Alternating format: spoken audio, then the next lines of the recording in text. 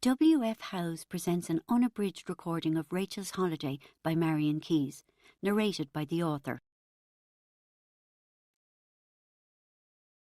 For Tony. Chapter 1. They said I was a drug addict. I found that hard to come to terms with. I was a middle-class, convent-educated girl whose drug use was strictly recreational. And surely drug addicts were thinner. It was true that I took drugs, but what no one seemed to understand was that my drug use wasn't any different from their having a drink or two on a Friday night after work. They might have a few vodkas and tonic and let off a bit of steam. I had a couple of lines of cocaine and did likewise. As I said to my father and my sister and my sister's husband, and eventually the therapists of the Cloisters, if cocaine was sold in liquid form, in a bottle, would you complain about me taking it? Well, would you? No, I bet you wouldn't. I was offended by the drug addict allegation because I was nothing like one. Apart from the track marks on their arms, they had dirty hair, constantly seemed cold, did a lot of shoulder hunching, wore plastic trainers, hung around blocks of flats and were, as I've already mentioned, thin. I wasn't thin, although it wasn't for the want of trying. I spent plenty of time on the Stairmaster at the gym. But no matter how much I stairmastered, genetics had the final say. If my father had married a dainty little woman, I might have had a very different life. Very different thighs, certainly. Instead, I was doomed for people always to describe me by saying, "She's a big girl." Then they always added really quickly, "Now, I'm not saying she's fat." The implication being that if I was fat, I could at least do something about it.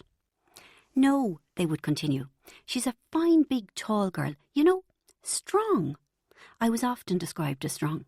It really pissed me off.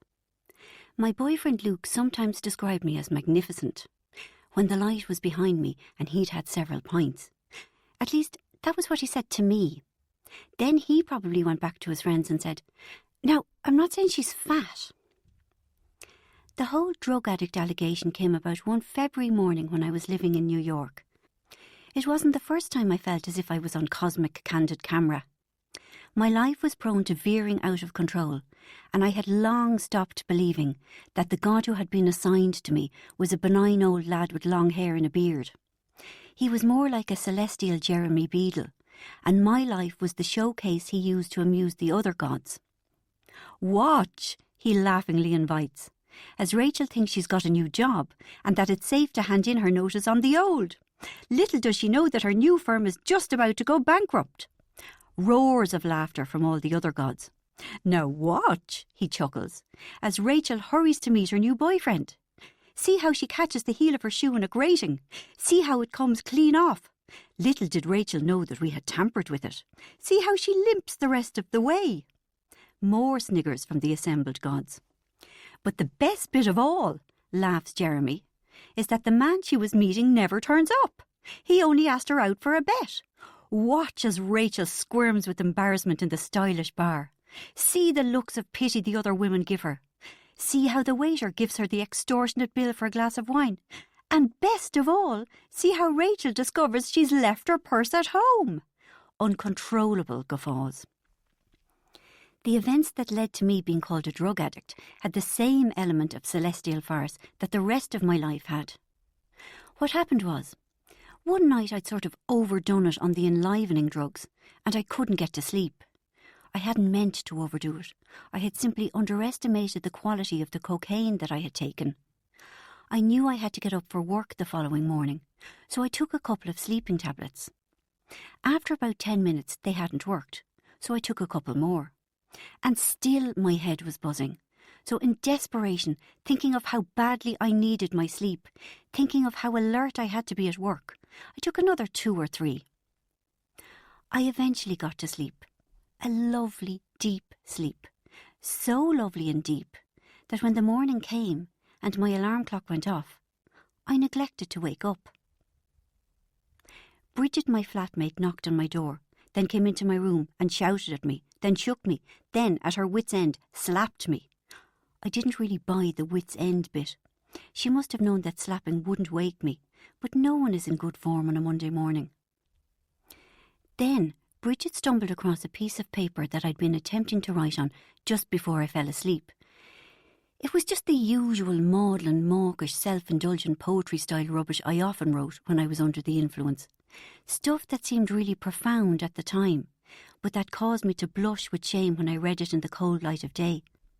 The bits that I could read, that is. The poem went something like, "Mumble, mumble, life," something indecipherable. "Bowl of cherries, mumble, all I get is the pits." Then, and I vaguely remembered writing this bit, I thought of a really good title for a poem about a shoplifter who had suddenly discovered her conscience. It was called "I Can't Take Any More." But Bridget, who'd recently gone all weird and uptight, didn't treat it as the load of cringe-making rubbish it so clearly was. Instead, when she saw the empty jar of sleeping tablets rolling around in my pillow, she decided it was a suicide note.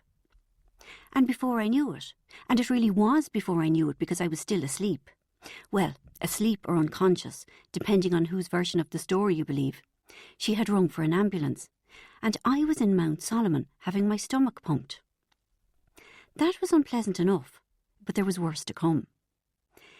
Bridget had obviously turned into one of those New York abstention fascists, the type who, if you wash your hair with Linko beer shampoo more than twice a week, say that you're an alcoholic and that you should be on a 12-step programme. So she rang my parents in Dublin and told them that I had a serious drug problem and that I'd just tried to kill myself. And before I could intervene and explain that it had all been an embarrassing misunderstanding, my parents had rung my painfully well-behaved older sister Margaret, who arrived on the first available flight from Chicago with her equally painful husband Paul. Margaret was only a year older than me, but it felt more like 40. She was intent on ferrying me to Ireland to the bosom of my family, where I would stay briefly before being admitted to some Betty Ford-type place to sort me out for good and for all, as my father said when he rang me. Of course, I had no intention of going anywhere, but by then I was really frightened. And not just by the talk of going home to Ireland and into a clinic, but because my father had rung me. He had rung me. That had never happened in the whole of my 27 years. It was hard enough to get him to say hello whenever I rang home, and it was one of the rare occasions when he answered the phone. The most he ever managed was, "Which one of you is that? Oh, Rachel, hold on till I get your mother." Then there was nothing except banging and bashing as he dropped the phone and rang to get Mum. And if Mum wasn't there, he was terrified. "Your mother's not here," he always said, his voice high with alarm, the subtext being, "Please, please don't let me have to talk to you." Not because he didn't like me or was a cold, unapproachable father or anything like that. He was a lovely man. I could grudgingly admit that by the time I was 27 and had lived away from home for 8 years. That he wasn't the great withholder of money for new jeans that my sisters and I loved to hate during our teens. But despite Dad's lovely manness, he wasn't big on conversation, not unless I wanted to talk about golf. So the fact that he had rung me must have meant that I'd really messed up this time. Fearfully I tried to set things right. "There's nothing wrong with me," I told Dad. "It's all been a mistake and I'm fine." But he was having none of it. "You're to come home," he ordered. I was having none of it either. "Dad, behave yourself. Be realistic here. I can't just walk out on my life." "What can't you walk out on?" he asked. "My job, for example," I said. "I can't just abandon my job." "I've already spoken to them at your work and they agree with me that you should come home," he said. Suddenly, I found myself staring into the abyss. "You did what?" I could hardly speak, I was so afraid. What had they told Dad about me? "I spoke to them at your work," repeated Dad in the same level tone of voice. "You big stupid idiot," I swallowed. "To who?" "A chap called Eric," said Dad. "He said he was your boss." "Oh, God," I said.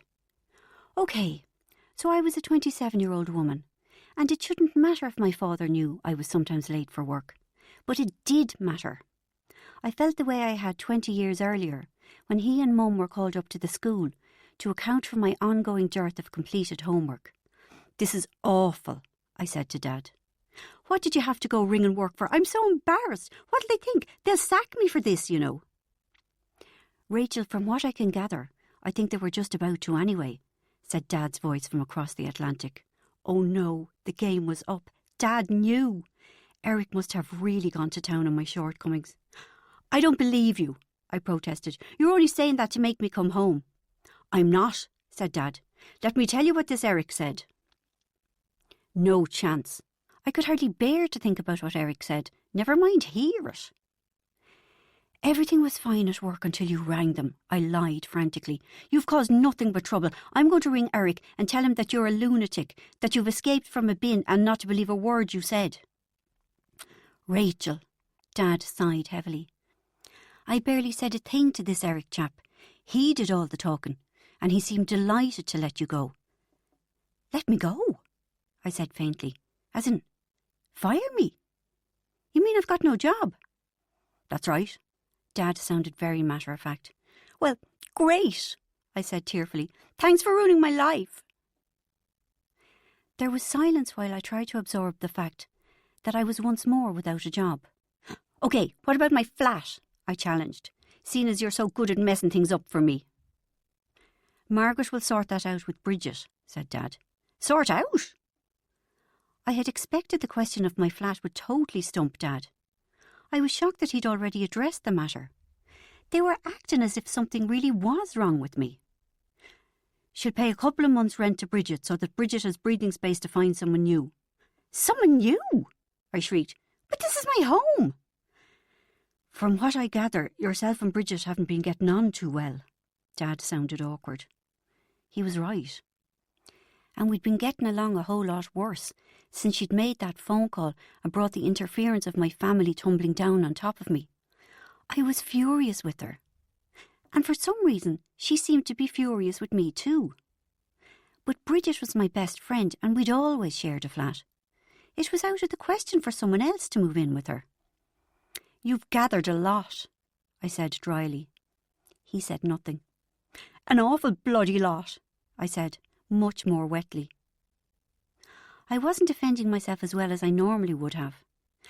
But to tell the truth, my trip to the hospital had taken more out of me than just the contents of my stomach. I felt shaky and not inclined to fight with Dad, which wasn't like me at all. Disagreeing with my father was something I did as instinctively as refusing to sleep with mustachioed men. "So there's nothing to stop you coming home and getting sorted out," said Dad. "But I have a cat," I lied. "You can get another one," he said. "But I have a boyfriend," I protested. "You can get another one of those too," said Dad. Easy for him to say. "Put me back onto Margaret and I'll see you tomorrow," said Dad. "You will in your arse," I muttered. And that seemed to be that. Luckily, I had taken a couple of Valium. Otherwise, I might have been very upset indeed. Margaret was sitting beside me. In fact, she seemed to be constantly by my side once I thought about it. After she finished talking to Dad, I decided it was time to grab back control of the reins of my life. Because this wasn't funny, it wasn't entertaining, it wasn't diverting. It was unpleasant, and above all, it was unnecessary. "Margaret," I said briskly, "there's nothing wrong with me.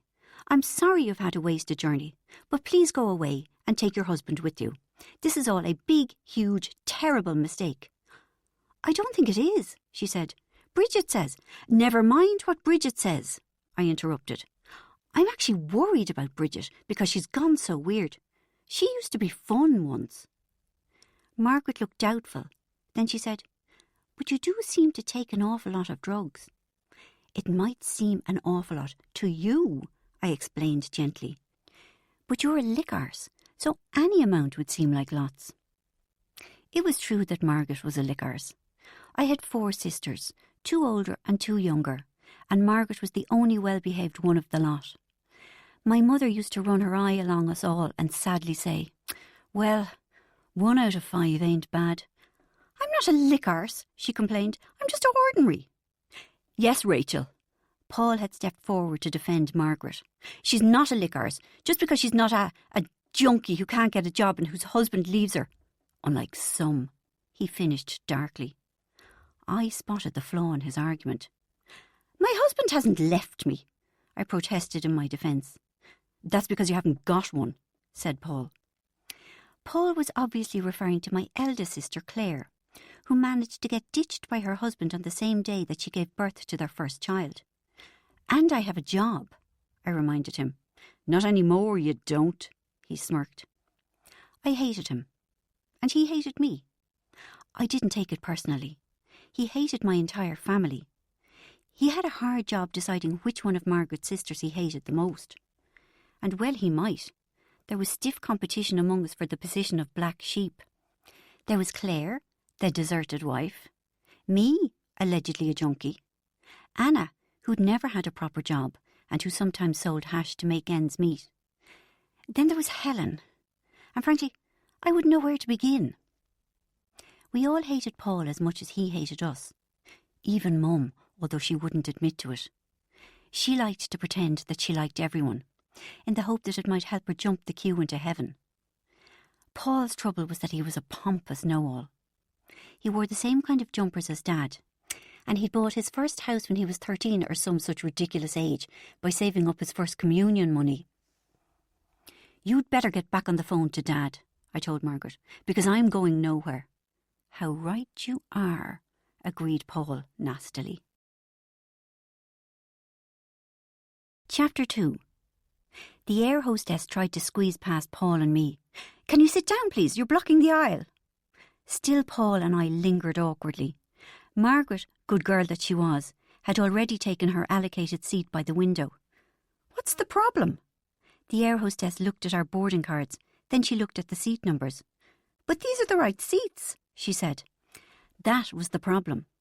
The boarding card numbers had me sitting beside Paul, and the thought of being next to him for the entire flight to Dublin revolted me. I wouldn't be able to let my right thigh relax for a whole 7 hours.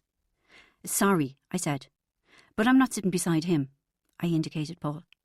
And I'm not sitting beside her, he said. Well, how about you? The air hostess asked Margaret. Have you any objections to who you sit beside? No. Fine, she said to Paul. Why don't you go on the inside? Then, to Margaret, come out you. Then you can go in the middle. She looked at me, and then you. OK, we all said meekly. A man in the seat in front of us twisted his head for a good look at the three of us. He stared at us for a while with a puzzled look on his face. Then he spoke. Do you mind me asking? He said. But what age are you all? Yes, I had agreed to go home to Ireland.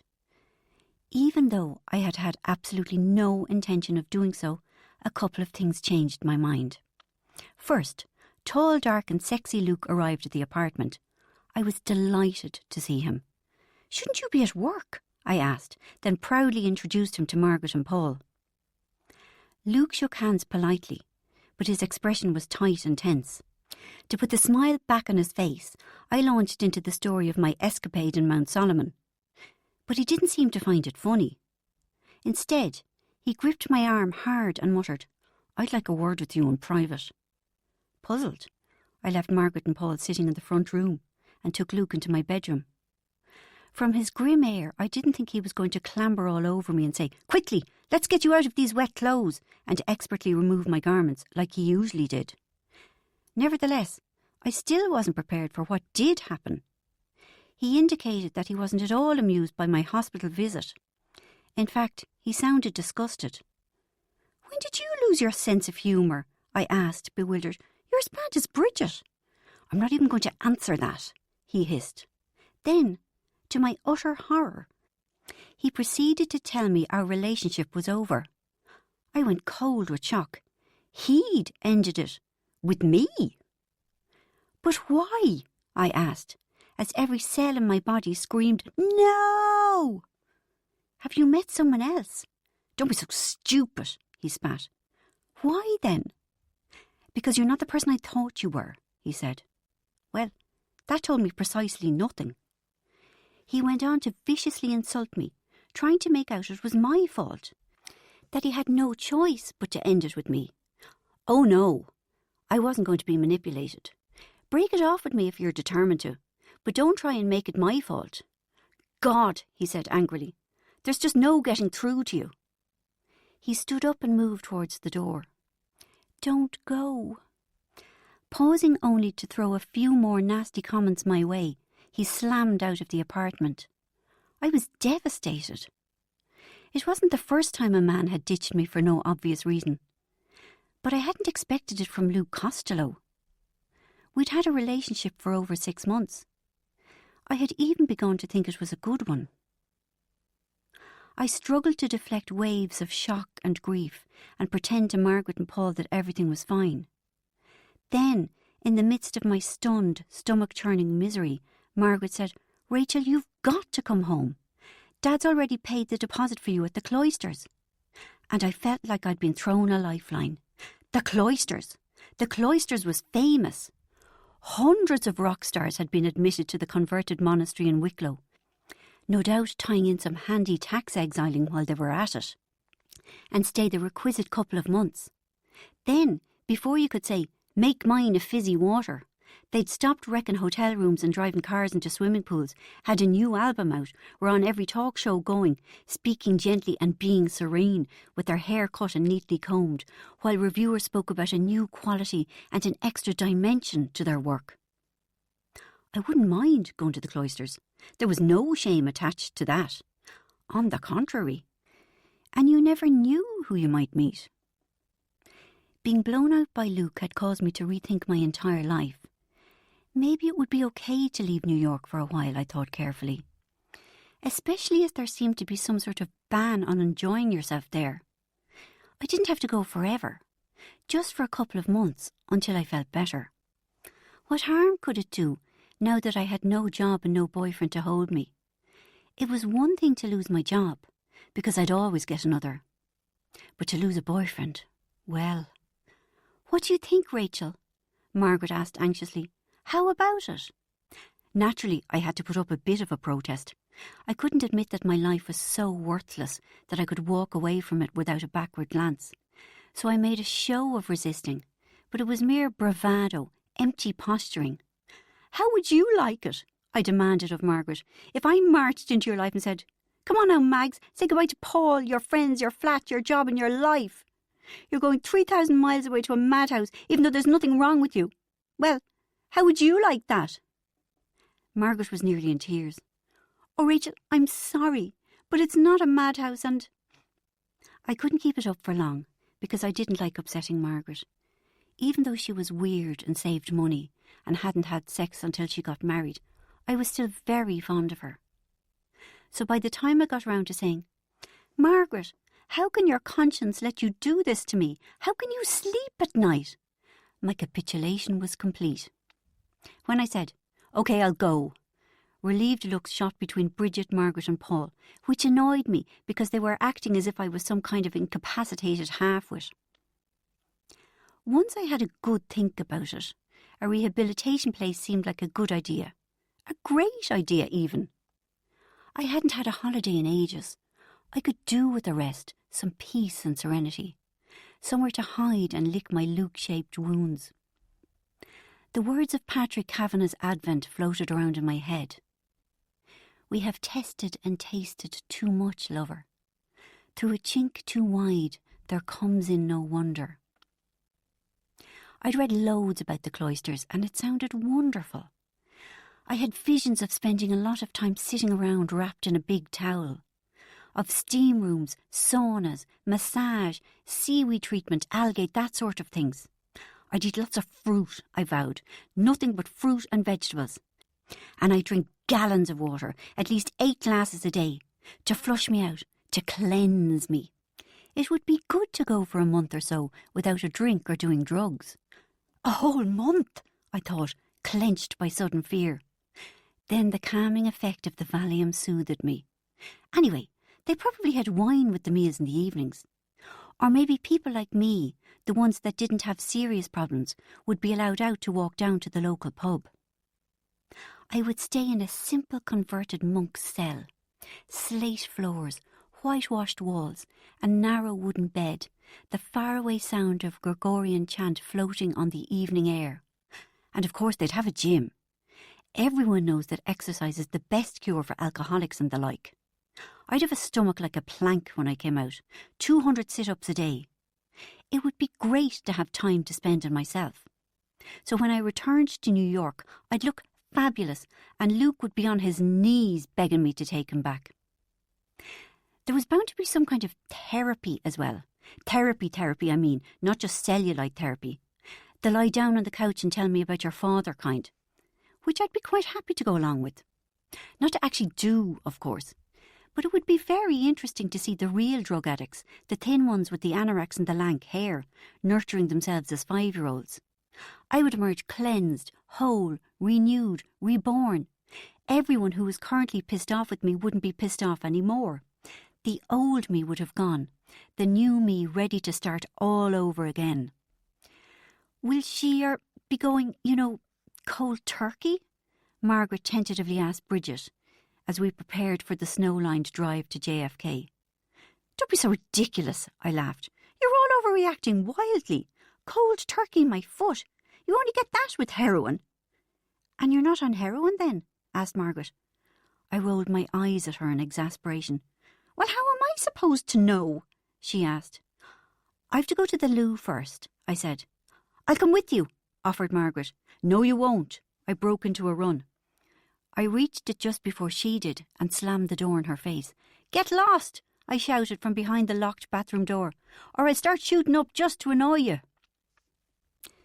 As the plane took off from JFK, I settled back in my seat, and I was surprised to find that I felt intense relief.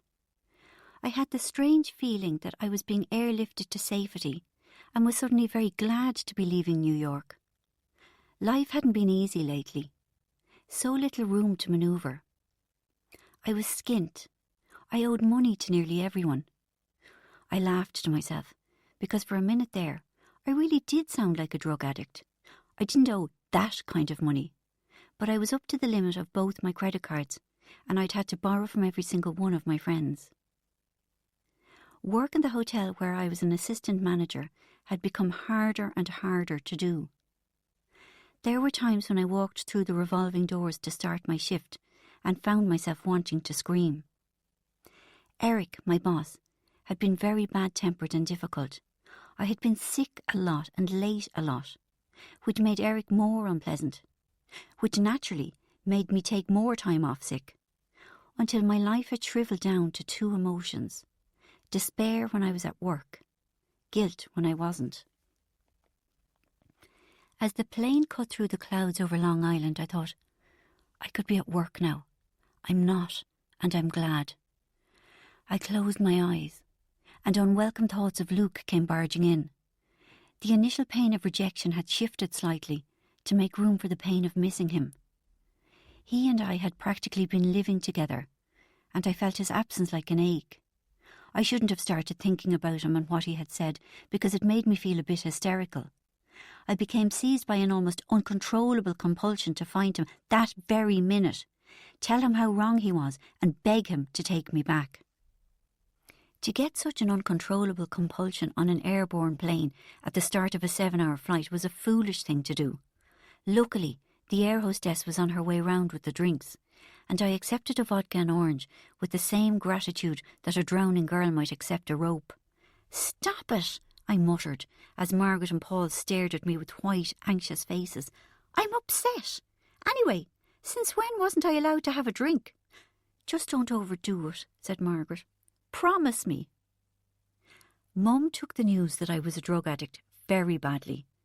My youngest sister Helen had been watching daytime television with her when Dad broke the news. Apparently, after he had got off the phone from Bridget, he ran into the sitting room and all of a dither blurted out, "That daughter of yours is a drug addict." All Mum said was, and continued watching Ricky Lake. "I know that," she added. "What are you getting your knickers in a knot about?" "No," said Dad, annoyed. "This isn't a joke. I'm not talking about Anna. It's Rachel." And apparently a funny expression appeared on Mum's face, and she kind of lurched to her feet. Then, with Dad and Helen watching her, Dad nervously, Helen gleefully, she felt her way blindly into the kitchen and put her head on the kitchen table and started to cry. "A drug addict," she sobbed. "I can't bear it." Dad put a comforting hand on her shoulder. "Anna, maybe," she wailed. "Anna, certainly. But not Rachel. It's bad enough having one, Jack, but two of them. I don't know what they do with the bloody tinfoil, I really don't. Anna goes through it like wildfire, and when I ask her what she does with it, you can't get a straight answer out of the child." "She uses it to wrap the hash into little parcels when she's selling it," supplied Helen helpfully. "Mary, shut up about the tinfoil a minute," said Dad, as he tried to formulate a plan for my rehabilitation. Then his head snapped back to Helen. "She does what?" Meanwhile, Mum was furious. "Oh, shut up about it, is it?" she demanded of Dad. "It's all very well for you to say, 'Shut up' about the tinfoil. You're not the one who has to roast a turkey and goes to the press to get a sheet of tinfoil to cover the fecker with and finds there's nothing there, only a roll of cardboard. It's not your turkey that ends up as dry as the Sahara. Mary, please, for the love of God. If she only told me she'd used it, it wouldn't be so bad. If she left the cardboard roll out, I might remember to get more the next time I went to Quinsworth." "Try and remember the name of the place that fellow went into," he said. "What fellow?" "You know, the alcoholic, the one who embezzled all that money. He was married to that sister of the one you go on the retreats with. You know him." "Patsy Madden, is that who you're talking about?" asked Mum. "That's the lad." Dad was delighted. "Well, find out where he went to get help with the jar." "But Rachel doesn't have a problem with drink," protested Mum. "No," said Dad, "but they do a whole load of stuff in whatever the name of the place is. Drink, drugs, gambling, food. Sure, you can get addicted to nearly anything these days." Dad bought a couple of the glossy women's magazines every month, ostensibly for Helen and Anna, but really for himself, which meant he knew about all sorts of things that fathers really shouldn't. Self-mutilation, free radicals, AHAs, Jean-Paul Gaultier, and the best fake tans. Mum got on the phone and made discreet inquiries. When pressed, she said that a distant cousin of Dad's was showing a bit too much fondness for alcohol, thanked the woman for her concern, and quickly got off the phone. "The Cloisters," she said. "The Cloisters!" Dad exclaimed in relief. "It was driving me mad not being able to remember. I wouldn't have got a wink of sleep. I would have just lain there all night racking my brain." "Ring them," Mum interrupted tearfully. Chapter 3. The Cloisters cost a fortune. That's why so many pop stars went there. Some people's health insurance covered the costs. But as I'd lived away from Ireland for about 8 years, I didn't have any. I didn't have any in New York either, come to think of it. I'd always intended to get round to it someday when I was mature and responsible and grown up. Because I had neither health insurance nor a penny to my name, Dad had said that he'd foot the bill, that it was worth it to sort me out. But that meant that as soon as I arrived home and staggered in through the front door, jet-lagged and depressed with the Valium and vodka hangover, Helen greeted me by yelling from the top of the stairs, "You stupid cow! That's my inheritance money you're using to dry out with, you know." "Hello, Helen," I said wearily. Then she said in a surprised voice, "God, you've got thin. Emancipated looking, you skinny bitch." I nearly said thanks, but remembered in time. The usual scenario was that I would say, "Really, have I?" And she'd say, "No, nah, you fall for it every time, don't you, you big thick." "Where's Pollyanna?" asked Helen. "Out at the gate talking to Mrs. Hennessy," I said. Margaret was the only one of us who spoke to our neighbours, happy to discuss hip replacements, grandchildren's first communions, the unusually wet weather, and the availability of Tato in Chicago. Then Paul pushed into the hall, loaded down with bags. "Oh, Christ, no," said Helen, still at the top of the stairs. "No one said you were coming. How long are you staying for?" "Not long. Better not be, or else I'll have to go out and get a job." Despite sleeping with all her professors, or so she said, Helen had failed her first-year exams in university. She'd repeated the year, but when she failed the exams again, she gave the whole thing up as a bad job. That had been the previous summer, and she hadn't managed to get a job in the meantime. Instead, she spent the time hanging round the house, annoying Mum, badgering her to play cards. "Helen, leave your brother-in-law alone," came my mother's voice, and then she appeared at the top of the stairs beside Helen. I'd been dreading meeting my mother. I had the sensation that there was a lift in my chest that had plummeted out of control to the pit of my stomach. Faintly, I could hear Helen complaining. "But I hate him, and you're always telling me that honesty is the best policy." Mum hadn't come to the airport with Dad. It was the first time since I had left home that she hadn't come to the airport to meet me. So I figured she was dangerously cross. "Hi, Mum," I managed. I couldn't quite look at her directly. She gave me a sad little martyrish smile, and I felt a violent pang of guilt that nearly sent me groping for my Valium bottle there and then. "How was your journey?" she asked. I couldn't bear the pretend politeness, the skirting round the really big issue. "Mum," I blurted, "I'm sorry you got a fright, but there's nothing wrong with me. I don't have a problem with drugs, and I didn't try to kill myself." "Rachel, will you stop lying?" The lift inside me was going haywire by then. I was getting the plummeting sensation so often that I felt sick. Guilt and shame mingled with anger and resentment. "I'm not lying," I protested. "Rachel," she said, with an edge of hysteria to her voice, "you were rushed to hospital in an ambulance and had your stomach pumped." "But there was no need for it," I explained. "It was a mistake." "It was not," she exclaimed. "They checked your vital signs in the hospital. It needed to be done." "Really?" I thought in surprise. Was that true? Before I could ask, she was off again. "And you have a drug problem," she said. "Bridget said you take loads, and so did Margaret and Paul." "Yes, but," I tried to explain, while simultaneously feeling a burst of explosive rage at Bridget, which I had to file away for a later date. I couldn't bear it when Mum was upset with me. I was used to Dad shouting and yelling, and it didn't affect me in the slightest, except maybe to make me laugh. But Mum giving me all this "I'm disappointed in you" stuff was very unpleasant. "OK, I take drugs now and then," I admitted. "What kind?" she asked. "Oh, you know, I don't. Well, maybe a line or two of cocaine." "Cocaine!" she gasped. She looked stricken and I felt like slapping her. She didn't understand. She was from a generation that went into spasms of horror at the mere mention of the word drugs. "Is it nice?" asked Helen, but I ignored her. "It's not as bad as it sounds," I pleaded. "It doesn't sound bad at all." I wished Helen would go away. "It's harmless and non-addictive and everyone takes it," I beseeched Mum.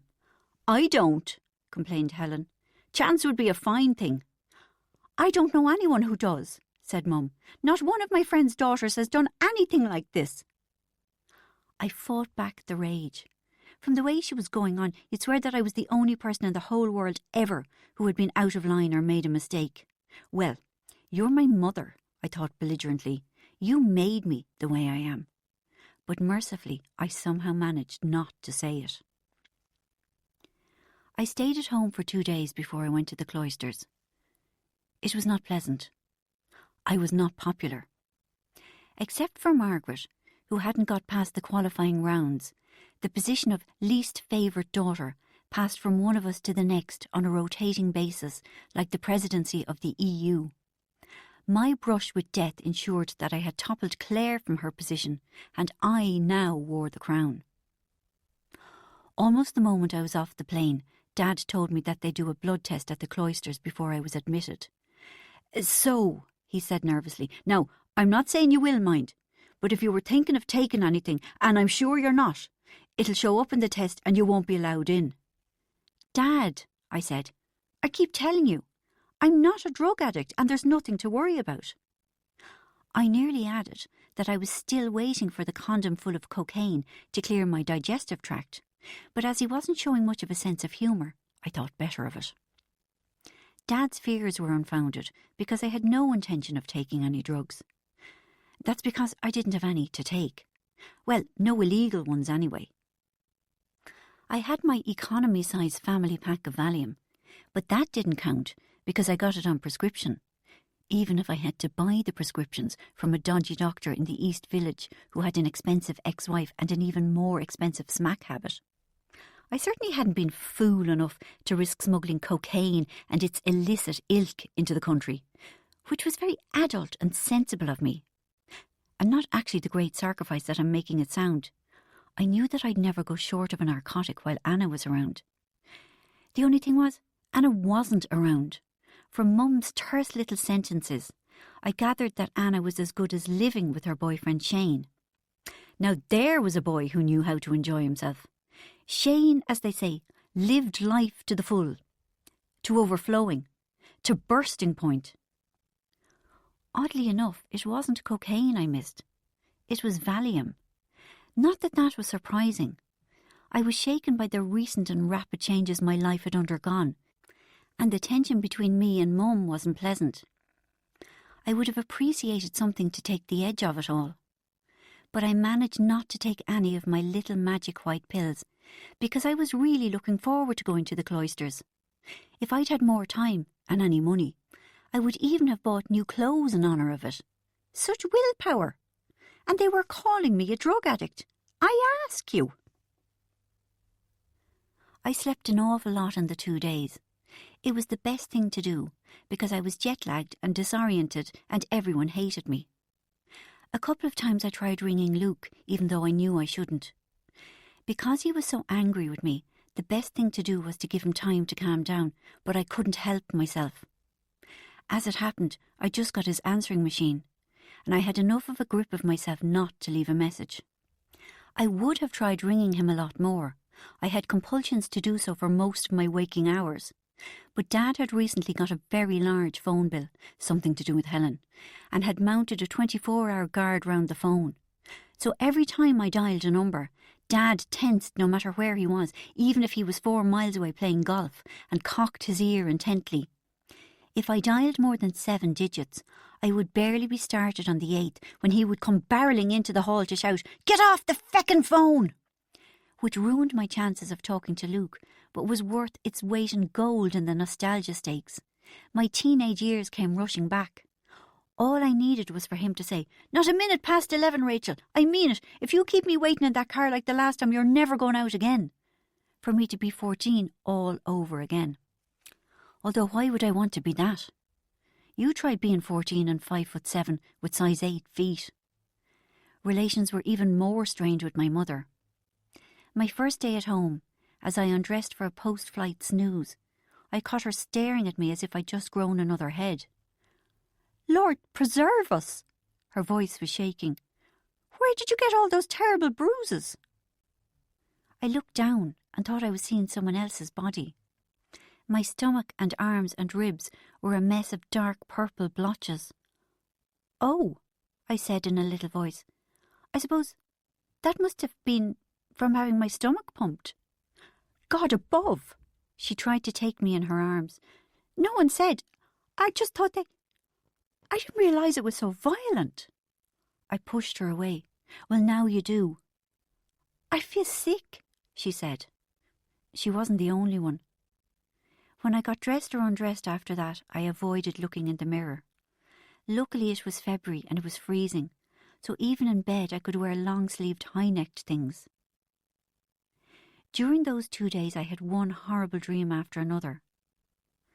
I had my old favourite, the "there's someone scary in my room and I can't wake up" dream, where I dreamt, surprise, surprise, that there was someone in my room, someone menacing, who meant to harm me.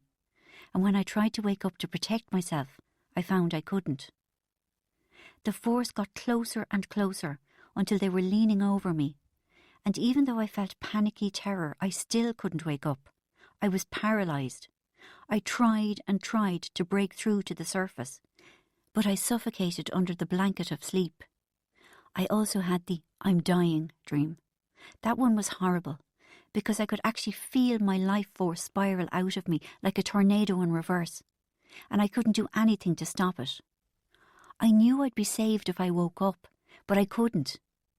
I dreamt that I fell off cliffs, that I was in a car crash, that a tree fell on top of me. I felt the impact every single time, and jerked awake sweating and shaking, never knowing where I was, or whether it was day or night. Helen left me alone until the second night I was back. I was in bed, afraid to get up, and she arrived into the room eating a cornetto. There was an air about her that spelt trouble. "Hello," she said. "I thought you were going for a drink with Margaret and Paul," I said warily. "I was. I'm not now." "Why not?" "Because stingy bastard Paul says he's not buying me any more drinks," she said viciously. "And where am I going to get money for drinks? I'm unemployed, you know." "That Paul wouldn't give you the steam off his piss," she said, as she sat down on my bed. "But didn't they take you out last night and get you totally locked?" I asked in surprise.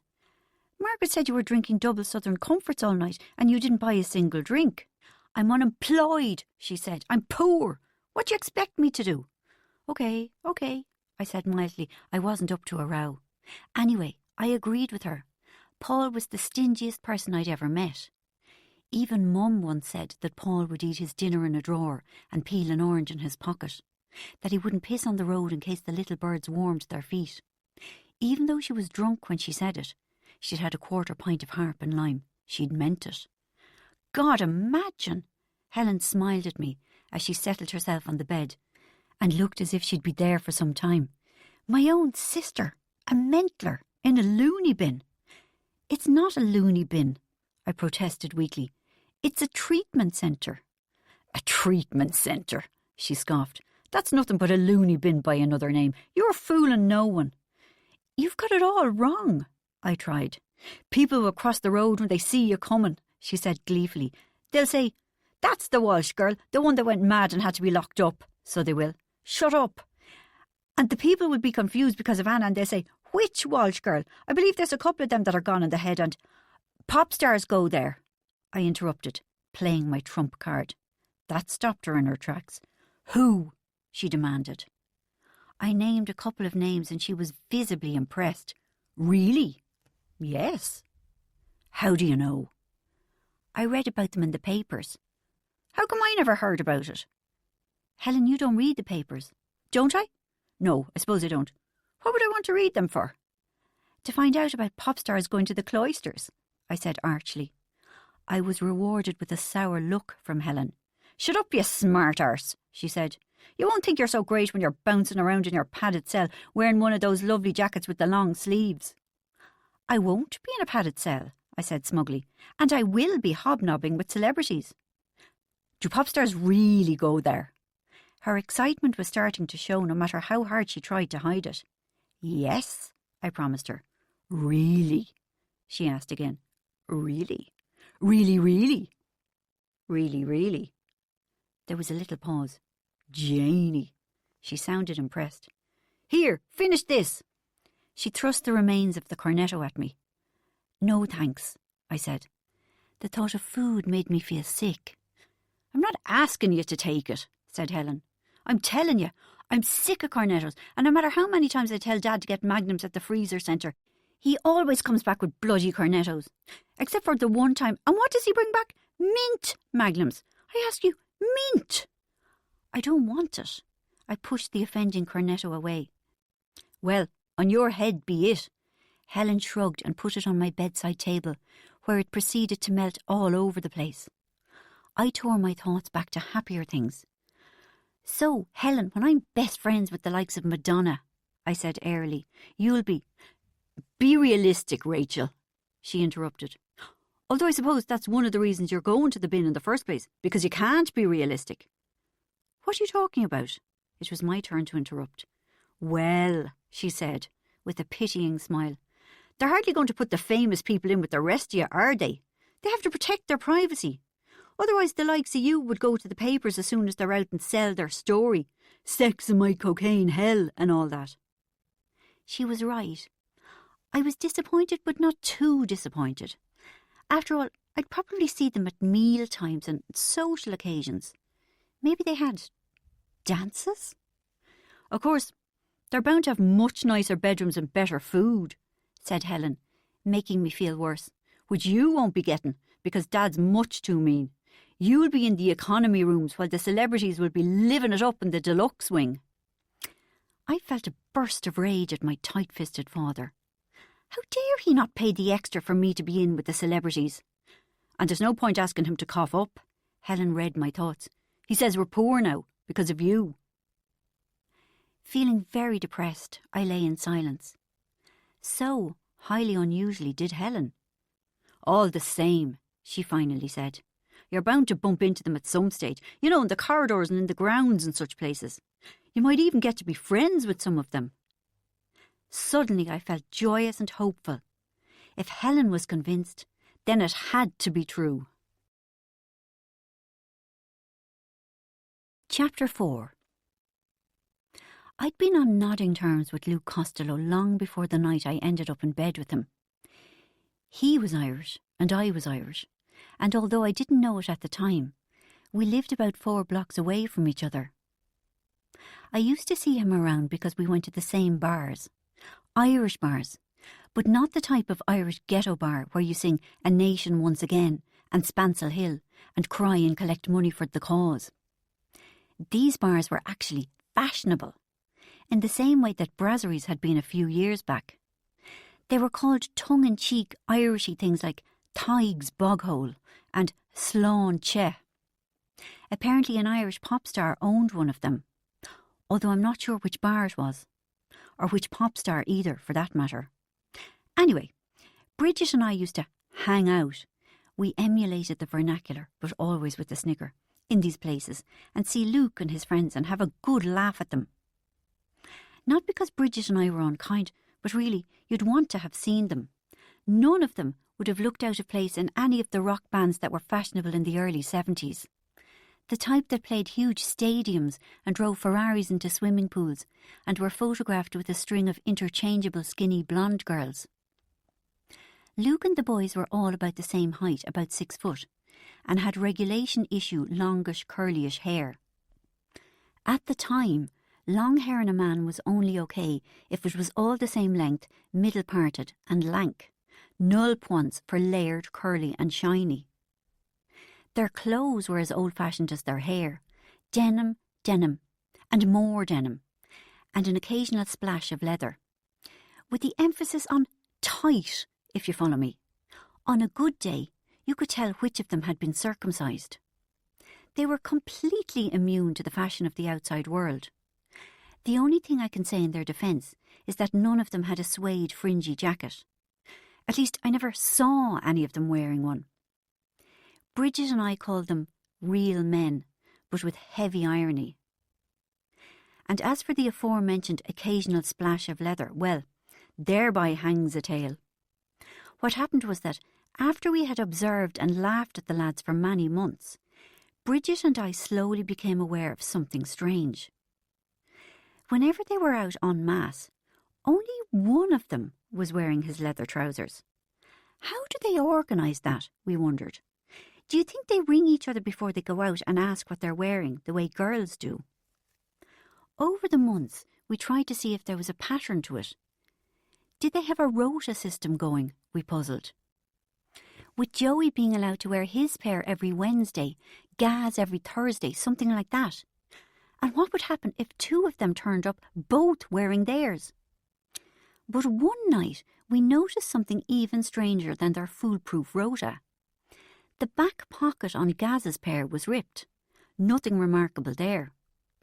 Except that when we had seen Shake the previous weekend, his pair had had a rip in exactly the same place. Interesting, we mused. Very interesting. 2 days later, when we saw them at the Lively Bullock, Joey's pair had an identical rip. Open-mouthed from the wonder of it all, we resolved to withhold judgment until it had happened to a 4th one. Oh, ye of little faith. And sure enough, not long after we saw Jono in the cute whore.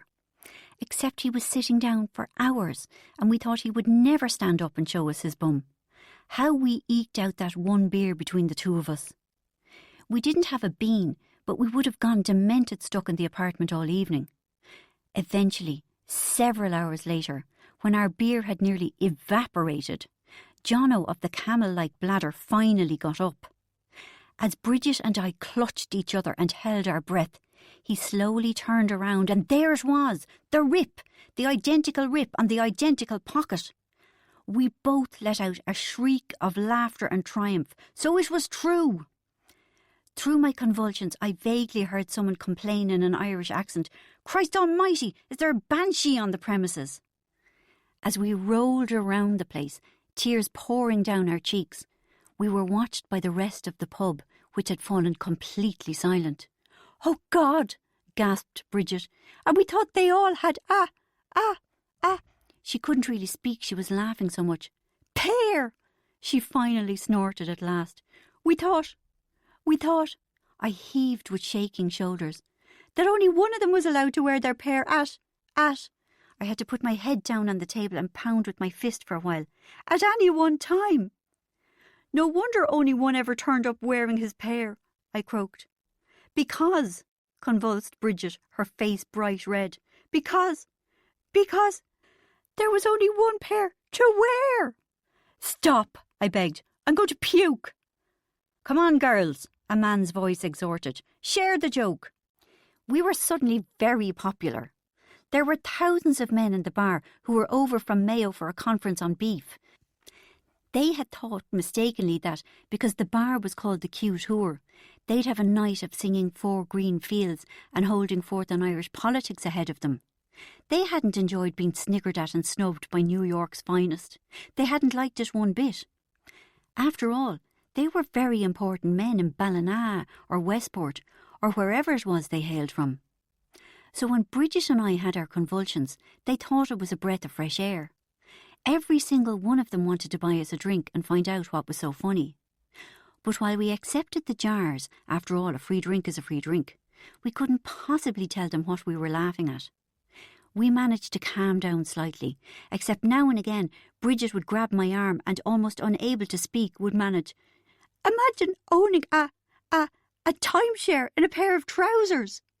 And we'd be gone for the next 10 minutes, twitching and convulsing, tears pouring down our red, shiny faces, while the circle of Mayo men watched us in bemusement. Or I'd say, "You can only be in their gang if you have the right waist and leg measurements." And we'd be off again. Actually, it was a great night. All the cool New York types upped sticks en masse as a protest against the hick Mayo men. So Bridget and I were able to let our hair down and enjoy ourselves without the fear of being thought uncool. We were there until at least 3, and God, we were pissed. So pissed that we even joined in with the mandatory misty-eyed sing-song. Isn't it funny the way Irish people, whenever they go away from home, even if it's only a day trip to Holyhead for the duty-free, end up singing sorrowful, poignant songs about the leaving of the Emerald Isle and how they wished they were back there? Even though the Mayo men were only in New York for 4 days, we had From Clare to Here, the Mountains of Mourne, the Hills of Donegal, Ireland's Eurovision entry, and, unusual choice this, Oasis's Wonderwall. And we had an ill-advised and very, very drunken attempt at dancing the walls of Limerick, which the proprietor put a stop to. "Come on, lads, settle down, let ye, or you can all feck off back to Westport for yourselves." After 2 of the men nearly came to blows over the number of times you meet and go back before you cross over. Apparently one of them was confusing the walls of Limerick with the siege of Ennis, the way you do.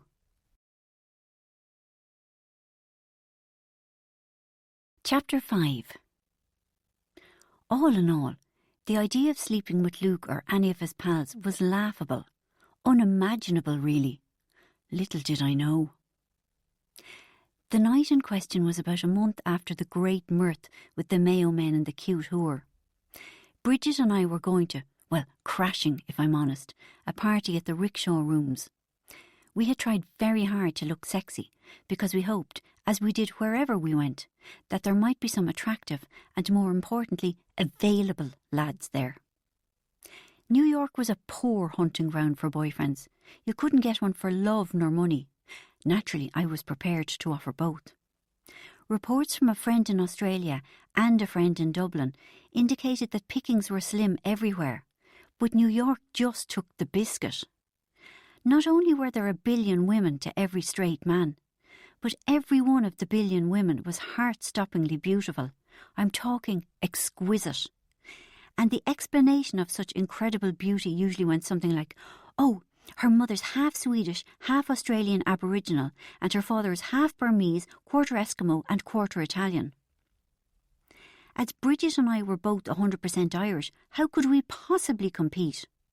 On a regular basis we despaired of our looks, especially because we were both tall and big-boned. All we really had going for us was our hair. Mine was long and dark, and hers was long and blonde. Some of hers was even natural.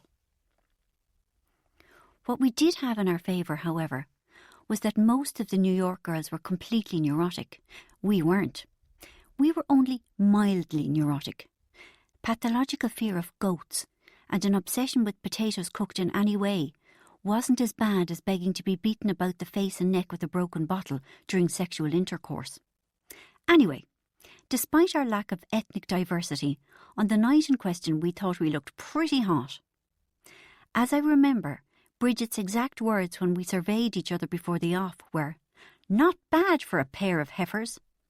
I agreed, and all without any self-esteem enhancing snow in our systems. Of course we would have loved some, but it was 2 days from Bridget's payday and we barely had enough money to feed ourselves. I had a pair of beautiful new shoes on their maiden voyage. With my size feet, it was impossible to get nice shoes to fit me, even in New York where they're used to dealing with freaks. But I was befriended by the season. It was summer and the shoes were mules. Lime green, not too high, mules. So it didn't matter that they were 2 sizes too small for me, because my toes could stick out the front and my heels out the back. Excruciating to walk in, of course, but who cared? Beauty is pain. So along to the rickshaw rooms for ourselves, where they were holding a launch party for a new television series. Bridget had heard about it through her job, and apparently it would have a couple of famous good-looking men, enough free drink to sink a battleship, and hopefully countless people with a cocaine habit who might be willing to share their stash. We didn't have an invitation, but we got in because Bridget offered to not have sex with the bouncer. That's what she actually said. My friend and I don't have invitations, but if you let us in, you needn't sleep with either of us. And as Bridget had promised me, we certainly had his attention after that. You see, Bridget explained to his bemused face, in your line of work, you must have hundreds of gorgeous women saying, "If you let me in, I let you in, if you follow me." She gave him a leery wink that involved every muscle in her body, just in case he didn't. "You must be sick of it," she told him firmly. The bouncer, a young, not unattractive Italian man, nodded, as if in a daze. "My friend and I here," Bridget went on, "our unique selling point is that we're not gorgeous, so we thought we'd make the most of it. Can we come in?" "Of course." He looked puzzled and confused. "But wait," he called after us. "You'll need these." And he pressed 2 invitations upon us, just as we were about to break into a run for the lift. When we got upstairs, we had to run the gauntlet of a second set of bouncers, but by then we had invitations, and in we swept. We tried not to look too overwhelmed. The beautiful Art Deco room, the fabulous view, the vast quantities of strong drink. Seconds after we arrived, laughing and buoyed up by our success, Bridget froze and grabbed me. "Look," she hissed. "It's the time warp, boys." I looked, and sure enough, there, in a proliferation of hair and red Levi's tabs, were Gaz, Joey, Jono, Shake and Luke. As usual, they were accessorised by a couple of blonde girls with legs so skinny they looked as if they had rickets. "What are the real men doing here?" I demanded. Suddenly our victory over the bouncer became meaningless. All the good went out of it. They were obviously letting any old idiot in. Luke was earnestly distributing their drinks. "Joey man, JD straight up, there you go. Thanks Luke man. Jono man, JD on the rocks, that's yours. Good one Luke man. Gaz, where are you man? All right, here's your tequila, salt and lemon. Nice one Luke man. Melinda babe, no pink champagne, but they had some ordinary stuff and they put some Ribena in it. Nice guy that barman. Thanks Luke. Tamara babe, JD straight up, sorry babe, no umbrellas. Thanks Luke. Am I painting a clear enough picture here? Yes, that's right. They did call each other man. They did call women babe. They did drink Jack Daniels almost incessantly, and naturally, of course, they abbreviated Jack Daniels to JD. I won't malign the boys by saying that whenever they met they high-fived each other, but at times I'd say it was touch and go. "Who's wearing the timeshare trousers tonight?" asked Bridget, which put paid to the next 5 minutes as we held each other and laughed. Finally I managed to look at them. "It's Luke," I said. I must have said it louder than I had intended, because Luke looked up. He stared at us both, and then, while we watched in disbelief, he winked at us. Bridget and I looked blankly at each other for a moment before exploding again. "The state of him!" I whimpered through tears of mirth. "Who does he think he is?" Bridget guffawed.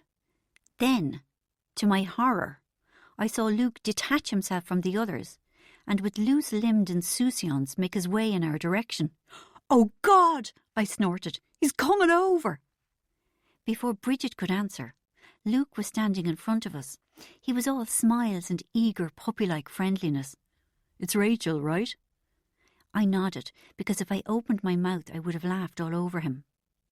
Vaguely I registered that I had to tilt my head back to see him. Something tickled inside me. "And Bridget?" Bridget nodded mutely. "I'm Luke," he said, and stuck out his hand.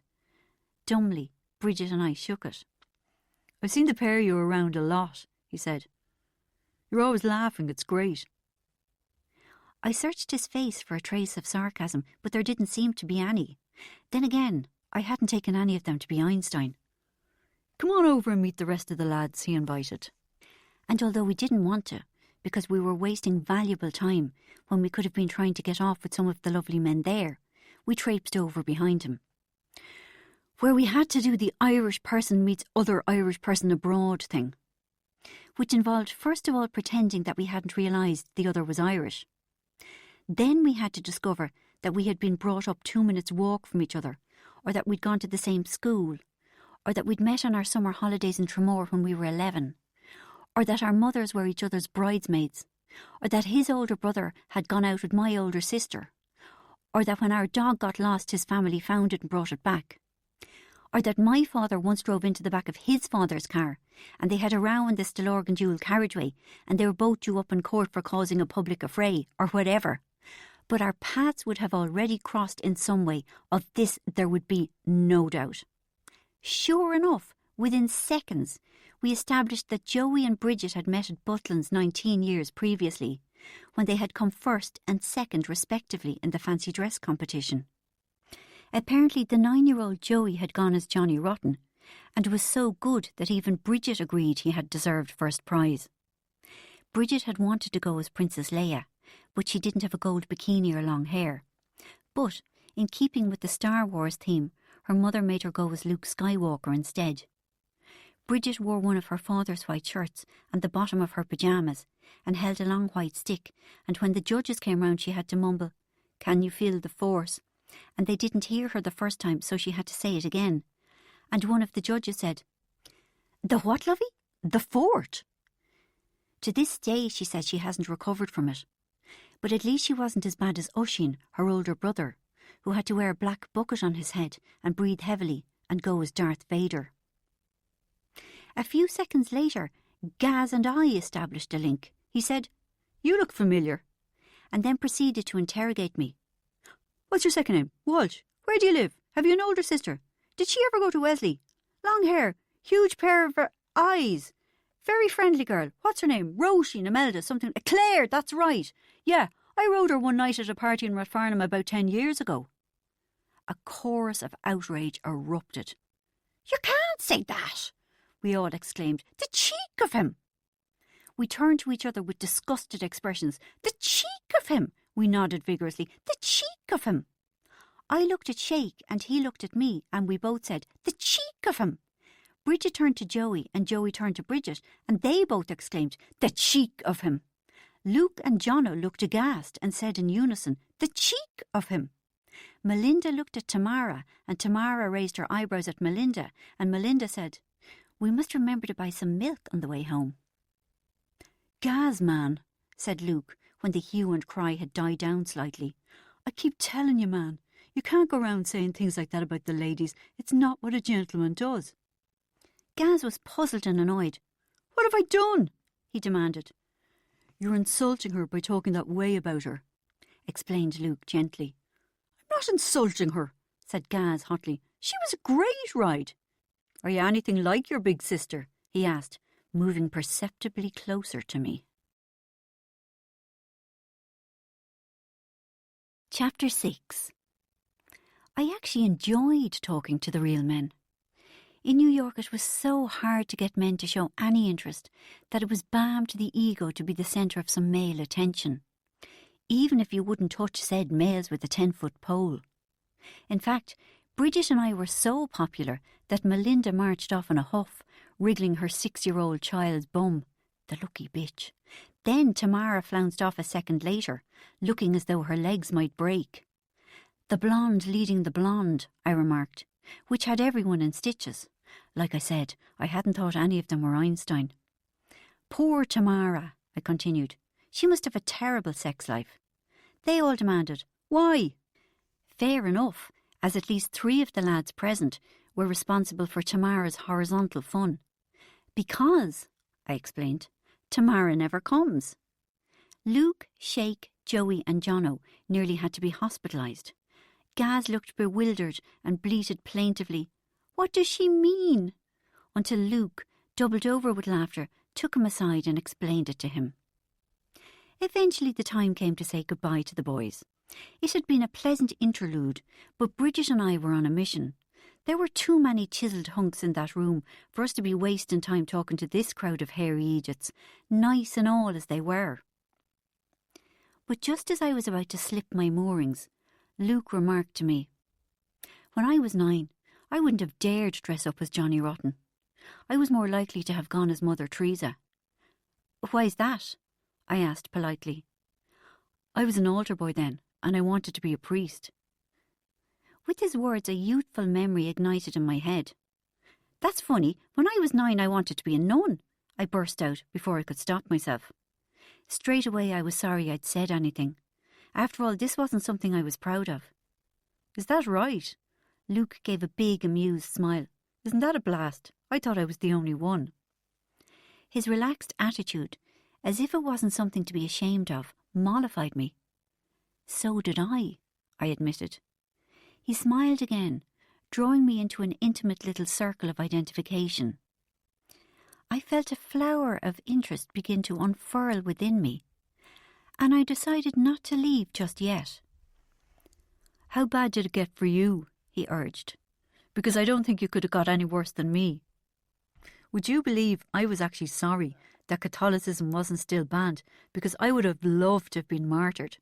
I used to fantasize about being boiled in oil. I used to draw pictures of myself covered in arrows, I admitted, on the one hand amazed at how bizarre my behaviour had been, and on the other remembering how real and important it had seemed at the time. Not only that, Luke said, his eyes twinkling at the memory, but I was into mortification of the flesh, tying stuff too tightly on me and all that. Sort of like junior S&M, you know? He cocked a questioning eyebrow at me and I smiled encouragingly. Only I couldn't find any ropes in the garage, so I had to steal the cord of my mother's dressing gown and knot it around my waist. I had a couple of days of good purifying agony until my brother found out and laughed at me. I found myself drawing nearer to Luke as I wondered how other people dealt with scornful older siblings. I was an awful idiot, wasn't I, Rachel? He said. I liked the way he said my name.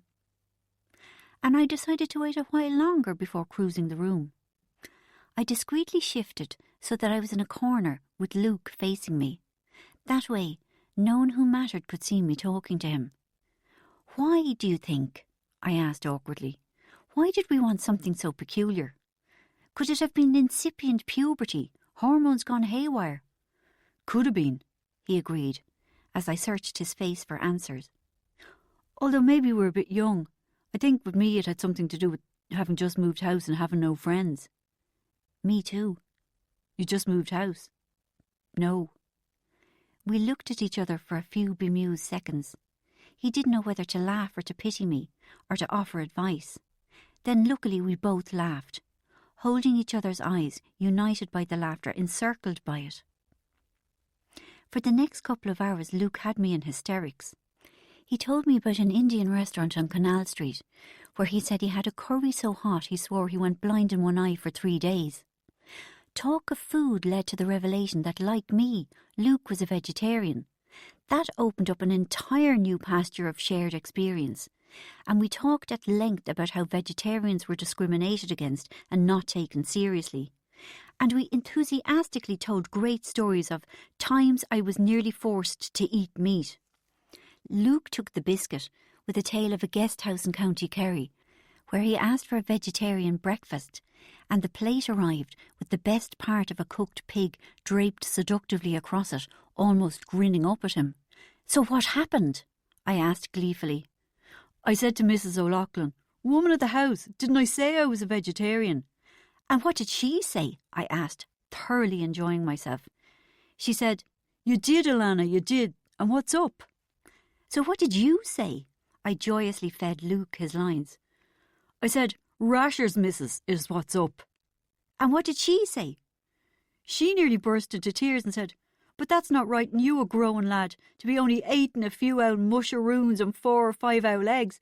What harm can a rasher or two do?'" Energetically we threw our eyes heavenward and tisked and pshawed and felt great.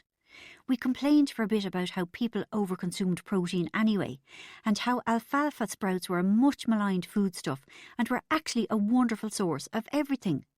"What more do we need?" I demanded rhetorically. "Only alfalfa sprouts." "Exactly," Luke agreed. "An adult male can survive on a handful of alfalfa sprouts every couple of months. Cars can run on them," I pointed out. "Not only that," I went a step further, "but alfalfa sprouts give you X-ray vision, superhuman strength and let's see—" "A glossy coat and tail," Luke offered. "That's right." "And the secret of the universe." "Exactly," I smiled. I thought he was great. I was great. Alfalfa sprouts were great. "It's a shame they taste so horrible," I added. "Isn't it?" he nodded. I tripped over myself to match Luke hilarious anecdote for hilarious anecdote. He had a marvellous turn of phrase and did a great line in accents, so that 1 minute he was a Mexican bandit, the next a Russian president, the next an overweight Kerry policeman making an arrest. He seemed to exist in vivid colour in a world of black and white. And I too was at my entertaining best because I was totally relaxed. Not just because massive amounts of alcohol had been ingested, but because I didn't fancy Luke. In the same way that I never felt nervous with a gay man, no matter how extravagantly good-looking, I just couldn't take Luke or his pals seriously as potential boyfriend material.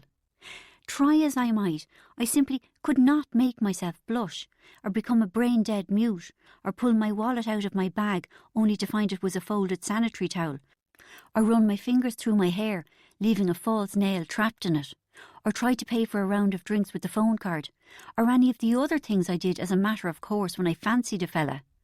It's tremendously liberating when you don't fancy someone, because you don't have to try and make them fancy you.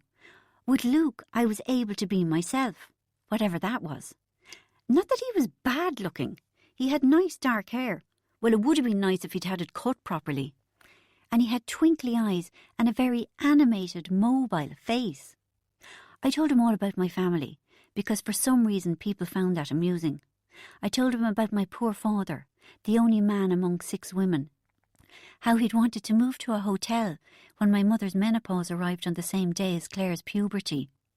How he'd bought a cat to try and even the sexes up, only to discover that the cat wasn't a male.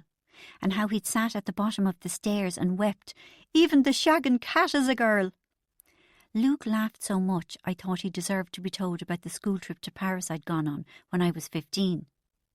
How the tour bus got caught in a traffic jam in the Pigalle, and the nuns who were guarding us nearly had apoplexy at their proximity to neon signs advertising totally nude bars.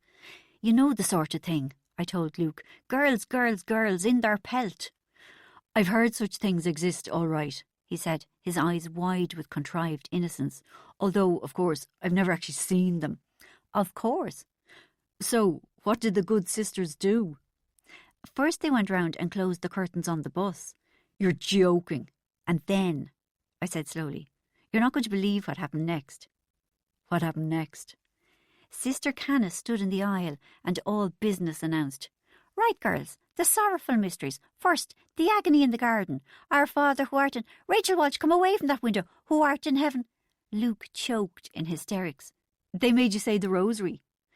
You can see it, can't you? I said, making him laugh even more.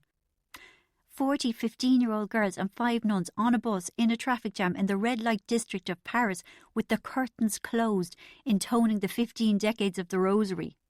That, I said solemnly to his red, shiny with laughter face, is a true story. Like a magnet, Luke drew lots of me to the surface so that I told him things I'd never tell a man that I fancied. Somehow I even let slip that I kept the collected works of Patrick Kavanagh by my bed. As soon as I'd said it, I wished I hadn't. I knew what was cool to read and what wasn't. Not because I'm a clever clogs, I hastened to tell him. But I like to read something, and my attention span is only long enough to concentrate on something short like a poem. I know what you mean, he said, giving me a wary look. There's no problem trying to remember plot developments or different characters with a poem. I think you're humouring me, I smiled. There's nothing wrong with reading poetry, he insisted. You wouldn't say that if you had my sisters, I said ruefully. Then I made a scrunched up face so that he'd laugh. Now and then the others interrupted and tried to join in with funny stories of their own, but it was no contest really. No one was as funny as Luke or me. At least that was what Luke and I thought, and we gave each other knowing looks as Gaz laboured to tell us about the time his brother nearly choked on a Rice Krispie. Or was it a Frosty? No, wait, it might have been a Weetabix. Not a whole Weetabix. Couldn't have been a whole Weetabix, although maybe again it was. All the others, including Bridget, did at least one trip to the bar to get drinks for everyone, but Luke and I didn't. We ignored Gaz, as he called, time after time. Your shout, you stingy bollocks. Eventually Joey managed to make him understand that the drinks were free, and he shut up. Meanwhile, Luke and I were so busy out hilariousing each other, so that when our drinks were pressed into our gesticulating hands, we barely noticed. We hardly even heard the several mutters of, "You could at least have said thanks." I just kept thinking to myself, he's so nice, he's so funny. He launched into another story. So Rachel, there I was, wearing one of my mother's flowery skirts. He had broken his leg. And who do I meet? Only my ex-girlfriend. Not the one who caught you and Shay tying each other up, I exclaimed. They had been practising knots, not indulging in bondage. The very same, said Luke. And she looked at me and shook her head and said, Now it's women's clothes. You're one sick bastard, Luke Costello. And what did you say? I gasped. I decided to go for broke, so I said to her, I suppose a ride is out of the question. Any luck? She threatened to break my other leg. That had me in hysterics. All in all, I was delighted with my new friend. Of course, I realised I'd have to do something about the way he looked. What would people think if I was seen with the likes of him? But wasn't it a pity? Because if he didn't dress like such a fool, he could nearly be attractive. I found myself discreetly checking out his body, flicking my eyes away from his face and back again really fast, so that he wouldn't notice what I was doing. And I had to say that, while leather trousers are rather unsubtle, there was no denying that he had tall, strong legs, and I waited for him to turn slightly to accept another drink from Joey, so that I could get a good look, a very cute bum. I found myself thinking that if, just say, I was a rock chick, and if, let's pretend, I was looking for a mate, then he'd be a good one to pick. After ages of non-stop mirth, there was a small let-up in the talk. The hum of the outside world broke through the magic circle that Luke and I had drawn around ourselves. Out of the corner of my ear, I heard Jono calling to Bridget, Hey, the Bridget of Madison County, get cigarettes as well. Isn't it funny, Luke remarked, how this is the first time we've ever spoken to each other? I suppose, I smiled. Because I've been watching you for a long time, you know, he said, holding my eyes for far longer than was necessary. Have you? I simpered, as my brain screamed, He fancies me. One of the real men fancies me. What a blast. I wondered how soon I could tell Bridget so that we could laugh our heads off about it. "So tell me," he said confidentially, "what is it you and Bridget find so funny about me and my friends?" I could have died. That lovely warm feeling ebbed away at high speed. He didn't fancy me at all. How could I have thought he did? Even though my emotions were well upholstered by the 20 or so sea breezes I'd had, I stammered and blushed. "Because I've seen you, you know," he said. He didn't sound half as friendly all of a sudden. He didn't look it either. He was like a different person, grim and annoyed, one worthy of respect. I dropped my eyes and found that I was looking at his midriff. His white T-shirt had worked its way free of his waistband, and I could see his flat, tan stomach and the line of black hair that led down to his. Quickly, my heart beating fast, I looked up again and met his eyes. He glanced down at where I'd just been looking, then held my gaze. We stared at each other in silence. I couldn't think of a thing to say. Then suddenly lust just exploded within me. In an instant, Luke ceased to be a figure of fun. I didn't give a damn about his unfashionable haircut or his stupid clothes. Everything about him, including his tight trousers and, more importantly, their contents, had become inexplicably and unbearably sexy. I wanted him to kiss me. I wanted to drag him away from the rickshaw rooms. I wanted him to throw me in a taxi and tear my clothes off. I wanted him to fling me on a bed and fuck me.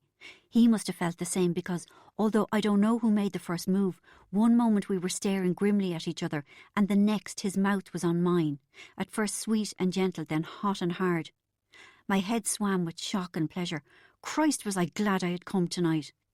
His arms were around me, and underneath the hair at the back of my neck, his fingers on the sensitive skin sent desire through my body.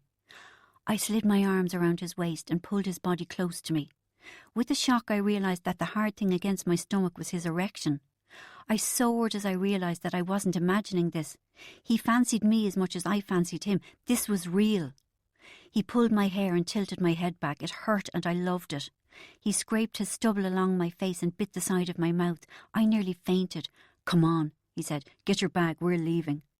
We didn't say goodbye to anyone. I was vaguely aware of the rest of the real men and Bridget staring in astonishment at us, but none of it mattered. This kind of thing didn't happen to me, I thought in confusion, this kind of uncontrollable lust. Or at least it wasn't usually reciprocated. We got a taxi immediately, and as soon as we were in, he pushed me flat on my back onto the seat and slid his hands up under my top. I wasn't wearing a bra and my nipples were already rock hard. He rolled them between his thumb and finger and 2 shocks of pleasure zipped through me. "Jesus," I croaked. "Rachel, you're beautiful," he whispered. Frantically I pulled my skirt up and forced his groin down on top of mine. Through my knickers I could feel his erection. I put my hand on his bum and pressed him down into me, so hard it hurt. Delicious pain. I have to have him in me, I thought. Feverishly I put my hands under his T-shirt to touch his skin. Then I put my hands back on his bum because I couldn't bear to not feel it. In a daze I realised the taxi had stopped, and I thought the driver was telling us to get out because of our terrible antics. But we had actually arrived at Luke's apartment. I should have known better. A New York taxi driver doesn't care what you do, so long as he gets paid and tipped.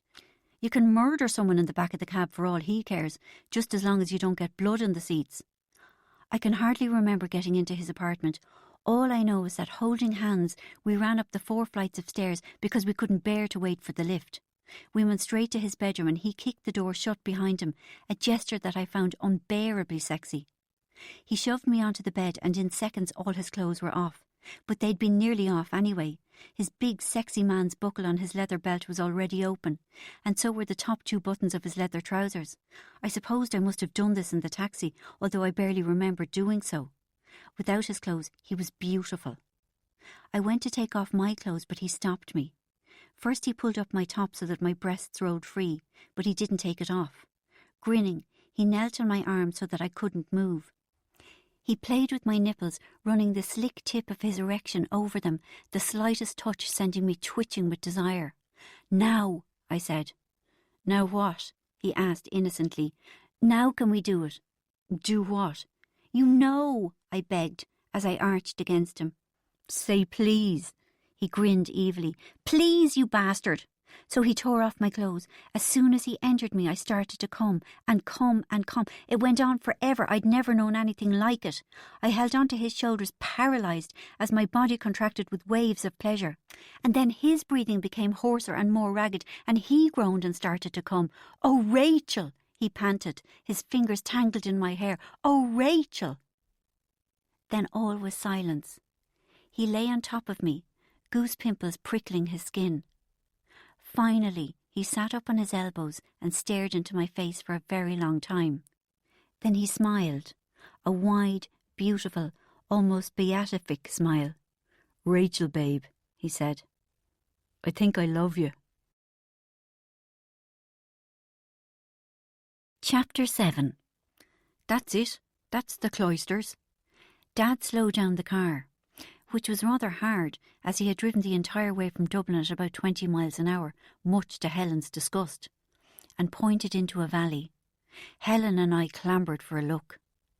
As we gazed silently across bleak winter countryside at the big grey Gothic house below, I noticed that I had a knot in my stomach. "Janie, it looks just like a laughing house." Helen sounded impressed. Frankly, I was slightly alarmed. Did it really need to look so much like an asylum?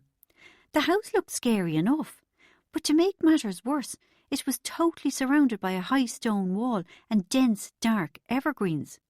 I wouldn't have been surprised to see bats circling its turrets against a backdrop of a full moon, even though it was 11 o'clock on a Friday morning and it hadn't any turrets. "The Cloisters," I murmured, trying to hide my anxiety with a flip remark. "Where I finally meet my nemesis." "Nemesis?" asked Helen in excitement. "What do they sing?" Although, I thought, trying hard to tune her out, it had a certain kind of austere charm. It couldn't go round just looking like a luxury hotel. Even if that was exactly what it was, no one would take it seriously. "Are any of them good-looking?" clamoured Helen. It was great to be out in the countryside, I told myself, determinedly refusing to hear Helen. Just think, clean air, simple living, and the chance to get away from the hustle and bustle of the city. "Are they all here?" whinged Helen, "or only some?" My anxiety overflowed. "Shut up!" I shouted. I wished Helen hadn't come, but she had been insistent ever since she had heard about the pop stars. Helen looked thunderous, and Dad intervened quickly. "Go easy on her, Helen." She glared, then wavered. "OK," she said, in a burst of rare altruism. "I suppose it's not every day she's committed." When we got out of the car, Helen and I did a quick scan of the grounds, looking for stray celebrities, but nothing doing. Dad, of course, had no interest. He had once shaken Jack Charlton by the hand, and nothing could top that. He trudged ahead of us up the grey stone steps to the heavy wooden door. He and I weren't speaking much, but at least he had come with me. Not only had Mum refused, but she hadn't let Anna come either. I think she was afraid they'd keep Anna in too. Especially after Helen swore blind she'd read that the Cloisters was doing a special 2 for the price of 1 offer for the month of February. The front door was good and heavy and wooden and swung open with solemn weight, just as it should. But then I was surprised to find that we were suddenly in a modern office reception area. Photocopiers, phones, fax machines, computers, thin cardboard walls, a sign on the wall that said, "You don't have to be a drug addict to work here, but it helps." Although maybe I imagined that bit. "Good morning," sang a bright young woman. The type of young woman who answered ads looking for someone bubbly. Blonde curly hair, bright smile, although not too bright as to seem insensitive. After all, this was not a happy occasion. "I'm Jack Walsh," said Dad, "and this is my daughter Rachel. We're expected, and that's Helen, but don't mind her." The bubbly one flicked a nervous glance at Helen. She probably didn't often find herself in a room with a girl who was better looking than herself. Then she gathered herself enough to smile a professionally sympathetic smile at Dad and me. "She's had a bit of trouble with, drugs," said Dad. Yes," she nodded. "Dr. Billings is expecting you. I'll just let him know you're here."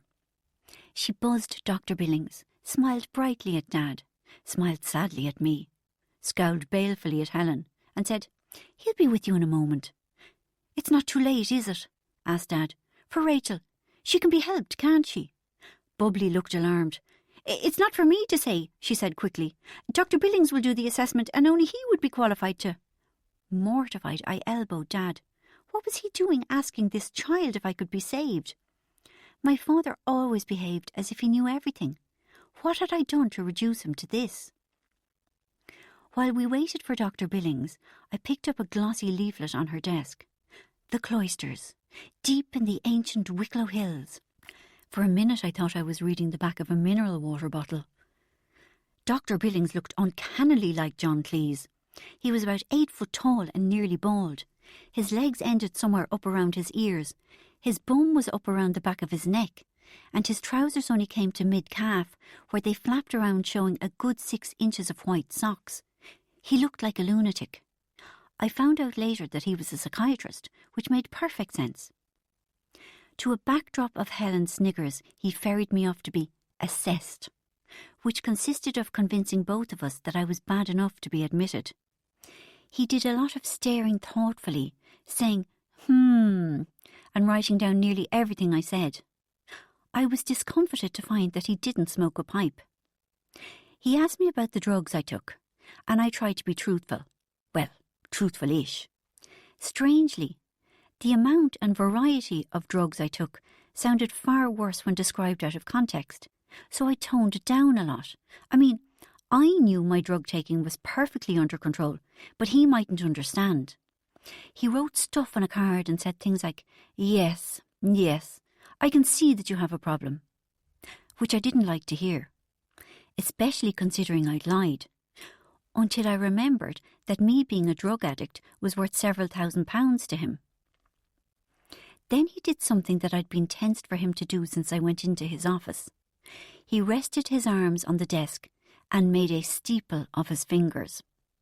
Then he leant forward and said, Yes, Rachel, it's obvious that you have a chronic drug abuse problem, etc., etc. Basically, I was in. Then he gave me a lecture about the place. No one is forcing you to come here, Rachel. You're not being sectioned. Perhaps you have experience of other institutions. I shook my head. The cheek of the man. Well, he continued, many of our clients do. But once you have agreed to come here, there are certain conditions that we expect you to adhere to. Oh yes? Conditions? What kind of conditions? The usual length of time people stay here is 2 months, he said. Occasionally, they may want to leave before the 2 months have elapsed, but once they've signed in, they're committed to staying 3 weeks, after which they're free to go, unless we think it would be against their best interests. That started an icy little trickle of apprehension. It wasn't that I minded staying 3 weeks. In fact, I planned to stay the full 2 months. It was just that I didn't like his tone of voice. Why was he taking it all so seriously? And why would people want to leave before their 2 months were up? Do you understand this, Rachel? He asked. Yes, Dr. Cleese, I mumbled. Billings, he frowned and dived for my card and wrote something. My name is Dr. Billings. Yes, Billings, I blurted. Of course, Billings. We don't take anyone against their will, he went on.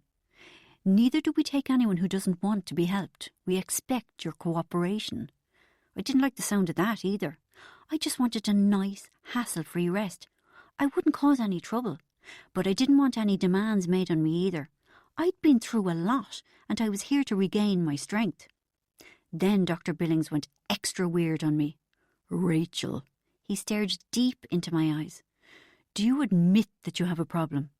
Do you want to be helped to recover from your addictions? I figured it was okay to lie. Just not as okay as I had expected. To hell with it, I thought uncomfortably. Think of the magazine reading, the jacuzzis, the exercise, the sunbeds. Think flat stomachs, lean thighs, clear glowing skin. Think of rubbing shoulders with celebrities. Think of how Luke will miss me and how he'll suffer when he sees me on my triumphant return to New York. Dr. Billings continued outlining the conditions of my stay. Visitors on a Sunday afternoon, but not for your first weekend. You will be allowed to either make or receive 2 phone calls a week. But that's barbaric, I said. 2 phone calls a week? I usually made 2 phone calls an hour. I had to speak to Luke, and I might have to make lots of calls. Did it count as a phone call if I got his answering machine? Surely it couldn't, because I wouldn't have actually spoken to him. And what if he hung up on me? That wouldn't count either, would it? Dr. Billings wrote something on my card and said, looking at me carefully, "That's an interesting choice of word, Rachel. Barbaric. Why do you say barbaric?" Oh-ho, I thought, as realisation dawned, and I prepared to nimbly sidestep his trap of a question. I'm wise to your psychoanalytical tricks. I'm not your usual poor idiot. I've lived in New York, you know, second only to San Francisco for shrink speak. I could probably psychoanalyse you. I fought back the urge to stare steadily at Dr. Billings and say, "Do I threaten you?" "Nothing," I smiled sweetly. "I meant nothing by it. 2 phone calls a week, that's fine." He was annoyed, but what could he do? "You will refrain entirely from mood-altering chemicals during your stay here," he went on. "Does that mean that I won't get wine with my dinner?" I thought I'd better bite the bullet. "Why?" he pounced. "Do you like wine? Drink a lot of it?" "No, indeed," I said, although I never usually said things like, "No, indeed." "Just asking," I added. Damn it, I thought in disappointment. Thank God I brought my Valium with me. "We'll have to search your suitcase," he said. "I hope you don't mind." "Not at all," I smiled graciously. Good job I'd stashed the Valium in my handbag. "And your handbag, of course," he added. "Oh, no." Yes, of course," I tried to sound calm. "But first, can I use the ladies?" There was a smug, knowing look about him I didn't like, but all he said was, "Down the corridor on your left." My heart pounded as I rushed to the ladies and banged the door behind me. I wheeled around the little room in panic, looking for somewhere to get rid of my precious little bottle, or, far preferably, somewhere to hide it so I could retrieve it at a later date. But there was nowhere. No bin or sanitary towel disposal thing, no handy little nooks and crannies. The walls were smooth and even, the floor empty and exposed. It occurred to me that perhaps this dearth of hiding places was deliberate. I found out later that it was. How paranoid were they here? I thought in a burst of impotent anger. Fucking paranoid, fucking lanky, fucking mad, fucking fuckers. I stood with the bottle in my hand and felt lightheaded as anger swam into fear and back again. I had to get rid of it somewhere. It was very important that I wasn't caught with drugs, however mild and harmless, on me. My handbag, I thought joyfully. I could put it in my handbag. No, wait a minute. That was why I was standing here sweating in this small toilet, because I couldn't put it in my handbag. I looked around again, hoping that I might have missed something on the last twirl. I hadn't. Regretfully, I realised that I'd better at least get rid of the tablets. And quickly. Dr. Billings was probably wondering what I was doing, and I didn't want him to think badly of me. At least not yet. I mean, he was bound to eventually. Everyone in authority always did. But it was too soon, even for me. A voice in my head interrupted, urging me to get moving and remove any identifying details. I don't believe this is happening to me, I thought, as with sweaty hands I tore the label off the bottle. I felt like a criminal. I threw the label into the toilet and then, with a brief though fierce spasm of loss, poured a small torrent of little white pills in after it. I had to turn my head away as I flushed. As soon as they were gone, I felt naked and exposed, but I couldn't dwell on it. I had bigger worries. What was I supposed to do with the empty brown glass bottle? I couldn't leave it there. Someone was bound to find it, and they'd probably be able to trace it to me. There was no window that I could open and throw it out of. I'd better bring it with me, I thought, and hope that I got a chance to get rid of it later. My handbag. Oh no, I kept forgetting. Better carry it on my person and hope, little laugh, that they didn't do a body search. My blood ran cold. They might do a body search. Look at how thorough they were being with my suitcase and handbag. Well, I'd refuse to let them do a body search, I thought. How dare they? In the meantime, where in my body would I carry it? I'd left my coat in reception and I had no other pockets. Hardly believing what I was doing, I lifted up my jumper and stuck it under my bra, between my breasts.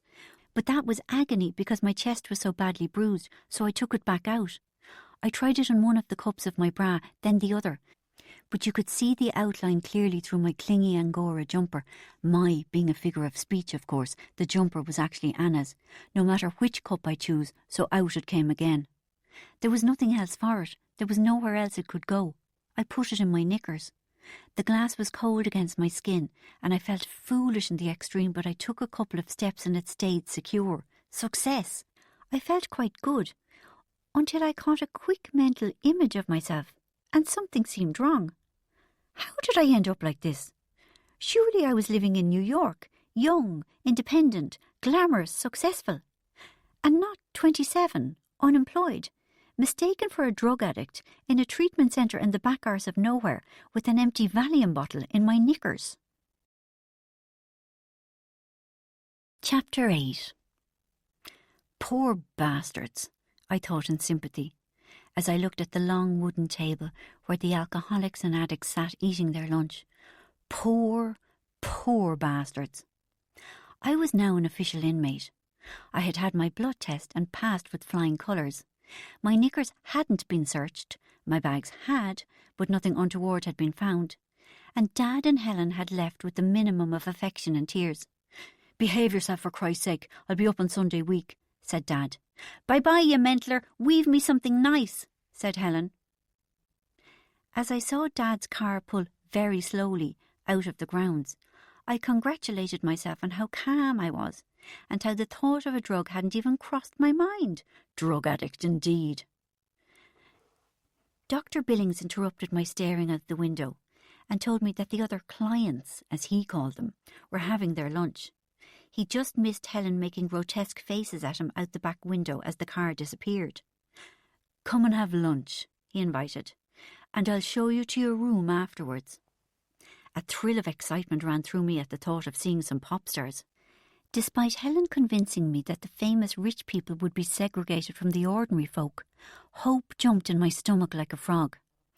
And of course, the mad addicts and alcoholics and compulsive overeaters and gamblers who made up the rest of the clientele would be worth a look at also.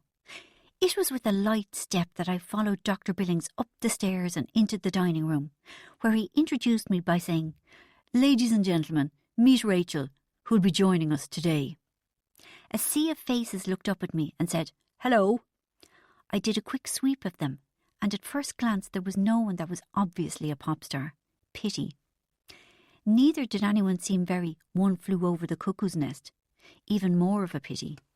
In fact, they all seemed friendly and made a great show of making space for me at the table. Once I got a proper look at the room, I found it was surprisingly unglamorous. Though it was always possible that the interior designer had meant the yellow, shiny institutional walls in an ironic postmodern way. And of course, lino was very fashionable again. Even if the buckled brown tiles on the floor looked as if they'd been there from first time round. I had a quick look round the table, and there seemed to be about 20 clients. Only about 5 were women. The old man on my right was shoveling food into his mouth. A compulsive overeater? The young one on my left introduced himself as Davy. "Hello, Davy." I smiled with dignity. There was no need to be completely standoffish. I would keep a strict distance, but I would always be pleasant and polite, I thought.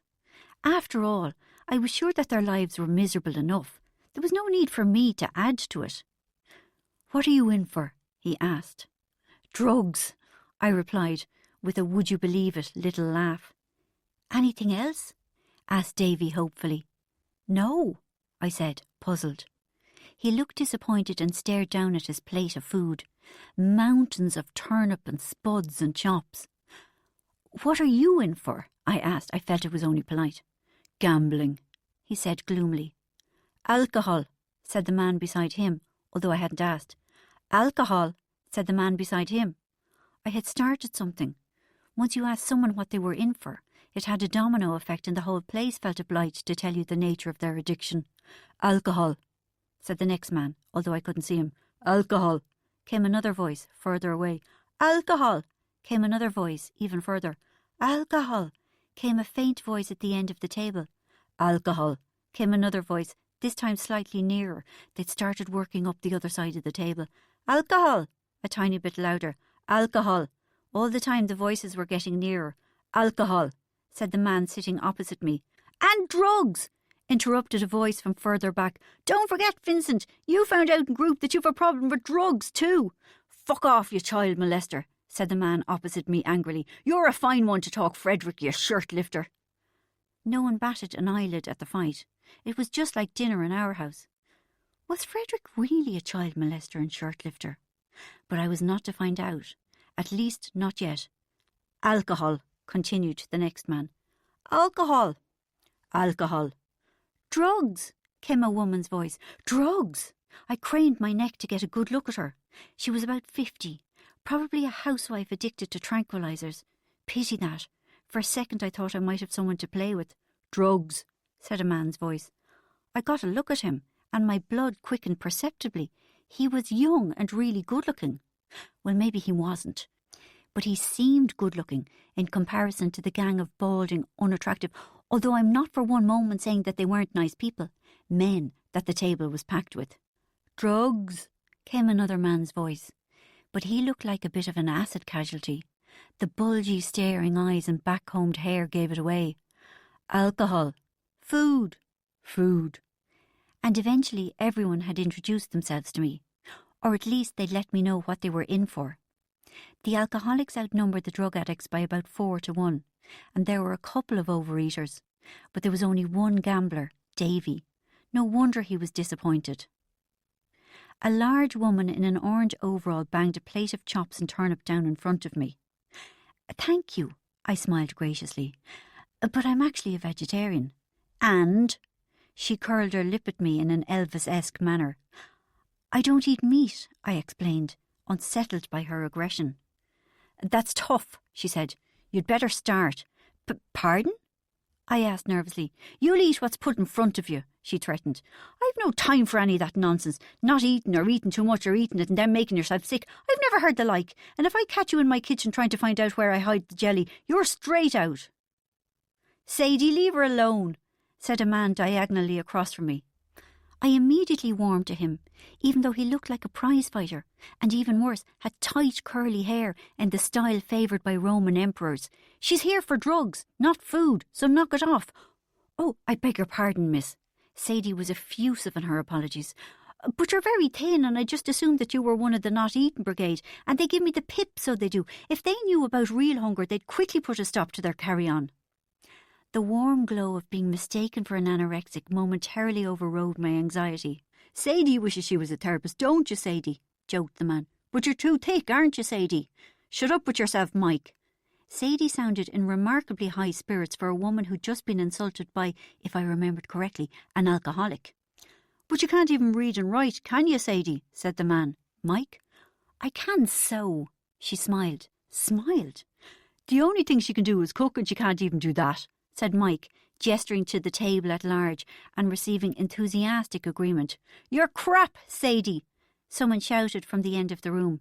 Yeah, bleeding useless, called a young boy who didn't look a day over 14. How could he be an alcoholic? After she had assured us that none of yous will be getting any tea this evening, Sadie moved off, and I was surprised to find that I felt like crying. Talk to Billings after lunch, advised the Mike man, who must have seen my wobbly lip. In the meantime, why don't you eat the spuds and the turnip and leave the chops? Can I have them? A moon-faced man stuck his head around the old man on my right. You can have the lot, I said. I didn't want turnip and potatoes. I wouldn't eat that kind of thing at home, never mind in a luxury place like this. While I knew that the fashionable restaurants had re-embraced sausages and mashed onion gravy, steamed puddings and similar, I still couldn't bring myself to like it. Even though it might no longer be fashionable, I had been looking forward to fruit. Where was the help-yourself salad buffet? Where were the delicious calorie-counted meals? Where was the freshly squeezed fruit juice? I shoved my plate towards the man, and it caused uproar. Rachel, don't give it to him. Someone stop her. Eamon isn't allowed. He's a compulsive overeater. Please do not feed the elephant. It is not our policy to do special food for anyone, Dr. Billings said. Isn't it? I was astonished. No. But, I protested, it's not special food. I'm a vegetarian. Most people who come here have eating disorders, and it's very important for them to learn to eat what's put in front of them, he said. I quite understand, I said nicely. You're worried about the anorexics or bulimics or overeaters or whatever. They might get upset when they see my special dinner. No, Rachel, he said firmly. I'm actually worried about you. Me? Worried about me? What on earth for? Why? I struggled to sound polite. Because although your primary addiction is to drugs, you may well have unhealthy relationships with other substances, food and alcohol, for example, and you run the risk of cross-addiction. But I wasn't addicted to drugs, although I couldn't say that because he'd tell me to leave. And what was cross-addiction? Cross-addiction can occur when you try to tackle your primary addiction. You may get the primary addiction under control, but become addicted to another substance.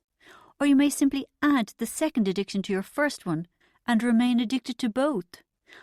I see, I said. I come here to get treated for drugs, and by the time I leave, I'm an alcoholic and a bulimic. Sort of like going into prison for not paying a fine and coming out knowing how to rob a bank and make a bomb. Not quite, he said, with a cryptic little smile. So what am I supposed to eat? Whatever you're given. You sound like my mother. Do I? He smiled neutrally. And I never ate what she gave me either. That was because my mother was the worst cook in the known universe. All that talk of tinfoil and turkeys when she first found out about my so-called suicide was just wishful thinking on her part. No matter how much tinfoil she had, her turkeys always ended up shriveled and dehydrated. Dr. Billings just shrugged. So how am I supposed to manage for protein? I was surprised that he didn't seem worried. There's eggs, milk, cheese. Do you eat fish? No, I said, although I did. I was shocked that he didn't seem to care. Dr. Billings ignored my obvious confusion. You'll be fine, he smiled. Come and meet Jackie. Who is Jackie? The woman you'll be sharing your room with, he added. Sharing with? I thought, shock being heaped upon shock. Surely at the prices they were charging I'd get a private room. But before I could question him further, he had opened the office door and led me towards a blonde, glamorous woman who was half-heartedly rubbing the reception area with a hoover. So I stuck a, "I'm nice, you like me," smile on my face. I'd just have to wait until she was gone before I complained. Nicely, of course. She extended a smooth, tanned hand. "Pleased to meet you. I'm Jackie," she smiled. She was about 45, but from a couple of feet away she could have passed for at least 10 years younger. "And that's spelled Chaquie," she added. "Jackie's so common when it's spelled Jackie, don't you think?" I didn't know what to say to that, so I smiled again. "I'm Rachel," I said politely. "Hello, Rachel," she said. "And is that Rachel with a Y and 2 L's? I was sharing a room with this lunatic? And why was she hoovering? Wasn't she an inmate? I was certain that I'd seen her at the lunch table. My heart sank. Surely they hadn't taken that Betty Ford stuff to heart. "You missed the bit by the door, Jackie," Dr. Billings called and made for the stairs. The look that Jackie gave his disappearing back could, as they say, haunt a house. "Don't forget your bag, Rachel," reminded Dr. Billings. And off he went, up the stairs to the bedrooms, leaving me to carry my bag, and it weighed a ton. In case there were lots of famous people at the Cloisters, I'd taken the precaution of bringing all my own clothes, plus any of Helen's that fitted me. I would have borrowed everything Helen possessed, but she was dainty and petite and I was 5'9", so there was no point in taking anything other than her one-size-fits-none garments. Apart from the fact that it would be a right laugh when she opened her wardrobe and found every stitch she owned gone, of course. As I bumped and banged my way up the lino-covered stairs and past walls with peeling paint, I cursed my bad luck that my stay coincided with the Cloisters being redecorated. "When will the decorating be finished?" I shouted up to Billings, hoping that he would say, "Soon." He just laughed and didn't answer me. He really was a mad bastard, I thought in a sudden burst of rage. With every breathless, puffing step I took, my heart sank further. I was sure that, when the walls were repainted and the new carpet laid, the place would look just like the luxury hotel I'd been expecting.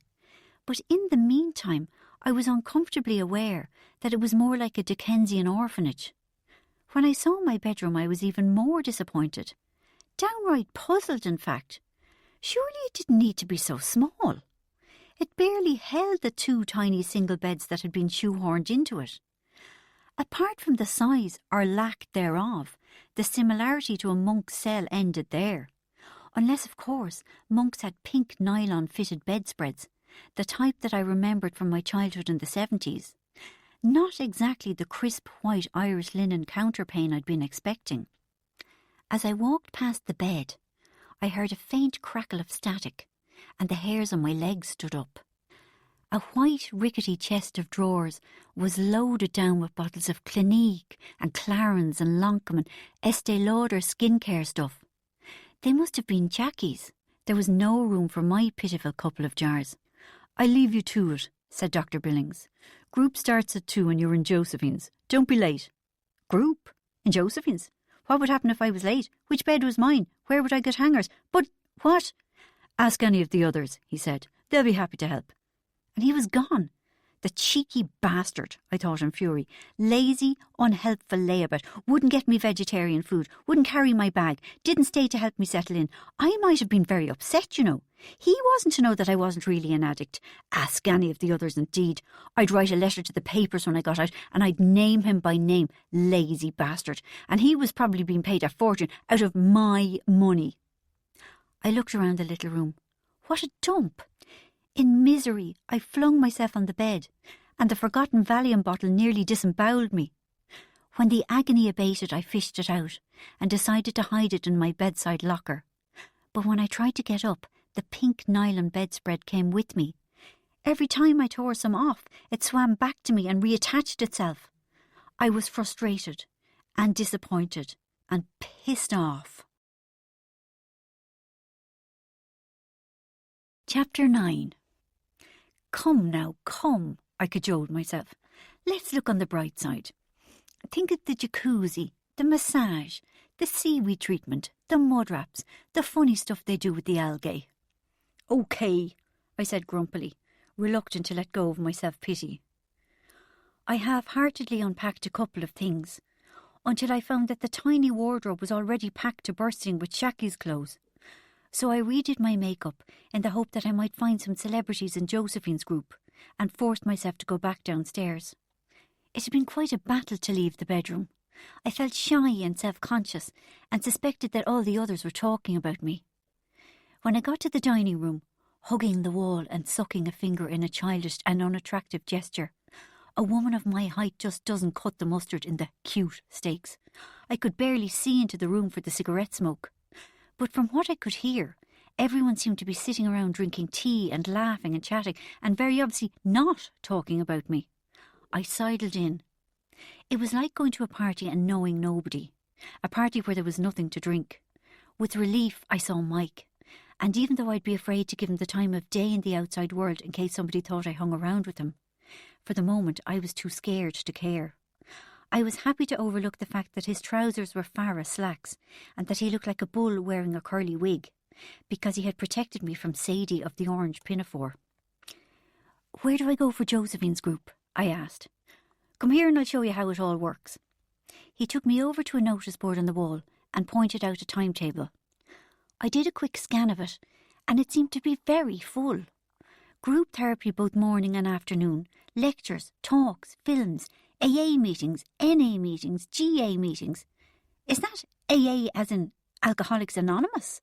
I asked Mike in disbelief. "That's right." "And NA?" "Narcotics Anonymous." "What the hell's that?" I asked. "Like AA, but for drugs," he explained. "Get lost," I said, greatly amused. "Are you serious?" "Yes." He looked at me oddly. Try as I might, I couldn't decipher the look. "And GA?" "Gambling Anonymous." "And OA?" I could hardly keep from laughing. "No, let me guess. Olivetti Anonymous, for people who can't stop using typewriters." "It's Overeaters Anonymous," he said, looking far from amused. His ugly face was like a slab of granite. "I see." I tried to stop my snorting, embarrassed at having made fun of the AA and NA and GA and all the rest. It might have been funny to me, but it was probably a matter of life and death to these poor bastards. "And this is where each activity is held." He pointed out another column. I forced myself to look interested. "See, today, Friday, 2 o'clock, Josephine's group is in the Abbot's Quarter. Everything was held in places with beautiful names like the conservatory, the quiet room, and the reflections pond. "So this is our new lady," interrupted a man's voice. I turned round. I needn't have bothered. It was one of the short, tubby, middle-aged men that the place was awash with. Just how many brown acrylic jumpers could one building hold? "How are you getting on?" he asked. "Fine," I said politely.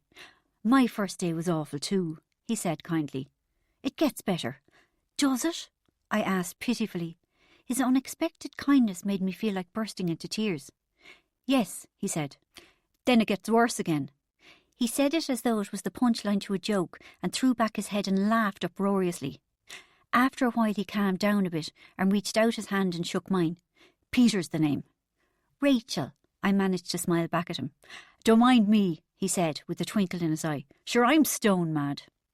I soon discovered that Peter had a great sense of humour and laughed at everything, even the terrible things, especially the terrible things. I would quickly grow to hate him. "Come and have a cup of tea before we start group," he invited. Self-consciously, I poured myself a cup of tea, the first of several thousand, even though I hated tea, and sat at the table. I was instantly surrounded by men. Unfortunately, none of them either young or good-looking, who wanted to know all about me. "You've lovely long hair," said a man wearing no, it couldn't be, a pyjama top. Yes, it was a pyjama top, and a mustard cardigan. His own hair was almost non-existent, but despite that he had some strands swept over his bald pate from the base of one ear right over to the other. It looked as if it had been superglued to his scalp. He gave me a sickly smile and moved slightly closer. "Is it naturally that black?"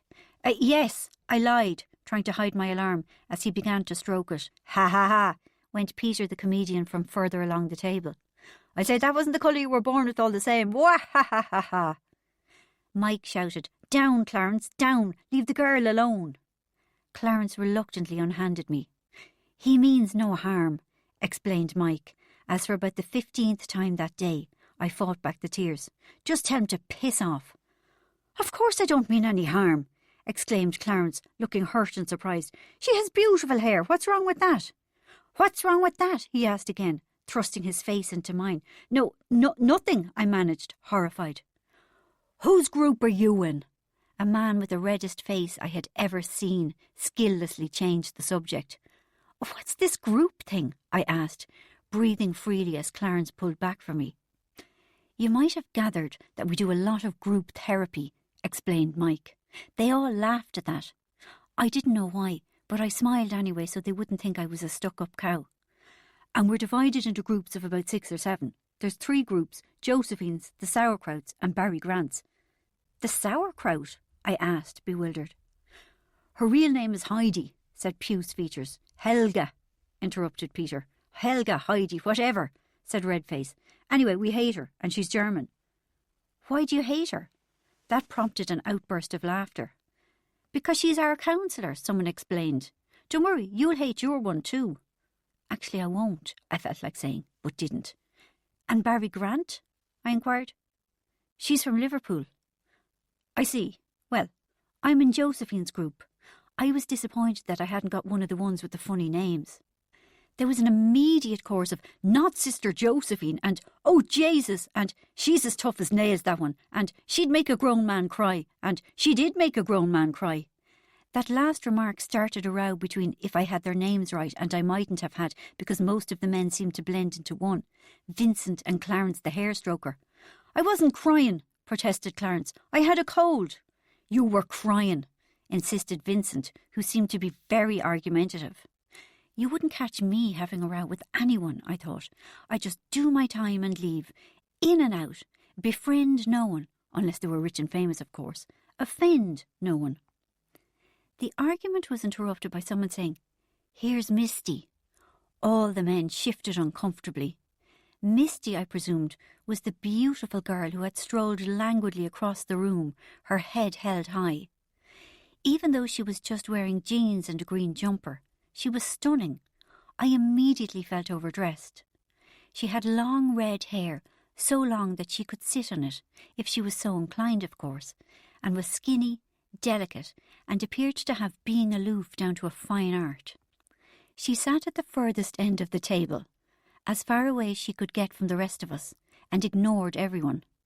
Engulfed by envy, I gazed at her. I would have loved to be aloof, but I always ruined it. Asking, how am I doing? Am I being aloof enough? Is undeniably counterproductive. The collection of men around me gazed raptly at Misty as she took out a newspaper and started to do the crossword. She thinks she's great, scoffed Mike, just because she wrote a book when she was only 17. Did she? I was passionately intrigued, but tried hard to hide it. It really wasn't cool to be interested and impressed. Surely you've heard of Misty? Asked Mike, with what sounded like irony, but I couldn't be sure. She used to be a right jarhead, he inquired of me. I shook my head. Then last year she stopped and wrote the book? Again I shook my head. And was only 17 when she did it? This was definitely said with irony. No? Well, she did. Then the next thing you know, she's there every time you turn on the telly, telling how she knocked the drink on the head and became a writer and was only 17. Misty's story was starting to ring bells for me. And before you know it, she's back in the sauce and ends up in here to be recovered all over again. Mike's sarcasm was, by now, out in the open. By this time, of course, she's not 17 anymore. Yes, in fact, I had heard of her. Of course I had. The newspaper that I had read out of hysterical boredom on the flight from New York was full of her fall from grace. The implication being that it was nothing but a publicity stunt.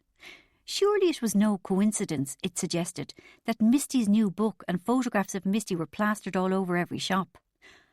Why she expected to get so many claps on the back for just giving up the drink is beyond me, continued Mike. Misty must have known she was being talked about, because she suddenly looked up from her newspaper and stared in disgust, before raising 2 fingers at us. I was torn between excessive admiration and great jealousy. She does the Irish Times crossword every day, whispered Clarence, the cryptic one. And she never eats a thing, said Eamon of the moon face and matching arse.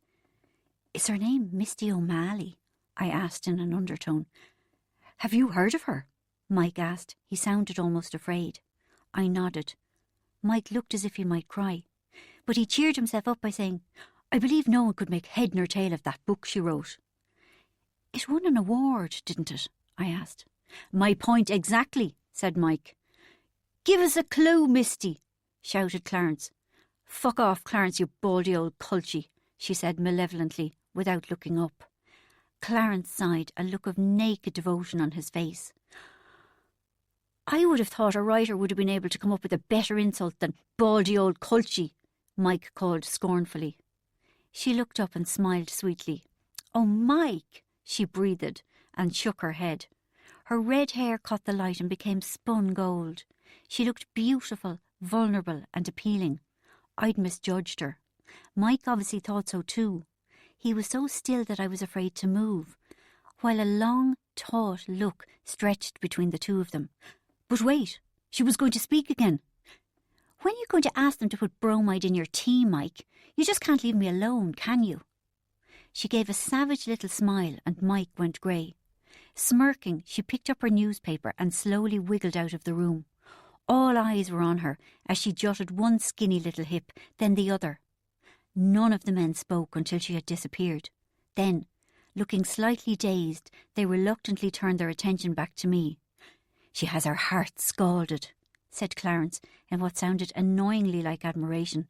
Thank God you're here now. We can fancy you and you won't be mean to us, will you? Big-headed, unpleasant little bitch, I thought. You wouldn't catch me behaving like her, not in a million years. I'd be so nice, everyone would love me. Even though, of course, I had no intention of getting involved with any of the people here. Despite myself, I was uncomfortably aware that I felt very much in awe of her. Then someone exclaimed, "It's 1:55! Jesus!" Everyone stubbed out their cigarettes, slugged back their tea and jumped to their feet. Good-naturedly, they said things like, "My turn to be hauled over red-hot coals this afternoon," and "I'd rather be taken out into the yard and flayed alive with a cat o' nine tails."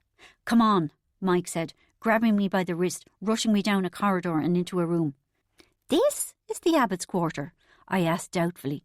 looking round the draughty room that housed nothing but a circle of threadbare chairs. "Yes," Mike sounded in a panic. "You sit there. Quick, Rachel, quick." I sat down, and so did Mike. "Listen to me." His tone was urgent. "I'm going to give you some advice. The most important thing you'll probably learn in your whole time here." I drew nearer, nervous and excited. "Never," he declared, then took a deep breath. "Never." Another deep breath. I drew even closer to him. "Never," he pointed, "sit in that chair, that chair, that chair, or that chair. Group lasts for at least 2 hours at a time, and your arse will be in rag order if you have the misfortune to be sitting on any of them. Now look, and I'll point them out to you again." As he was doing so, the door burst open, and a handful of the other inmates ran in and loudly set up a clamour of complaint that all the good seats were gone. I instantly felt guilty, because they all had terrible things wrong with them, and should at least have been afforded comfortable seats while they were being fixed. There were 6 inmates, most of whom I recognised from the dining room. Unfortunately, the young, good-looking man who was in for drugs wasn't among their number. There was Mike, Misty the writer, Clarence, Shaki my roommate, and Vincent, Mr. Angry. My stomach went into a little knot when I saw Vincent, because he positively bristled with aggression. I was afraid he might pick on me, not realising I wasn't one of them. The 6th person was an old man, whom I didn't remember seeing in the dining room, but at the same time I was certain he wasn't from the pop star wing. Either the pop stars had their own group, which seemed most likely, or they were in with Barry Grant or the Sauerkraut. "It's nice to have another woman," Shaki said. "It evened things up." I realised she was talking about me. Yes, it did even things up in theory, but as I wouldn't be participating, it didn't really even things up at all. Josephine arrived. I checked her out with great interest, but I couldn't see what they were so scared of. She was harmless. She was a nun, but a modern hip one, or so she liked to think. I see nothing hip whatsoever in wearing a grey flannel skirt which ends below the knees and having short, unstyled grey hair with a brown clip stuck in the side. But she looked nice, sweet actually. With her round, bright blue eyes, she was just like Mickey Rooney. As soon as she sat down, everyone stared at their feet in silence. All traces of the laughter and the conversation of lunch had disappeared. The silence stretched on and on and on. I looked from one face to another in amusement.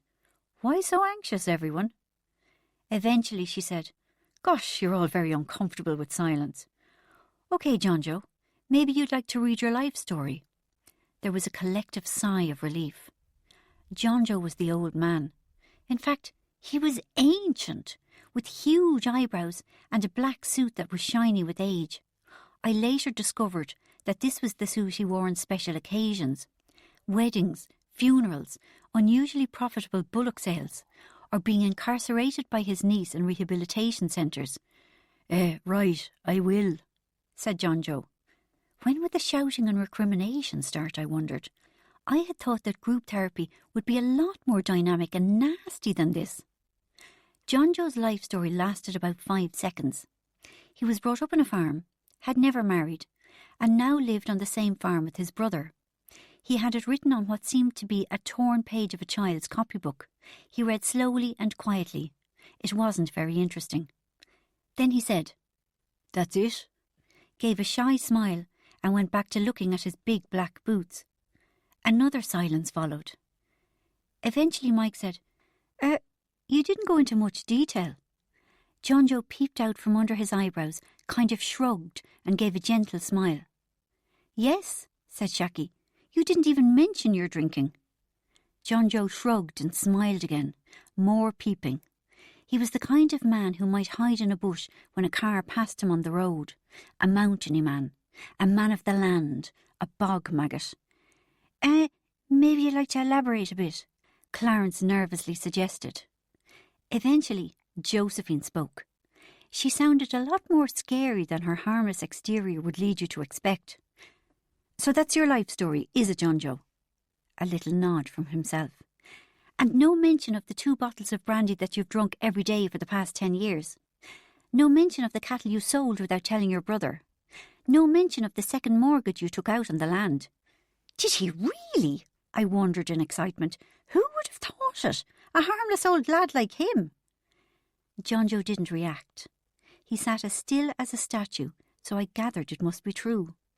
Surely if it wasn't, he'd have been on his feet, passionately defending himself. And what about the lot of you? She swept her glance around the room. Didn't any of you have anything to say except... At this juncture she affected a sing-songy childish voice. It's a bit short, John Joe. Everyone cringed under her glare, even me for a moment. Right, John Joe, we'll try again. Tell the group about your drinking. We'll start with why you wanted to drink. John Joe was unfazed. I would have been raging. In fact, I was raging. After all, the poor man had done his best. I considered telling Josephine to lay off him, but I thought I'd better wait until I'd been there a couple of days before showing them how things should be done. Well, John Joe shrugged, you know how it is. Actually, no, John Joe, I don't, said Josephine coolly. I'm not the one in a treatment centre for chronic alcoholism, don't forget. God, she was vicious. Well, you know, attempted John Joe gamely. Of an evening you'd be lonesome and you'd have a drink. Who? Snapped Josephine. John Joe just smiled that benign smile again. Who would have a drink? Josephine pushed. I would, said John Joe. He seemed to find it hard to talk. By the look of things, there hadn't been much call for it in his life until now. I can't hear you, John Joe, said Josephine. Louder. Tell me who had a drink. I had. Louder. I had. Louder. I had. John Joe was distressed and was shaking at the exertion of having used his vocal cords so much. Own your actions, John Joe, barked Josephine. You did them, so say you did them. Watch how she tries to break them down, I thought with interest. How cruel. I had to admit that I'd underestimated Josephine. She was not so much Mickey Rooney as Dennis Hopper. Although you wouldn't catch her getting the better of me. I wouldn't react to whatever she said to me. I'd just stay calm. Anyway, she had nothing on me. I didn't drink 2 bottles of brandy a day, and I never sold cattle without telling my brother. Josephine pressed John Joe hard, firing questions at him about his childhood, about his relationship with his mother, all the usual stuff, I would imagine. But trying to get information out of him was like trying to get blood out of a turnip. He was all shrugs and yerras, and not too many hard facts. Why didn't you ever get married, John Joe? She demanded. More shrugs, more gentle smiles. I suppose I just never got round to it, he said. Did you ever have a girlfriend, John Joe? I might have had 1 or 2, he admitted. Was it ever serious? Sure it wasn't. John Joe shrugged, again. He was starting to irritate me now. Couldn't he just tell Josephine why he hadn't got married? There was bound to be a good Irish economic explanation.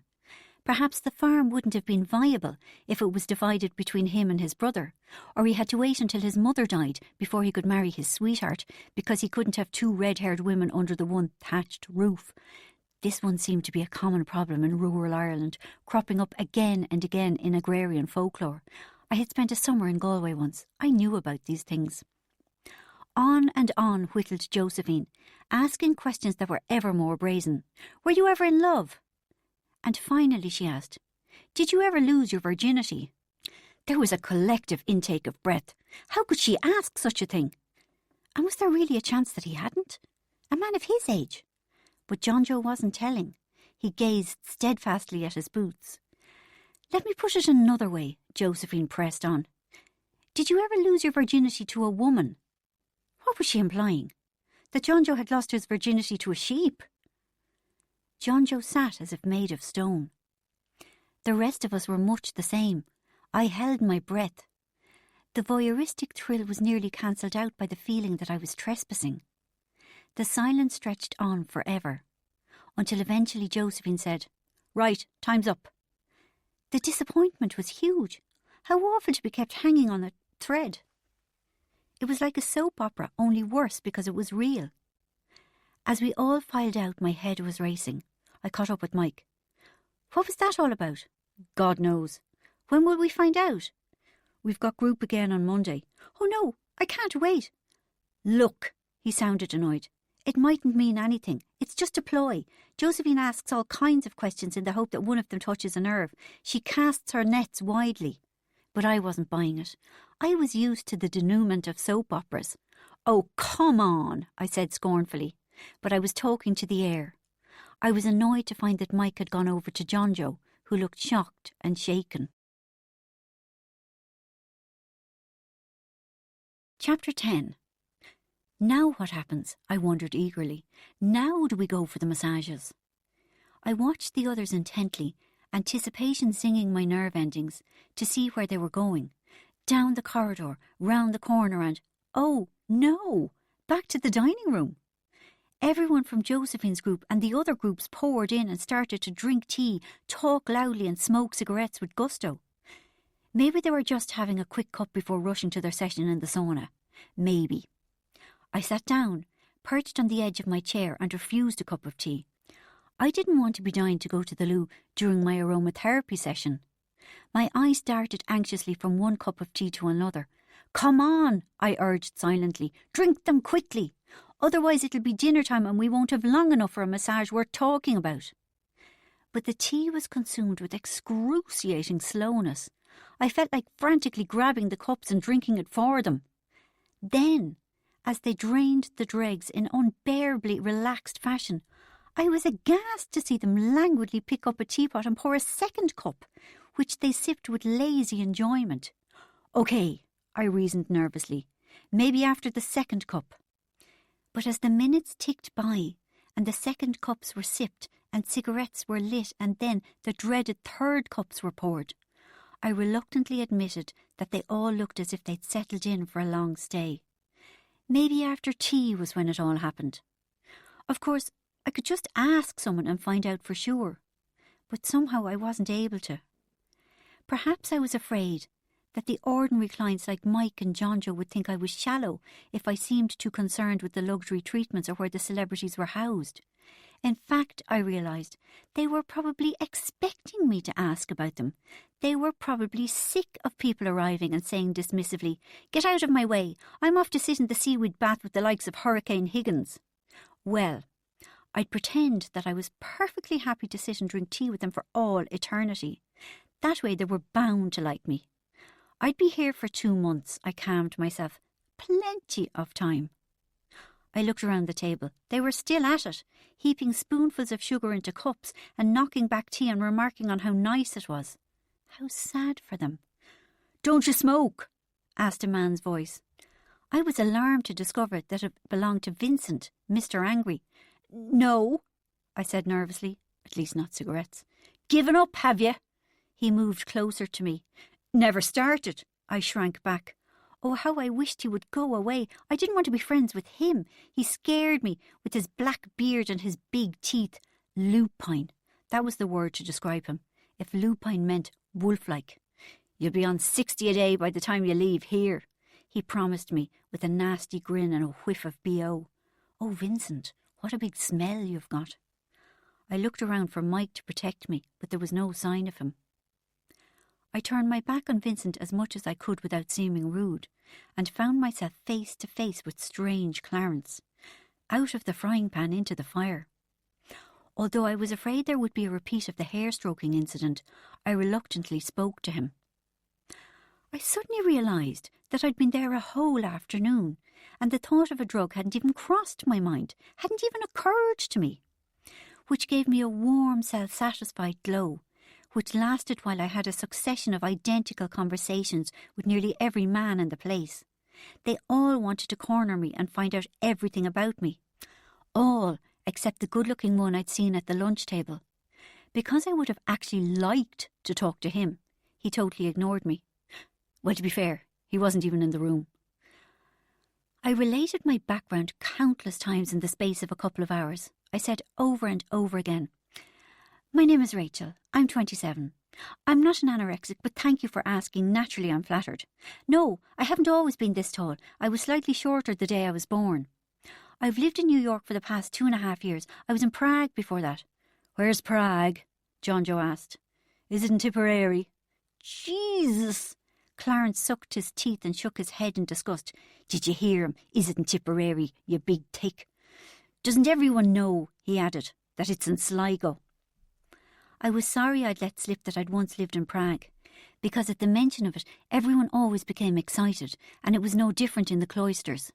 Say to anyone, anywhere, "I've lived in Prague," and brace yourself to be asked questions. 3 questions. The same 3 questions always. It was unbearable. Whenever I came home from Prague on my holidays, I was a woman on the edge, tensed against hearing the 3 questions one more time. In the end, what I wanted to do was, any time Prague was mentioned, to circulate a photocopied sheet of paper that said, 1.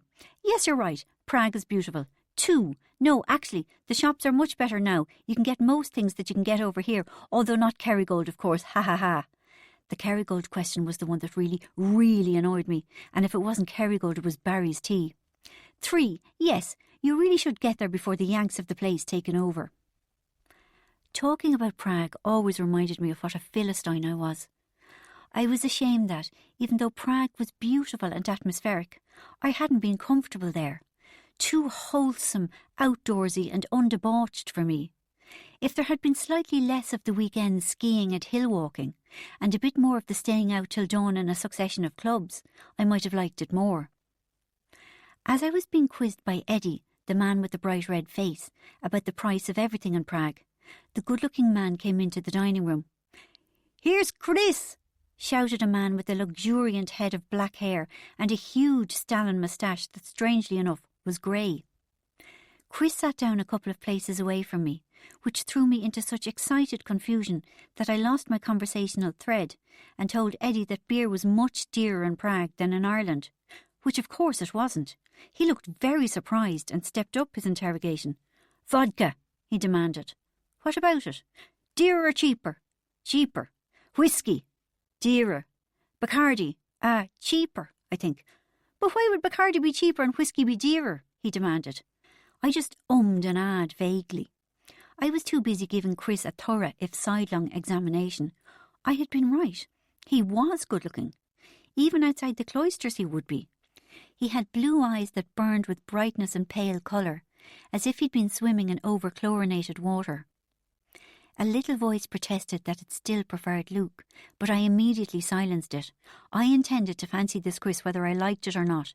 I was desperate to wipe out the hurt that Luke had caused. And what better way than to become fixated on someone else? It was just random good fortune that Chris was so attractive I couldn't take my eye off him. I could only spare one, because Eddie was such a demanding conversationalist.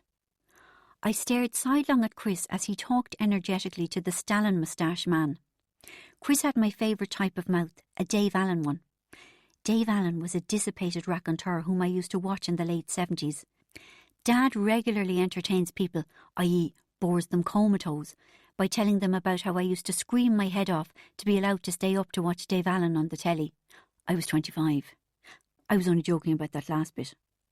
Anyway, a Dave Allen mouth is a great thing on a man. It's an unusual mouth because it looks as if it's slightly too big for the face that it belongs to, but in a highly appealing way. A quirky mouth whose corners turn up or down as if they have a life of their own. People blessed with Dave Allen mouths always look slightly wry. I continued giving Chris the discreet once-over. Even his hair was nice, wheat-coloured and cut well. Despite his mobile, quirky mouth, he looked like a man, one you could depend on. Not one that you could depend on to not ring you. The other kind of dependable, the I'll get you out of a burning building kind.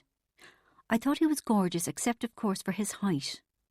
When he stood up to reach the teapot from further along the table, I saw that he wasn't much taller than me, which was a disappointment, but one I was familiar with. But despite that, there was some very pleasing body action going on. He was thin, not in a pale, concave, weedy toast rack for ribs, baguettes for thighs kind of way. Lean would be a better word to describe him. His sleeves were shoved up, and he had strong-looking forearms that I wanted to touch, and he had great legs. They were a tiny bit shorter than would have been considered ideal, which was fine by me. If I thought a man was good-looking, the addition of shortish legs pushed him into the realm of very sexy. I wasn't sure why. It might have had something to do with an indication of sturdiness, or the suggestion of a thick willy. Even though I knew I was supposed to love them, I wasn't wild about men with very long legs. They were the caviar of the leg world. In other words, I couldn't see what all the fuss was about.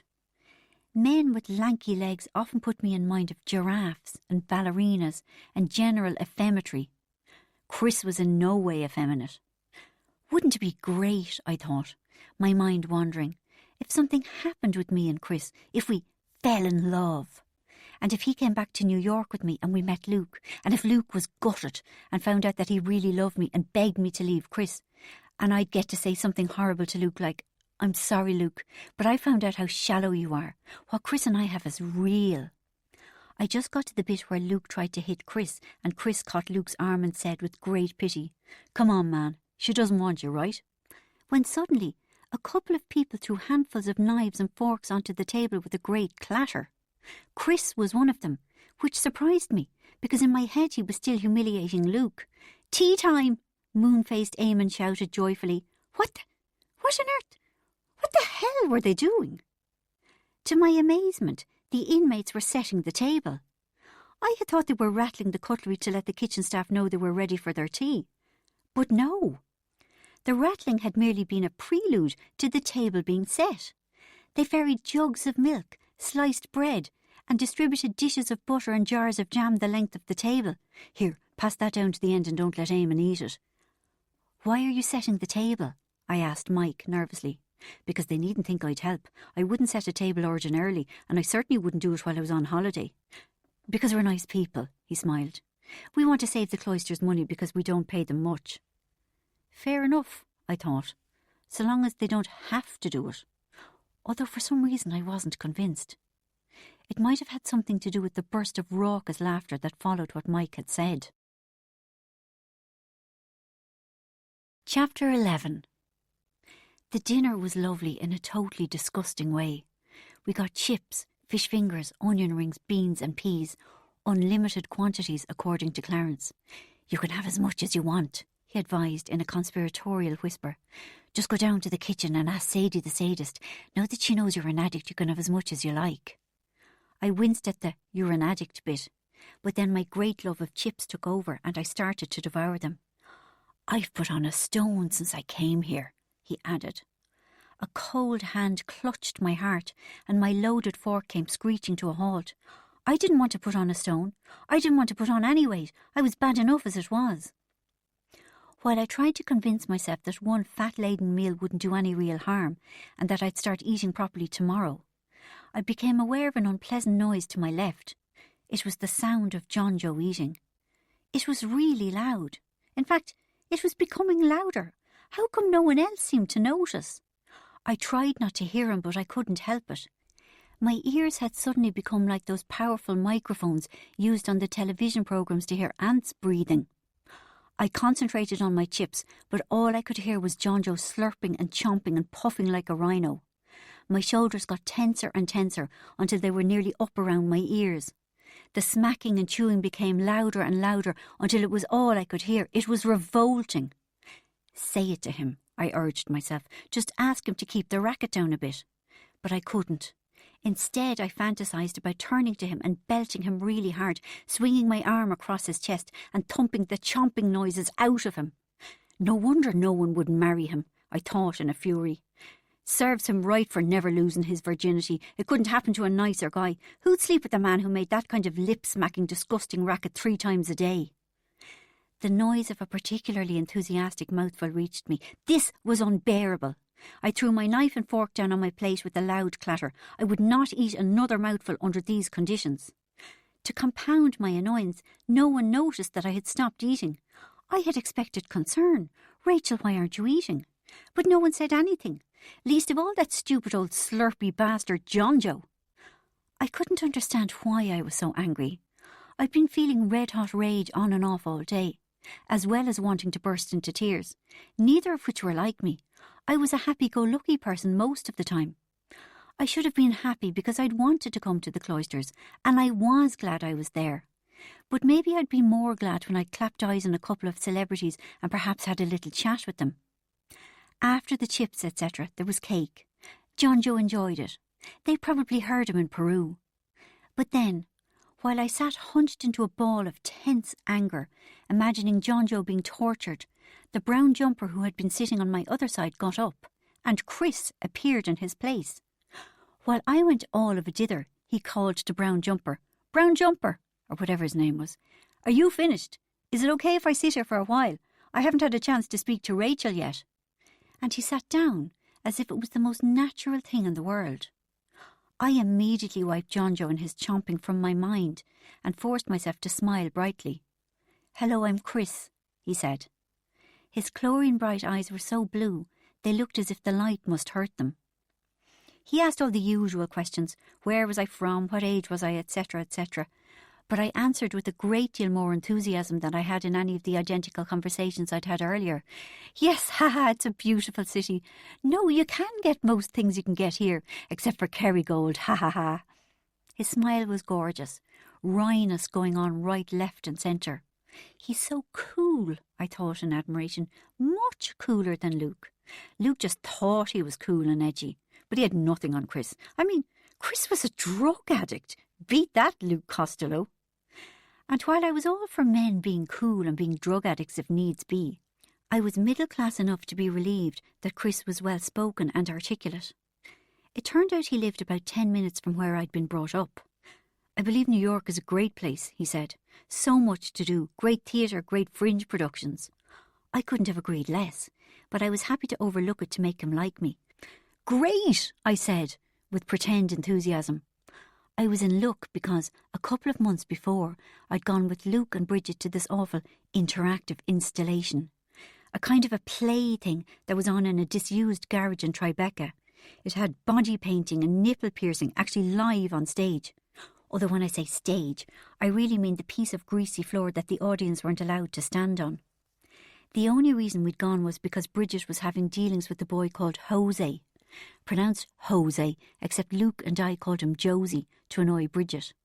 Josie's sister was in the plaything, so Bridget wanted to curry favour with him by going to see it.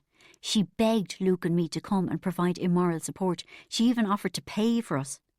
But the thing was so awful we left after half an hour, even Bridget, and went to the nearest bar, got jarred and made up pretend reviews. "A pile o' shite. Loan the usherette your clothes." I closed my mind to the feelings of loss as I remembered that evening. Instead, I dredged up a flattering description of the play for Chris and threw in words like groundbreaking and astonishing. It was that all right.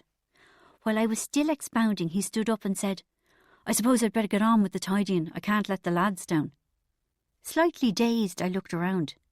The inmates were scraping plates and loading them onto a trolley. One of them was tickling the lino with a sweeping brush. Why are they doing it? I wondered in confusion. How come the Cloisters haven't got a team of lackeys to clean up? And set up, for that matter. Are the inmates really doing it just because they're nice people? Well, why not? I demanded of myself. People can be nice, you know. And I shook my head at my lack of faith in human nature.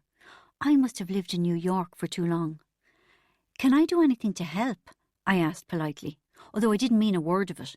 If they had said yes, I would have been highly annoyed, but I knew they wouldn't. And they didn't. There was a chorus of no's and not at all's. And I was pleased because they obviously sensed that I wasn't really one of them. But then, as I ran up to my room to quickly redo my makeup in honour of whatever happened after tea, I passed the kitchen, where, to my great surprise, Misty O'Malley was washing a huge pot. She had to stand on a chair to do it, although I was sure that she didn't really have to stand on a chair. She only did it to look cute and dainty. I was instantly sorry that I hadn't insisted on helping with the tidying. I never felt that anything I did was right. If I had helped and Misty O'Malley hadn't, I would have felt like a right sucker. But the other way round, with Misty helping and me skiving, I felt lazy and worthless. So when I got back, I tried wandering aimlessly around with the butter dish until one of the jumpers stopped me. "There's no need for you to do that." He gently removed the dish from my happy-to-yield hand. I was delighted. "Beat that, Misty O'Malley." "We've put you on Don's team," he continued. I wonder what that meant. Don's team.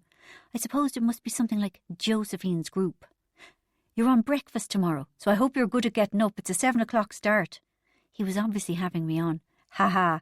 I winked at him gamely. Nice one.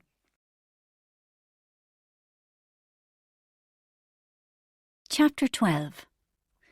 I loitered in the dining room as the remains of the tea disappeared. Whenever I wasn't actively involved in doing something, thoughts of Luke overwhelmed me. The pain of his rejection increased from a background hum to acute misery. I needed a distraction and fast. It must be time for the massage and the gym and all that. It really must. I could no longer sit quietly, drinking tea, tormented by the realisation that Luke had ditched me. I just couldn't.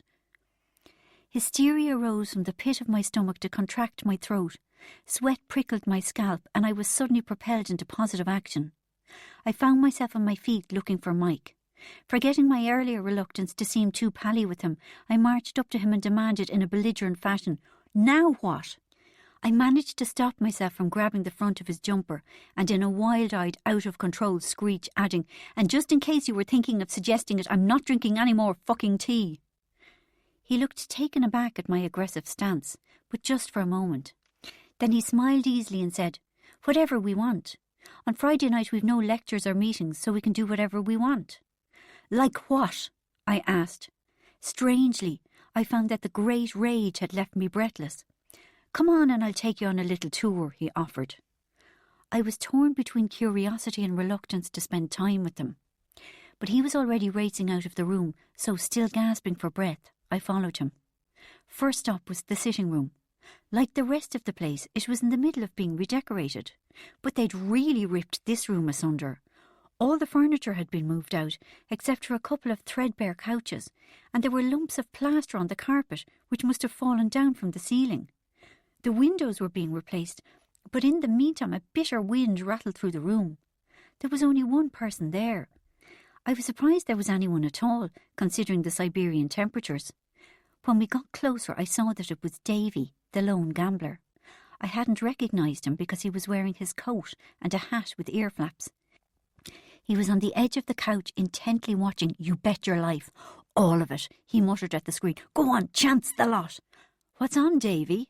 asked Mike in an odd sing-songy voice. Davy jumped. He literally jumped and hurriedly hopped up and turned off the television. "Don't tell anyone, will you?"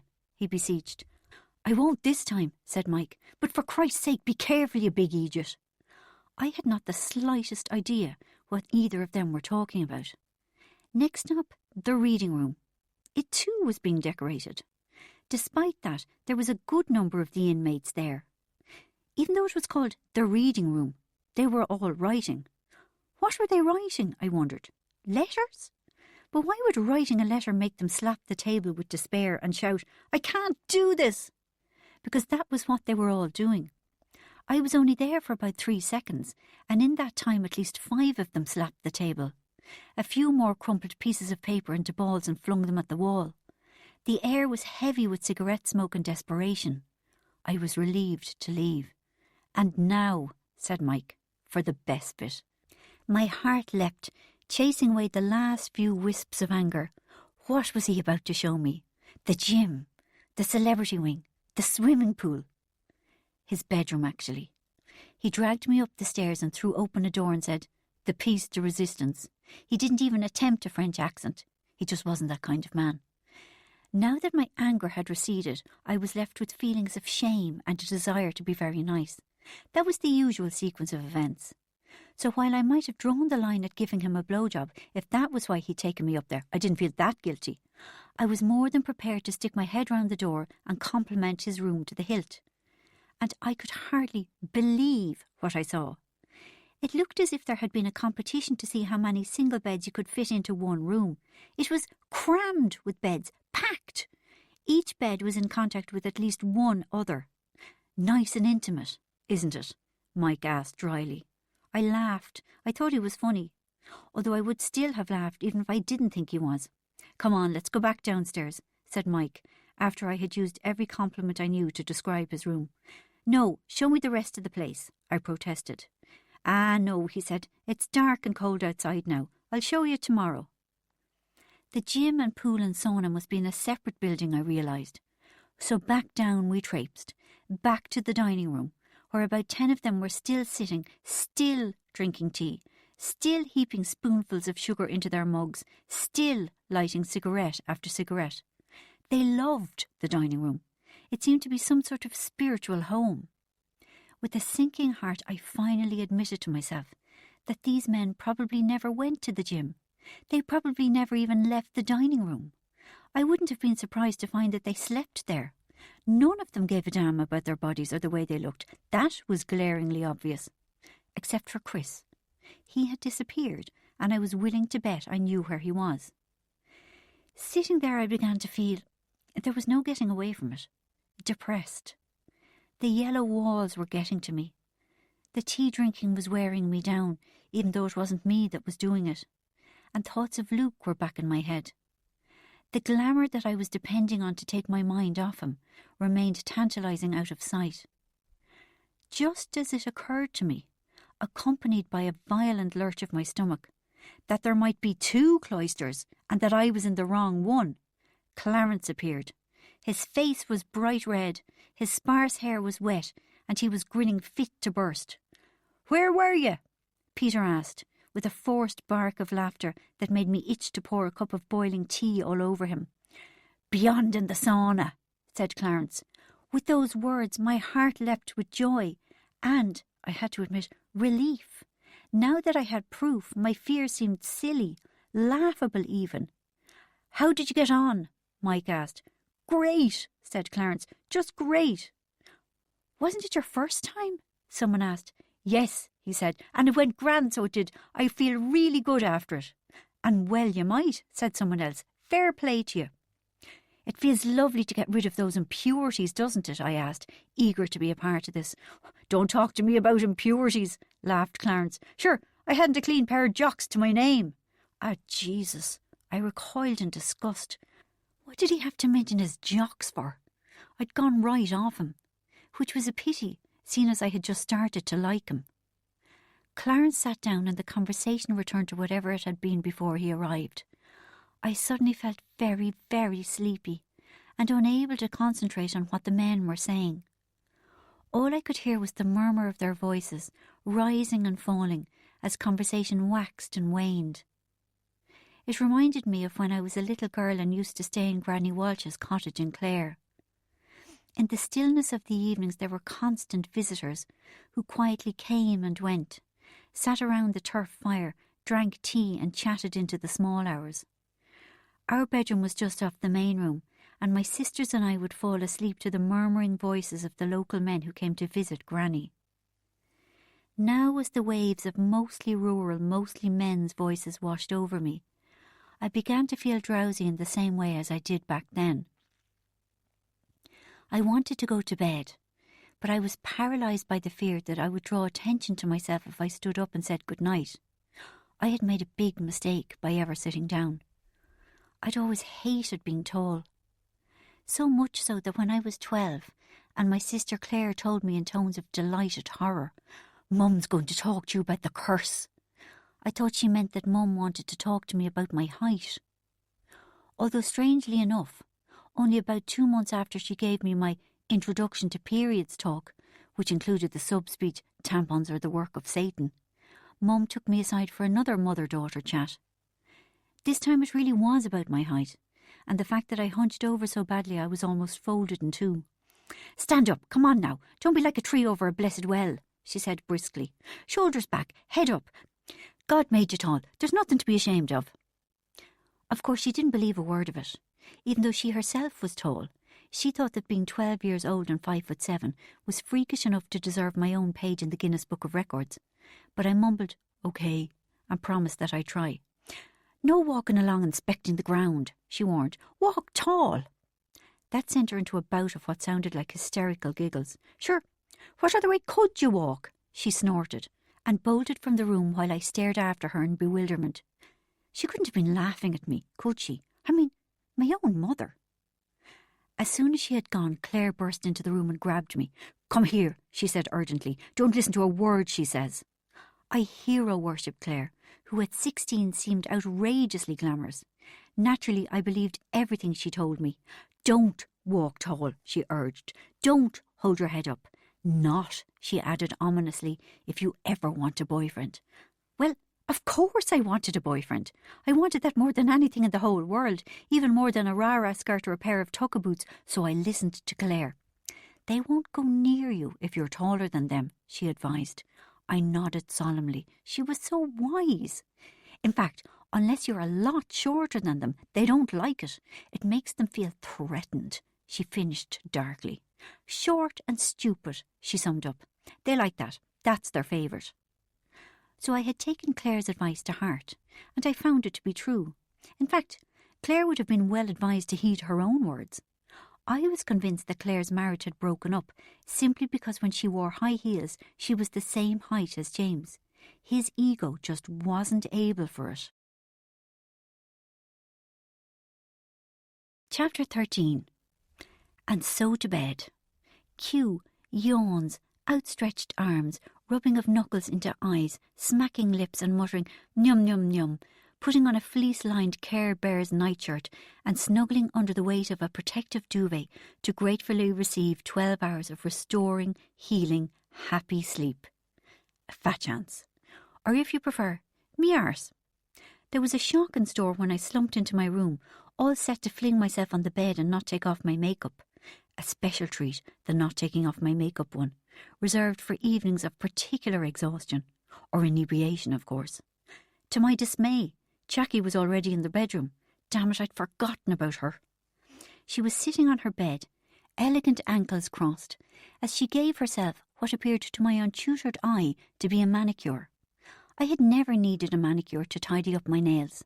My lifelong habit of biting them to the quick did just as well. "Oh, hello," I said nervously. Would I have to talk to her? "Hello, Rachel." Apparently I would. "Come in and sit down." She patted her bed invitingly. "My heart went out to you at dinner, sitting next to that disgusting animal Jonjo.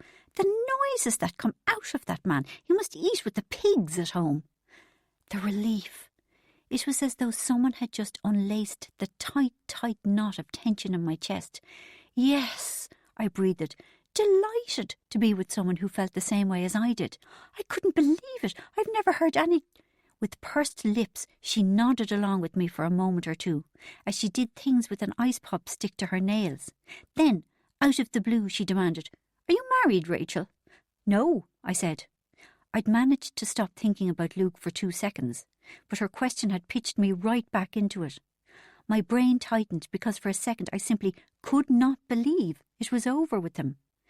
"Are you married?" I managed to ask. "Oh, Lord, yes," she tinkled. She rolled her eyes at me to indicate long-sufferingness.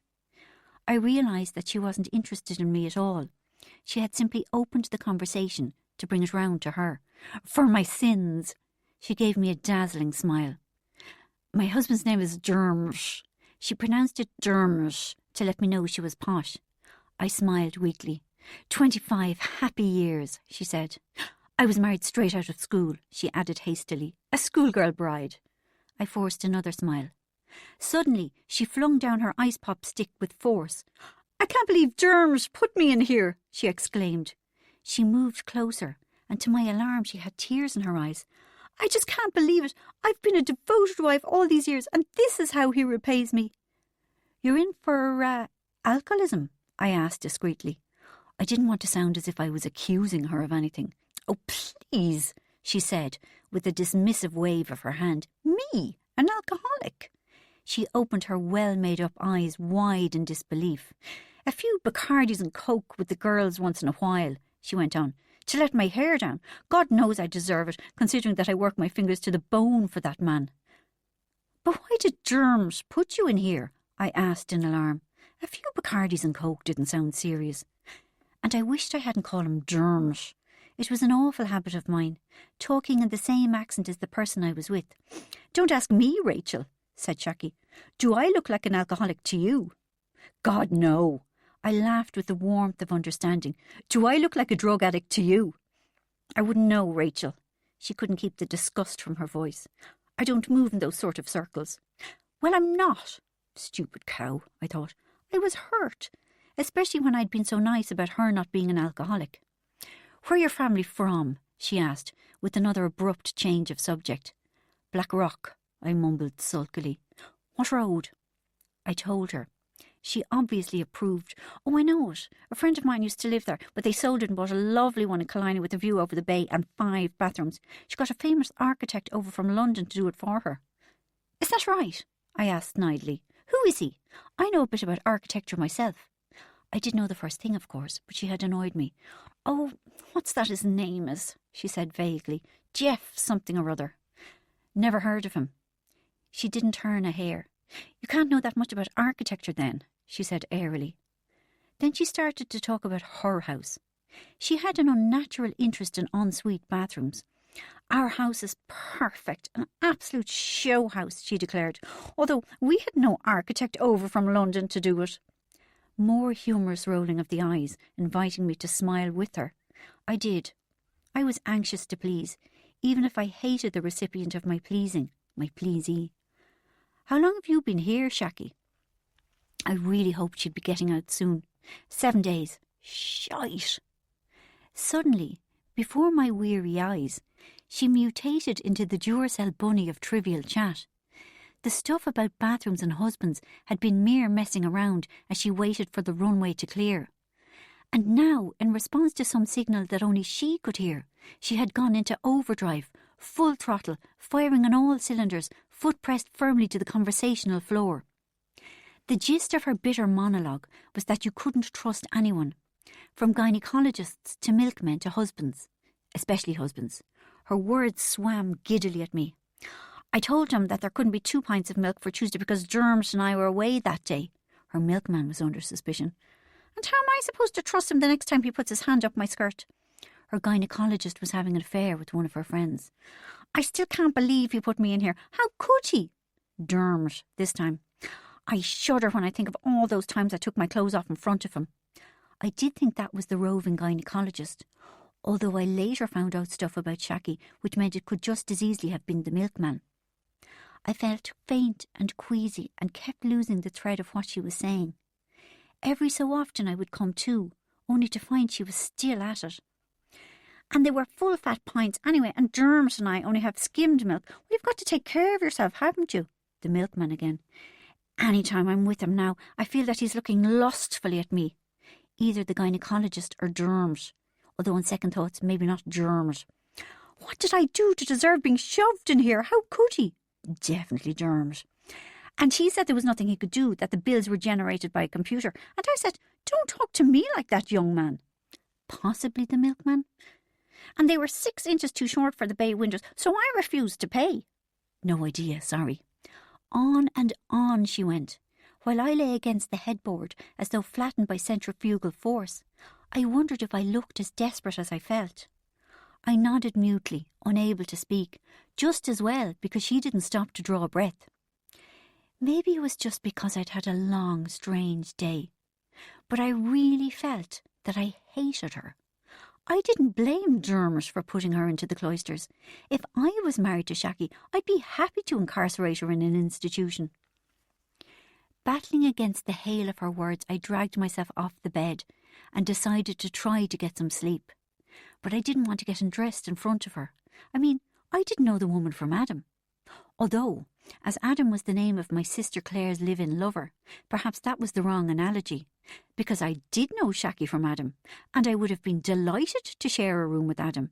He was about 8'10", knicker-meltingly gorgeous, and Claire had promised me that when she died, I could have him.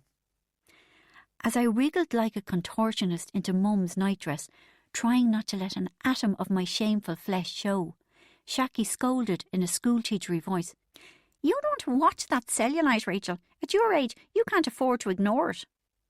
As my face burned with shame, I climbed into the narrow bed. "Have a word with Dermot," she said. "He'll sort you out." "Pardon?"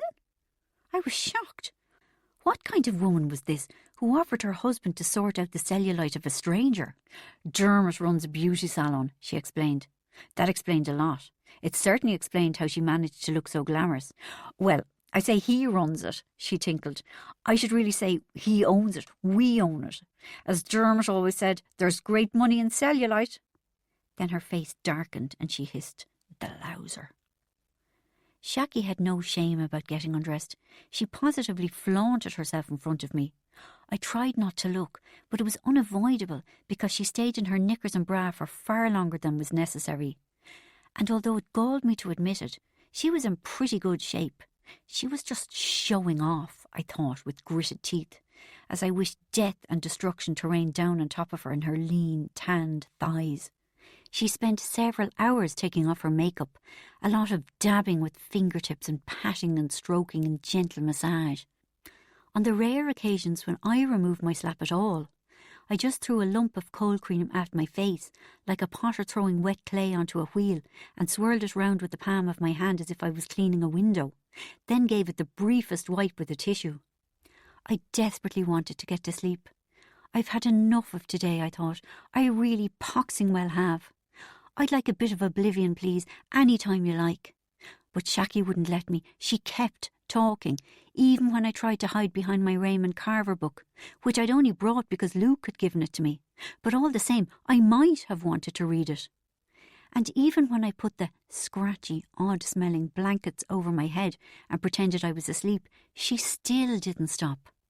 I tried ignoring her and faking deep, regular breathing, but she said, Rachel, are you asleep?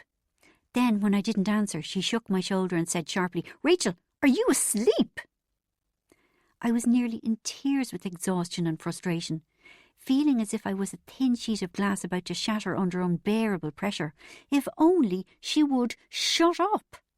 I was so angry that I would have glowed in the dark. At least I would have if she ever put the fucking light out. Then I wanted a drug, or 20.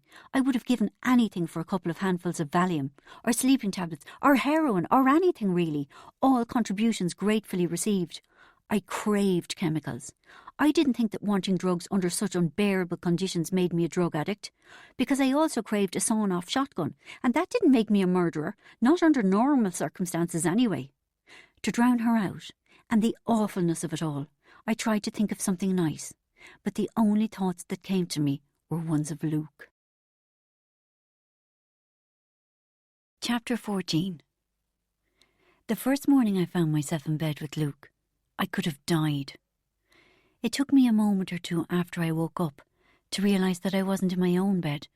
I thought contentedly, my eyes still closed. I wonder whose bed I am in. I hope it's somebody nice. Then, like a dowsing from a bucket of freezing water, I remembered the rickshaw rooms, the real men, the carry-on in the taxi, the sex with Luke, and worst of all, the fact that I was currently located in his bed. If I could have, I'd have sat bolt upright, torn at my hair and screamed, "How could I?" In reality, though, I lay quiet and still, very keen not to wake Luke. Very keen indeed. My senses had returned with the daylight, and I was in the horrors. Not just that I'd slept with one of the real men, but that I hadn't had the wit to wake up in the middle of the night, dress in the dark, and tiptoe from the room, leaving the man, my earrings, and something embarrassing like my cold sore ointment behind me, never to be again retrieved. Not that I'd have cared. I'd have happily left a tube of Pyle's ointment on his pillow as a farewell note, if I could only have been spirited out of there. Trying not to move, I carefully opened my eyes. I was facing a wall. From the heat and the sound of someone else's breathing, I gathered there was another person in the bed. Someone between me and escape. Like a caged rat, my brain lurched hither and thither, wondering where my clothes were. Oh, how I bitterly rued that I hadn't woken at 3 a.m. No, I had to be honest and admit that the problem had started a bit earlier than that. How I passionately regretted the moment I let Luke Costello kiss me. In fact, I decided the rot had set in the moment I put foot inside the rickshaw rooms. Why couldn't the bouncer have just told us to fuck off like they usually did? The longer I thought, the more it became clear that the day I'd first heard of New York was the start of all the trouble. If only I'd liked Prague, none of this would have happened. If only they'd had a couple more nightclubs there. I lay rigid, my head racing back through my life. If only I'd got that place in the hotel management course in Dublin. If only I'd never met Bridget. She was a bad influence, that girl. If only I'd been born a boy. Just as I had traced the origin of my problem back to the great disaster of my mother giving birth to me, I heard a voice. "Morning, sweetheart." Someone, Luke, I could only hope, unless the boys shared more than their leather trousers, said. So he was awake. That scuppered the last of my remaining hope that I could slink out without disturbing him. If I hadn't been pretending to be a mute quadriplegic, I would have put my face in my hands and wept. To my alarm, an arm snaked around my naked body and pulled me across the bed. Very macho behaviour, as I was no featherweight. I slithered smoothly over the sheets until I came into contact with another body. A man's one. I bristled at the nerve of him. I had no intention in joining Mr. Hairy Real Man Luke in an early morning romp. He had got lucky, very, very lucky with me the previous evening, but it had been a terrible mistake on my part, and it would never happen again. "Hello," he murmured to the side of my head. I didn't answer. I had my back to him, and I would not, could not look at him. While I lay as stiff and unyielding as a corpse, he began to slowly stroke my hair away from the tender skin of my neck. Appalled at his cheek, I barely allowed myself to breathe. How dare he, I thought. Well, he needn't think I'll be soft and pliant and malleable and eager. I'll keep perfectly still so that he'll lose interest in me and I'll be able to escape. Then I felt a strange sensation on my thigh, so gentle and faint that at first I thought that maybe I was imagining it. Luke was lightly running his other hand along the side of my thigh, raising all the downy little hairs, tingly and shivery, up to my hip bone, down to my knee, back up to my hip bone. I swallowed. I was desperate to get out of there. But I didn't want to make any grand gesture like flinging back the sheet until I knew where I could locate at least some of my clothes. Why couldn't we have drawn the curtains the previous evening? There was no hiding any of my nakedness in the harsh morning light. Luke's hand strayed along my thigh, and his other hand tickled and tingled at the nape of my neck. Then a very pleasant sensation around my neck sent electric sparks through my body. What was going on? Further investigation showed that Luke had started to gently bite me. It had gone too far. I had to leave. But how? I could brazen it out, I thought desperately. I could just hop out of bed and act as if I wasn't mortified about groping round on the floor looking for my clothes. If I could only find my knickers and at least get my arse under wraps, I wouldn't be so worried about the rest of me. Or I might try and be funny about it and pull the sheet around myself like a toga and... Just a minute. What was he doing? I swallowed with difficulty. The bastard had somehow managed to get his hand under the rigor mortis barrier of my arm and was stroking my nipples with the lightest feathery strokes, so they were standing out like football studs. But still I remained like an inanimate lump. He moved closer to me, lying the front of his body along the back of mine, all the better for me to feel the stirrings of his early morning erection. I love semi-tumescent penises, I thought dreamily. Obviously, they're not as much use as fully tumescent ones, but they feel so fat and swollen and alive. You never know what they're going to do next. Well, you do, of course, but all the same. To my surprise, my groin seemed to be awake. Not just awake, but demanding its breakfast. I couldn't see Luke, but I could smell him. Cigarettes and toothpaste and something else, something musky and sexy, a male smell, essence of man. And I felt the stirrings of my own arousal. He did feel good, big and solid, smooth and tender. But he could fuck off with himself, I decided firmly. Last night had been a mistake. He moved his legs so that his thighs were lying close against mine. I was acutely aware of the size and hardness of them. I was so sensitive to every touch from him. It was as if I'd had a layer of skin removed. Nothing like a bit of desire to make me feel as if I'd spent the past hour exfoliating like mad. To my surprise, I didn't feel fat and hideous the way I often did in bed with a man. I held the balance of power because I knew Luke was dying for me. I could feel his erection behind me, not quite touching my bum. He nipped my neck again and moved his hand lower, down over the curve of my stomach, a quick suck in, then lower still. I found myself catching my breath again, for quite different reasons. He moved his hand over my stomach, barely touching me, circling to my hip bone, then to my thigh, a quick rush over my pubic hair. I bit back a gasp, and it escaped sounding like the high-pitched noise a dog makes when it gets his tail caught in a door. back to my stomach, over to my hip bone, on the inside of my hip bone, sliding down, moving in ever-decreasing circles, but not ever decreasing enough for my liking. My head was telling me to slap his hand away, but my groin was whimpering like a small child. "Oh, keep going," I thought frantically, as he moved his fingers lower. Oh no, he'd returned to my stomach again. Then my thigh, this time slightly higher than where he'd been the last time, but not yet high enough. I could feel the place between my legs fizz and melt. It was almost radioactive down there. And still I lay unmoving.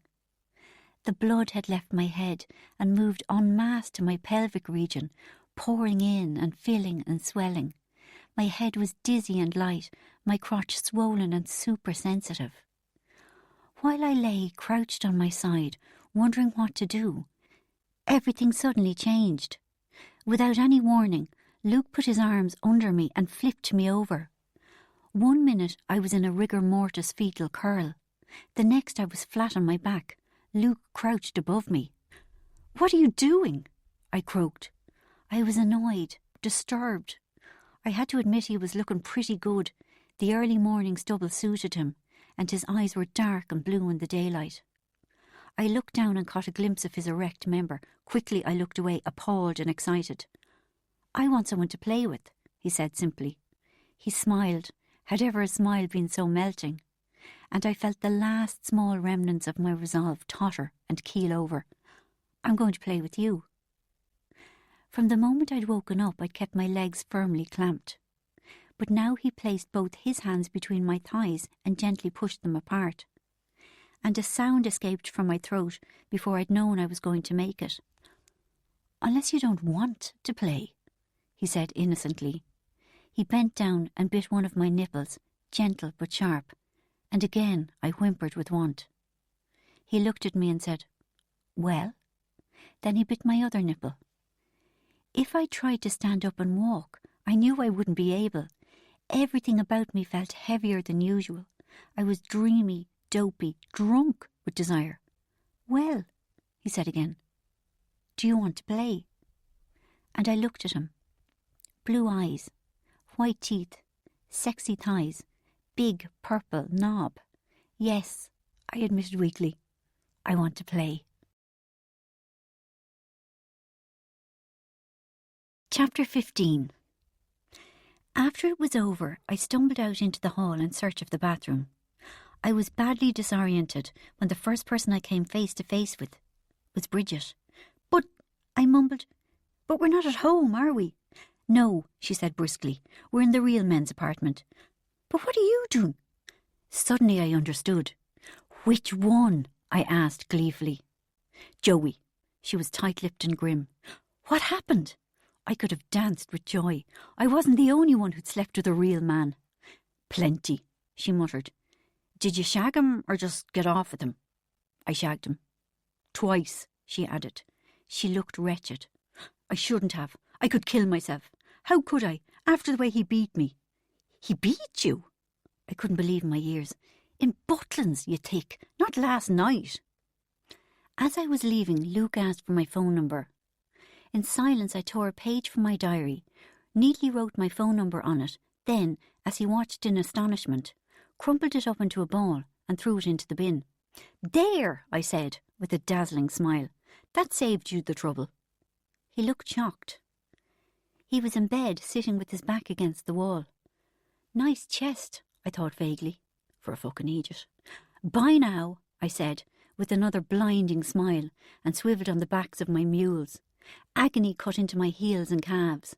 "Wait," he called. What now? I wondered. I suppose he wanted a farewell kiss. Well, he could want all he liked. It wouldn't do him any good.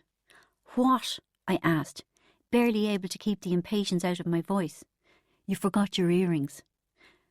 Great sex or no great sex, I had no intention of seeing Luke again. I could never live it down. Bridget and I had a post-mortem. Not one of the nice ones where we shivered with delicious recall as we discussed a sexual encounter in minute detail and sometimes used the aid of diagrams to describe the man's penis.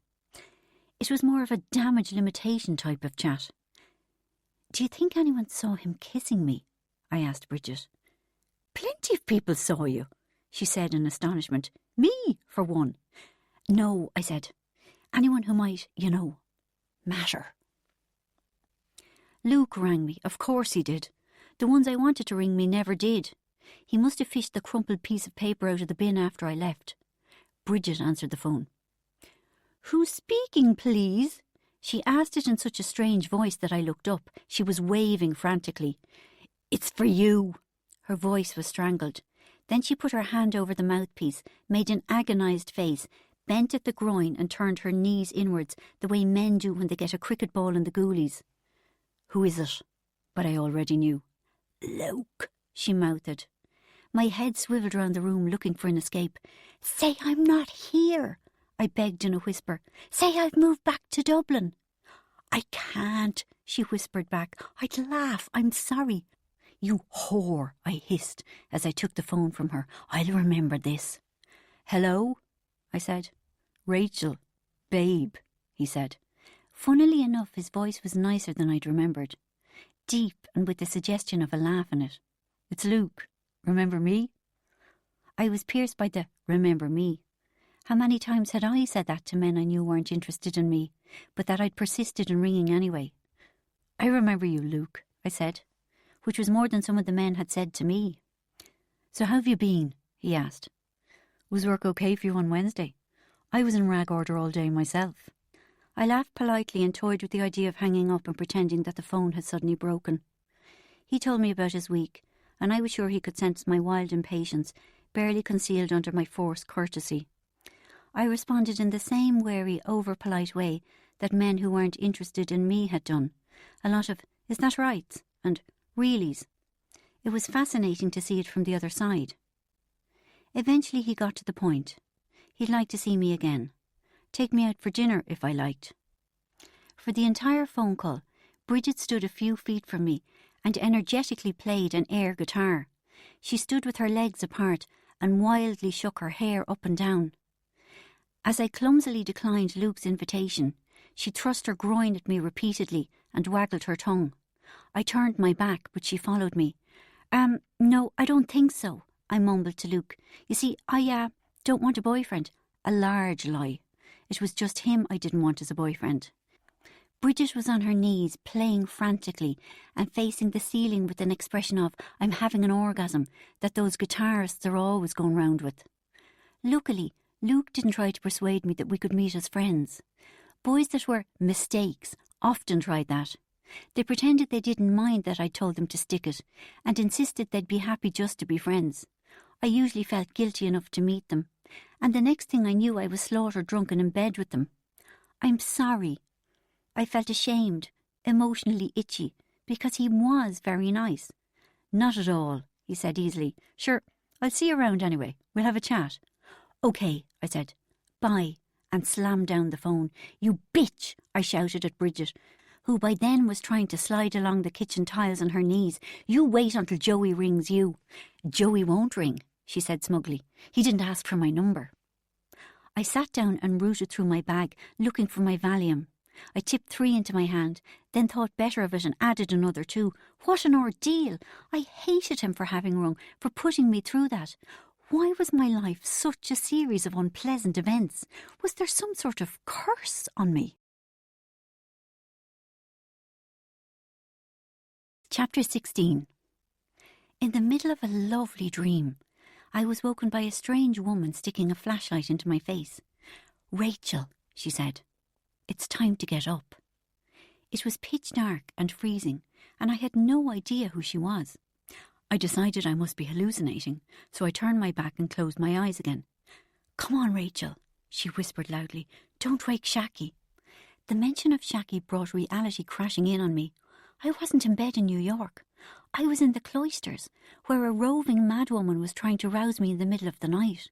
She must have been one of the more deranged inmates who'd escaped from her locked room in the attic. Hello, I said to her. Go back to your own bed. Friendly but firm. Now, hopefully, I could resume my sleep. I'm the night nurse, she said. And I'm Coco the clown, I said. I could out-derange her any day she liked. Come on, you're on breakfasts. Why isn't Shaki on breakfasts? I had heard somewhere that it was best to reason with lunatics, because she's not on Don's team. Suddenly the words Don's team rang a strange and unfriendly bell. Am I on Don's team? I asked haltingly. It had dawned horribly that perhaps I was. Didn't I agree to something yesterday evening? Yes. A sensation of great loss descended upon me. I might have to get up after all. Well, I've just resigned, I offered hopefully. She laughed in what might in other circumstances be described as a kindly way. You can't just resign, she cajoled. Who's going to do the breakfast if you don't? You can't let everyone down. I was too tired to argue. In fact, I was too tired to understand what was going on and get annoyed about it. I grasped one point and one point only. If I didn't get up, people might not like me. But I was going to find this Don, whoever he was, and tender my resignation forthwith. I was so tired and cold that I thought I might die of shock if I had a shower. And I was afraid to turn on the light and wake Shaki in case she started talking at me again. So in the darkness, I put on the same clothes that I had thrown on the floor the night before. I wearily went to the bathroom to clean my teeth, but there was already someone in it. While I shivered on the landing, waiting for the bathroom to be empty, the flashlight lunatic reappeared. "You're up, good girl," she said when she saw me. "Sorry I had to introduce myself like that. I'm Monica, one of the night nurses." I moved my toothbrush to my other hand so that I could shake hands with her. She seemed nice and kind, motherly, although not like my mother. The bathroom door finally opened, and in a cloud of blue stratus, Oliver the Stalin look-alike waltzed out. He was just wearing his trousers and a face cloth slung jauntily over his plump shoulder. He looked 9 months pregnant. His huge, bare, grey-haired stomach seemed to have a life of its own. He winked at me and said, "Clean and Polish, what? It's all yours." After I had half-heartedly thrown some water at myself, I dragged myself down the stairs. The moment I got into the perishingly cold kitchen, a plump, middle-aged little man rushed up at me. He was wearing a tank top, and again I had that feeling that I had taken some hallucinogens a short time before. He panted, out of breath, and said, "Good girl yourself. I've got the black and white puddings on. Will you do the sausages?" "Are you Don?" I asked in surprise. "Who else would I be?" He sounded annoyed. I was confused. Don was an inmate. I had seen him several times the previous day, in the thick of the brown jumpers. How come he was one of the team leaders? Haltingly I said as much. And he explained what I had already suspected. In the tradition of the Betty Ford Clinic, the inmates of the Cloisters did the majority of the housework themselves. "It's to teach us responsibility and teamwork," he said, hopping from foot to foot. "And I'm this team leader because I've been here nearly 6 weeks." "How many teams are there?" I asked. "4, he said. "Breakfasts, that's us. Lunches, dinners and hoovering." I started to explain that I couldn't be on this team, or on any team for that matter. I was allergic to housework, and anyway, there was nothing wrong with me. I knew all there was to know about responsibility and teamwork. But Don interrupted. "We'd better get cracking," he said. "They'll be down any minute, belly aching and demanded to be fed. I'll just go and get the eggs. And keep an eye on Eamon, would you?" He said this anxiously. "He'd eat the raw rashers if he could get his hands on them." With that, he rushed away. "It's not fair on the team leaders putting an OE on the breakfasts," he called back over his shoulder. "What's an OE?" I shouted after him. "Overeater," said a muffled voice. I turned and found Eamon was also in the kitchen. I didn't know why I hadn't noticed him until then. Christ knows he occupied about half of it. The reason his voice was muffled was because he had the best part of a loaf of bread in his mouth. "I suppose you'll report me for this," he said, with a hangdog expression, as he stuffed slice after slice into his mouth. "Report you?" I exclaimed. "Why would I report you?" "Why not?" He looked and sounded hurt. "You're supposed to help me overcome my addictions like I'm supposed to help you." "But you're a grown man," I said in confusion. "If you want to eat a family-sized slice pan—" I paused and touched it. "A frozen family-sized slice pan in under a minute, that's up to you." "Right then," he said belligerently. "I will." I had said the wrong thing, and I was only trying to be nice. "Wum," he glared at me, as he crammed his mouth full with more slices of bread. "I'm eating another wum now." Muffled but adamant, he started on a second loaf. At least it was only the second that I was aware of. God alone knew how many he'd eaten before I arrived. There was the sound of footsteps coming down the corridor, and Don was back with Stalin in tow, both of them laden with cartons of eggs. "Ah, lads!" Don didn't look too happy as he took in the breadless scene. He turned to me with an outraged expression. "What's going on here? Ah, now look at Rachel. He's after eating nearly all the bread. There won't be any left for the toast." His voice had risen in pitch throughout the sentence, with the grand finale "toast" uttered in a soprano that could have shattered glass. I felt sick. I felt miserable. I was jet-lagged, for God's sake, and this was supposed to be a bloody holiday. I hadn't had to get up this early when I was going to work. And I was sorry about Eamon eating all the bread. I hadn't realised that that was all there was. I might have tried to stop him, otherwise everyone would hate me. "I'm sorry," I said, close to tears. "Ah, never mind," said Don with awkward kindness. "Sure, the divil himself couldn't stop him." "Sorry," I whispered again. I looked down at Don with tear-filled eyes, batted my eyelashes just once, and thus closed the deal. "Don't worry at all," he reassured me. "He's done it every morning this week already. Sure, they're used to not having any toast." Then he started to break eggs into a bowl. It was too early to look at 36 raw eggs. My stomach heaved. "Are you all right?" Stalin asked anxiously. "She's not well," Don declared, all of a dither. "You big idiot, the girl's not well. For God's sake, let the child sit down." Fussing and sending us on a detour as he skidded on a piece of rasher rind, Don led me to a chair. "Will I get the nurse for you? Get the nurse," he ordered Stalin and Eamon. "Put your head between your ears, your knees." "No," I said weakly, "I'm all right. It was only the eggs and I didn't get enough sleep." "You're not up the pole, are you?" asked Stalin. "What a question!" Don was shocked. "Of course the child isn't up the pole." He thrust his plump, worried face into mine. "You're not, are you?" I shook my head. "You see?" he declared triumphantly to Stalin. I later learned that Don was 47 and lived with his mother and was a confirmed bachelor. Somehow it came as no surprise. "Are you sure you're not in the bubble?" Stalin asked again. "My Rita couldn't look at an egg when she was expecting the first 4. "I'm not." "How do you know?" "I just do." He could get lost for himself if he thought I was going to discuss my menstrual cycle.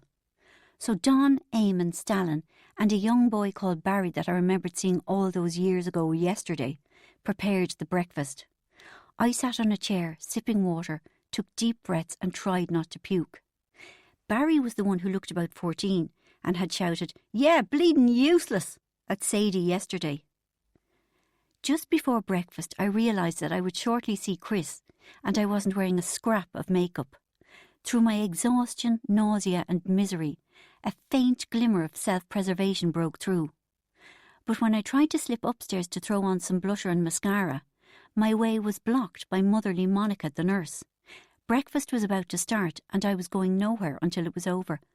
"But," I said weakly, "tell me what you want from your room and I'll get it," she offered with a warm but very, very firm smile. But of course I couldn't tell her, so I had to slink back into the dining room with my head lowered in case Chris saw me full on and realised what a dog I was. I managed the entire breakfast without making eye contact with one other person. They were all so jovial, even about the lack of toast. "What? No toast? Again?" Peter laughed. But of course he would have laughed, even if he heard that his house had been burnt to the ground and all his family were wiped out in a massacre. "No toast again," said someone else. "No toast again. No toast again." The message passed down the table. Between the stomach-turning eggs and the non-vegetarian sausages and rashers, I ate almost nothing. Which couldn't be bad, I decided. But I was so tired and weirded out by it all that it wasn't until late that evening that I realised that there hadn't been one piece of fruit for breakfast, not even a bruised apple or a black banana, let alone the mile-long buffet of fresh tropical fruits that I'd expected. Chapter 17. The day never really got on track for me. I was dizzy and queasy and couldn't manage to wake up properly. Thoughts of Luke tormented me. I was too tired to have the loss centred clearly in my mind, but the pain constantly buzzed away just under the surface. Everything was weird and peculiar, as though I'd landed on another planet. After the revolting breakfast finished, I had to scrub several large greasy frying pans. Then I bolted to the room and spent 20 minutes larding on makeup. But I had a difficult job on my hands. Whenever I didn't get enough sleep, patches of red flaky skin broke out on my face. Even when I put on tons of foundation, the flaky bits just flaked off, taking the foundation with them and leaving the red blotches centre stage again. I tried my best, but even with makeup on, I looked like a corpse. I crawled back downstairs and bumped into Misty O'Malley. She was slouching around wearing a sour look and no makeup. With my brown, sticky, grinning face, I instantly felt like a toffee apple and a gobshite. Don scuttled over and grabbed me by the sleeve. "Have you your hands washed?" he anxiously demanded. "Why?" "Because it's the cookery class," he shrieked, his eyes a-pop at my stupidity. "It's Saturday morning, hobbies time." A mirage of me having my pressure points gently massaged wavered and evaporated. I wasn't at all happy. A cookery class was only one step up from basket weaving. "It's great fun," someone said, eyes ashine, as we were swept along to the kitchen and handed an apron. "You'll love Betty," someone else promised me. Betty was the teacher. She was blonde and fragrant and popular. Stalin grabbed her and waltzed her around the room. "Ah, me darling girl," he said. Clarence elbowed me. "Isn't she lovely?" he whispered, like the half-wit he was. "Hasn't she lovely hair?" "Workstations, everyone." Betty clapped her hands. As we were about to start, Dr. Billings came and crooked a finger at Eamon, who stood gleaming acquisitively at a bag of raisins, and took him away. "Where's he going?" I asked Mike. "Oh, he's not allowed to bake," said Mike, "because he went berserk last week and ate a whole bowl of pastry. Before it was cooked," he added. He looked pained at the memory. "It would turn your stomach to see it," he said, "so it would. And he had the tightest howl to that bowl." "Jeez, it was desperate," said Stalin with a shudder. "Like feeding time at the zoo. It took the night's sleep off of me." "So where is he now?" I asked. I didn't like the peremptory manner in which Eamon had been led away. "Dunno," shrugged Mike. "Doing some other hobby." "Maybe he's learning to make homebrew," suggested Barry the child. That caused uproarious laughter. They slapped their thighs and snorted. "Making homebrew, that's a good one. Or doing. Clarence was laughing so hard he could barely speak. "Or doing some wine appreciation," he finally managed. The brown jumpers exploded into convulsions. They wheezed with mirth, laughing so hard that they had to hold on to each other. "I'll eat a bowl of raw pastry if they let me do wine appreciation," Mike guffawed. More hysterics. I didn't laugh. I wanted to lie down and sleep for a very, very long time. The last thing I wanted to do was bake something. The rest of them bantered happily with each other while I prayed to die. I could hear what they were saying, but their voices sounded a long way off. "I'm making this great kind of like bread stuff that I had in Islamabad," mumbled Fergus, the acid casualty. "Have you any wacky backy to put into it?" Vincent inquired. "No," Fergus admitted. "Then it's not like the bread you had in Timbuktu, is it?" Fergus turned away, his dead wasteland eyes emptied further. "If me wife could see me now, what? Har, har, har," said Stalin as he weighed out some castor sugar. "She's never even seen me boil a kettle." "No wonder she's got a barring order out against you," said Misty O'Malley. And everyone tooted and said, "Oh, Misty," but in a good-natured way. But then aggressive Vincent said, "It's not because he can't cook. It's because he keeps breaking her ribs." There was a roaring in my ears, and I thought I was going to faint. That couldn't be true, could it? I thought in horror. Stalin was a nice, friendly man. He wouldn't do that. Vincent must be joking. But nobody laughed. Nobody said anything at all. A long time passed before people began to speak and joke again, and Stalin didn't utter another word. Betty was nice. She asked me if there was anything in particular I'd like to make. I mumbled, "Something easy." And she said, "What about coconut buns? You could make them in your sleep." Feeling like that was exactly what I was doing, I did. "I've been planning this all week," Mike announced with glee, as he pointed at a picture in a book. "It's a tart tatin." "What's that?" demanded Peter. "Some class of a French upside-down apple tart." "And what's wrong with having it the right way up?" Peter wanted to know. 'Twas far from French upside-down yolks you were reared. Ha ha ha ha ha ha! Betty moved around the room, helping here, making suggestions there. That's enough butter, Mike. You don't want to give yourself a heart attack. No, Fergus, I'm sorry. You'll have to use a normal oven. Fire regulations don't cover us for 2 bricks on a hillside. I'm sorry if it won't be authentic. No, Fergus, I am sorry. No, Fergus, I'm not patronising you. No, Fergus, I have nothing against drugs. I'll have you know, Fergus, that I smoked pot once. Do you mind I did inhale? Awful as I felt, there was something comforting about measuring and sieving the flour and sugar and desecrated coconut, as Mum called it, breaking in the eggs, pausing momentarily for a brief gag, stirring it all around in a bowl and putting the sticky mixture into little paper cases that had sprigs of holly on them. It made me think of when I was a little girl and I used to help my mother, in the days before she gave up baking forever. I stayed away from Chris because he'd go right off me if he got too close a look at my cadaver's face and red blotches. But it was hard, because the attention he'd paid me the evening before had made me feel infinitesimally better about Luke. If another man was interested, surely I wasn't as worthless as Luke made out. Surreptitiously, I watched Chris as he kneaded brown bread. I sighed, wishing it was my nipples he had on the floured board. At one stage he was talking to Misty O'Malley and she must have said something funny, because he laughed. The sound of his laughter and the flash of blue of his eyes cut me to the quick. I wanted to be the one to make him laugh. As soon as I felt jealous and excluded by Chris, it was only a moment before I remembered how excluded I felt by Luke. Then depression dragged me down.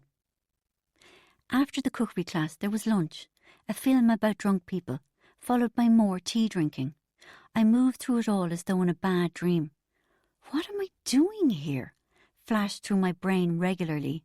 And then I take my brain aside and give it a good talking to, reminding it about pop stars and detoxifying and the general wonderfulness of the Cloisters. Deeply relieved it would all come back to me, and I'd realise how lucky I was.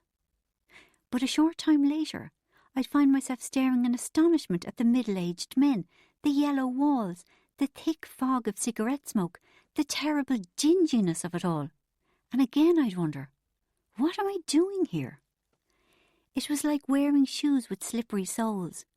I kept thinking that as soon as I finished whatever I was doing, I'd get a grip on the day and do something nice. But the minute one thing ended, the next thing started, and I hadn't the energy to fight it. It was easier to just follow the herd. Something was worrying me.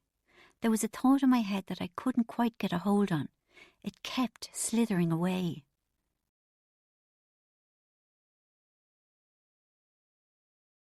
Chapter 18. In the afternoon, a nice man I hadn't seen before came and spoke to me. "How ya?" he said. "Neil's the name, and I'm in Josephine's group too. I didn't meet you yesterday because I was at the dentist." Normally I wouldn't give the time of day to anyone who introduced themselves by saying, "Neil's the name," but there was something about him I liked. He was twinkly, smiley, and quite young. I found myself sitting up straight and making a bit of an effort for him. Although, even before I saw the wedding ring on his finger, I knew he was married. It was something to do with the smoothness of his jumper and the uncreasedness of his trousers. I had a strange pang of disappointment. "How are you getting on with this crowd of head cases?" He jerked his head round the room at the brown jumpers. A warmth filled me. A normal person. "They're okay," I giggled, "for a crowd of head cases." "And what did you make of Josephine?" "She's a bit scary," I admitted. "Ah, she's another head case," he said. "She puts thoughts in people's minds, makes them admit to things that aren't true." "Really?" I said. "You know, I thought she was a bit odd." "Yeah, you'll see for yourself," he said intriguingly. "Anyway, what are you in for?" "Drugs." I made a rueful face to let him know that there wasn't really anything wrong with me. He laughed understandingly. "I know what you mean. I'm in for alcohol myself. My poor deluded wife doesn't drink, and she thinks that because I have 4 pints on a Saturday night it makes me an alcoholic. I came in here to get her off my back. At least now it'll prove to her there's nothing wrong with me." And we laughed together conspiratorially at other people's foolishness. A couple of times during the day, I noticed the sauerkraut and Celine, the day nurse, talking about me. At tea time, just before the Chips Fest, Celine appeared and said, "Can I have a word, Rachel?" Impending doom descended. While the inmates shouted, "Ooh, Rachel, you've done it now," and "Can I have your chips?" Celine took me, head lowered, to the nurse's room. It was like being taken to the principal's office at school. But to my surprise, Celine didn't seem to be annoyed with me. "You don't look well," she said. "You haven't looked well all day." "I didn't get much sleep last night," I exhaled, euphoric with relief. "And I think I might still be jet-lagged." "Why didn't you say anything?" "I dunno," I grinned. "I'm used to feeling terrible, I suppose. Most days in work I feel like hell on wheels." I stopped abruptly when I saw the expression on her face. This was not the right woman to discuss wild nights out on the town with. "Why do you feel bad in work?" she asked, and for a moment her easygoing voice nearly had me fooled, but not quite. "I'm not a morning person," I said briefly. She smiled. She passed judgment on me with that one look. My euphoria dissipated. "She knows," I thought uncomfortably. "She knows everything about me." "I think you should go to bed after tea," she said. "The counsellor on duty and I have discussed it, and we think it's okay if you miss the games this evening." "What games?" "Every Saturday night there are games. Musical chairs, Twister, Red Rover, that kind of thing."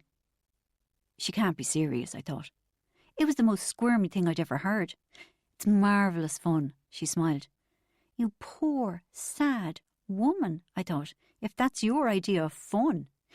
"Everyone lets off a bit of steam," she went on, "and it's the one time in the week when there are no nurses or counsellors present, so you can do impersonations of us."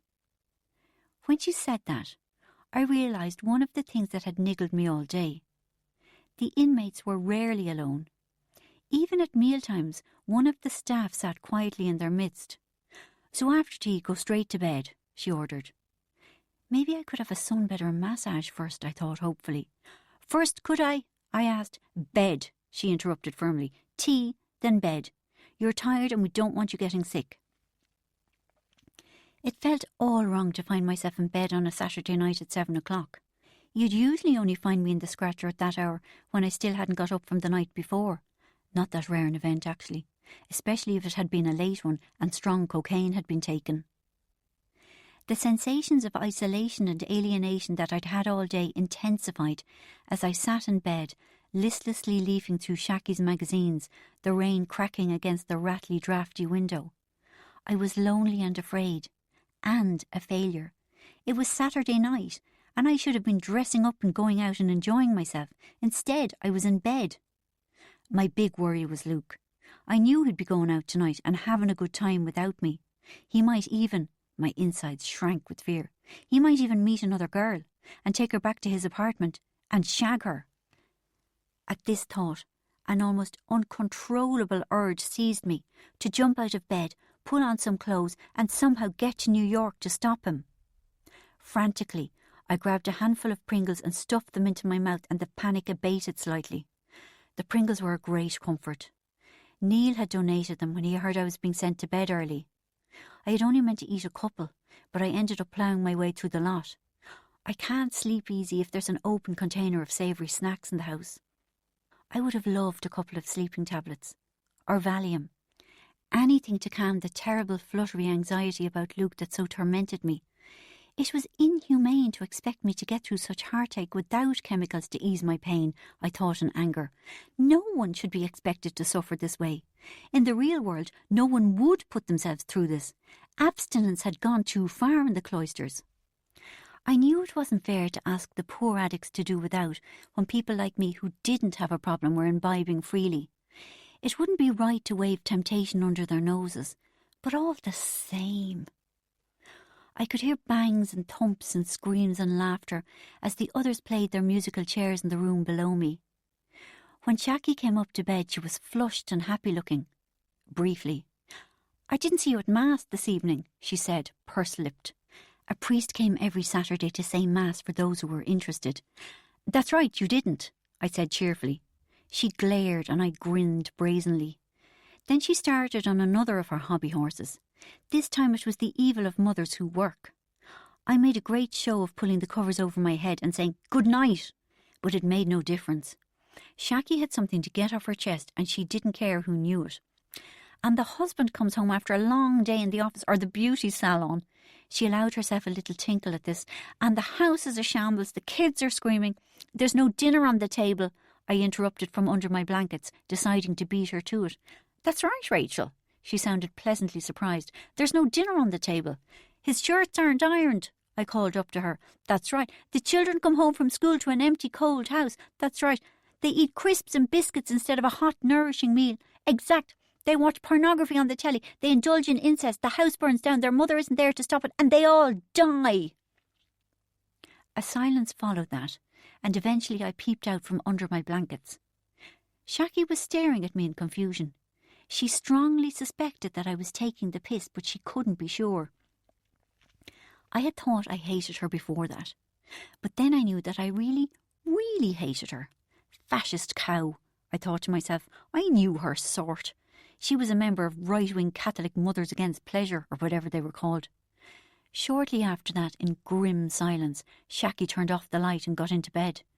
Mercifully, due to great exhaustion, I fell asleep.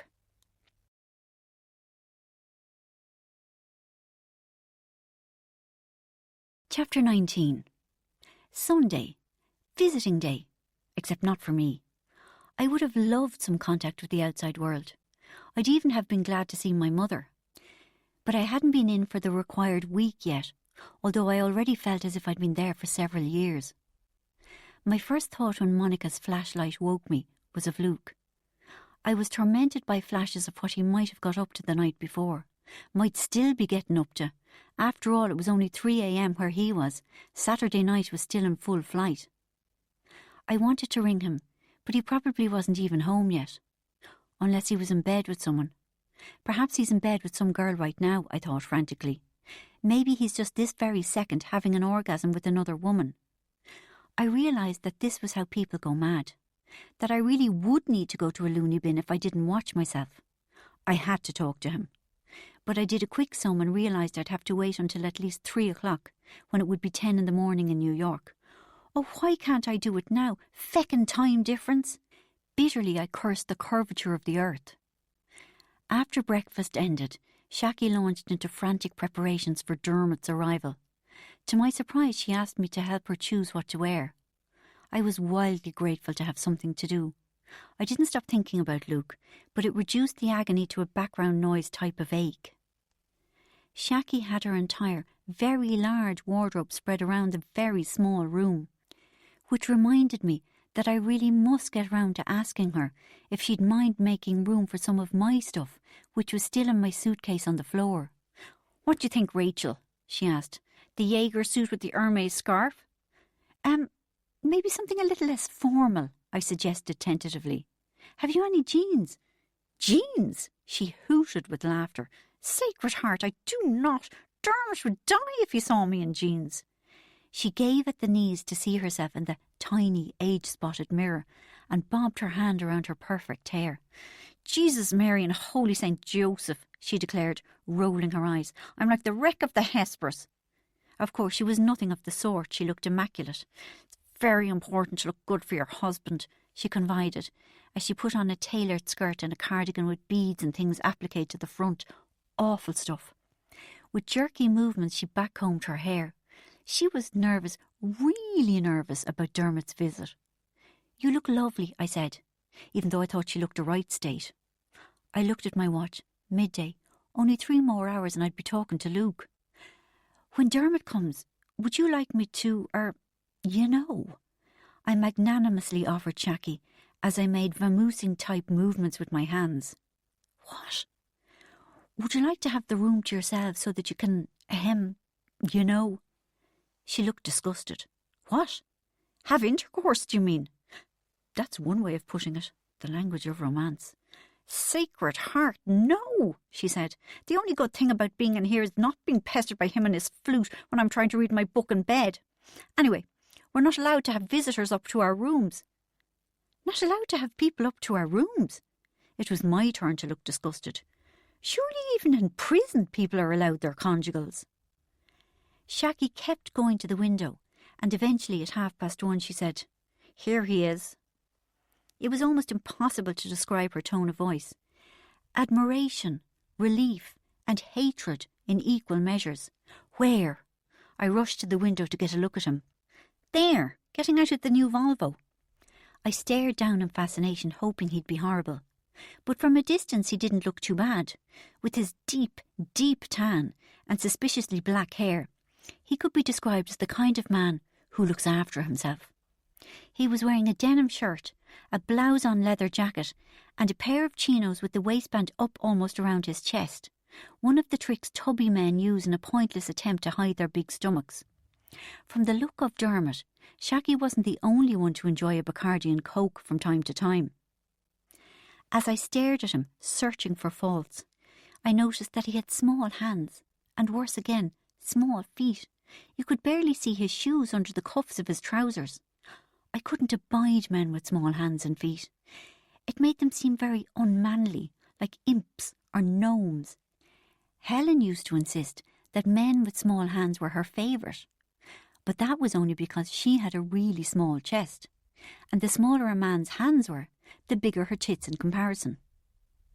Shaki hurriedly sprayed herself with almost an entire bottle of white linen, then, smoothing her skirt and her hair, left the room to greet him. I didn't want to be alone, so I decided to go downstairs to see what was happening. On the landing I bumped into Mike, who was gloomily looking out the window the way Shaki had been a few minutes ago. "Hello," I said, keen to talk. "What are you doing?" "Come here," he said, and pointed out the window. A woman and 3 children straggled up the drive through the rain. They looked exhausted and frozen. "That's my wife and kids." His tone of voice was weird. First Shaki, now Mike, they were all at it. Mike's wife had a hold-all over her shoulder. "See that bag?" muttered Mike, pointing at it. I nodded. "That's for me," he said. I nodded again. "Full of fucking biscuits," he said bitterly, and off he went. "What use are biscuits to me?" he roared back over his shoulder. "I don't know," I said nervously. A while later I made for the dining room. The corridor was full of happy children hurting each other and breaking things. To my horror, I tripped on a My Little Pony and went flying. But like a video of a dynamited tower block being run in reverse, I managed to spring back up before my knees had barely glanced off the floor. I looked around furtively to make sure that neither Chris nor Misty O'Malley had seen me. 2 revolting, freckled little boys pointed at me and laughed until they cried. As I went into the dining room, Misty O'Malley was on her way out, and she pushed past me. Not just a brief brush, more like a hefty shove. I stared after her, and even though I couldn't see her face, I knew she was smirking. The dining room was packed with my cohorts and their visitors. Apparently when the weather was good, they could all walk around the grounds. But on wet days like today, they had to crowd inside 10 deep and watch the windows steam up.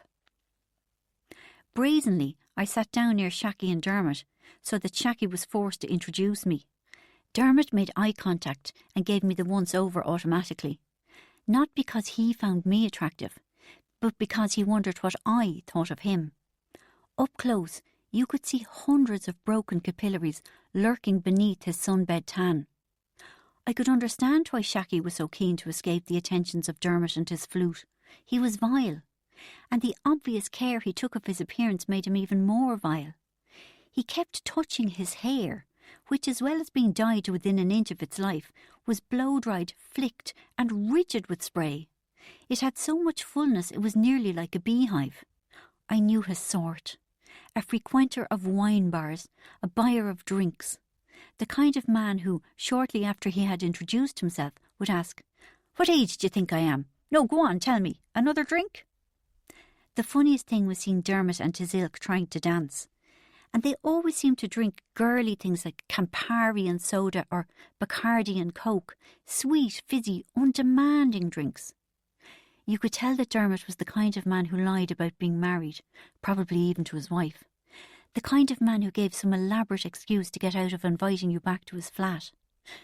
The kind of man that I would end up being grateful to snag if I didn't step in it, I thought, sunk into sudden gloom. Shaki turned her back on me and engaged Dermot in a low, muttered conversation. Not that that indicated discord.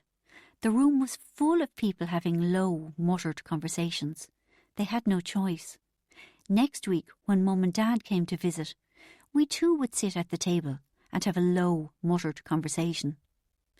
The air was so full of the sounds of low, muttered conversations that I began to feel sleepy. The only thing that kept me from nodding off was the sounds of people tripping in the corridor and Mike occasionally shouting, "Willie, you little bastard! Knock off trying to kill everyone with Michelle's little pony yoke." I felt better that Shaki's husband was so awful, until I looked round the room and saw Misty O'Malley leaning against the radiators, having a low, muttered conversation with a tall, blonde, sickeningly gorgeous man, and I felt lonely and jealous. I hated that there was such injustice in the world. Millions of men were mad about Misty, and she was such a rude, unpleasant little bitch, and not even that beautiful really if you thought about it, while I was so nice and hadn't anyone. I mooned around, hoping to catch someone's eye so that I could smile bravely. It would be nice if people wondered why I had no visitors and said, "Who's that poor child? Give her some chocolate." But no one had any interest. Neil was with a plain-looking woman and 2 little girls. He looked up and gave me a lovely warm smile, then went back to his wife. They looked as if they were discussing damp-proofing the garage. After eavesdropping on the 3rd conversation involving a man pleading to his wife, "It'll be different this time, I promise," I needed to leave. At the front door, I looked out at the mournful, dripping trees. My plan had been to go round the grounds, find the gym, and do an hour or so of body sculpting, but I just couldn't be arsed. "Oh, now, I berated myself. "This won't get the thighs narrowed." So I screwed up my willpower and my resolve and determination. I squared my shoulders, set my jaw, and swore, promised, vowed. I could almost hear the celestial trumpets and see the sun break through the clouds. "I'll start tomorrow." Back in the dining room, Chris was with 2 people who looked like his parents. They were about the same age as mine, and seeing the 3 of them sitting huddled together, awkwardly trying to make conversation, filled me with a strange grief. I couldn't help but notice the absence of a girlfriend-type figure hanging around him. Good. At 10 to 3 I couldn't wait any more, so I found the counsellor on duty, the sauerkraut, and asked if I could make a call. She stared, as if I'd asked her for the loan of 1,000 quid, then in silence led me towards the office. "Give me the number." It's a number in New York," I said nervously. "Is that okay?" She glared through her John Lennon glasses, but she didn't say it wasn't. "It's ringing." She handed me the phone. Heart pounding, scalp tingling with sweat, I took it. In my head I'd been practising my speech all day, deciding to be breezy and chatty rather than whingy and condemnatory. But my lips trembled so much I wasn't sure if I'd be able to actually speak when the time came. There was a click, and my heart plummeted with acute disappointment. The answering machine.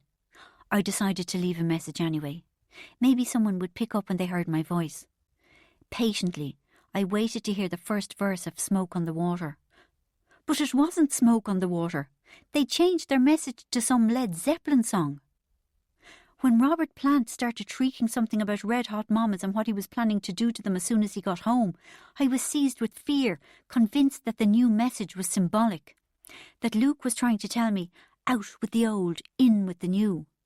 It hit home with devastating force that life in New York was going on without me. What else had happened that I didn't know about? As the mad, energetic guitar break neared an end, I tried to stop shaking and poised myself to speak. But no, there was a second verse, and Mr. Plant was off again, yelling and screeching and promising hot love left, right and centre. Then there was more frantic guitar playing. Finally, Shake's voice said, "Do the message thing, man." But my nerve was gone. I remembered how angry Luke was with me, how deeply nasty he'd been. He wouldn't want to talk to me, so I leant over and hung up. "Machine," I muttered at the sauerkraut, who had been sitting there all along. You have used one of your 2 calls even though you did not speak. By 5 o'clock all the visitors had left. Everyone was subdued and sullen. After tea, I opened the dining room cupboard, foraging for chocolate I'd seen earlier in the day, and was nearly brained as an avalanche of biscuits, cakes, buns and chocolate fell out on top of me. Jesus, I complained, as a bag of mini Mars bars nearly took my eye out. What's all this about? Guilt money, said Mike. They always bring sackloads of sweets. Except for that yoke of Shacky's. He just gave her a bag of mandarins. Did you clock his rug? Dermot? I asked in astonishment. He wears a wig. How could you miss it? Laughed Mike. It was like a badger asleep on his scalp. And what do you mean, guilt money? That made me feel unaccountably anxious. Our families feel guilty for putting us in here. Why? I asked. Isn't it for your good? Is that what you really think? Mike asked, his eyes narrowed. Of course, I said nervously. If you're an alcoholic or a drug addict, then coming here is the best thing for you. Do you think it's the best thing for you? What could I say? I decided to be honest. Look, I said conspiratorially, I shouldn't be here at all. My father just overreacted. I only came here to please my parents. Mike's face dissolved and he laughed and laughed. What's so funny? I was annoyed. Because that's just what I said, he grinned. I came here to please my wife. Shacky's in to get her husband off her back. Don because of his mother. Davy so that he wouldn't lose his job. Eamon because of his sister. John Joe's here because of his niece. We're all in here to please someone. I didn't know what to say. I couldn't help it if all of them were in denial. Chapter 20. It was Monday morning. I'd had a terrible night's sleep, tormented by dreams of Luke, then waking up sweating and heartbroken. We were just about to go into group, and apparently Neil's ISO, whatever that was coming. It stands for Involved Significant Other, Mike said. Someone like your wife or your friends or your parents. They come along and tell the group how bad you are when you were drunk or stoned or eating them out of house and home. Really? I had a throb of voyeuristic anticipation, a real-life Irish Oprah. I should try and get Mum and Helen along for a session. They'd appreciate it. And who are your ISOs? Mike asked dryly. I haven't got any, I said in surprise. No one ever saw you when you were on drugs, he said. He sounded sarcastic. I felt despair. How could I ever get these idiots to understand that taking recreational drugs was normal? That if any ISO of mine came to group, they'd have nothing to report other than, she enjoyed herself. I've lived away from home for the last 8 years, I said, and I hardly think my flatmate's going to jump on a plane from New York. Mike gave another knowing laugh. Neil's wife is his ISO, he said. ISOs are usually wives. Well, I don't know what Neil's wife is doing coming here, I said. He's not an alcoholic. Is that right? Asked Mike. I detected scorn. How do you know that? Because he told me. Did he indeed? Neil and his wife were already in the Abbot's quarter, as were the others, Misty, John Joe, Vincent, Shacky and Clarence. Neil looked as sweet and neat as a little boy who'd just made his confirmation. I gave him a reassuring smile, not that he needed it. In return, he gave a kind of downturned clown smile. It would be a dull session, and I was disappointed. I'd been so looking forward to finding out about John Joe shagging a sheep. Neil's wife, Emer, looked even duller and plainer than she had the day before. Automatically I despised her. I couldn't bear killjoys. She was probably another member of right-wing Catholic Mothers Against Pleasure, just like Shacky. In came Josephine, and made all of us introduce ourselves. Then she thanked Emer for coming, and started asking her questions. Would you like to tell the group about Neil's drinking? I sighed. 4 pints on a Saturday night wasn't much of a story. Josephine looked at me. I was afraid. Well, Emer said in a quivery voice, he wasn't that bad, I suppose. She looked at the lap of her skirt as she spoke. He wasn't bad at all, I thought. Was he often drunk? Asked Josephine. Emer gave Josephine a big, rabbit-caught-in-the-headlight stare. No, her voice wavered. Hardly ever. She shot Neil a look, then went back to her skirt. My contempt for her increased. Did he ever behave badly to you and your children? No, never. Did he ever disappear for days at a time? No. Did he ever keep you short of money? No. Did he ever verbally abuse you? No. Did he ever hit you? No. Was he ever unfaithful to you? No. I started to sigh to convey my boredom with what Emer wasn't saying, then remembered Josephine and thought better of it. Josephine spoke again. He must have been bad sometimes, otherwise he wouldn't be in here. Emer shrugged her bony shoulders and didn't look up. Are you afraid of your husband? No. I'm just going to read something out for the group, said Josephine. The questionnaire you filled out when Neil first came in. Don't! Emer exclaimed. Why not? Josephine was gentle. Because it's not true. So it's not true that Neil... Josephine picked up a sheet of paper.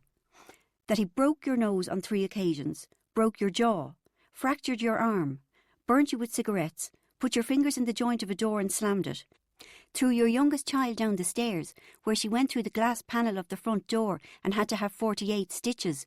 Don't! She screamed, her hands up to her eyes.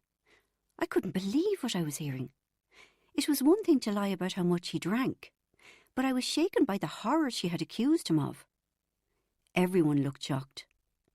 I shifted uncomfortably in my seat, not just because I'd chosen one of the crappy ones, but because I didn't like the psychotherapy game so much anymore. It had been such fun to start with, but now it was dark and frightening. What do you have to say to this, Neil? Josephine asked. I breathed it out.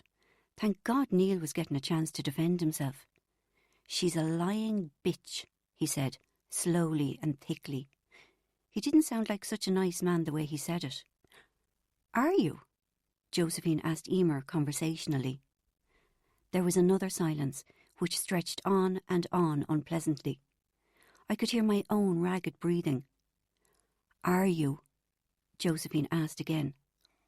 Yes, Emer said. Her voice was shaking so much she could hardly talk. None of what I wrote on that thing is true.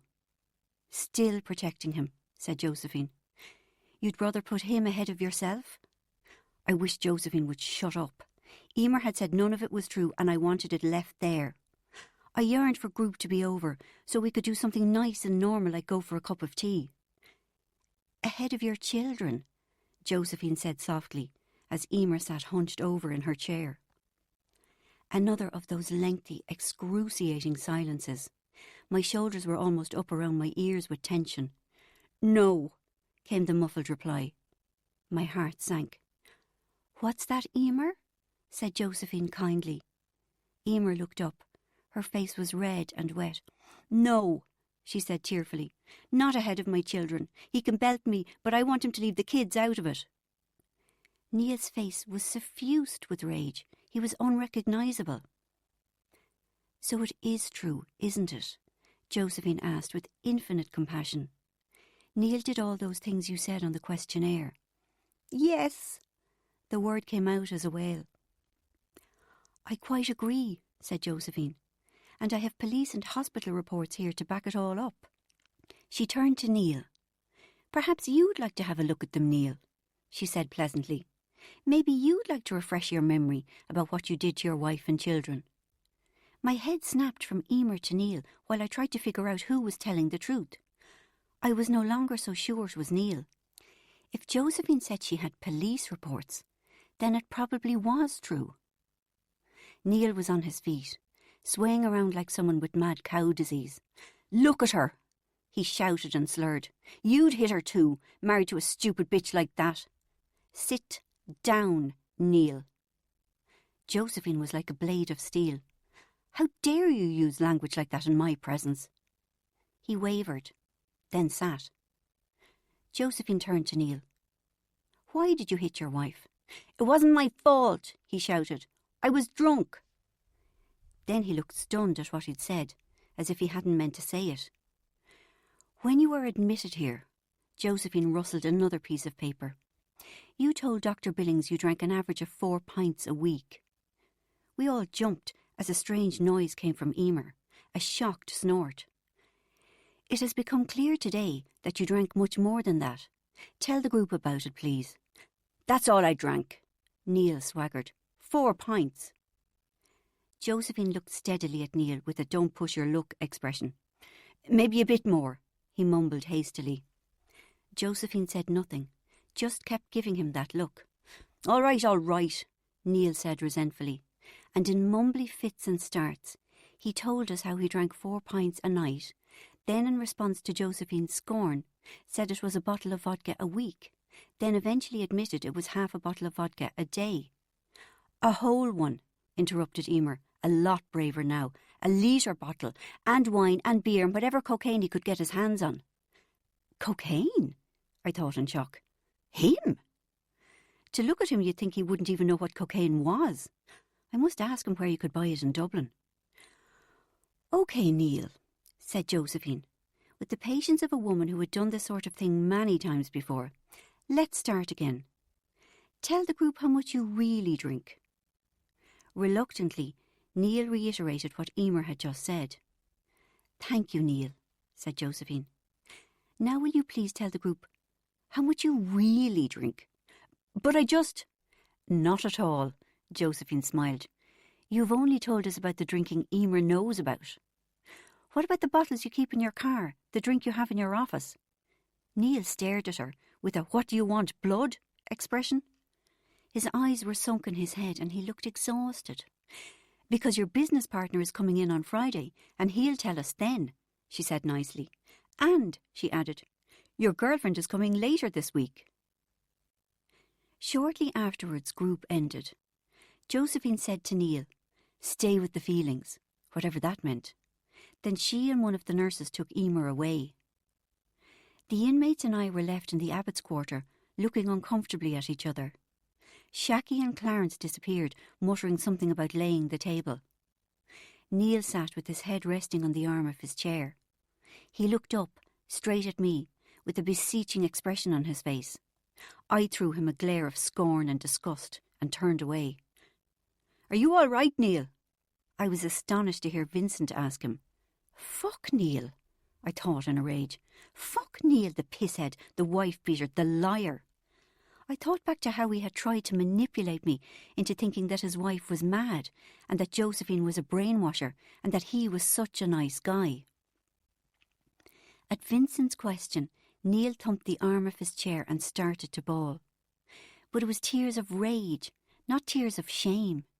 I can't believe what that bitch wife of mine just did. I just can't believe it, he screamed, tears pouring down his contorted face. What the fuck did she have to say all those things for? Why? Oh, Jesus Christ, why? Come on for a cup of tea, Mike suggested gently. She's making it up, you know, the fucking bitch, Neil insisted. And to see her sitting there. He gestured wildly at the chair that Emer had just vacated. Looking like butter wouldn't melt in her mouth. Well, I'm telling you that woman has made my life hell for the past 14 years. But it's always, Neil did this, Neil did that. He became more and more incoherent. I threw my eyes to heaven, while Mike, Vincent, and Misty, of all people, made soothing noises. Even John Joe hovered awkwardly, looking as if he'd like to say something nice, if only he knew the words. What's happened to my life? Neil demanded. Why has it all gone so wrong? And how did she know about Mandy? Can you believe she's had the nerve to meet up with her? I bet they talked about me, the pair of bitches. Come on to the dining room, Mike suggested again. I didn't know why everyone was being so nice to Neil. I can't, Neil muttered. I can't face anyone. Yes, you can, urged Mike gently. You're among friends. Sure, it's happened to us all, said Vincent, in a strange, unaggressive way. And we hated it too. Yeah. Misty giggled in a sweet way at Neil. It's part of the fucking course in here. Not my fucking course, I thought grimly. And it was good for us. It worked. Look at how well and normal we are now. Misty gestured at herself, Vincent and Mike. She swept her arm almost as far as John Joe, then hesitated and let it drop. All of them burst out laughing, even Neil between his sniffles. I was baffled. Seriously, said Mike. You look back at this day and you'll be glad. That's what someone told me the day my wife made shit of me in here. That having to face the truth was the start of my recovery. But it's not the truth, Neil said. She's a lying bitch. Mike, Vincent, Misty and John Joe helped him up and led him gently from the room. Chapter 21. I had promised myself that Monday would be the day I'd get organised and start exercising. Once I was making myself skinny and beautiful, I'd feel more hopeful about winning Luke back. I decided to ask Chris to show me the gym. There are some women who, when heartbroken, have no interest whatsoever in other men. I wasn't one of them. On the contrary, I yearned for male approval as a form of restoration. So, shaking slightly, I found myself making my way across the floor to him. Chris, I said. Rachel. He looked up at me, the sun's too bright, blue eyes burning. His beautiful mouth was turned up in a slight smile. How's it going? Sit down. Will you show me something? I asked. Well, hey, he gave a little laugh. My luck is in. Flustered and flushed, I couldn't think of anything witty to say, so I just said, no, I didn't mean, will you show me the sauna? Asking to see the sauna was the safest bet, because I knew for sure there really was one. Certainly, he replied. Do you want to get your stuff? Not yet, I just want to see it for the moment. Right, he said, putting down his book. Off we go. Out we went into the freezing weather. The trees were swaying in the high winds, and my hair whipped round my face. As we skidded across a 50-yard patch of muddy grass, I wondered about faking a slip, and, when Chris went to help me up, pulling him down on top of me and... Before I got my chance, we arrived at a little outhouse. In I burst, Chris right behind me. Then he slammed the door behind us to keep out the wind and the rain. We were in a tiny little room that was lovely and warm. It had a washing machine and a spin dryer in it, both of which were hopping around doing their thing. The noise was intense as it echoed off the stone walls and floor. I looked expectantly at Chris, waiting for him to lead me on further. Ready when you are. I smiled, but it was tinged with anxiety, because there didn't seem to be any doors other than the one we had just come in. You shouldn't say things like that to a man in my condition, he laughed. I tried to smile but found I couldn't. He put his cold hands on top of the vibrating washing machine, then ran his hands through his fair hair. Phew, he said. You can see why they call it the sauna. This is the sauna? I asked, my voice trembling. Yes. I looked around. But where were the Swedish pine walls, the Swedish pine benches, the big fluffy towels, the pores that were opening and detoxifying? There was just this little room with exposed breeze blocks, a concrete floor, and a couple of red plastic laundry baskets. It doesn't look much like a sauna, I managed. The sauna is only its nickname, said Chris, looking carefully at me, because it gets so hot in here when we're doing our washing and drying. See? Is there an actual sauna? I asked, holding my breath. And there was a pause that seemed to go on forever before the answer came. No. Everything inside me slumped, but it was with dull despair rather than outrage. I had known. On some level I already knew. There was no sauna. Maybe there wasn't even a gym. At that thought I became gripped with panic. Can we go back over to the dining room? I asked in a quavery, high-pitched voice. Can I ask you some questions about our timetable? Sure. I grabbed him by the sweatshirt and broke into a run as I dragged him through the gale. This time there were no fantasies about tripping. I reached the timetable on the wall in the main house, almost before Chris left the outhouse. Okay, I gasped as my stomach churned. See all these things here, group therapy and even more group therapy and AA meetings and even more group therapy. Well, is there anything else we do that isn't on this list? I was aware that the rest of the inmates were looking up from their Neil enclave with interest. Like what? I didn't want to say straight out, is there a gym? Just in case there wasn't. So I said more obliquely, does anyone ever do exercise? Well, I do some press-ups now and again, he said, but I couldn't speak for the rest of them. I wouldn't have thought so, though, he added, sounding doubtful. Where? I demanded breathlessly. Where do you do your press-ups? In the bedroom, on the floor. I slumped down another notch, but I sensed compassion emanating from Chris, a desire to be nice even though he was puzzled by me. So I took a risk. Are there any... I forced myself to say it. Go on, go on. Sunbeds. First Chris looked as if he was going to laugh. Then his face changed to infinite pity and wisdom, and he gently shook his head. No, Rachel. No sunbeds. No massage? I managed to whisper. No massage, Chris agreed. I didn't bother going into the long list that I had in my head. If there was no massage, which was fairly rudimentary, I was sure there was no seaweed treatment, no mud wraps, no funny stuff with algae. No swimming pool? I forced myself to ask. His mouth twitched at that, but he just said, no swimming pool. So what do you do? I finally managed to ask. It's all on this list here, said Chris, bringing my attention back to the notice board. I had another look, and it was still just lots of group therapy, with the occasional AA meeting thrown in for variety. As I stared at it, I noticed that the dining room was billed as the dining hall. Dining hall, my arse. More like the dining hut, I thought. No, how about the dining shack? No, wait, the dining tenement. No, better still, the dining condemned building, I thought, with mounting hysteria. I caught Chris's eye. I had one other question. Chris, you know all the people that are here in this building? Yes. Well, is that all of you? There isn't another wing in some other part of the grounds. He looked mystified by that. No, he said. Of course not. I see, I thought.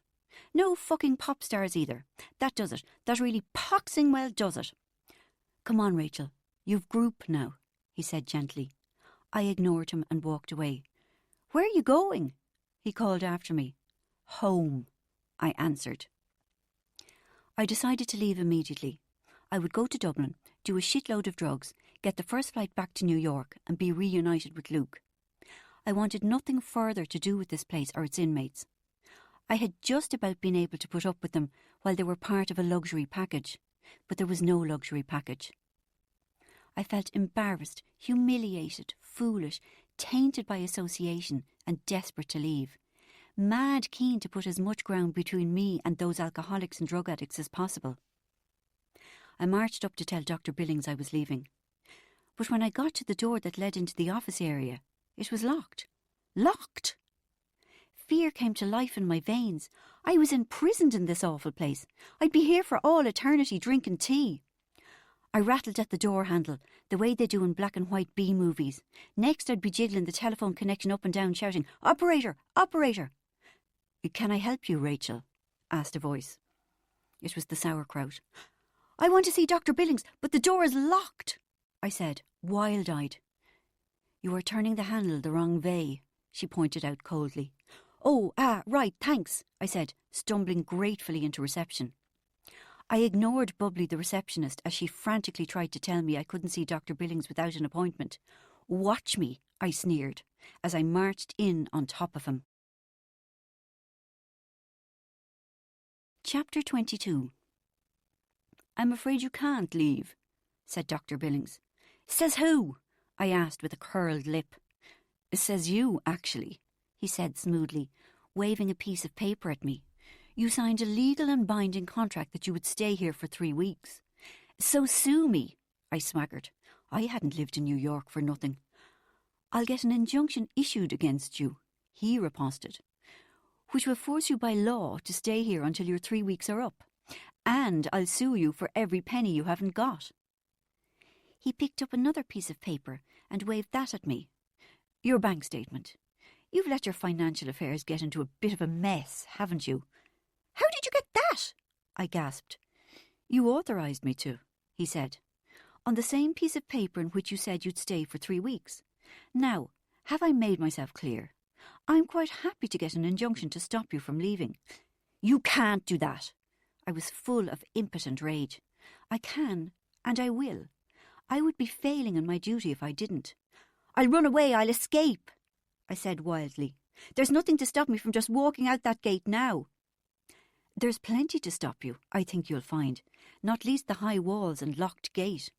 Look, you power-mad pig, I pleaded, alternating between rage and despair. There's nothing wrong with me.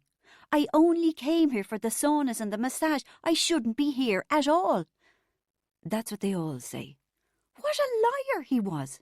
He had a nerve expecting me to believe that the inmates wouldn't admit to being alcoholics. It was as plain as the red bulbous noses on their broken veined faces. But something was telling me that if I didn't calm down and speak rationally to him, I would get nowhere. Please listen, I said, in a much less hysterical tone of voice. There's no need for us to fall out over this. But I only agreed to come here because I thought it was like a health farm. He nodded. Encouraged, I continued. And it's not like a health farm at all. When I signed that contract saying I'd stay for 3 weeks, I signed under false pretences. Do you see? I should have just told you that I wasn't a drug addict, and it was wrong of me to come just for the gym and stuff, but we all make mistakes. There was silence, and I stared hopefully at him. He finally spoke. Rachel, he said, contrary to what you think, it is my opinion, and the opinion of other people, that you, in fact, are an addict. The Birmingham Six flashed into my head, the trial by Kafka. My life was taking on the appearance of a nightmare. I was being convicted without due process of law for a crime that I didn't commit. What other people? I asked. Dr. Billings waved yet another piece of paper. This was faxed from New York half an hour ago. It's from, He paused and looked at the page. A Mr. Luke Costello? I believe you know him? My first thought was delight. Luke had faxed me. He was in contact. That must mean that he still loved me, that he changed his mind. Can I see it?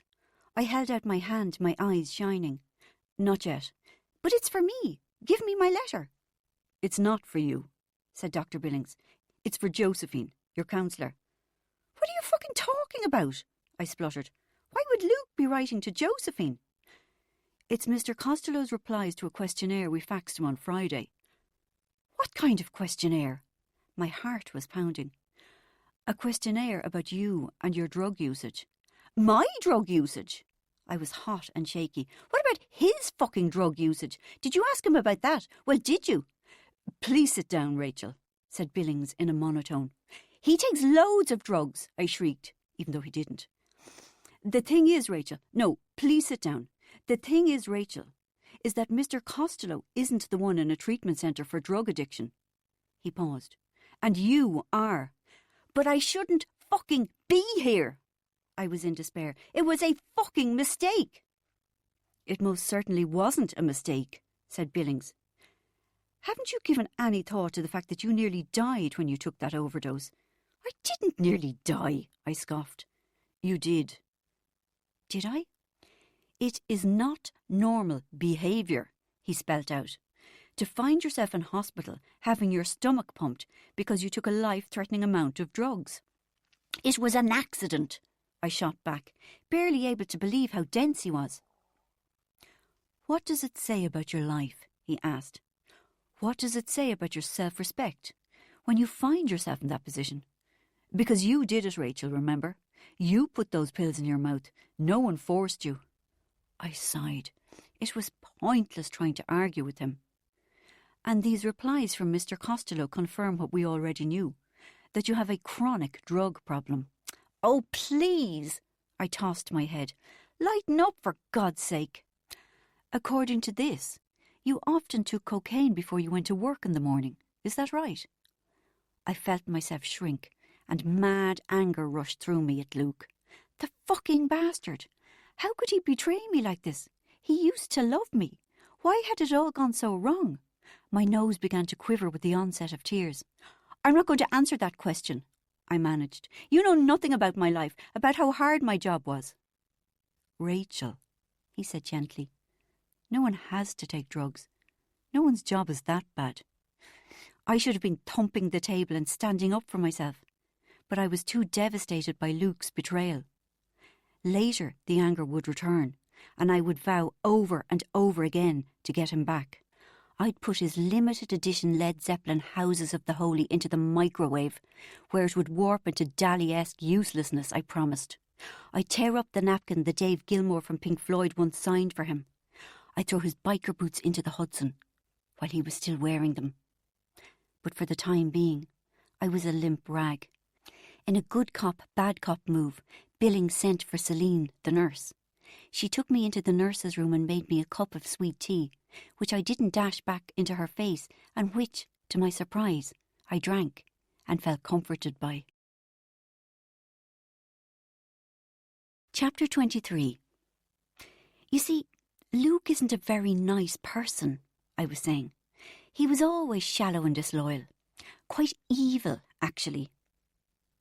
It was later in the day of the joint questionnaire no gym disaster, and I was in the dining room surrounded by inmates who hung on my every word. I was deeply grateful to have a platform to trash Luke on, and trash him I did.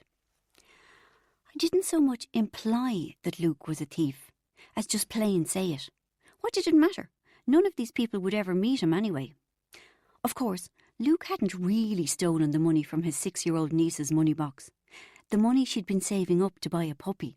In fact, Luke didn't even have any nieces, but who cared? I went too far, though, when I said he'd stolen a blind man's fiddle. The lads looked at me suspiciously and gave each other sidelong glances. "He stole a blind man's fiddle?" Mike asked. "Are you sure? Didn't that Irish saint fella do that? What was that his name was?" "Matt Talbot," someone supplied. "That's right," said Mike. "Matt Talbot. He stole a blind man's fiddle to get money for drink when he was still on the piss." That's right," I backtracked hastily.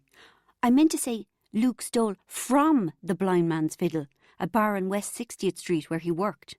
"Ah," they breathed. "From the blind man's fiddle." A close-run thing. They turned to each other and nodded reassuringly. "From the blind man's fiddle. From." I had spent the afternoon with Celine. Despite the coziness of the room, Celine's benign motherly presence, and the staggering array of chocolate biscuits, I was frantic with agitation, suffering the agonies of the damned as I wondered what else Luke had put on the questionnaire. He knew far too much about me. "Have you seen it?" I asked Celine, as my heart banged in my chest. "No," she smiled. I didn't know whether or not to believe her. "If you have seen it, please tell me what he's written," I implored. "It's important. This is my life we're talking about." "I haven't seen it," she said mildly. "She doesn't understand," I thought in mute frustration. "She has no idea how important this is." "What do people normally put in them?" I asked tremulously. "Is it usually terrible stuff?" "Sometimes," she said, "if the client has done terrible things." Despair and nausea filled me. "Cheer up," she said. "It can't be that bad. Have you murdered anyone?" "No," I snorted. "Well then," she smiled. "When will I be allowed to see it?" I asked. "That's a decision for Josephine. If she thinks it's pertinent to your recovery, she may read it out in group and—" "Read it out in group?" I shrieked. "In front of the others?" "It wouldn't be much of a group if it was only you now, would it?" Celine said, with another of her warm yet completely impartial smiles. Panic bubbled up and fizzed over. No bloody way would I be sticking around to be subjected to such treatment. But I remembered that Dr. Billings had said the gates were locked. It was true. The day I'd arrived, Dad had had to introduce himself over an intercom before they opened them. And the walls were high. Far too high for a clumsy lump like me to climb. How, in the name of Jesus, did I end up in this situation, I wondered. "It's not that bad," Celine said, as if she really believed it. "What do you mean?" I almost shouted. "This is the worst thing that has ever happened to me." "Aren't you lucky, then, that you've had such a worry-free life?" Celine said. I couldn't get it through to her how truly catastrophic this was. My skin goose-pimpled every time I thought of the questionnaire being read aloud to the other people in group. I would have given anything to know what Luke had written. Or would I? Did I really want to hear Luke condemning me?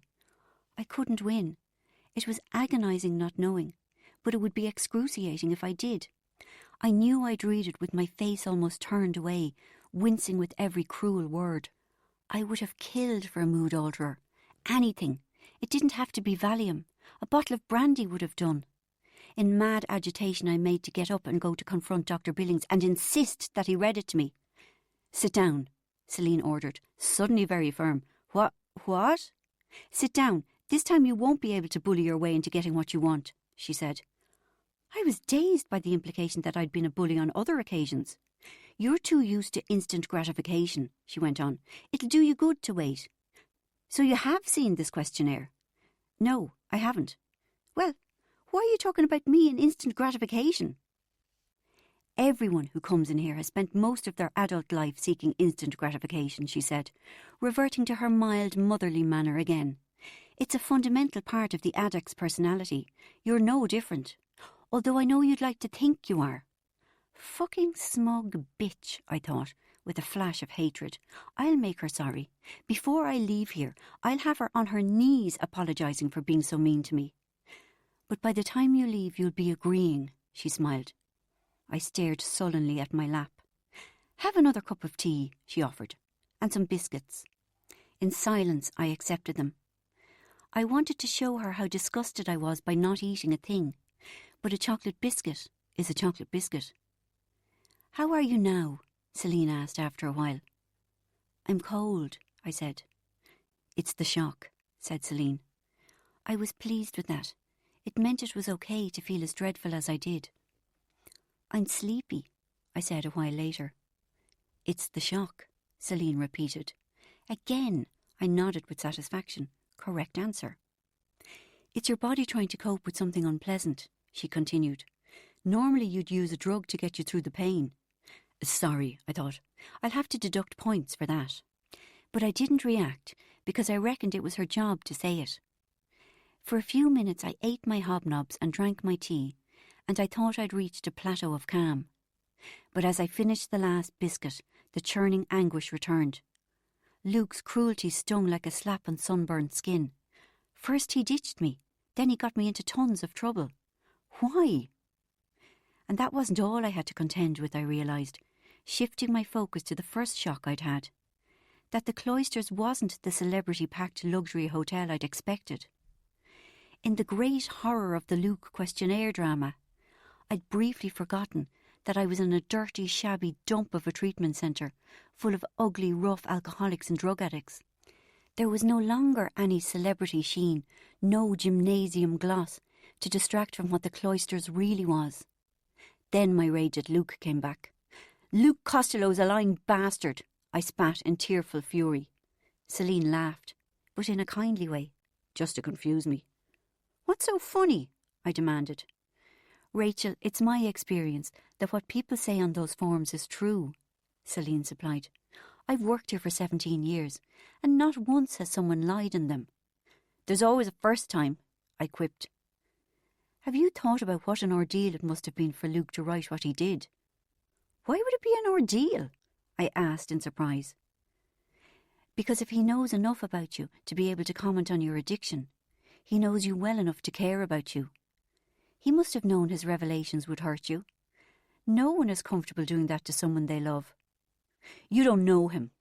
I was beginning to gather steam. "He's a nasty piece of work. It's not just the questionnaire. He's always been a liar." "Has he?" A part of me wondered in surprise. "Who cares?" Another bit of my brain replied. "He is now, okay?" "You didn't make a very wise choice of boyfriend." That threw me. For a moment I didn't know what to say. Then I rallied. "When in doubt, flatter." "You're absolutely right, Celine. I can see that now." "Or maybe he's not a bad person at all," she said mildly. "Maybe you just want to believe he is, so that you can discount any information he gives about your addiction." Why did she think she knew so much about it? I wondered. She was only a bloody nurse. All she was good for was sticking thermometers up people's bums. Chapter 24. My consumption of Celine's last club milk coincided with the others being let out of group. Time to return to my own planet. When I got to the dining room, sleepy from shock and sugar, I felt as though I'd been away for a long time. Neil the wanker was still the centre of attention. surrounded by a circle of people nodding sympathetically and making murmury agreeing noises. I concluded that they were all wife-beating lying drunks as well, even the women. I could hear him complaining. I feel so betrayed. I can't believe what she's done to me, and she's bonkers, you know. She should be in a mental home, not me. I took a quick pause from hating Luke so that I could hate Neil instead. Anyway, his seconds as the most interesting thing in the dining room were numbered. I had a disaster, a real disaster, which would blow his one right out of the water. His disaster wasn't worthy to touch the hem of the garment of my disaster. Trying to exude beauty and tragedy, I stood in the doorway. Right on cue, Chris looked up. "I thought you were going home," he said, with a wink and elbow smile. My wistful heroine look wobbled uncertainly.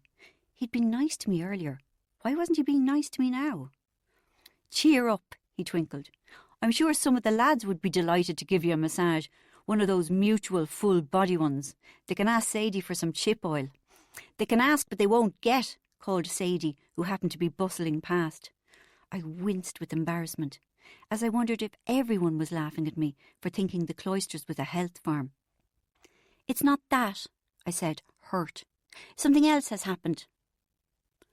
I was almost glad that Luke had stitched me up so viciously. It would knock the unwelcome flippancy out of Chris good and proper. How dare he? Chip oil, indeed. This was serious. "A questionnaire has arrived."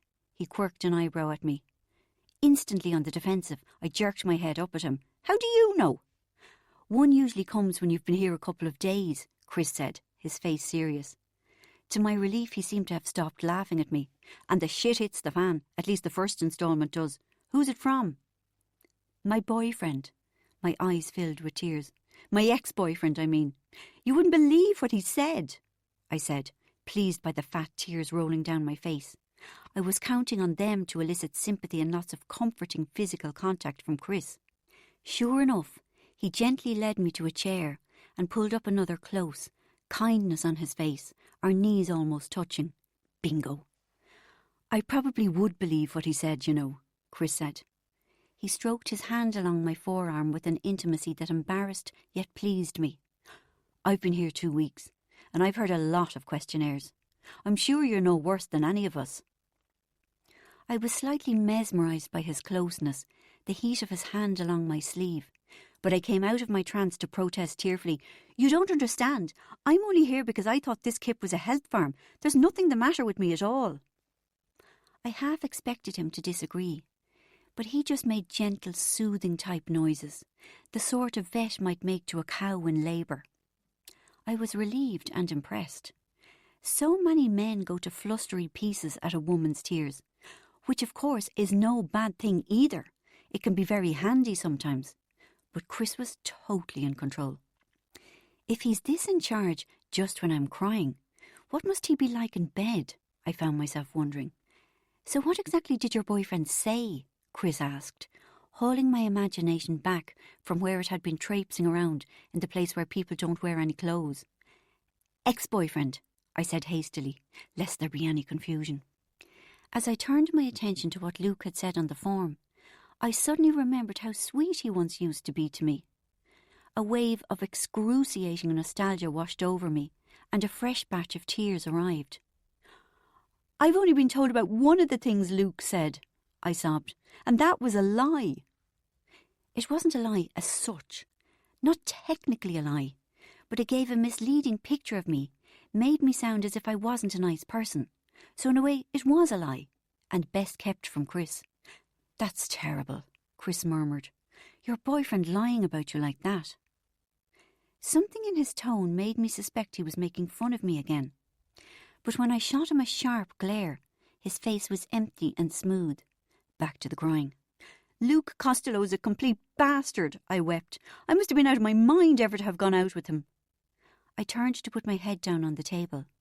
The move jostled my lycra thighs against Chris's denim ones. Oh, it's an ill wind. Chris rubbed my back for a while as I lay bent over the table.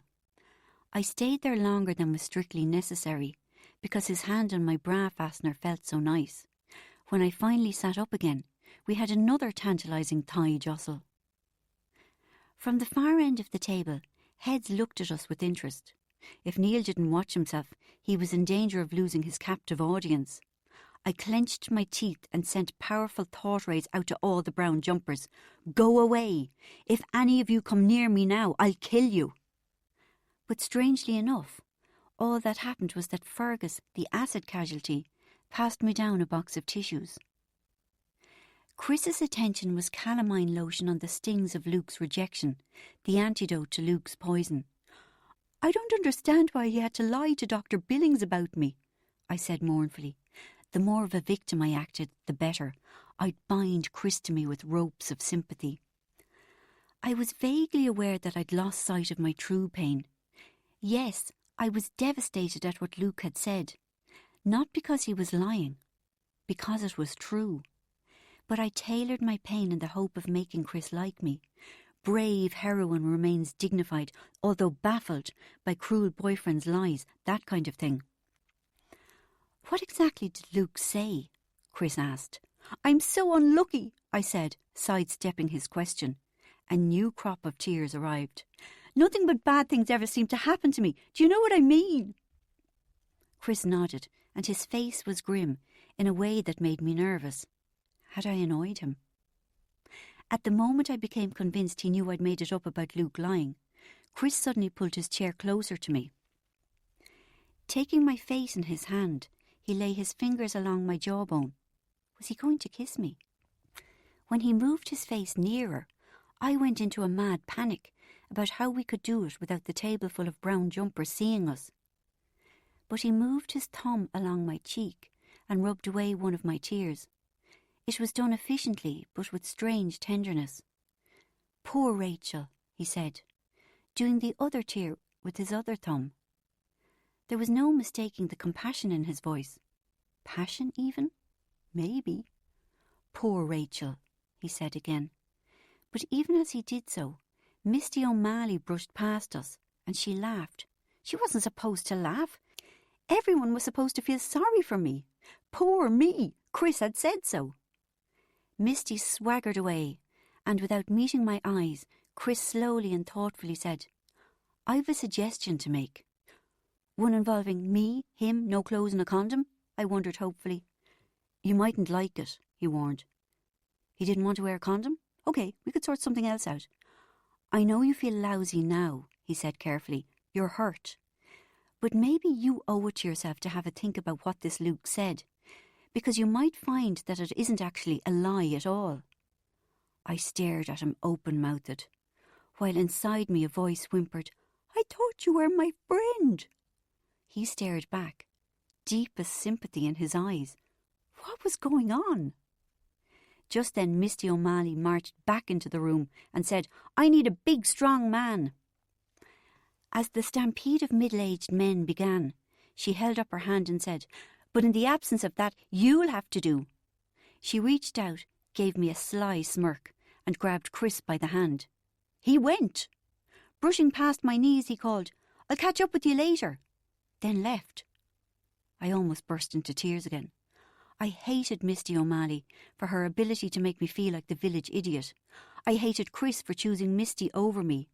Worse again, I was mortified beyond belief that Chris had known I was lying about Luke. And what I really didn't understand was why he was so nice about it. But when the other inmates came to talk to me, I realised I might as well be honest about what Luke had written. It wasn't as if it was even that bad, I reminded myself. First to arrive at my side was Mike, who, like Chris, knew before I told him that a questionnaire had arrived. It's obvious, he grinned, puffing out his barrel chest. When you've been here 3 weeks, you'll know the signs. Anyway, what did me ladder have to say for himself? He said that I sometimes took cocaine in the mornings before going to work. As I said it out loud for the first time, the impact of Luke's treachery hit me with renewed force. And did you? Mike asked. The word no hovered on my mouth, but I forced myself to swallow it. Now and then. Hotly I said, it's no big deal. Lots of people do it in New York. It's different from here, you see, highly pressured. It's no different from having a cup of coffee in the mornings. You wouldn't understand. Bit by bit, Neil lost the ratings war, and I took advantage of each new arrival to voice my grievances afresh. The inmates didn't have Celine's objections to tearing Luke apart. Instead, they joined in with stories of their own great questionnaires I have known. We gorged ourselves on terrible tales of bastard friends and relations who had stabbed us in the back. I almost enjoyed myself. I didn't mind making common cause with the others because I needed someone to talk to, even if we were as similar as people from different planets. Sitting in the thick of a table full of people who had nothing but sympathy and bars of chocolate for me was nice. Several people offered to beat Luke up, which touched me deeply, especially as one of them was Shacky. They were more than happy to believe every terrible thing I told them about Luke, except of course for the bit about the blind man's fiddle. But I smoothed over it, and soon we were back to dishing Luke's dirt. Luke Costello couldn't tell you the truth about anything, I declared. You know, he'd lie if you asked him his favourite colour.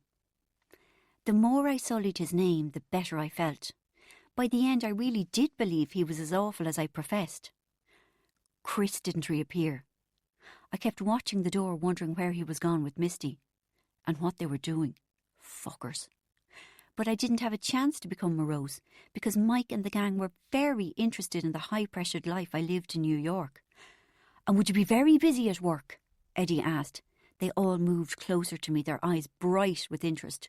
You wouldn't believe it, I told them.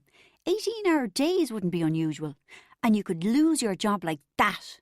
I snapped my fingers to demonstrate how easy it was, and there's no dole in New York. They oohed with shock. You could end up on the streets in a matter of days, I said darkly, and it's much colder in New York than it is here. Colder than Leitrim? Asked Clarence. Much colder. Colder than Cork? Asked Don. Much colder. Colder than Cavan? Began John Joe. Colder than anywhere in Ireland, I interrupted, slightly irritated. God, it sounds like an awful place altogether, said Mike. Why did you ever go there? I gave him a sad girl smile and said, why indeed? And this cocaine stuff is just like coffee? Asked Peter. No different. In fact, I think they're from the same plant. And how long were you going with this Luke character? Someone else asked. About 6 months. And he owes you money? Loads. That's shocking. And he's made me feel so humiliated, I sniffed, with a twinge of genuine grief. No one can make us feel anything, interrupted Clarence. Our feelings are our own responsibility. A silence fell, and all the others swivelled round and stared at him in shock. What? Eddie demanded. Our feelings are our... Clarence repeated parrot fashion. You fucking idiot, Vincent said. Are you trying to get a job here? I'm only saying, protested Clarence. That's what I was told when my brothers humbled me. No one can make us feel anyway unless we let them. We're trying to cheer up Rachel, Don hooted. The child is upset. I'm trying to cheer her up too, Clarence insisted. If she can detach from this Luke fella. Ah, shut up, chorused several voices. When you've been here 5 weeks, you'll know what I mean, Clarence said loftily. Chapter 25. When I went to bed that night, I was confused. Luke's not that bad, a little voice pointed out. You lied about him to get everyone on your side. He is that bad, another voice insisted.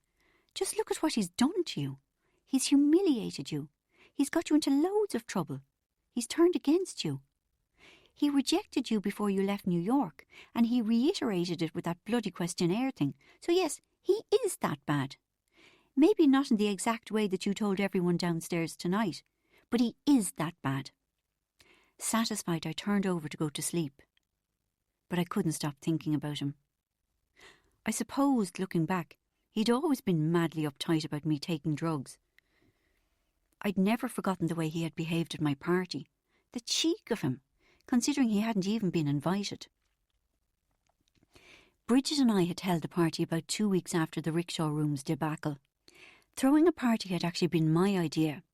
I was so fed up with not being invited to the cool East Village and Soho parties that I decided to throw a party myself and invite every good-looking, well-connected, groovily employed person I could pretend to know. That way, when they had a party, they'd have to invite me. Bridget and I selected carefully and strategically. What about Nadia? No bum Nadia. What about her? She works at Donna Karen. Does the word discount mean anything to you? Can't we just invite ugly girls? No, there aren't any. Now what about Phineas? He's only a barman. Think long-term here. If he's our pal, he'll give us a drink when we're broke, which, correct me if I'm wrong, is all the time. OK, Phineas is in. Carvella? No way! Andrew the ad man was mine until she came on the scene with her pierced tongue. But she knows Madonna. Giving a person a French manicure once doesn't amount to knowing them. She's not coming, OK? We need straight men. We're very short of those. Whenever weren't we? Helenka and Jessica? Of course, if they'll come, snotty bitches. We didn't invite the real men. It didn't even occur to us. On the night of the party, we sellotaped 3 balloons to our front door, covered our living room lamp with red crepe paper, and opened 6 bags of crisps. Although we already had 3 compact discs, we borrowed 2 more in honour of the occasion. Then we sat back and waited for the glittering event to unfold. I had thought all a good party needed was truckloads of drink and drugs. Although we hadn't actually bought any drugs for our guests, we had ensured plenty would be available by franchising out the provision to Wayne, our friendly neighbourhood dealer. And we had a heroic amount of drink packed into the kitchenette. But still our apartment didn't look anything like a party. I was baffled. As I sat in my empty, echoey living room that Saturday night, I wondered what I'd done wrong. It'll be great when it's full of people, Bridget promised, then bit her knuckle and gave a muffled, anguished wail. We're ruined, aren't we, Bridge? I asked, as the extent of my folly revealed itself to me. How had I ever thought I was worthy to hold a party and invite people who worked at Calvin Klein? We'll never eat lunch in this town again. The invitations had told everyone to come at about 10 o'clock. But at midnight the flat was still like a graveyard. Everyone hates us, I said, swigging wine straight from the bottle. Whose stupid fucking idea was this? Bridget demanded tearfully. I would have thought at least Gina and them would have come. They swore they would. People are so false in New York. We trashed everyone we knew, even those we hadn't invited, and drank heavily. In the absence of anyone else, Bridget and I turned on each other. Did you invite Dara? She demanded. No, I said defensively. I thought you were going to. Did you invite Candide? No, she snarled. I thought you were going to. And where's that fucking Cuban heel? She asked viciously. At the time, Bridget, with her great fondness for the Hispanic lads, was having on-off, on-again dealings with the Cuban. When he was nice to her, she called him our man in Havana. When he was horrible, which was most of the time, she called him the Cuban heel. His name was Carlos, and I called him the gyrator. He thought he was an amazing dancer and performed with the least provocation. It was enough to make you lose your lunch the way he carried on, doing all manner of exaggerated swerve action with his tiny hips. On the days that I didn't call him the gyrator, still in keeping with the rotation theme, I called him the stomach turner. And where's Wayne? I demanded. There'd be no point in anyone else getting here if he doesn't. It was Wayne's absence that was making me more jumpy than anything else. Turn on some music. No, because we won't be able to hear the door. Put on some music. We don't want people to think they're at a wake. A wake might be more fun. Remind me again whose idea this was.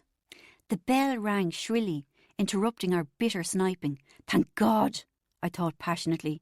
But it was only the Cuban heel and a few of his equally tiny friends. They looked doubtfully at the balloons, the crisps, and the empty, silent, rosy-lit room. While Carlos put on some music and Bridget gave out shite to him, Carlos's little friends undressed me with their limpid brown eyes. I couldn't see the appeal. I really couldn't. Bridget said that Carlos was amazing in the scratcher and that he had a ginormous willy. She would have loved it if I had got off with one of his friends, but I would rather have rented out my vagina to a swallow to build a nest in. Music burst out, incongruously loud in the empty room, drowning out Carlos's "Sorry, enamoradas," and "It wasn't my fault, queridas." Here, I thrust a cereal bowl at Miguel. Have a crisp and stop looking at me like that. The bell rang again, and this time it really was a guest. Another ring, and 10 more people trooped in, bottles under their arms. I got cornered by Miguel. To my surprise, I couldn't duck past him. What he lacked in size he made up for in nimbleness. His eyes were about level with my nipples, and there they stayed for most of the conversation. Rachel, he sang to me, with a flashing olive-skinned smile. There are 2 stars missing from the sky. They are in your eyes. Miguel, I began. Tomas, he beamed. Okay, Tomas, whatever, I said. There are 2 teeth missing from your mouth. They are in my fist. At least they will be if you don't leave me alone. Rachel, Rachel, doleful eyes. Don't you want a little Latin in you? If the little Latin in question is you, then no, I don't. But why not? Your friend Bridget likes Carlos. Bridget isn't well in the head, and apart from anything else, you're too small, I'd flatten you. Oh no, he breathed. We Cubans are skilled in the love-making arts. You and I will explore many things, and there is no danger that you will Please. I held up a hand. Stop. Then, mercifully, Wayne arrived. I nearly got trampled in the stampede, but I exercised my right as hostess to get first go of him. I loved having cocaine at a party. It was so much better than anything else for enhancing my confidence and giving me the courage to talk to men. I loved the feeling of invincibility it fired me with. Because in a way, at some deep level, I knew I was attractive. But it was only after I'd done a line or two that knowledge came to the surface. Drink would suffice, but cocaine was so much nicer. And it wasn't just me, but everyone else was so much nicer when I was coked up. Better looking, funnier, more interesting, sexier. Bridget and I bought a gram between us. The pleasure from the hit began long before I actually snorted anything. Just effecting the transaction with Wayne was enough to get my adrenaline rushing. The dollars that I paid him with were crisper and greener than usual. I loved the feel of the little packet in the palm of my hand, and I bounced it up and down, feeling the magic dense weight of it. The least fun bit about doing coke was the queuing to get into the ladies in the bar or club or wherever to take it. So the great thing about having a party in my flat was that there was no wait involved. Straight to my bedroom with Bridget to clear a little space on my dressing table. Bridget wanted to discuss the Cuban crisis. I can't bear it, she said. He treats me like shite. Why don't you break it off with him? I suggested. He's got no respect. Also, I felt it reflected badly on me to have a flatmate who had dealings with someone as uncool as Carlos. I'm his slave, Bridget sighed. I can't resist him. And do you know something? I don't even like him. Neither do I said. A mistake. Never agree with your friends when they're going through a bad patch with their fella. Because the minute they've made it up, she turns nasty on you and says, "What's all this about you not liking Porrig, Elliot, Miguel?" Then she tells him, and they both hate you and rewrite history saying that you tried to split them up. And they gave you the silent treatment whenever you're in the same room. They don't offer you a slice of their pizza anymore, even though they've loads, far too much for just 2, and you're starving and haven't had any dinner. And they make you feel paranoid, and you worry that they're going to move in together and not tell you until the last minute, and you'll end up having to pay both lots of rent until you find someone new.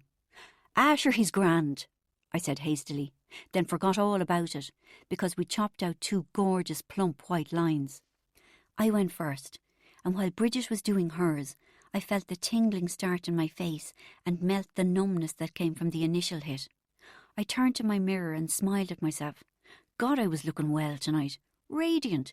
Look at how clear my skin was. See how shiny my hair was. Look at how warm my smile was. How impish. How sexy. And my 2 little eye teeth that stuck out and that I usually hated. I suddenly realised how much they suited me. They actually added to my charm. I smiled lazily at Bridget. "You look beautiful," I said. "So do you," she said. Then we said in unison, "Not bad for a pair of heifers." Chapter 26. In no time at all the place was packed. There was a queue a mile long for the bathroom, of people who had shopped at the Wayne market and who were still too inhibited to snort coke in public.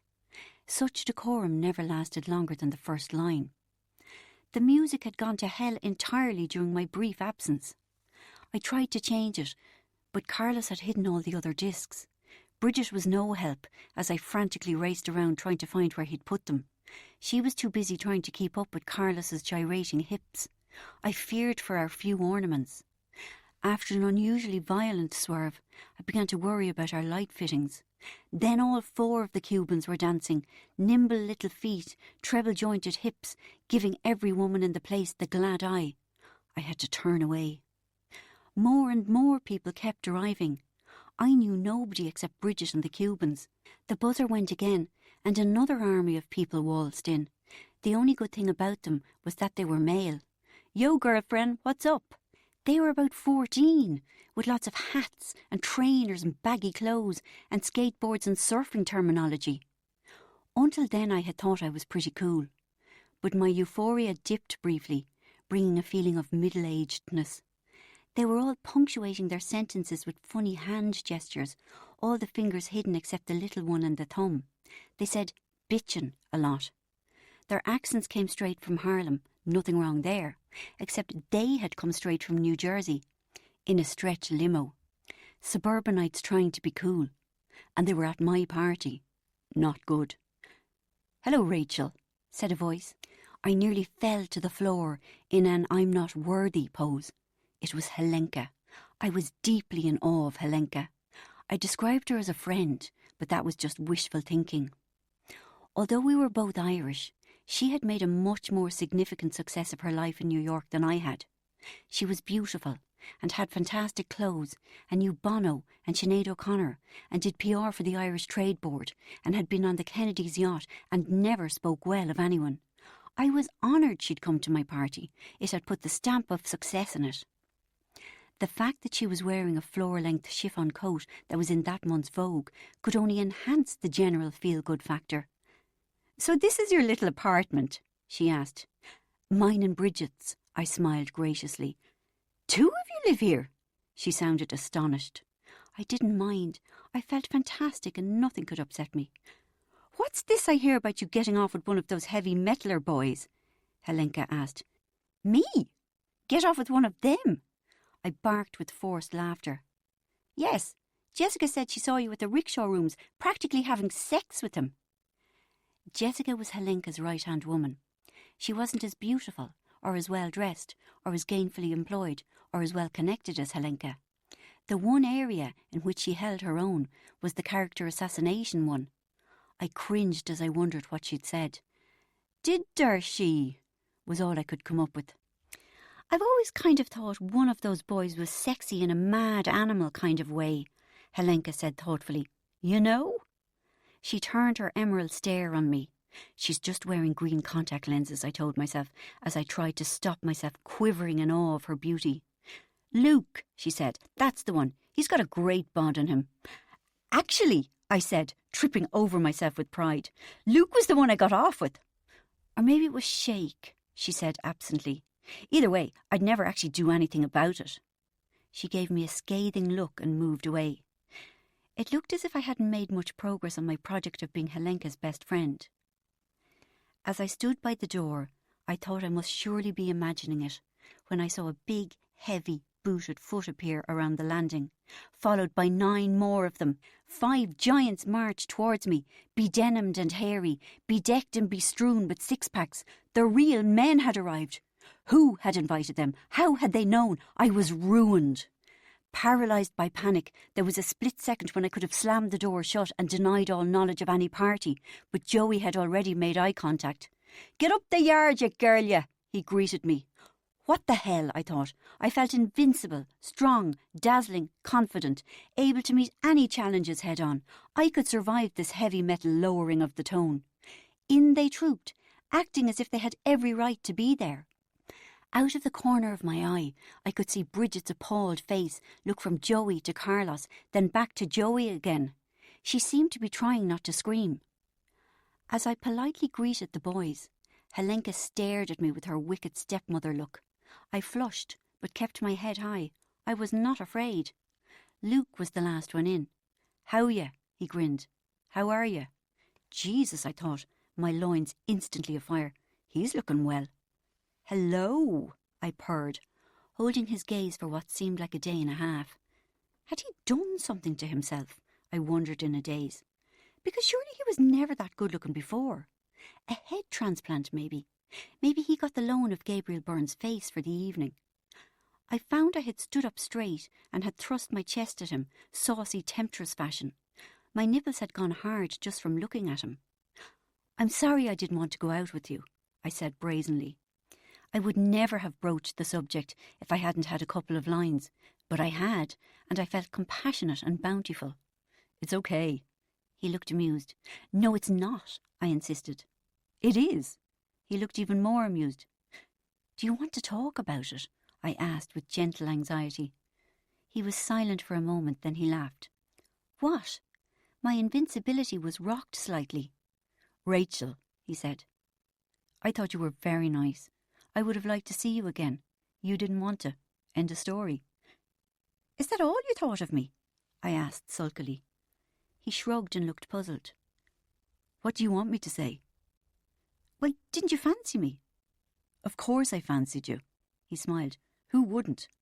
That was more what I wanted to hear. "Yeah," he said. "I thought you were beautiful and very nice, but I respect your decision. Now I'll leave you to it and I'll go and mingle." "Thought?" I grabbed the back of his jacket and pouted. He turned to me in surprise. "Thought?"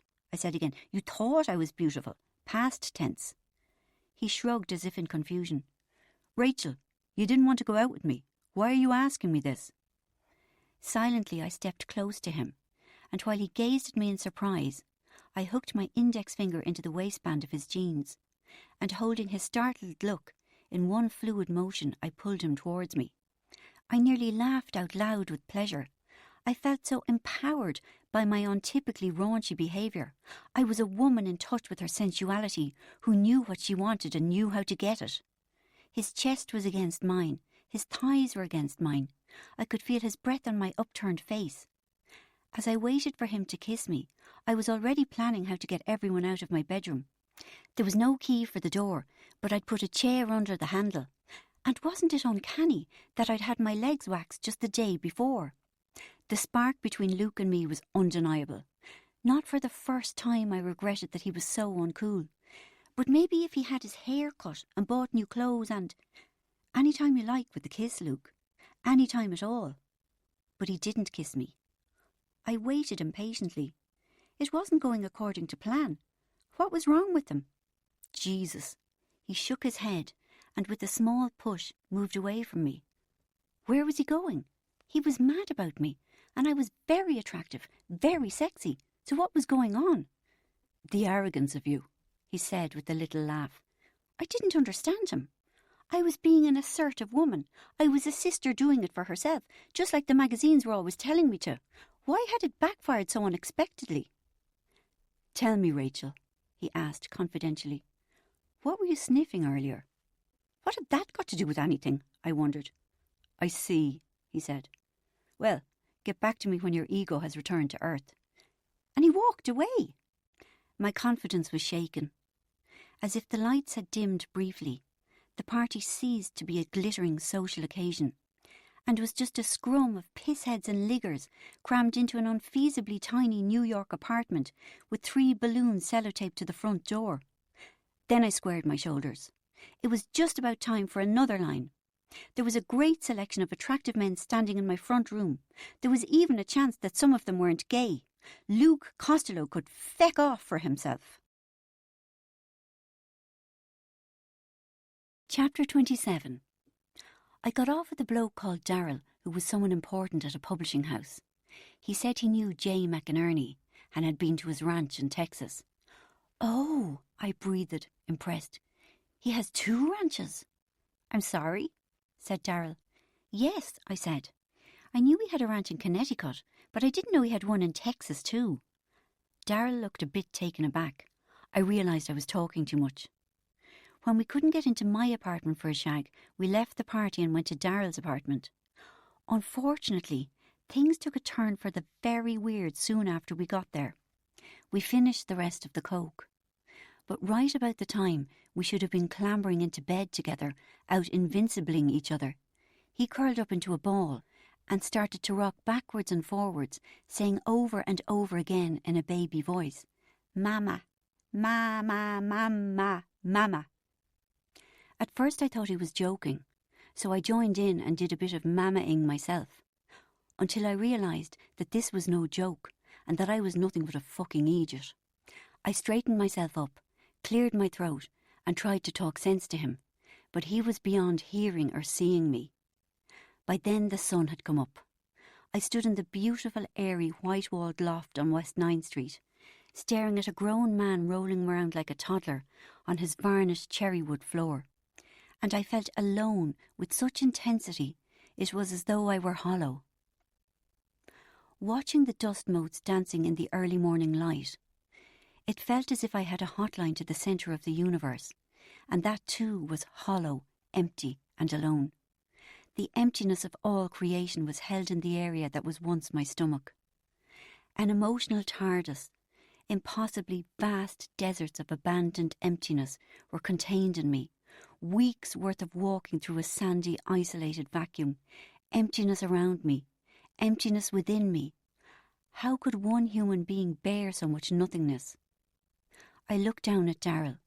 He had gone to sleep with his thumb in his mouth. I thought about lying down beside him, but suspected he wouldn't be too pleased to find me there when he woke up. Hovering uncertainly, eventually I tore a page from my notebook, scribbled my number, then put "Ring me" and signed it Rachel. I worried about whether I should put "Love Rachel" or just Rachel. I thought Rachel was safer but less friendly. Then at the bottom I wrote "The girl from the party," just in case he didn't remember me. I toyed with drawing a picture of myself, but managed to get a grip. Then I wondered if the exclamation mark in "Ring me" was too pushy. Perhaps I should have written "Give me a call" instead. I was being silly, but when he didn't ring, as he undoubtedly wouldn't, I would torment myself with what I had or hadn't done. Maybe the note was too cold. Perhaps he wouldn't think I really wanted him to ring. He could be sitting at home this very minute, dying to call, but thinks I don't want him to. Or perhaps it was too aggressive. He might have realised how desperate I am. I should have played harder to get by writing "Don't ring me," etc., etc. I put the note under his hand, then went to look in his fridge. I liked to see the fridges of stylish people. There was nothing except a slice of pizza and a round of brie. I put the cheese in my bag and left. Out in the sunlit morning, I tried to force myself to walk home, because exercise was meant to be a great way to normal out. But the streets were menacing and threatening, science fiction land. I felt the few people that were out at that time, 6 o'clock on a Sunday morning, were turning and staring after me. I sensed every eye in New York on me, hating me, wishing me ill. I was walking faster and faster, almost running, and when a cab approached, I nearly fell to my knees in gratitude. In I clambered, my palms slick with sweat, just about able to tell the driver my address. Then I wanted to get out.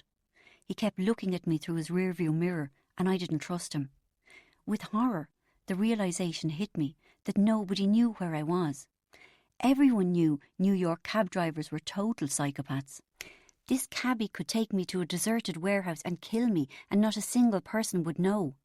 No one had seen me leave the party with Darryl, whatever his name was. Except Luke Costello, I realised, with relief laced with something unpleasant. He'd seen me and made some smart remark. What was it? With a belly flop sensation, I suddenly remembered the "my finger in waistband of Luke's jeans" episode, and I wanted to vomit with shame. "Please, God," I begged, "make it not have happened. I'll give next week's wages to the poor if you'll only erase it." What had I been thinking of? I wondered in horror. Him, of all people. And the worst part of it was that he turned me down. With a jolt, I saw the taxi driver watching me. I was so scared I decided to jump out at the next lights. But maybe I was only imagining the sense of menace. I nearly always got paranoid after a good session. There was nothing to be frightened of. "Been out partying?" he asked, meeting my eyes in the rear view. The fear flared up again. "I stayed in my friend's apartment," I said, my mouth dry. "A girlfriend's," I emphasised, "and my roommate is expecting me around now. I called to tell her I was on my way," I added. He said nothing, but he nodded. If the back of someone's head can look frightening, then his did. "If I'm not home in 10 minutes, she's going to ring the police," I told him. That made me feel better. Briefly. Surely he was going the wrong way. Yes, he was. He was. We were going uptown, and we should have been going downtown. Once again I wanted to jump out. but every traffic light was green. We were going too fast for me to signal to anyone, but in any case, the streets were empty. Irresistibly drawn back to the mirror, I found he was still staring. I was fucking done for, I realised with calm acceptance. A few seconds later, terror burst into flames within me. Unable to bear any more, I rooted around in my bag for the Valium. Making sure he didn't know what I was doing, I surreptitiously snapped back the lid and took out a couple. While I pretended to rub my face, I got them into my mouth and waited for the fear to leave me. "What number do you want?" I heard my murderer say. When I looked out, I realised I was nearly home. I was giddy with relief. He wasn't going to murder me after all. "Just here," I said. "We had to go the long way round because they're digging the street on 5th, he said, "so take a couple of dollars off the meter." I thrust the full price at him, plus tip. I wasn't that strung out, and I gratefully exited. "Hey, I know you," he exclaimed. Uh-oh. Whenever someone said that, I was afraid. They usually remembered me because I'd made a show of myself. I never remembered them for exactly the same reason. "You work in the old Shillelagh Hotel, right?" "Right," I nodded nervously. "Yeah, I knew you when you got in, but I couldn't remember from where. I see you when I come into the hotel to pick up a fare." He was all smiles. "You Irish? You sure look it with your black hair and your freckles, a proper colleen." "Yes." I tried to make my rigid face look pleasant. "Me too. My great-great-granddaddy was from Cork, from Bantry Bay. You know it?" "Yes." "McCarthy's the name. Harvey McCarthy." "Actually," I said in surprise, "McCarthy is a Cork name. So how are you doing?" He was all set for a chat.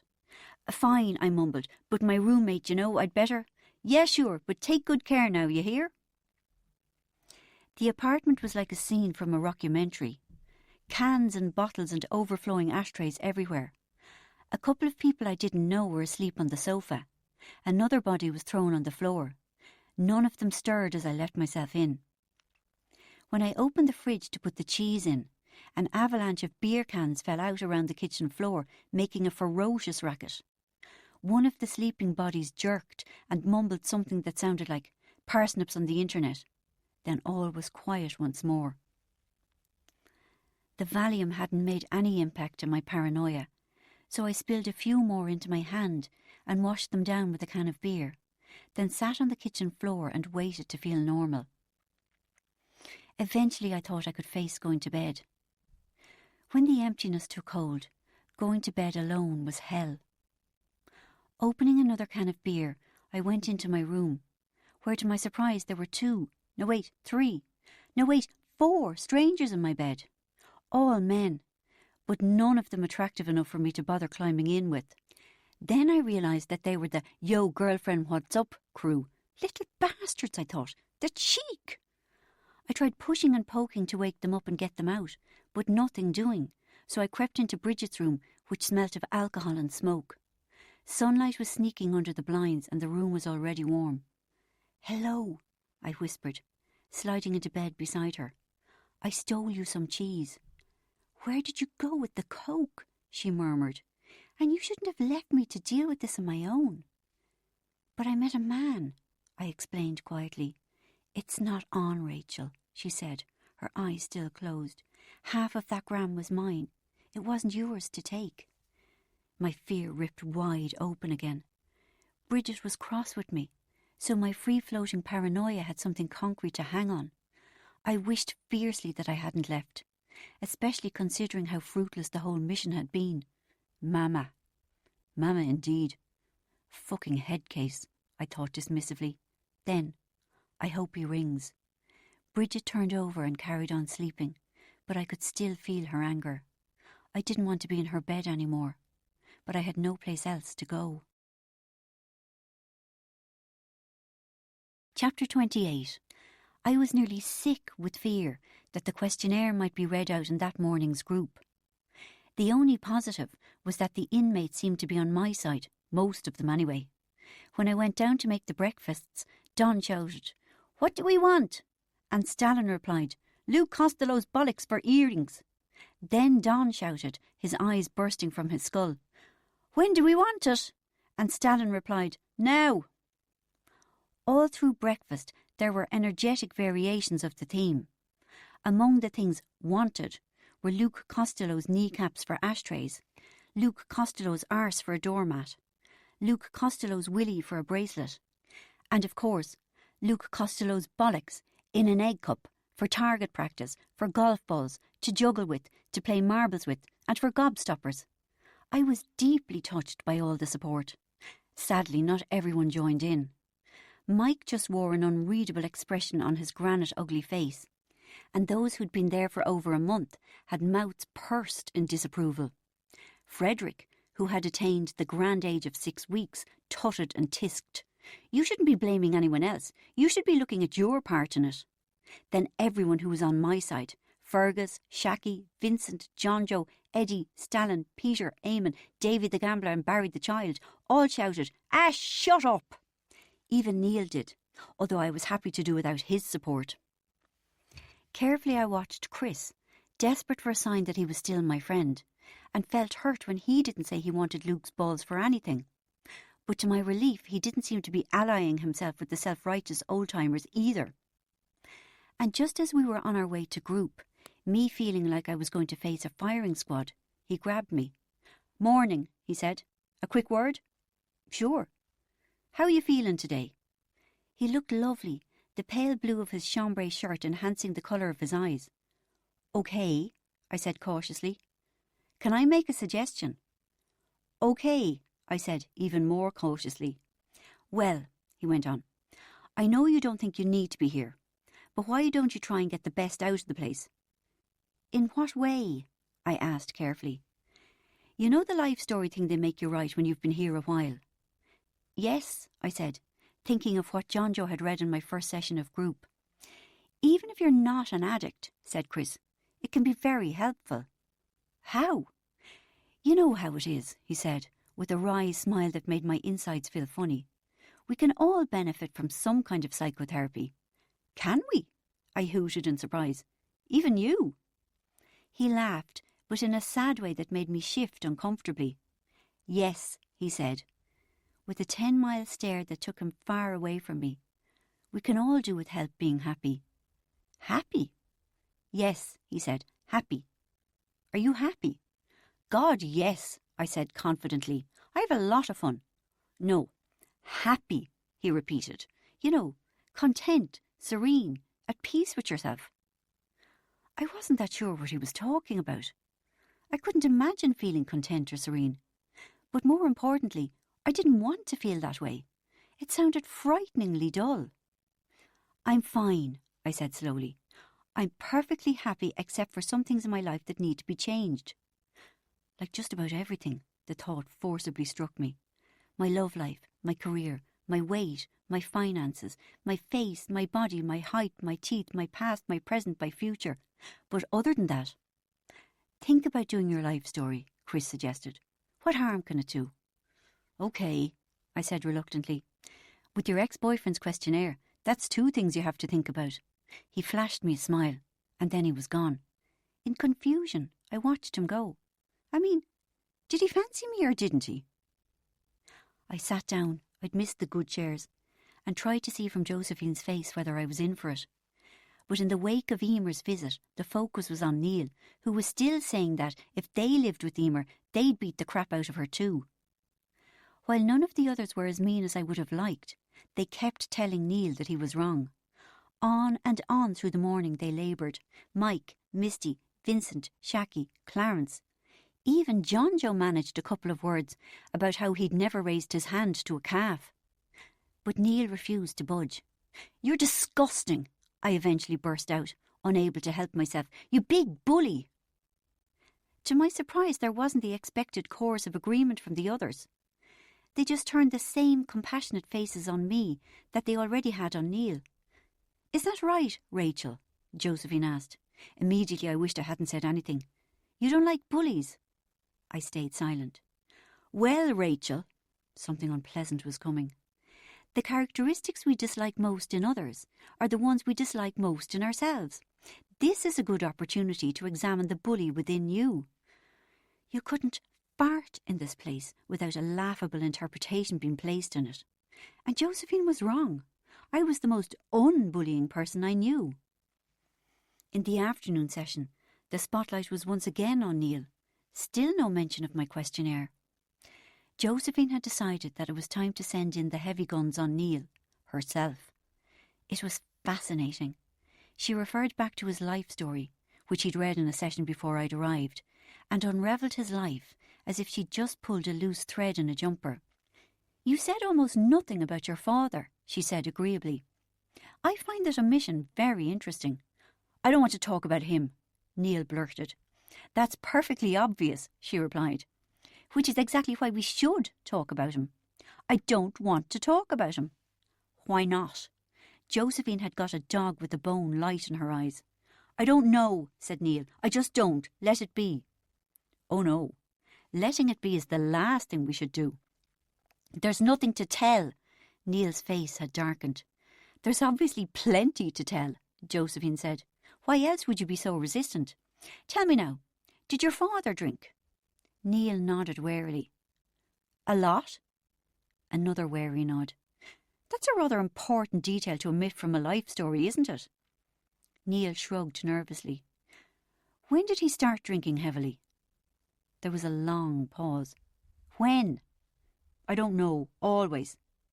"So it's something you grew up with?" Neil assented. "And your mother?" Josephine prompted. "You seem very fond of her."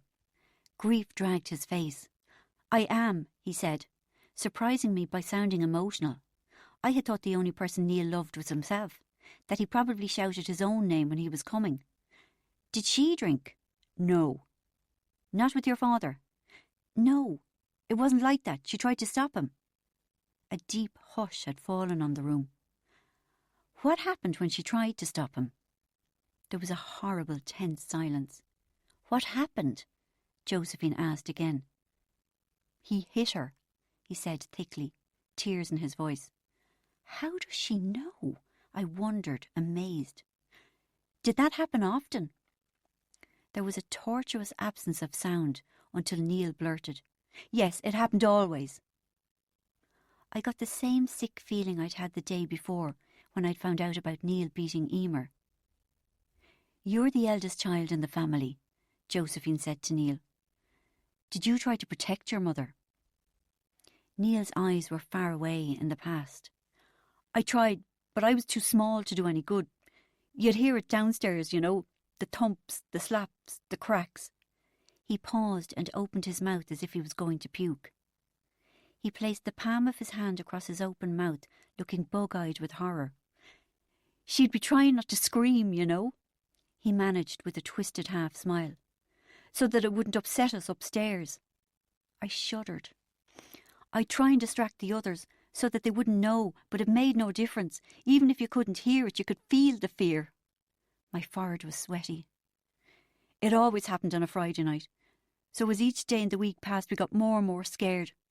I swore that when I was big enough I'd kill the bastard. I'd make him beg for mercy the way he did to her." "And did you?" "No," Neil struggled to say. "The fucker had a stroke. And now he sits in a chair all day long with my mother dancing attendance on him. I keep telling her to leave and she won't, and it drives me mad." "How do you feel about your father now?" Josephine asked. "I still hate him." "How does it make you feel that you've turned out exactly like him?" Josephine asked, the mildness of her manner not masking the brutal thrust of the question. Neil stared. His smile was shaky. "What do you mean?" "I mean, Neil," Josephine said with emphasis, "that you're exactly like your father." "Not at all," Neil stammered. "I'm nothing like him. I always swore I'd be completely different from him." I was stunned at Neil's complete indifference to the truth. "But you behave exactly like him," Josephine pointed out. "You drink too much, you terrorise your wife and children, and you're creating a future generation of alcoholics in your own children." "No!" Neil howled. "I don't! I am the opposite kind of man from my father." "You beat your wife the way your father beat your mother." Josephine was relentless. "And Gemma, she's your eldest, probably tries to shield Courtney's ears from the sound of it, the way you did with your brothers and sisters." Neil pressed himself back into his chair, terror on his face, as if he was up against a wall, surrounded by savage, barking, baying pit bulls. "No!" he wailed. "It's not true!" He was horrified. The shocking realisation hit me that he really did believe it wasn't true. There and then, for the first time in my life, I truly understood that fashionable, bandied about, overused word, denial. It made me cold with fear. Neil couldn't see it. He honestly really couldn't, and it wasn't his fault. We sat in silence, the only sound Neil's sobs. To my surprise, a glimmer of compassion sparked to life in me. Eventually Josephine spoke again. "Neil," she said, matter-of-factly, "I appreciate that you're in tremendous pain at the moment. Stay with those feelings. And I'd ask you to bear in mind some things. We learn behaviour patterns from our parents, even if we hate those parents and their way of behaving. From your father, you learned how a man is supposed to behave, even if on one level you abhorred it. I'm different," he said. "It's not the same for me." "You were a damaged child," Josephine continued. "In some ways, still are. It doesn't excuse what you've done to Emer and your children and Mandy, but it does explain it. You can learn from this. You can try to heal the damage in your marriage and in your children, and most importantly of all, in yourself. This is a lot to take on board, especially considering the extent of your denial. But luckily, you're here for another 5 weeks. And the rest of you," she threw a glance round the room, "not all of you are from alcoholic homes, but I'd advise you not to use that as an excuse to deny your alcoholism or addiction." Chapter 29. We limped back to the dining room, drained after all the emotion of the session. Every afternoon after group, 2 of the more senior inmates went to the sweet shop in the village and brought back lorry loads of cigarettes and chocolate. The placing of the orders was a lively affair. "I want chocolate, so I do," said Eddie to Frederick, who was writing down orders on an A4 pad of paper. Frederick had the biggest, reddest nose I'd ever seen. "Name me out something nice." "Turkish Delight," he suggested. "No, too small, gone in one bite." "Aero?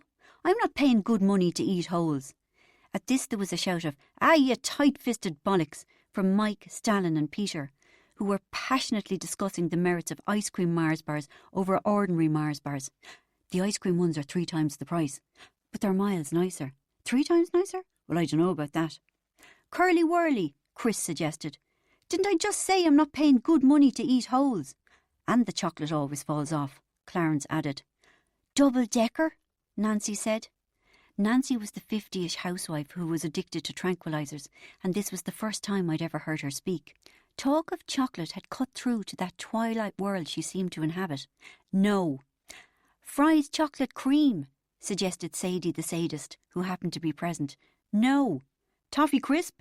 from Barry the child. "No, but they're minstrels," Mike offered. "Topic, a hazelnut in every bite," from Vincent. "Walnut whip," Don hooted. "Lose yourself in a walnut whip dream." "Milky Way," Peter. "Bounty," Stalin. "Caramel," Misty.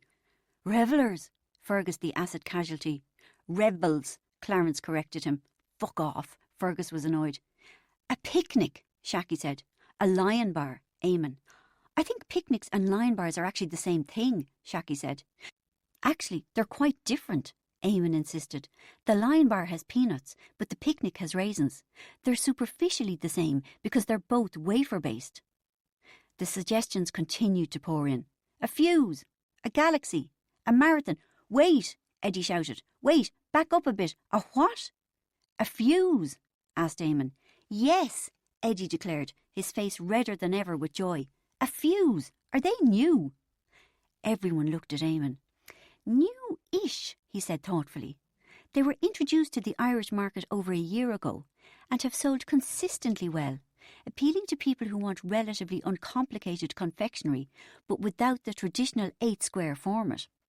They're an interesting blend, a fuse, if you will, of raisins, crispy cereal, fudge pieces, and of course," he delivered a winning smile around the table, "chocolate." Nearly everyone stood up and applauded. "He's great, isn't he?" Don murmured. "Really knows his stuff." "OK," said Eddie, sold. "I'd have 7 of them." "So will I," Mike shouted. "Put me down for 5, yelled Stalin. "Me too. 6, 8, 3. I found myself saying, even though I hadn't intended to order anything, such was Eamon's oratorial power. Then everyone ordered 100 cigarettes each, a few tabloids, and off Don and Frederick went into the cold evening down to the village. After tea, as we loitered in the dining room, Davy looked up from his paper and exclaimed, "Look! Look! Here's a picture of Snorter out on the Raz." There was a mad surge as everyone gathered round to look. "Looks like he's back on the sauce," said Mike sadly. "He didn't last long, did he?" said Oliver. They all shook their heads despairingly and seemed very, very upset. "I thought he was going to be okay," murmured Barry. "He said he was really going to try this time," said Misty.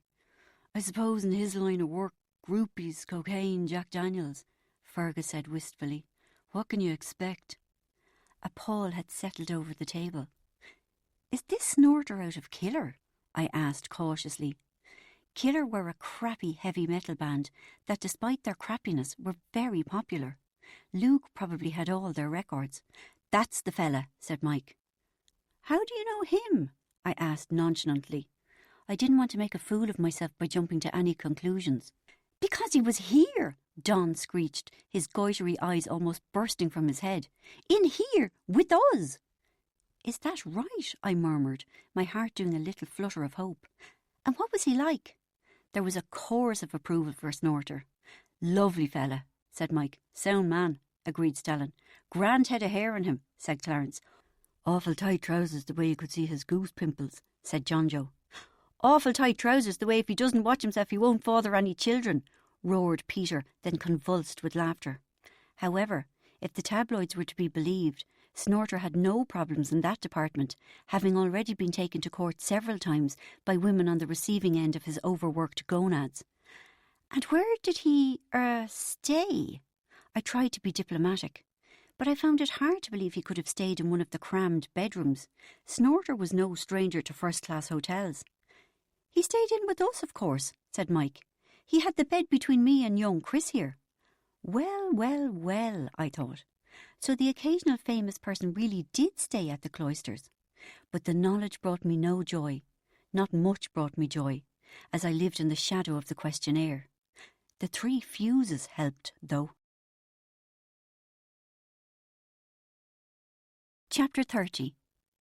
The following morning in group, I almost cried with relief when it became clear that John Joe was to be centre stage. Josephine started in on him immediately. "Last Friday we were looking at your romantic and sexual history," she said. "Perhaps you've had some time to think about it since then." He shrugged. I could have predicted that. "You've had what, viewed from the outside at least, seems like a very lonely life. Would you agree with that?" "I suppose," he mumbled obligingly. "Why didn't you ever marry?" she asked, as she had asked on Friday. He looked bewildered. "Maybe, yeah, the right woman didn't happen along." "Is that what you really think, John Joe?" He let his hands fall in a gesture of helplessness. "'Tis, I suppose." "I don't think so, John Joe," she said. "Now, I asked you on Friday if you had ever lost your virginity. Are you prepared to answer that?" He just looked at his boots, not even peeping up from under his bushy eyebrows. It was clear that Josephine wasn't going to have the same kind of success with John Joe that she'd enjoyed the previous day with Neil. I suspected that there wasn't anything to discover about John Joe. Wrong. "Tell me about your childhood," she suggested cheerfully. Jesus, I thought, what a cliché. John Joe looked blank. "What was your father like?" she asked. "Ah, 'tis a long time since he kicked the bucket." "Tell us what you remember." She was firm on this. "What did he look like?" "A fine big man," he said slowly, "as tall as the dresser, and he could carry a bullock under each oxter." "What's your earliest memory of him?" John Joe thought long and hard, staring far back into the past. I was very surprised when he actually began to speak. "I was a gosser of 3 or 4, he said. "It must have been September because the hay was in, and standing in little ricks in the field below, and the harvest smell was in the air. I was making sport in the flagstones, firing a stick around with one of the pigs." I listened in amazement at John Joe's lyrical descriptions. Who would have thought he had it in him? For a bit of crack I got the notion in me head to land the pig a belt of the stick. So I did, and didn't I get the suck in when I killed it stone dead? And who would have thought this frail old man had it in him to kill a pig? PJ started crying like a woman and went running in. You're after killing the pig, I'm going to tell Dada on you. Who's PJ? Josephine asked. The brother. And were you frightened? I suppose I was. 'Twasn't advisable to go round killing pigs. But when Dada came out, he took a look, and the next thing he's scarting laughing and says, by the living jingo, but it takes a big man to kill a pig. So your father wasn't angry? No, indeed he was not. He was proud of me. Did you like it when your father was proud of you? I did. 'Twas powerful. John Joe was positively animated. Reluctantly, I began to admire Josephine. She certainly knew what people's triggers were, even if I wasn't sure where she was going with this John Joe father thing. Give me one word to describe how your father made you feel, she told him. It can be anything, happy, sad, weak, clever, strong, stupid, anything at all. Think about it for a few minutes. John Joe thought long and hard, breathing through his mouth in a very annoying fashion. Finally he spoke. Safe, he said firmly. You're sure? He nodded. Josephine seemed pleased. Now, you referred to PJ crying like a woman, she said. That sounds quite contemptuous of women. What I mean is, it sounds like you haven't much I know what contemptuous means, John Joe interrupted. His slow, heavy voice carried pride and irritation. I could feel the rest of us sit up in our chairs in surprise. Are you contemptuous of women? She asked. I am. He surprised us all by answering immediately. With their whinging and their crying always needing to be minded. A knowing smile played on Josephine's unlipsticked mouth. And who does the minding? Men do. Why's that? Because men are strong. Men have to mind the others. But you're in a difficult position, aren't you, John Joe? She asked, a strange light gleaming in her eyes. Because even though you're a man and supposed to do the minding, you like to be minded yourself. You like to feel safe. He nodded warily. But women can't take care of you. That's what you think. To be properly safe, a man would have to take care of you. For a few moments she let all kinds of questions and answers hang in the air. What's she getting at? I wondered frantically. Surely she couldn't mean. She wasn't implying that John Joe is gay. Or homosexual is a word you may be more familiar with, she said briskly. John Joe's face had gone as white as milk. But as I watched in jaw-dropped amazement, there wasn't the flurry of furious drooling denial that I expected. Who are you calling queer, just because you're an old dyke of a nun who hasn't seen hiding her hair of a man's naked lad, etc., etc. John Joe looked resigned more than anything else. You knew this about yourself, didn't you? Josephine looked closely at him. To my further astonishment, John Joe shrugged wearily and said, Yeah, I did and I didn't. What good would it have done me? You could have become a priest, I almost said, and had your pick of the boys. You're 66 years of age, Josephine said. What a very lonely life you must have had until now. He looked exhausted and heartbroken. It's about time you started to live your life properly and honestly, she went on. It's too late, he said heavily. No, it's not, Josephine said. Visions of John Joe swapping his antique black shiny suit for 501s, a white t-shirt and a shaved head swam before me. Or John Joe in a check shirt, leather chaps and a handlebar moustache, having exchanged milking cows for dancing to the village people and the communards. John Joe, Josephine said, in a return to schoolmarm fashion, understand one thing. You're as sick as your secrets. As long as you live a lie, you will continue to drink. And if you continue to drink, you will die. Soon. Scary stuff. There's a lot of work to be done, John Joe, and how you've lived your life, but we've broken through a big barrier here today. Stay with the feelings. And as for the rest of you, I know not all of you are hiding your sexuality, but that doesn't mean you can't still be alcoholics and addicts. Later that day, Dr. Billings led a blonde-haired woman in her 20s into the dining room and introduced her as Angela. Immediately, Clarence and Don glommed onto her, stroking her hair and peppering her with questions. Chris sidled up to me. My heart leapt. Then he said, "Rachel, why don't you go and talk to Angela?" "Me?" I said. "Go on," he urged. "She'll probably be more comfortable talking to women just now. Go on. Remember how frightened you were on your first day." I wanted to say, but it was different for me. But I wanted to please him. So I stuck a smile on and went over, shooing away Clarence and Don. Angela was in for an overeating disorder and seemed scared and sad. I found myself saying, "Don't worry, my first day was awful, but it gets better." And even though I didn't mean it, she gave a small smile and said, "Thank you." Twice a day for the rest of the week, I sweated terror-stricken buckets in case Josephine read out the questionnaire in group. But she didn't, and I tentatively began to hope that I might be in the clear, which didn't stop me from completely burning up with anger and hurt whenever I thought of Luke, which was most of the time. But the other inmates were an unexpected comfort, wildly enthusiastic in their condemnation of Luke and very affectionate to me. However, I liked to think that whenever Chris hugged me, it meant more. Because we weren't in the same group, I only saw him at mealtimes and in the evenings, but he always took care to come and sit beside me after dinner. I looked forward to seeing him, to us having a special private little chat. At times I was almost able to convince myself that being trapped in the Cloisters wasn't an entirely bad thing. Such close proximity to each other was bound to help our budding relationship along. The week carried on. On Wednesday, Shaki read her life story, which was mild and tame. On Thursday, one of Clarence's brothers came as his involved significant other. But as Clarence was no longer in denial about his alcoholism, there were no surprises. In fact, Clarence kept beating his brother to the punchlines of each horror story. On Friday, Neil's girlfriend Mandy came.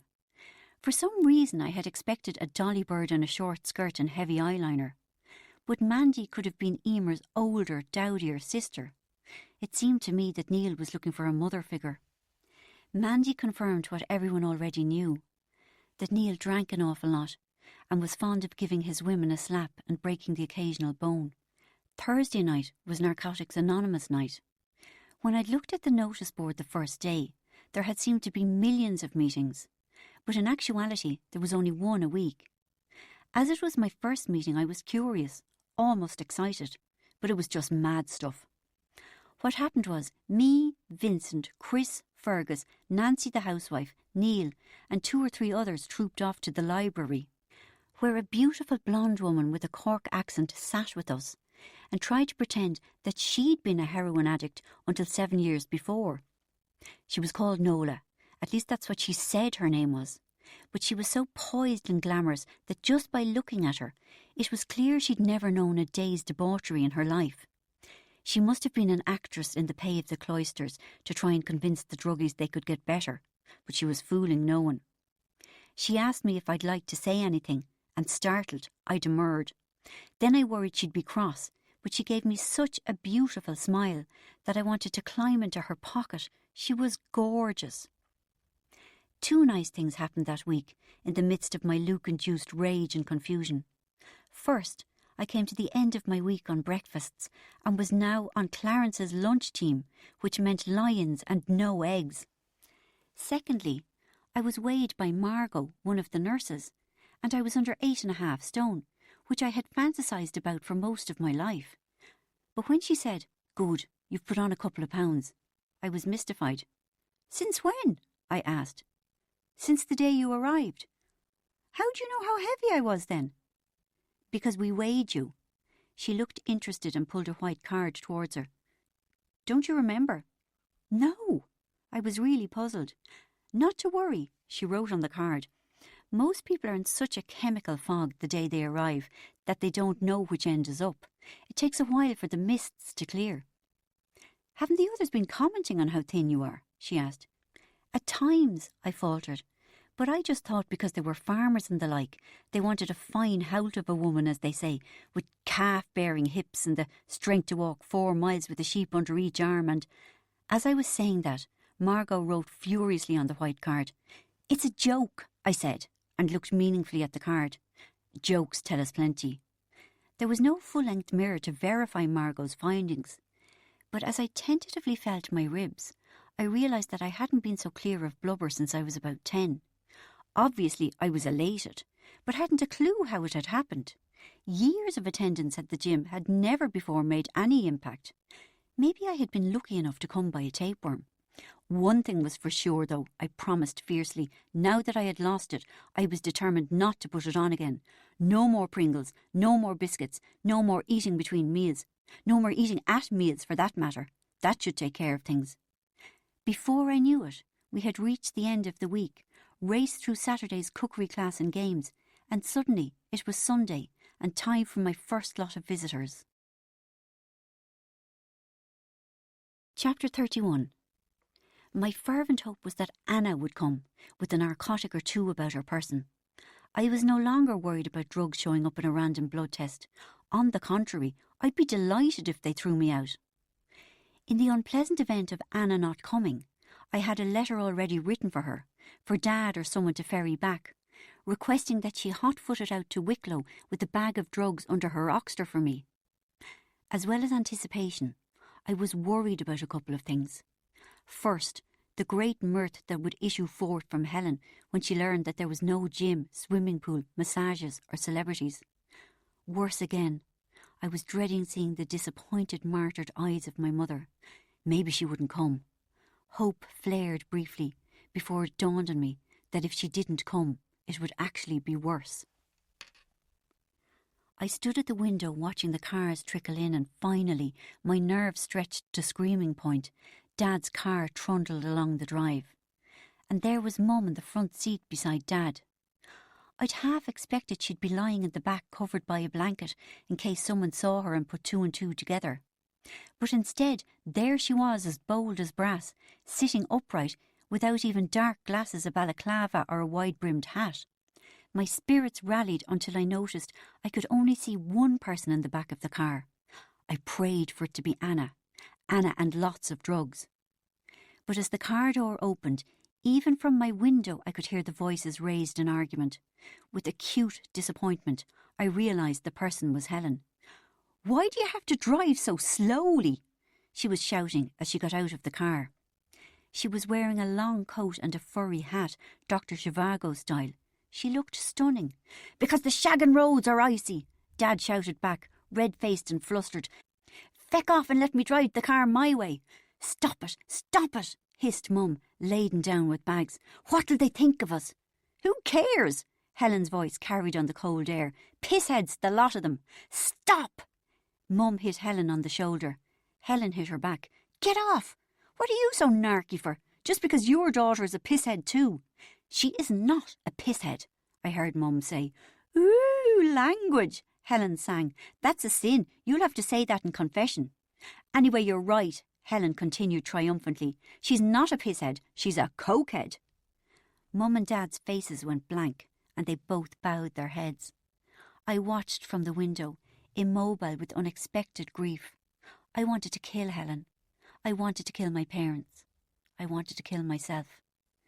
Down I went and we hugged awkwardly, the only way we knew how, and smiled. My eyes filled with tears. Helen greeted me by saying, "Christ, I'm frozen." Mum greeted me by pushing Helen and saying, "Don't be taking the Lord's name in vain." Dad greeted me by saying, "Howdy."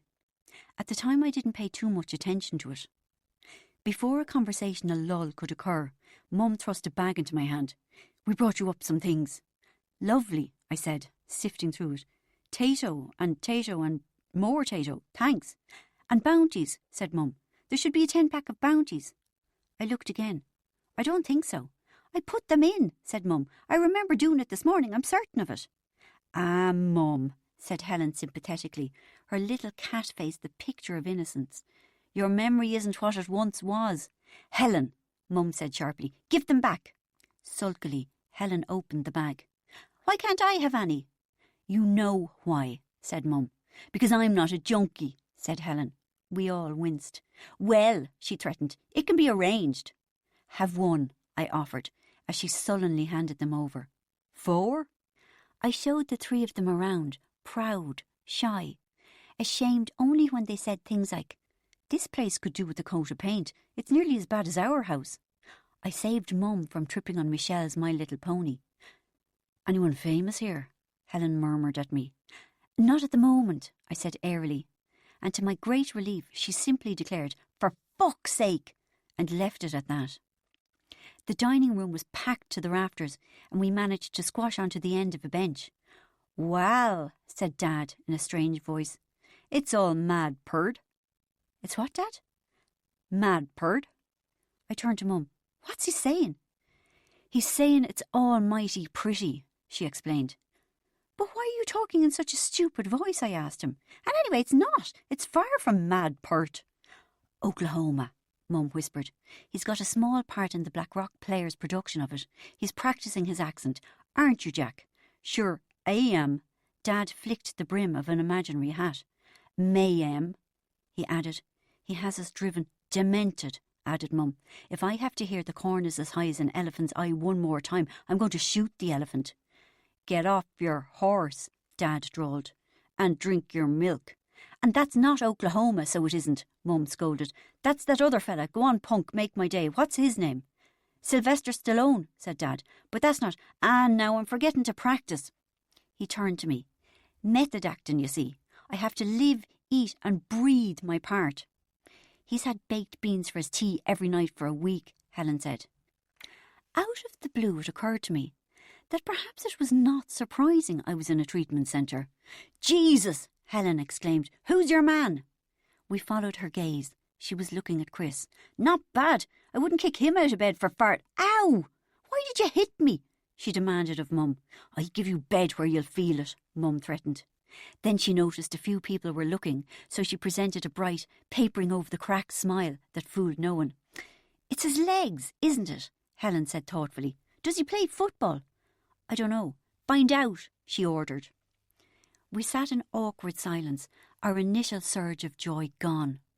All around us, knots of unhappy people were carrying out low, muttered conversations, but we couldn't even manage that. Now and then one of us tried to kickstart a chat by saying something like, So, are they feeding you all right? Or, February is a desperate month, isn't it? All the while, Mum was looking sidelong at Shaki, her perfect makeup, her plentiful jewellery, her expensive clothes. Eventually, she nudged me, and in a stage whisper they probably heard in Norway, hissed, What's up with her? A bit louder and we could dance to it, I replied. She glared, and suddenly her face went white and she ducked her head. Sacred Heart of Jesus, she intoned. What? We all twisted and stretched to see what she was looking at. Don't look, she hissed. Keep your heads down. What? Who? She turned to Dad. It's Philomena and Ted Hutchinson. What are they doing here? What if they see us? Who are they? Helen and I clamoured. Folks your ma and pa know, said Dad. How do you know them? From the golf club, said Mum. Saints preserve us, I'm mortified. Well, that's not how we first met 'em, drawled Dad. It's like these. Their dog ran away and we all found the critter and, oh God, they're coming over, said Mum. She looked fit to pass out. And I was wondering why. If she was so ashamed about me being here, she'd made me come. From the terrifying saccharine smile which appeared on her face, I deduced eye contact had been made. Oh, hello, Philomena. I turned around. It was the woman I'd seen sitting with Chris last Sunday. His mother, I assumed, and handling things with much more aplomb than Mum. Mary, she boomed, I'd never have taken you for an alcoholic. Mum forced herself to laugh. What are you in for, Philomena? The horses? More forced, hernia-inducing cackles, as if they were at a cocktail party. Davy the gambler was at the other end of the table. His expression was bleak, and I felt a rush of protectiveness. Our son is in here, said Philomena. Where's he gone? Christopher? Definitely Chris's mother. Good. It was no harm at all if his parents knew my parents. It might come in handy just in case he didn't ring me when we got out. I could use the excuse of dropping a Tupperware container up to Mrs. Hutchinson to see him. Mum was bound to need a Tupperware container dropped up to Mrs. Hutchinson within a day of me getting out. Mum and her friends constantly dropped Tupperware containers up to each other. Ghetto Diane, coleslaw, that kind of thing. They seemed to do little else. Mum attempted to do some introductions. Our daughter's Claire. She gestured at me. Rachel, I corrected. And Anna. No, the other one, Helen. Helen politely excused herself by saying conspiratorially to Mr. and Mrs. Hutchinson, Janie, I'm bursting to make me wheeze, and sidled off. A while later I went after her. It wasn't that I didn't trust her. It was just that I didn't trust her. I found her sitting on the stairs, literally surrounded by men. The dining room must have been full of abandoned wives and children. It didn't surprise me that one of the men was Chris, and it certainly didn't make me happy. She was regaling her captive audience with stories of her heavy drinking. Very often I'd wake up and not remember how I got home, she boasted. No one topped her boast by saying, That's nothing. Very often I'd wake up and not remember whether I was dead or alive, which they would have been perfectly entitled to do. Instead, they were tripping over themselves with enthusiastic suggestions that she check into the Cloisters. There was room for a woman at the moment. There was an empty bed in Nancy and Misty's room. You can always share my bed if you're stuck, Mike suggested. And I felt a surge of fury. His poor, downtrodden, biscuit-bearing wife was only a few feet away. Clarence tried to stroke Helen's hair. Stop that now, she said sharply. Not unless you pay me a tenner. Clarence made a move to rummage around in his pocket, but Mike restrained him by putting his hand on his arm and saying, She's joking. No, I'm not, Helen replied. While all this furore was taking place, I jealously watched Chris's face. I wanted to see how he reacted to Helen.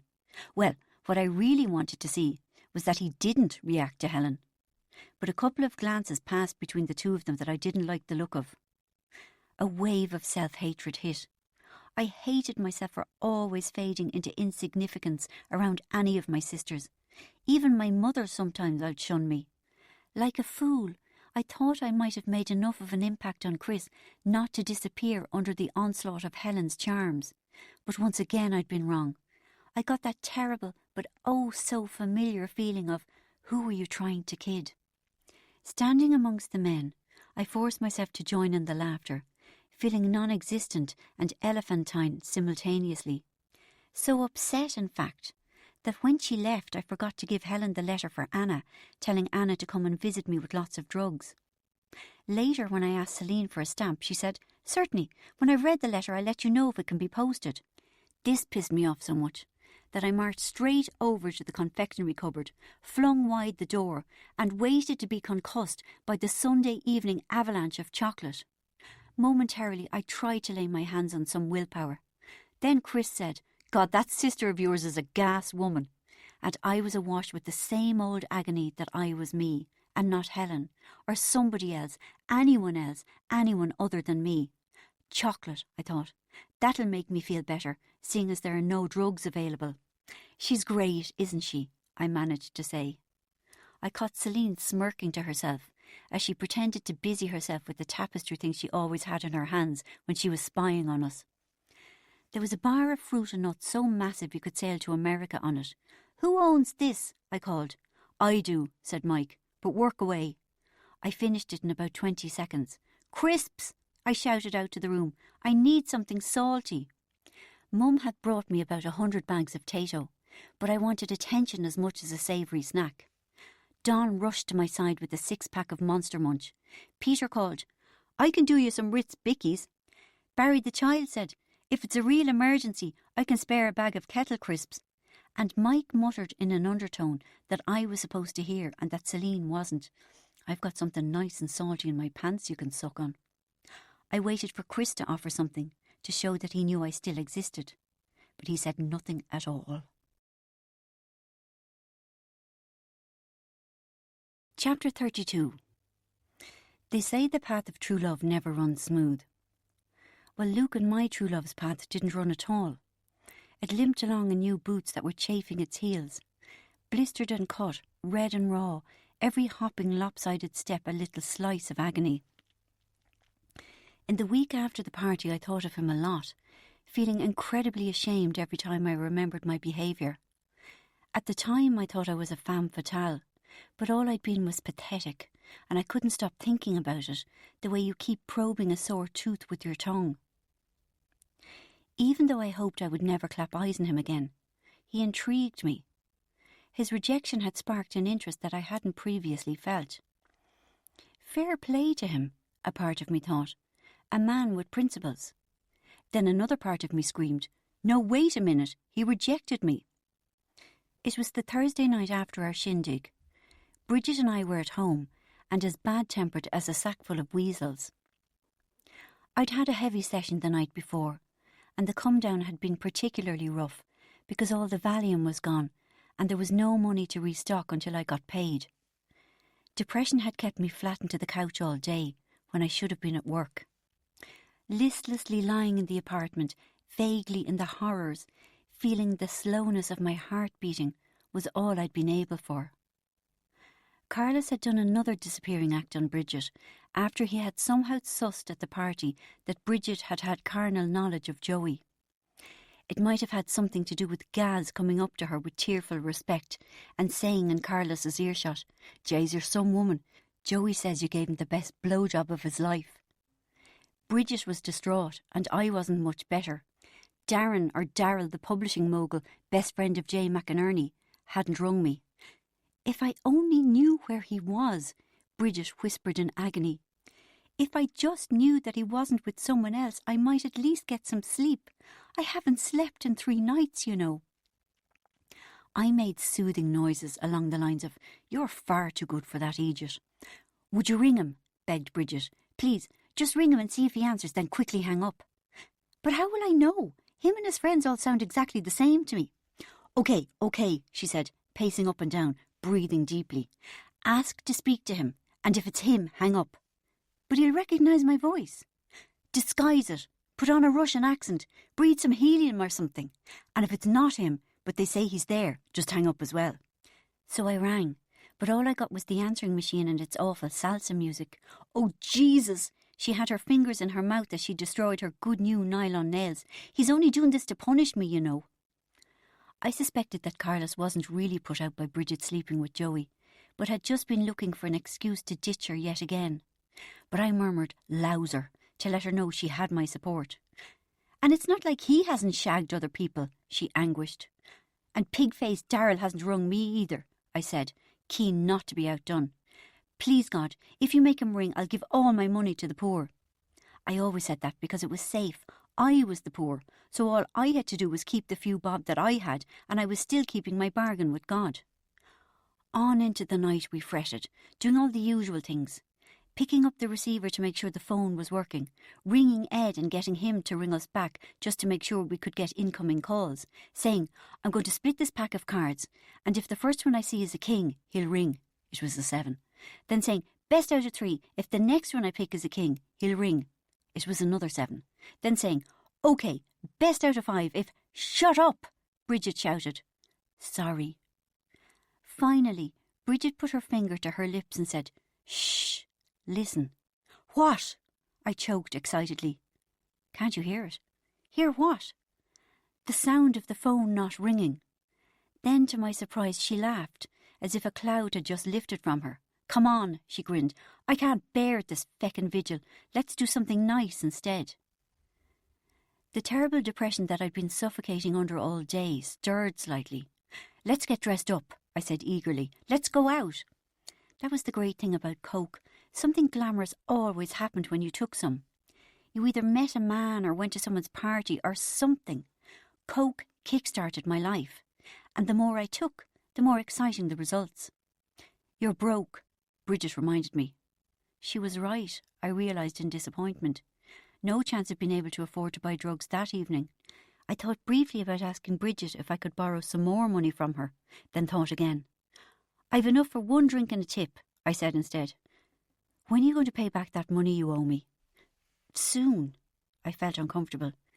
Bridget had become strangely stingy of late. "That's what you keep saying," she muttered. "Oh, please," I begged, "stop being such a miserable killjoy and let's go out. I've had enough for 1 week of playing Let's Pretend I've Just Met the Man for Me." Usually when Bridget and I needed free entertainment, she detailed a fantasy in which I met the man of my dreams, then I'd do the same for her. It was a game we rarely tired of. "What am I wearing?" I'd ask. "That Donna Karan wraparound dress that we saw." "What colour? Black?" "Dark green." Oh, even better. Thank you, Bridget. Can I be really skinny? Oh, yes. 8.5 stone, do you? Bit lighter? 8? Thanks, I'd say. And how? Liposuction? No, she'd say. You've had amoebic dysentery and the fat just fell off you without you having to do anything. But how did I get amoebic dysentery? Isn't that an exotic kind of disease? You can't get that over the counter. OK, you met this man who'd been on holiday in India. But look, it doesn't matter how you caught it. This is a fantasy. OK, sorry. Do I look fragile and big-eyed and mysterious? Like a well-dressed gazelle. To counteract our low self-esteem, we got gussied up. Bridget and her Joseph shift, and me in my short black button-through alaya. Both dresses had come from the thrift shop on Fifth Avenue, where nice rich people donated their old clothes. With the fake Prada bag that I'd got in Canal Street for a tenner, I might not have looked quite $1 million, but I was good for at least 27 or 28 of them. As usual, I agonised about my high black snakeskin ankle-strap shoes in case they made me too tall. "Ah, go on," said Bridget. "What's the point in buying them if you never wear them?" And off we went, me teetering slightly in the unfamiliar heels, to the Llama Lounge. The Llama Lounge was a 60s-style reproduction cocktail bar. Mad halogen lamps and peculiar metal chairs and general space-age jiggery-pokery. Very, very stylish. Bridget gingerly sat on an inflated transparent plastic sofa. "I'm not sure this thing can hold my weight," she said anxiously. "No!" I tried to sit beside her, but she was having none of it. "Between the two of us we're bound to burst it," she explained. "Oh, cripes," she said, when she was finally installed. "What?" "This thing is see-through, and you know the way everything spreads when you sit down. Everyone behind me will think I've 50-inch hips. Go round and see, will you?" she said, in a low, desperate voice. "Don't make it look like you're checking. Just be casual." Feeling foolish, I circled the sofa. "You're okay," I said when I returned, then took my place on a silver bucket chair that had my bum almost on the floor and my knees several inches higher. It reminded me unpleasantly of having a smear test. "I'm so sorry," interrupted a gentle nasal voice. "Can I just ask you?" From my prone position, I looked up at a groovy youth, 17 at the most, too young. "Is that like something, you know, mystical that you just did?" "What did I just do?" "The encircling of your seating place." He was ridiculously pretty. "Oh, the encircling." I felt a bout of devilment upon me. It was indeed an ancient Irish Chinese, Bridget said at the same time. "It has been observed in both the Chinese and Hibernian cultures," I said smoothly. "It brings—" "Good luck," he interrupted eagerly. "The very thing." "Thank you." "You're more than welcome." "You'd think he could have bought us a drink," said Bridget bitterly. We watched him as he returned to his group of equally youthful friends and drew several circles on the table with his finger. Then he paused, looked anxious, and drew them in the opposite direction.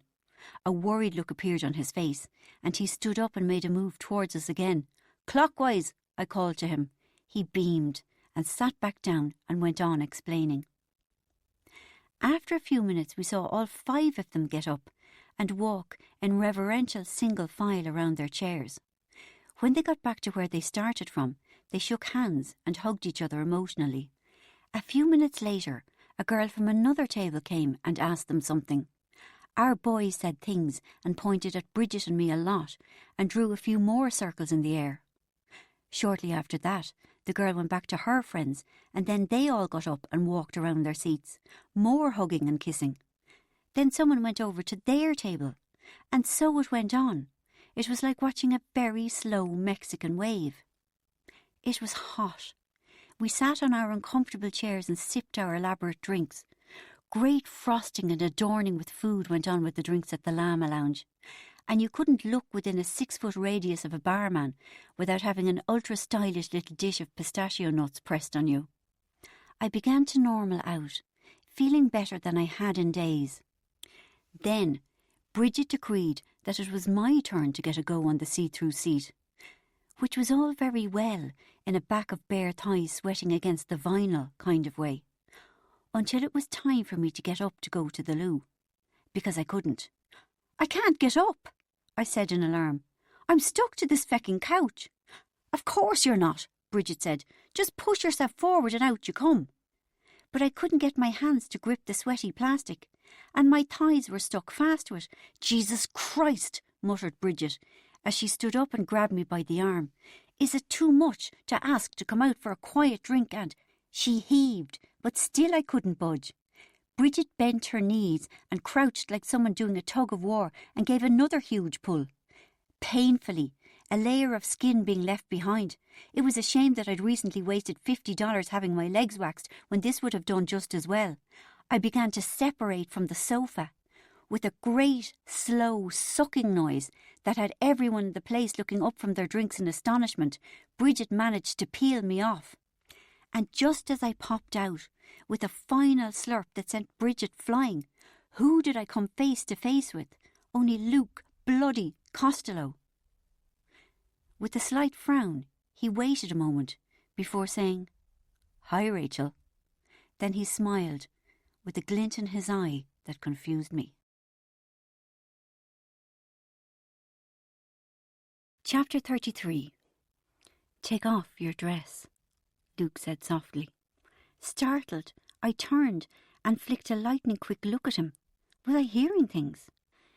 We were in my kitchen, me at the sink, Luke leaning with his back against the opposite counter, his arms folded, allegedly about to have a cup of coffee, mundane as you could get. Except, what? I asked. Did you say? He gave a slow, sexy smile. You heard.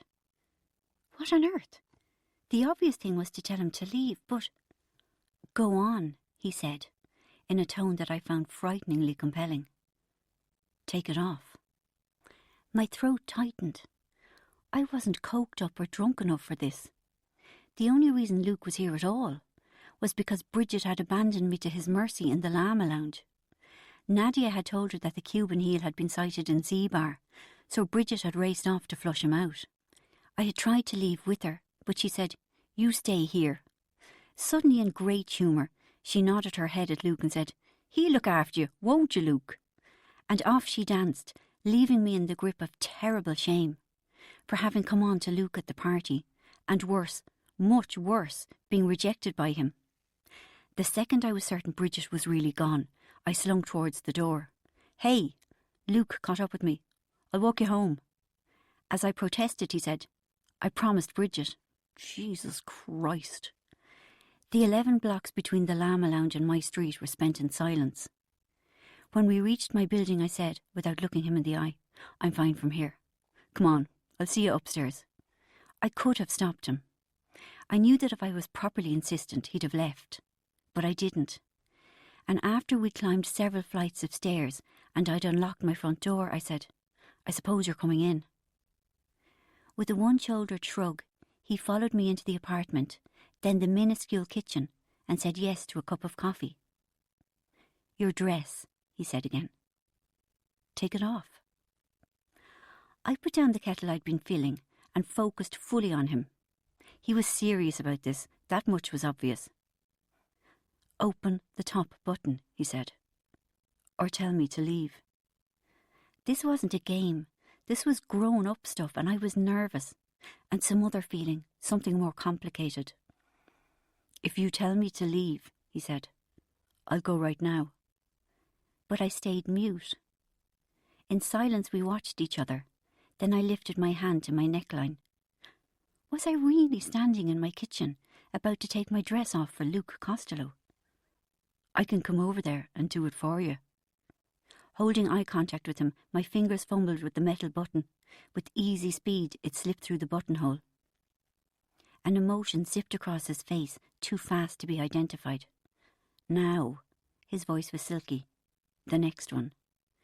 Excitement churned in my stomach. With shaking fingers, I opened a second button. "Keep going," he said, intent on me. Burning under his gaze, I slowly undid one button after another until they were all open. Shy and wildly turned on, I clutched the dress closed with my hands. "Take it off," he said. I didn't move.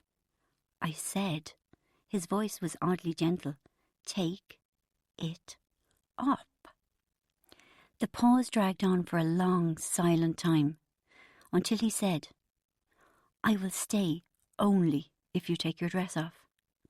Embarrassed, defiant, but into this, I shook the dress from my shoulders and arms and offered it to him.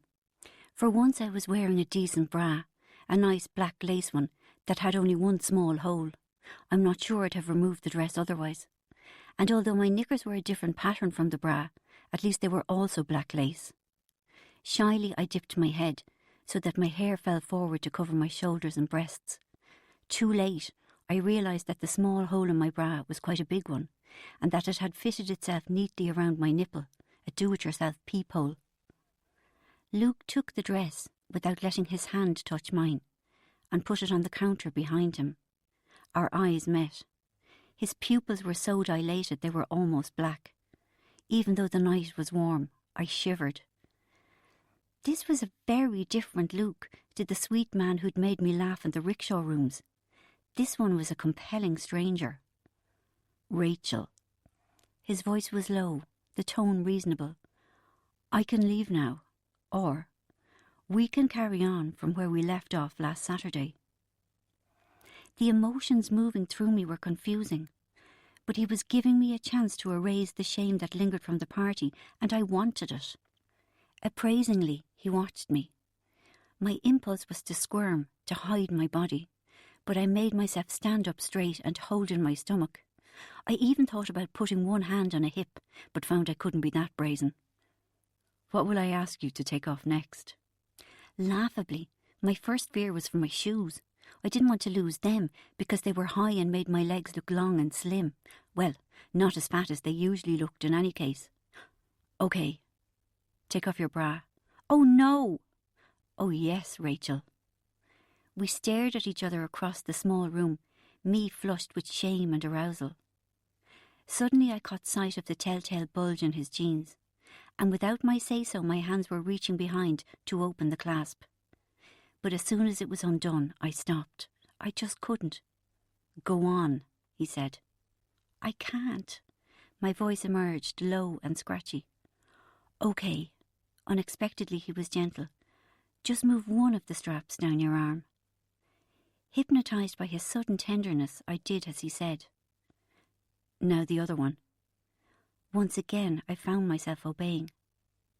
"You can give it to me." As I extended my arm, I caught him looking at me, at my body. Briefly, awareness flared of how badly he wanted me. Then it was back to that mixture of humiliation and sick excitement. "Now, come here and do what you did to me at your party," he ordered. A wash of shame hit me. "Come here," he repeated. Automaton-like I walked towards him, my eyes lowered. "You see, you and I," he took my arm, "have some unfinished business. Wouldn't you agree?" His hand was tight around my wrist, my nipples swung against the rough fabric of his shirt, but they were our only points of contact. He seemed to be deliberately holding himself away from me, and I was too overwhelmed by this big, strange man to even look at him. He placed my hand against the long bulge of his erection. Instantly I bunched my fingers into a fist. "Rachel?"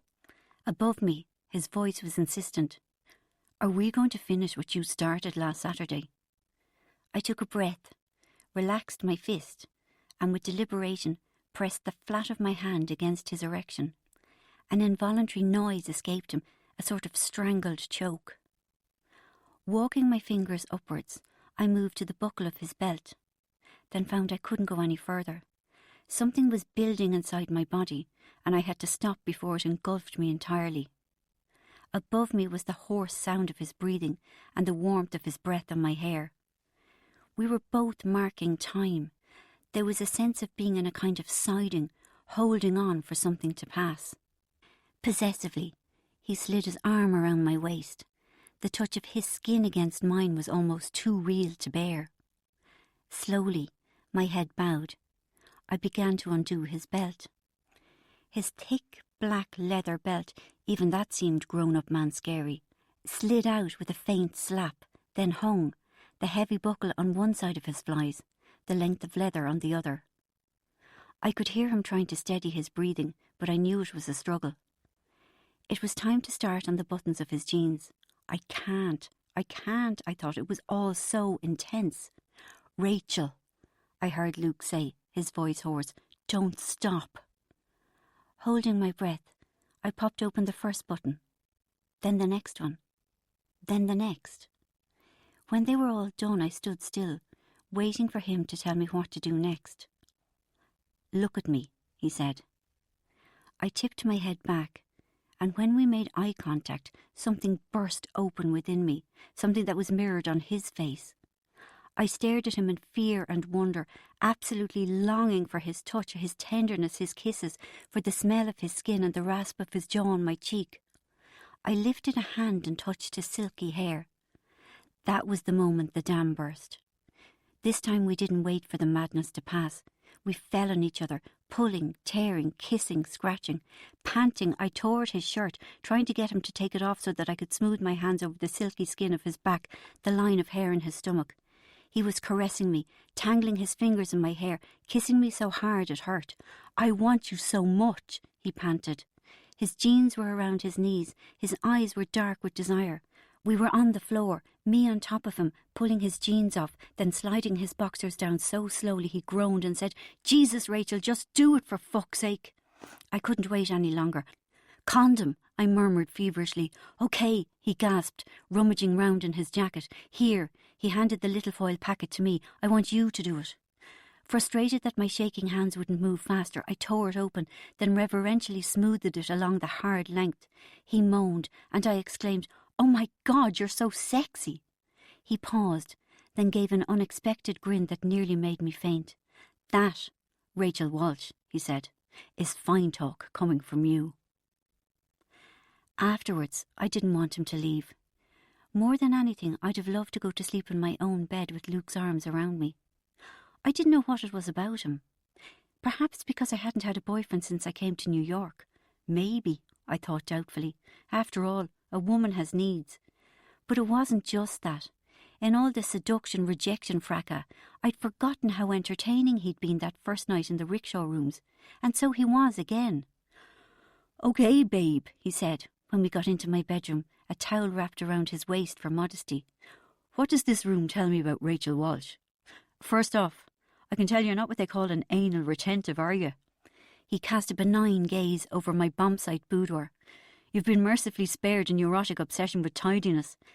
If I'd known you were coming, I'd have redecorated, I said good-humouredly, as I lay on my bed, resplendent in Bridget's good dressing gown. Now that's nice, he said, taking in a poster advertising the Kandinsky exhibition at the Guggenheim. Fond of the visual arts, are you? No, I said, surprised to hear someone like Luke saying words like visual arts. I stole it from work. It's covering a hole in the wall where a load of plaster fell off. Fair enough, he said equably, just as long as I know. Give us a look at your books. What kind of person are you really? Good. There's your collected works of Patrick Kavanagh, just like you told me the first night I met you. Nice to know the girl doesn't tell lies. Come away from them, I ordered. Leave them alone. They're not used to visitors. You'll upset them and they won't lay for weeks. I was embarrassed by my book collection. 8 books don't really amount to a collection. But the thing was, I didn't need any more. I rarely found a book that spoke to me, and even when I did, it took me about a year to read it. And then I reread it. And then I read it again. Then I read another of the ones I'd already read 1,000,000 times. And then I came back to the first one, and read it again. I knew this wasn't the usual approach to literature, but I couldn't help it. The Bell Jar, Fear and Loathing in Las Vegas, The Trial, Alice in Wonderland, collected works of P.G. Wodehouse, and not 1 but 2 Dostoevsky books? He smiled at me admiringly. You're no idiot, are you, babe? I wondered if he was being sarcastic and couldn't decide, so I just shrugged vaguely. I was especially mortified by my Dostoevsky books. What's wrong with John Grisham? Bridget demanded every time she caught me with them. Why do you read all that stuff? I didn't know why, except that I found it very comforting, especially because I could just open it on any page I liked and know exactly where I was.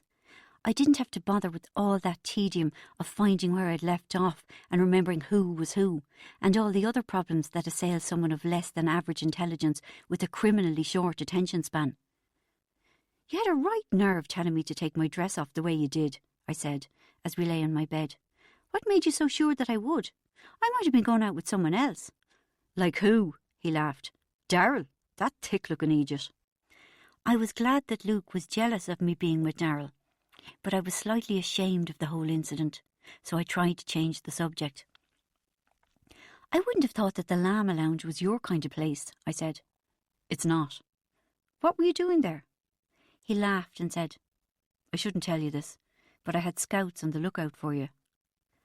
I had a simultaneous ego rush and a surge of contempt for him. What do you mean? I wasn't sure I wanted to know, except for the huge part of me that wanted to know everything. You know Anya? He asked. God, yeah. Anya was a model and I wanted to be her. I told Anya about you, and she rang me and said that you were in the Llama. How do you know Anya? I asked. I work with her. Doing what? Number crunching, babe. What's that? Accounts work, at Anya's agency. Are you an accountant? I asked in astonishment. No, just a lowly clerk. Thank God for that, I breathed. My sister Margaret's husband Paul is like an accountant, only worse. You know the things I mean. What's that they're called? Auditors? Maybe. So tell us, what's Anya like? Is she nice? Has she any vacancies for friends? She's a great girl, he said. One of the best.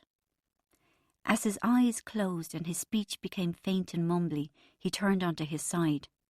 I lay myself against the smooth skin of his back and put my arms around him, sneaking afield to see if his stomach did that lean-to action that mine did. It didn't. But after he went to sleep, I suddenly became fixated by the condom he'd had in his jacket pocket. I couldn't sleep for thinking about it.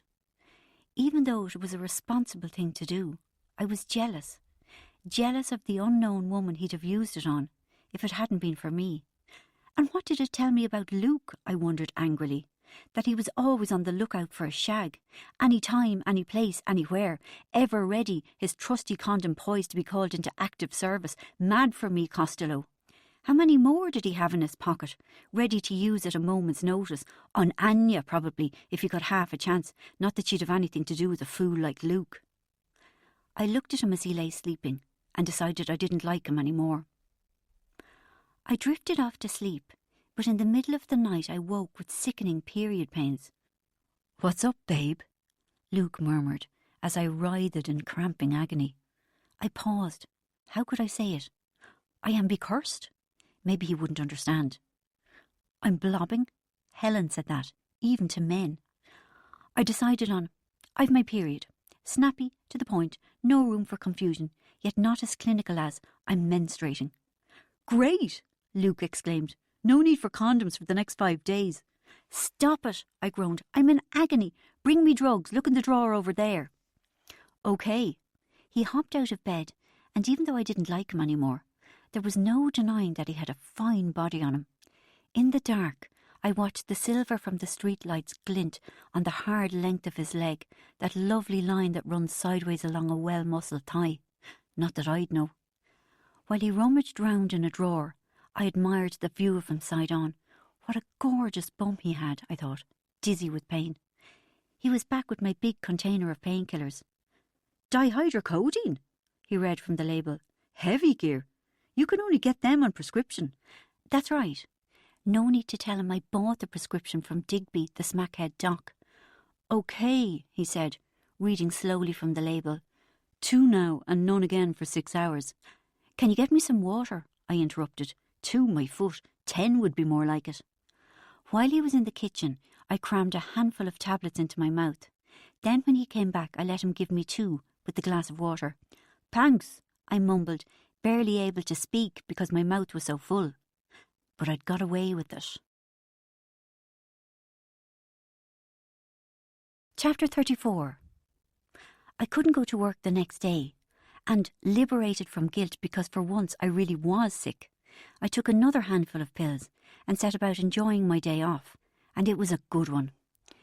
Pleasantly floaty from the painkillers and the humidity, I watched Geraldo, then I watched Jerry Springer, then I watched Oprah, then I watched Sally Jessy Raphael. I ate a carton of ice cream and a family-sized bag of tortilla chips. Then it was time for a little sleep. When Bridget came home from work, I was on the couch, wearing track pants and a bra top, eating cinnamon toast flakes straight out of the box, because as everyone knows, cereal eaten straight from the packet, like broken club milks and any food eaten standing up, has no calories. "Did you skip work again?"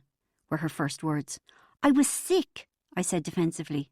"Oh, Rachel," she said. "I really was sick this time." I was annoyed. Who needs a mother when you've got Bridget? "You'll lose your job if you keep doing that." God knows why she was cross with me. Many was the time in the past that Bridget had begged me to ring in dead for her. Anyway, it was too hot to fight. "Tell me how you got on last night with our man in Havana." "Madre de Dios," she declared, all that she remembered from the Spanish lessons she had gone to in an attempt to win the heart of the unfair Carlos. "High drama or what? Turn off that telly and turn on the fan till I tell you." "The fan is on." "God, and it's only June," she sighed. "Anyway, wait till you hear." Her face darkened with anger as she related how she'd legged it to Z-Bar, but Carlos had gone. So she went to his apartment, where Miguel was guarding the door and wouldn't let her in. She got as far as the hall, though, and saw a little Hispanic babe about 3 foot high, with snapping brown eyes and a "don't fuck with me" air. And the minute I saw her, I just knew. Do you know what I mean, Rachel? I just knew that she was something to do with Carlos. "Women's intuition," I murmured, although maybe I should have said women's neurosis. "And was she," I asked, "something to Carlos? His new girlfriend. So that's the end of Carlos. Until the next time, in any case." "Are you Devo?" "Devo," she confirmed. "We'll have to get jarred tonight." "Right you are. Or maybe I could ring Wayne and—" "No," she shouted. "I'm sick of you." "What?" I stared in fear at her. "Nothing," she muttered. "Nothing. I just want to get pissed and maudlin and cry. You can't feel miserable with coke." "Not if it's you that's taken it anyway," she added cryptically. "I'm going to get changed." The phone rang. Both of us dived headlong onto it, me in the living room, Bridget in her bedroom. Bridget got there first. Even as a child, she'd always had marvellous reflexes. Manny was the happy hour we'd spent thumping each other just below the kneecap with the edge of a ruler, shouting, "It moved!" "It's for me," she called. About 7 seconds later, she ran back into the living room and gasped, "Guess who that was?" "Carlos?" "How did you know?" "Anyway, he wants to apologise to me. So, he's coming round this evening." I said nothing. Who was I to judge? "So, come on, let's tidy this place up. We'll be here in half an hour." I half-heartedly crumpled up empty tortilla bags and beer cans and dragged my duvet back to my bedroom. Carlos didn't come in half an hour. Or in an hour. Or in an hour and a half. Or 2 hours.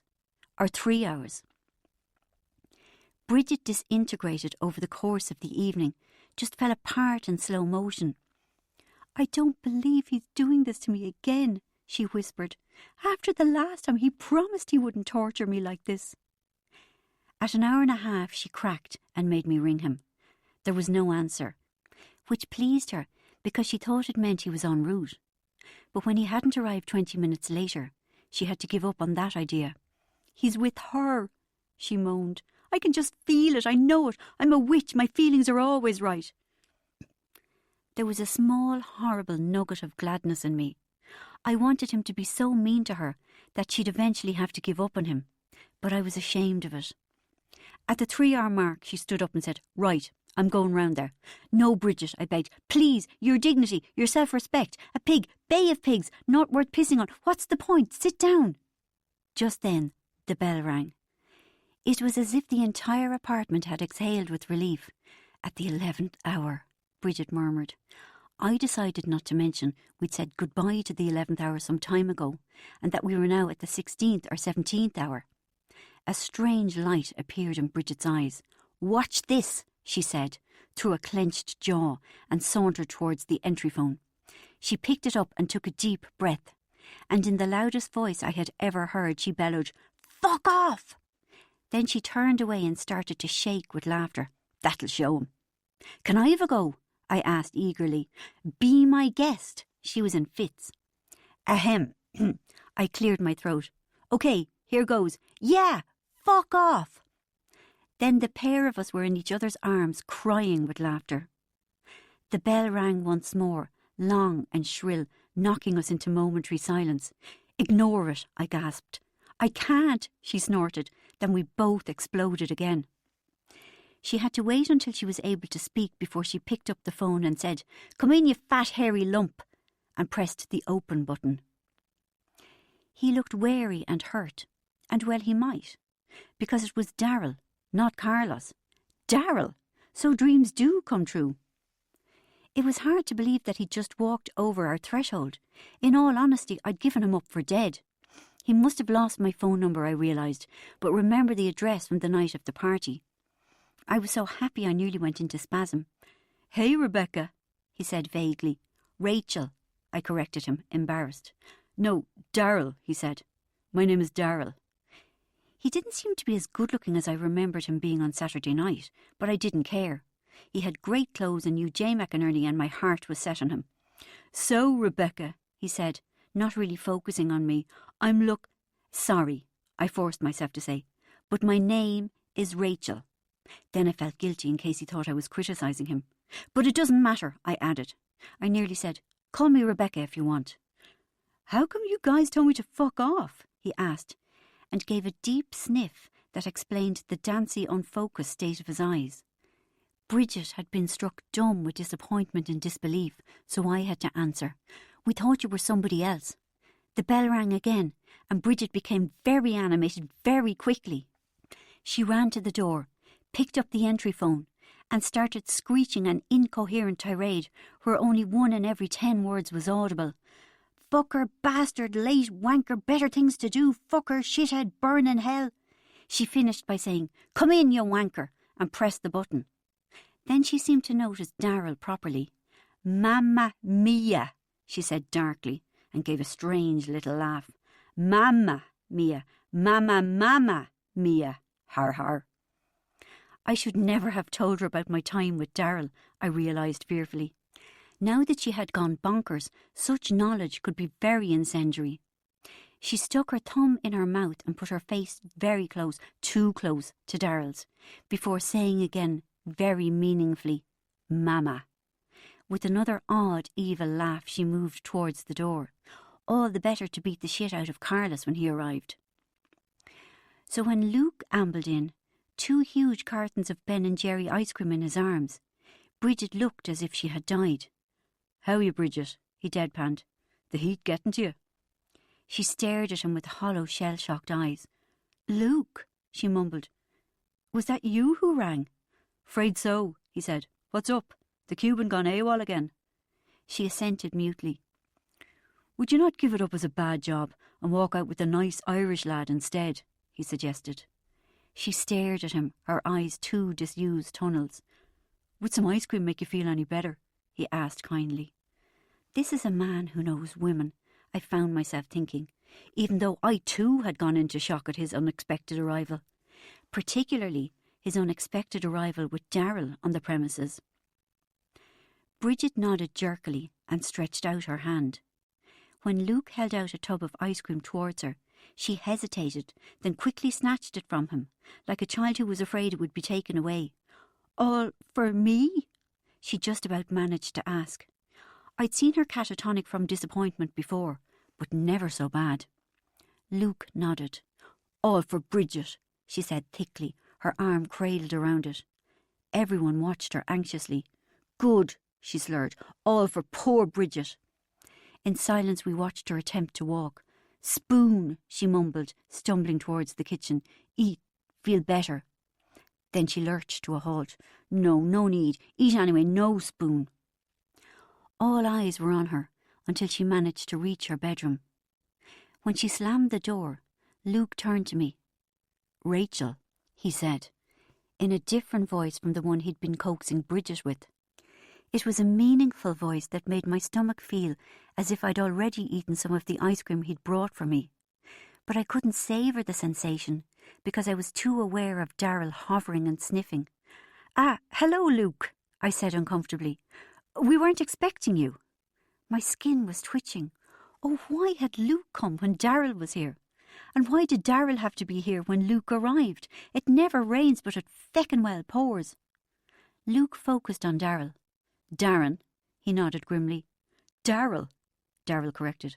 I know, said Luke. I'd been worried that Darryl would judge me for knowing someone in a Lord of the Rings t-shirt, but, and this was a surprise, I was also distressed because Luke so obviously considered Darryl to be a shallow disco bunny. I like Luke, I realised, not one bit happy with the discovery. Would anyone like a drink? I asked shrilly. Luke followed me into the kitchen. Rachel, he crooned softly, his big sexy body nearly touching mine. You don't remember, do you? What? I got a faint hint of his smell, and it made me want to bite him. You asked me to come round tonight. Did I? When? This morning, as I was leaving. The cold hand of fear seized me, because I had no recollection of that, and it wasn't the first time I'd forgotten something like that. Nervously I said, I mustn't have been awake, although I'd been awake enough to get him to ring in sick for me. Pretend you're my brother, I remember saying to him. In that case, Luke said, his face stony, putting the remaining ice cream carton on the counter, I'll leave you to it. Bleakly aware of how badly I had handled this, I watched him go.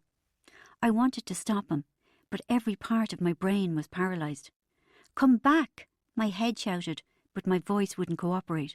Go after him and grab him, my head ordered, but my arms and legs were having a power failure. As the door slammed behind him, I heard Darryl sniff and say, Hey, you know, that guy is really hostile. Chapter 35. Jesus, it's nearly 9 o'clock, Chris declared.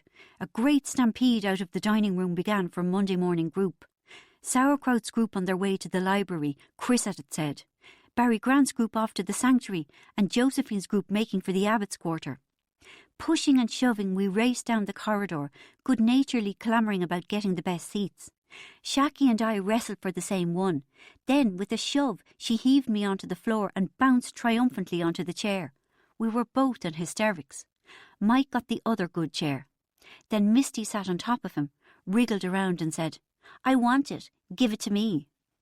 Mike went grey and limped to the worst chair, where the spring could draw blood from a buttock if it was a long session.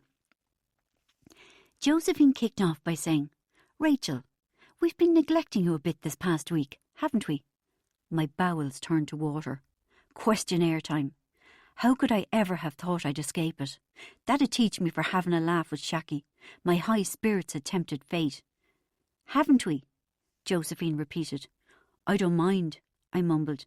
I know you don't mind, Josephine said jovially, which is precisely why we're going to make you the centre of attention. Helpless rage battled inside me. I wanted to overturn chairs, punch smug-arsed Josephine, run out the gates all the way back to New York and kill Luke. Josephine rustled some sheets of paper in her hand, and I stared in mute anguish. Don't do it, please don't do it. I'd like you to write your life story. She held a piece of paper towards me. Here are the questions I want addressed. I'd been saved. She wasn't going to read out Luke's betrayal. All she wanted me to do was write a stupid life story. No need to look so frightened, she said with a knowing leer. I smiled weakly. Shakily, I sneaked a quick glance at the page. It was just a list of questions. What is your earliest memory? Who was your favourite person when you were 3 years old? What do you remember about being 5 years old, 10, 15, 20? I thought it would be a difficult creative exercise. Instead, it would be as simple as filling out an insurance claim form. Good. That morning's session was devoted to Clarence, who at over 6 weeks would be getting out fairly shortly. You realise that if you want to stay away from drinking, Josephine said to him, you'll need to change your life when you leave. I've changed already, though, Clarence said eagerly. I've learnt all kinds of things about myself. I've had the courage to listen to my family stories about my drinking. I admit that I was selfish and irresponsible. I grant you that, Clarence, Josephine said, with a smile that for once wasn't ironic. You've come a long way, but I'm talking about the practical changes you have to make. But I've hardly thought of drink while I've been in here, Clarence insisted. Only when the bad stuff happened. Exactly, said Josephine. And bad stuff will happen out there as well, because that's the nature of life. But you'll be in a position to get your hands on alcohol then. What can you suggest?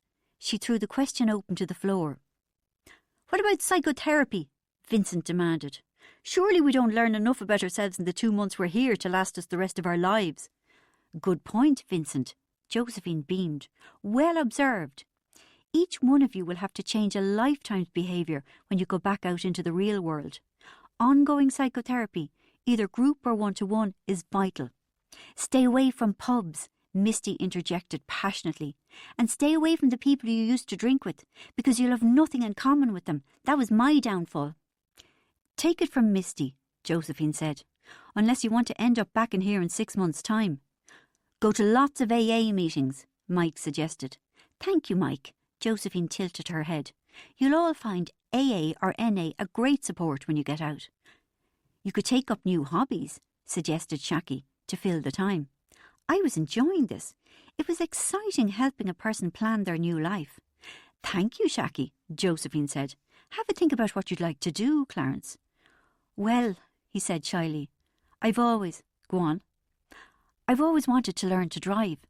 I kept saying I'd start soon, but I never got anything done because when it came down to it, I always preferred to drink than to do anything else. Clarence looked surprised at what he'd just said. That, Josephine hissed, her face aglow, is the most perceptive thing you've said in all your time here. You've recognised a fundamental feature of an addict's life. Maintaining your habit is so important, you've no real interest in anything else. Just as I felt smug about having loads of interests, parties, going out, clothes, enjoying myself, Josephine said, and I'd like you all to remember that celebrations and going to pubs, nightclubs and parties are not interests in their own right.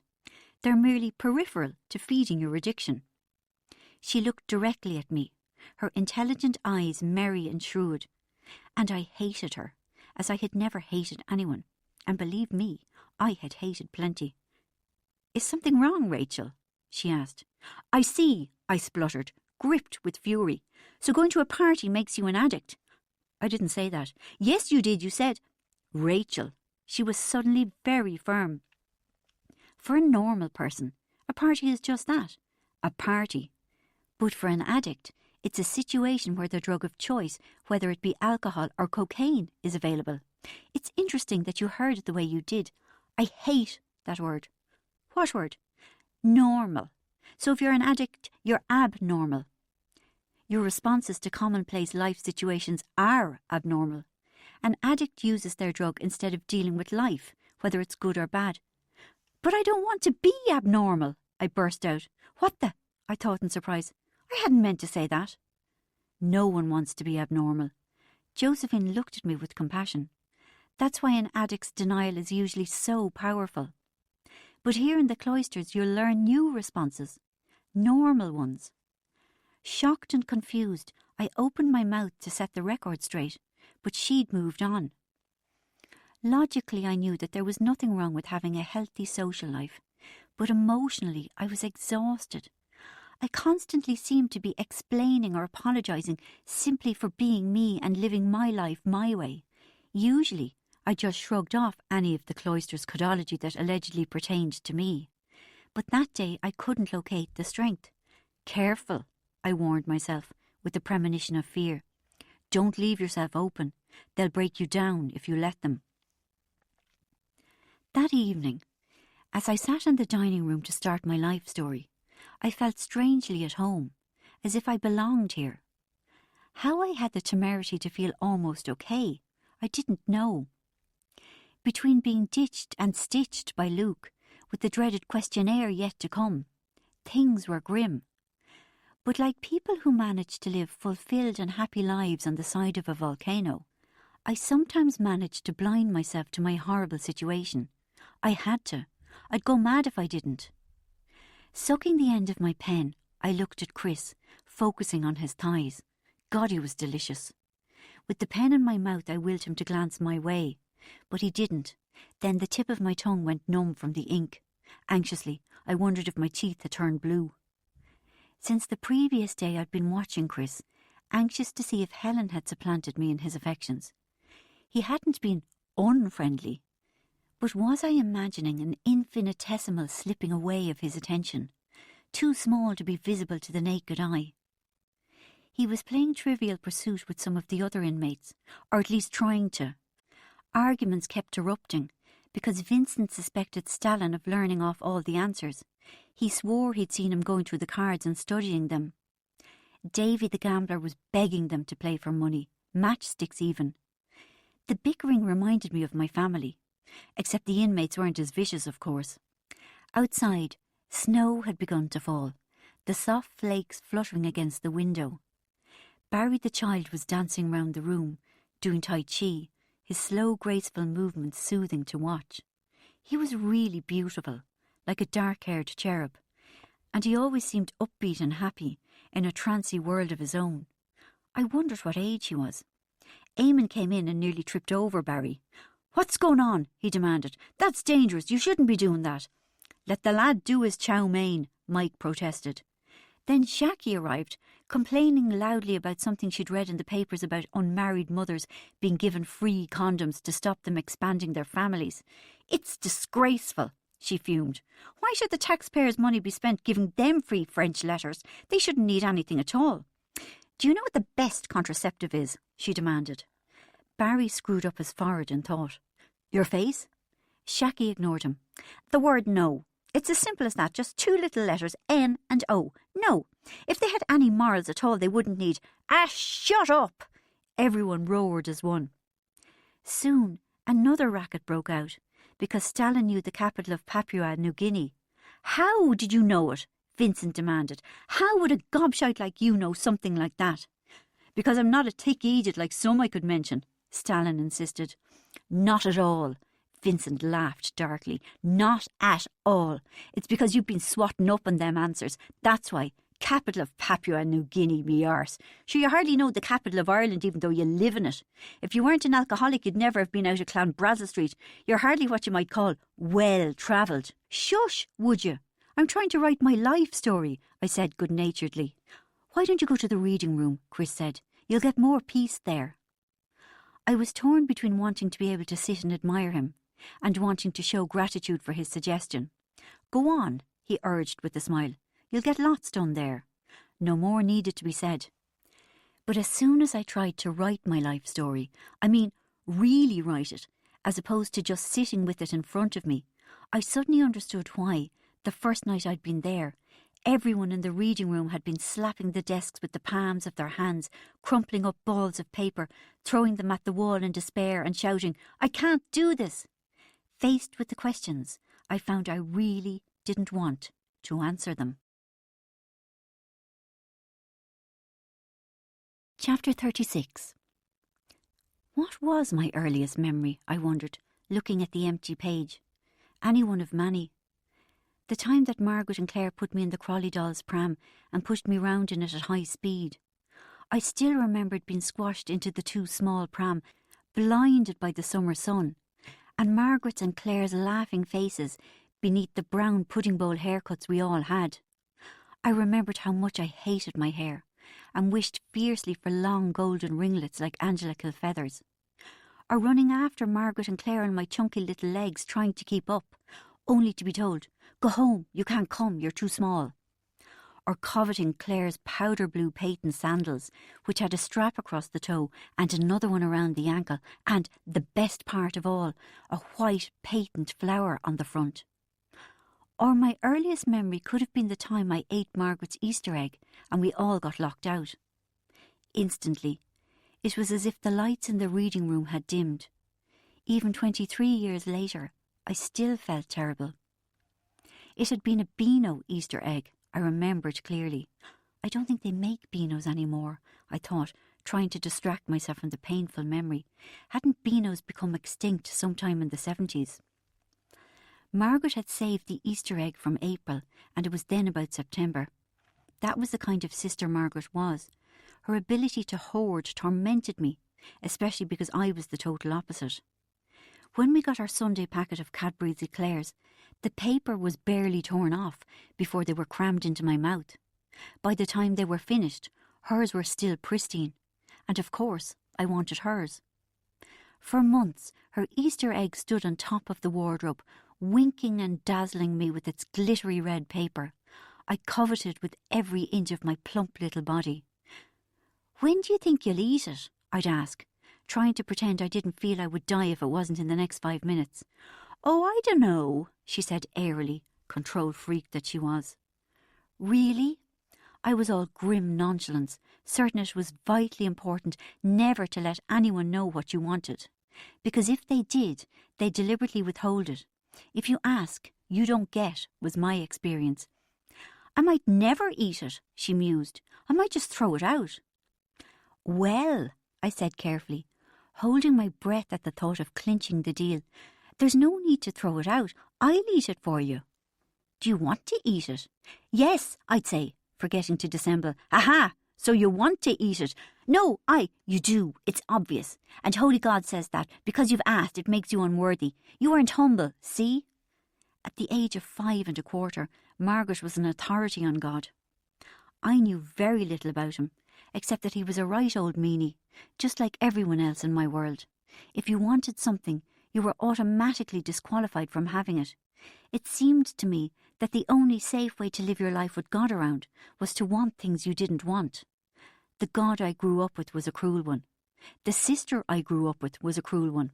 I was confused by her self-control, confused by my own weakness. How come I wanted her Easter egg so badly, and she didn't seem bothered at all? The day I finally cracked, I didn't intend to eat it. Not all of it in any case.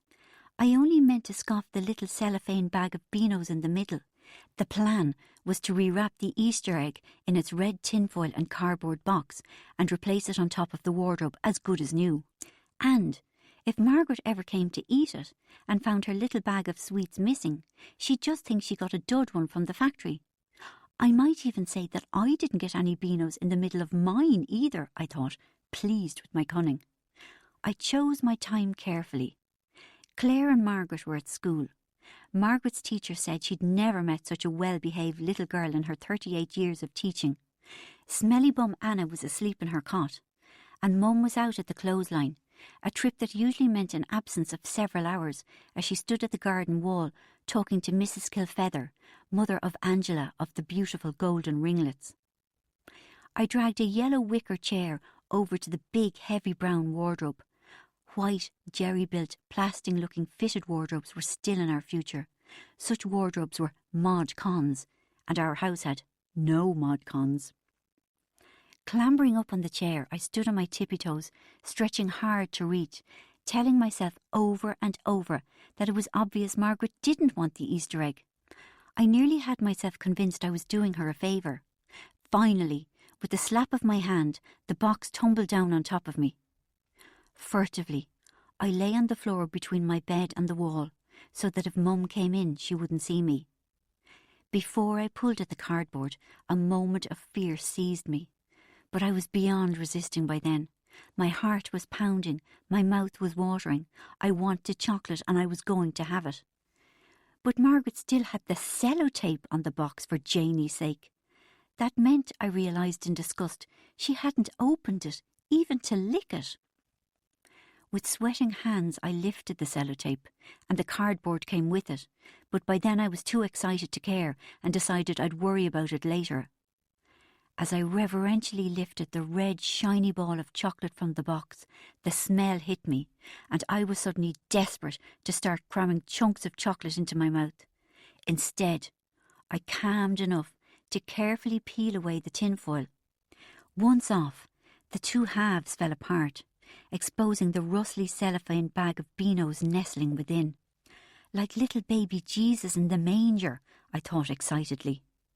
I had genuinely only planned to eat the beanos, but once I finished them, I wanted more, lots more. Why not? I asked myself. There's plenty. Anyway, she doesn't even want it. I can't, I realised. She'll kill me. You can, I coaxed. She won't even notice. OK, I thought, a compromise quickly forming. I could eat one half of it, then cover the other half again with the red paper, stick it back on top of the wardrobe with the good side facing out, and Margaret will never know. Proud of my plan, I snapped one half into smaller, jagged pieces, stuffing one into my mouth, followed by all the others. The frenzy was brief. At about the time the last mouthful disappeared, the shame arrived. Guiltily, rapidly, I covered the remaining half with the tinfoil. I could barely look. No matter how hard I tried, the shiny paper looked unconvincingly puckered, and when I tried to smooth it with my fingernail, it ripped. By then I was so full of fear and regret. I wished I'd never even heard of Easter eggs. Margaret would definitely know. And even if Margaret didn't, God knew. I'd go to hell. I'd burn and sizzle like the chips Mum made for us every Friday. Sick with chocolate overload and nostalgia for 10 minutes previously when the chocolate was still uneaten, I put the remaining half of the Easter egg into the box. But it kept toppling backwards because the other half was no longer there to support it. Then I was really afraid. I would have given anything to put time back before I'd eaten it. Anything. Please, God, help me, I prayed. I'll be good. I'll never do anything like this ever again. I'll give her my Easter egg next year. I'll give her my Cadbury's eclairs every Sunday. Just don't let me get caught. Eventually, I managed to jam the remains of the Easter egg into the front hole of the box. I closed it up and put it back on top of the wardrobe. I convinced myself it looked fine. The front bit was perfect. You'd never know that the back bit no longer existed.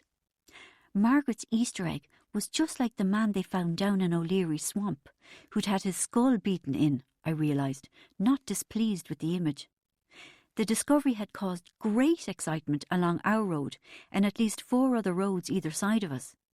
But our road was the centre of all the fuss, because one of our citizens, Dan Burke's father, found the corpse. At first he thought the man was just having a little lie down because his face looked normal, but when Mr. Burke lifted him up, his brains spilled all down his back. Dan Burke said it was so disgusting that his dad got sick. We weren't supposed to know about it. I heard Mum say, "Shh, walls have ears," and jiggle her eyebrows at us. But Dan Burke, who had the inside track, told us everything. He said it happened with the poker, and I subsequently took a great interest in our poker and wondered if that too could make a man's brains spill down his back. I asked my mother and she said no, that our poker was a nice person's poker. That didn't stop us playing Dead Man in O'Leary Swamp with it for most of the summer. There was very little to it. One of us would pretend to hit the other on the head with the poker. Then the one who'd been hit had to lie down for ages. Then someone else had to be Mr. Burke and come along and pretend to puke. One time Claire did the puking bit so well, she really did throw up. That was great. When Mum found out about our game, she took the poker away, and we had to use a wooden spoon instead, which wasn't half as authentic.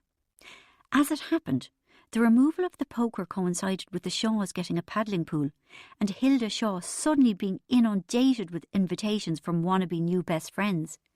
Claire, Margaret and I all tendered bids. As usual, I wasn't even shortlisted. Claire and Margaret got as far as the second interview, then received the manila envelope telling them they'd been among the successful applicants. So while they swanned off in their pink togs that had 3 rolls of little frills around the bum bit, I had to stay at home in the back garden, odd man out as always, and play Annoy the Mother. "Mummy, why is the sky?" "Why is the sky what, Rachel?" "No, just why is the sky?" "You can't just ask, why is the sky? It doesn't make sense." "Why? It just doesn't." "Why? Stop saying why, Rachel, you're annoying me." "Why? Go and play with Claire and Margaret." "Can't. They're in Hilda Shaw's paddling pool." Pause. "Mummy, why is the grass?" "Why is the grass what, Rachel?" Anyway, Margaret's rearranged Easter egg looked fine on the wardrobe, so I thought. Reassured, I went to check on my mother. She was still out in the garden, talking to Mrs. Nagle on the other side. What do they talk about, I wondered, and how can they do it for so long? I loitered, hanging onto my mother's skirt. Then to get some attention I said, "I need to do a poo," even though I didn't. "Oh, blast!" Mum exclaimed to Mrs. Nagle. "I can't call my soul my own round here. Come on." But as soon as we got inside, she busied herself with Anna. I still didn't have her attention. Who or what would I play with? And unbidden, the thought shimmered to me of the remaining half of Margaret's Easter egg. Just up the stairs, a few minutes' walk away. So near. It would be so easy to just, "No, I mustn't," I reminded myself. "But why not?" another voice wheedled. "Go on, she won't mind." So back I went to the scene of the crime. over to the wardrobe, up on the chair and down with the Easter egg. This time I ate it all, and there was none left to put in the box as a facade. The terror and shame returned, far, far worse than the last time. Too late. I realised I was done for. The empty box couldn't be replaced on the wardrobe, so I desperately sought places to dispose of the evidence, while simultaneously wishing I'd never been born. Under the bed? No way. Most of our games took place under there.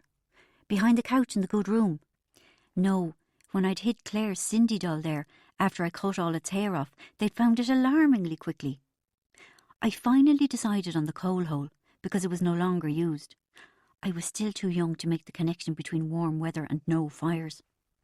Then I agonised about what I'd say to Margaret. Naturally, I had no intention of owning up, but blaming other people didn't usually work either. When I tried to frame Jennifer Nagle for pulling the head off Margaret's Crawley doll, it had all gone horribly wrong. I'd suggest it had been stolen by a man, I decided. A scary man in a black cape who went round stealing Easter eggs. "What are you doing out there?" Mum's voice made me jump, and the pitter-pattering of my heart went into overdrive. "Come on! Anna's in her go-car. If you don't get in here right now, we'll be late collecting them from school." I prayed, although not with any great faith, that when we got to the school, Margaret might have broken her leg, or died, or something handy like that. No chance. So on the way back I prayed that I might break my leg or die. I often prayed to break my leg, actually. You got loads of sweets and everyone had to be nice to you. But I reached home alive, with full bodily integrity, and almost gibbering with terror. There was a brief moment when I thought I was saved. My mother couldn't open the back door. She jiggled and fiddled the key, and still nothing happened. She pulled the handle towards her and tried again, but the door remained closed. And a trickle of ominous fear began on me. The grim muttering that Mum had been doing under her breath grew louder and less muttery and more shouty. "What's wrong, Mum?" I asked anxiously. "The lock seems to be fecking well broken," she said. Then I was really afraid. My mother never said fecking. She gave out to Daddy when he did and told him to say flipping instead. With deep certainty, I knew that this had something to do with me eating Margaret's Easter egg. I'd done a bad sin. It might even be a mortal one, although I wasn't really sure what that was. And now I was being punished. Me and my family. I waited for the sky to darken, the way it did in the pictures of Good Friday I'd seen after baby Jesus died. "Isn't this desperate, Rachel?" Claire asked slyly. "We'll never see the inside of our lovely house again." At that I burst into noisy, terrified, guilty tears. "Stop it!" Mum hissed at Claire. "She's bad enough as it is." "We'll get a man to fix the lock," Mum told me impatiently. "Stay here, mind Anna, while I run over to Mrs. Evans to ring someone." As soon as she was gone, Margaret and Claire regaled me with horror stories of girls in their class in school who'd had the lock in their house broken and never got back into their homes. She had to go and live in the dump, Claire said, and wear torn clothes. "And she had a cornflakes box for her pillow," Margaret added. "And her only toy was a piece of paper that she had to make into shapes, even though she'd had piles of dolls and fuzzy felt in her house."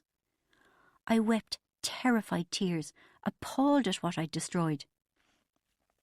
I was single-handedly responsible for depriving my family of a home, all for being a little pig. "Can't we get another house?" I begged. "Oh, no." They both shook their heads. "Houses cost a lot of money." "But I've got money in my tin," I offered. I would have given my life, let alone the 50 new pence I had in my red postbox tin that Auntie Julia had given me. "But the tin is locked in the house," Claire pointed out, and the pair of them collapsed with malicious laughter. Mum returned with the news that we had to sit in the front garden so that the key man would spot us. Neighbours offered us sanctuary and tea, but Mum said we'd better stay where we were. So Mrs. Evans sent over a plate of banana sandwiches, which Claire and Margaret devoured with the gusto of those with clear consciences. People passing up and down the road regarded us with interest, as they made their way home from school or work for their mid-70s style repast, hurrying along for their instant mash, followed by instant whip, humming a David Cassidy song, resplendent in their acrylic tank tops, waiting for the Vietnam War to end and the oil crisis to kick in. Normally, I would have been mortified by my family sitting in the front garden eating banana sandwiches in September. It was okay in summer, but once everyone had gone back to school, it was no longer appropriate.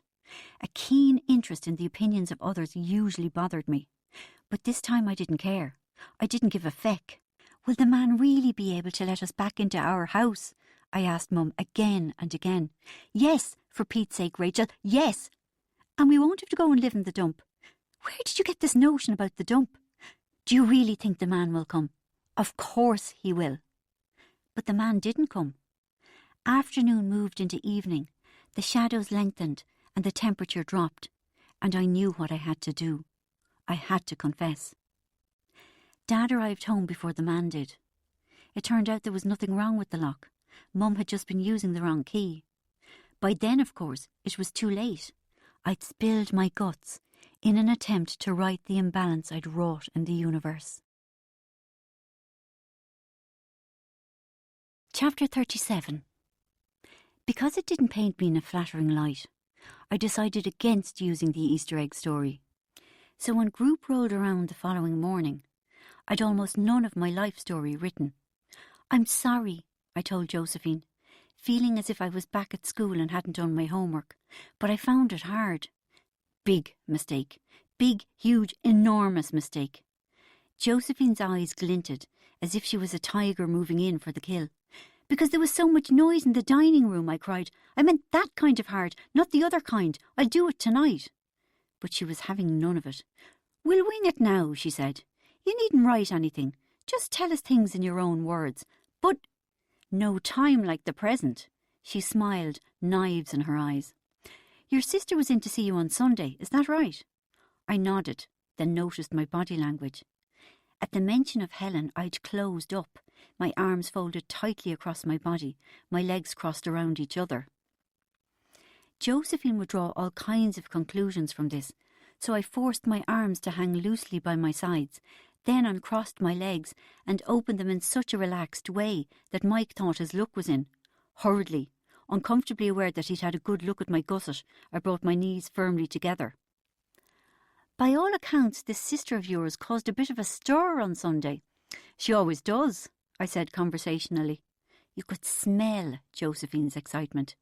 I hear she's a very attractive young woman. I winced. It wasn't that I minded Helen or any of my sisters being miles better looking than me. It was people's pity that got me down. What's the age difference between the two of you? 6 years. She's 21. I was striving for a neutral tone. You sound very flat, said Josephine. Does her youth upset you? I couldn't help but give a wry smile. It didn't matter what I did. Something negative would be read into it. Josephine looked at my smile.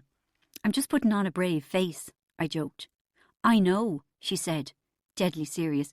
No, look, it's a joke. You must have been very jealous when Helen was born, Josephine interrupted. Actually, I wasn't. I was surprised at how off-target she was. I can hardly remember it. OK, then. Tell us what it was like when Anna was born, she said. What age were you?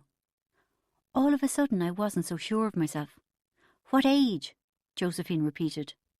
I was annoyed with myself because by not answering immediately, I'd revealed my feelings. 3.5, I said lightly. You were the youngest until Anna came.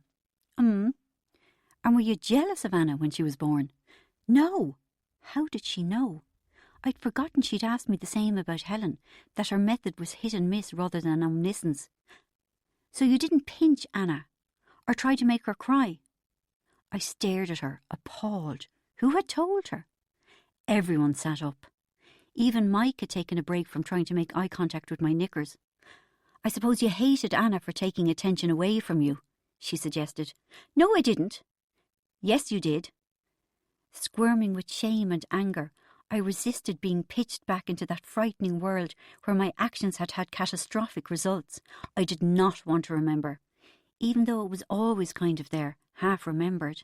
Rachel, you were 3 years old, an age that child psychologists recognise as a very difficult one to cope with a new addition to the household. Your jealousy was natural. Josephine had gone all gentle on me. What are you feeling? Right now? Instead of telling her to get lost, my mouth opened and the words, "I'm ashamed," slid out. "Why didn't you tell your mother how you felt?" "I couldn't," I said in surprise. "You were supposed to be excited about new sisters, not resent them." "Anyway," I added, "Mum was gone funny." I could feel everyone's interest move up a notch. "She stayed in bed crying a lot." "Why was that?" "Because I was mean to Anna." My spirit shriveled as I forced myself to say it. I'd made my mother go to bed and cry for 6 months because I'd been bold. "So what did you do to Anna that was so terrible?" I paused. How could I tell her and everyone else in this room that I'd pinched a small baby and prayed for her to die? "Okay," Josephine said, when it became clear I wasn't going to answer. "Did you try to kill her?" "No!" I nearly laughed. "Of course I didn't." "Well, you can't have been so bad in that case." "But I was," I insisted. "I made Daddy go away, to Manchester." "Why did he go to Manchester?" How could she ask? Wasn't it perfectly obvious that he'd gone away because of me? "It was all my fault," I blurted. "If I hadn't hated Anna, Mummy wouldn't have cried and gone to bed, and Daddy wouldn't have got fed up with all of us and gone away." Then I horrified myself completely by bursting into tears. "Sorry," I said. "Sorry." I straightened myself up. "Did it ever occur to you that your mother might have been suffering from postnatal depression?" Josephine said. "Oh no, it wasn't anything like that," I said firmly. "It was because of me." "You were only a child. You couldn't have been that important." "How dare you? I was important." "Well, well," Josephine murmured. "So you think you're important?" "No, I don't," I interrupted, furious. That hadn't been what I'd meant. "I never feel better than anyone else." "That's certainly not the impression you gave when you arrived at the Cloisters," she said mildly. "But that's because they're farmers and alcoholics," I exploded. I could have cut my vocal cords out with a potato peeler. "I think you'll grant me that point," she smiled graciously. "You have the overdeveloped sense of self-importance that a lot of addictive personalities seem to have, plus the massively low self-esteem. That makes no sense, but that's the way it is. It's a recognised fact that people who become addicts often have a very similar personality type." "I see, so you're born an addict," I said scornfully. "Well, what chance do people have in that case?" That's one school of thought. In the Cloisters we see it slightly differently. We think it's a combination of the type of person you are and the life experiences you have. Take your case. You were less robust, emotionally, shall we say, than others might have been. Not your fault. Some people are born with, for example, bad eyesight. Others are born with sensitive emotions. And you were traumatised by the arrival of a new sister at an age when you were easily damaged. "I see, so everyone with a younger sister becomes a cocaine addict," I said angrily. "In fact, I have 2 younger sisters. What do you make of that? Shouldn't I be a heroin addict as well as a cokehead? Good job I haven't got 3 younger sisters, isn't it?" "Rachel, you're being facetious, but that's just a defence mechanism." She came to a halt as I howled, "No more! I can't bear it! It's all such crap!" "We've touched on a deep well of pain here, Rachel," she said calmly, as I nearly frothed at the mouth. "Try and stay with those feelings instead of running away from them, as you've always done in the past. We have a lot of work to do where you forgive the 3-year-old Rachel." I moaned with despair, but at least she hadn't said those terrible, cringe-inducing words, "inner child." "And as for the rest of you," she finished, "don't think that just because you're not carrying around a huge burden of distorted childhood pain, that you're not alcoholics or addicts." All through lunch I cried and cried, proper crying that disfigured and blotched my face. Not the fake girly tears I'd produced for Chris the day I'd heard Luke had shopped me, but unstoppable heaving sobbing. I hadn't cried like that since I was a teenager. I was filled with sorrow that went way beyond my heartbreak over Luke. Grief, deep, pure and ancient, had me in its grip. The others were really nice, giving me tissues and shoulders to sob on, but I was barely aware of them. I was in another place, feeling all the anguish in the world. "You'll be okay," a gentle voice said. It might have been Mike. It might even have been Chris. "I won't," I wept. I didn't even say sorry, the way most people do when they're overcome with emotion in public. I felt loss, waste, irretrievability. Something was gone forever, and even if I didn't know what it was, it broke my heart.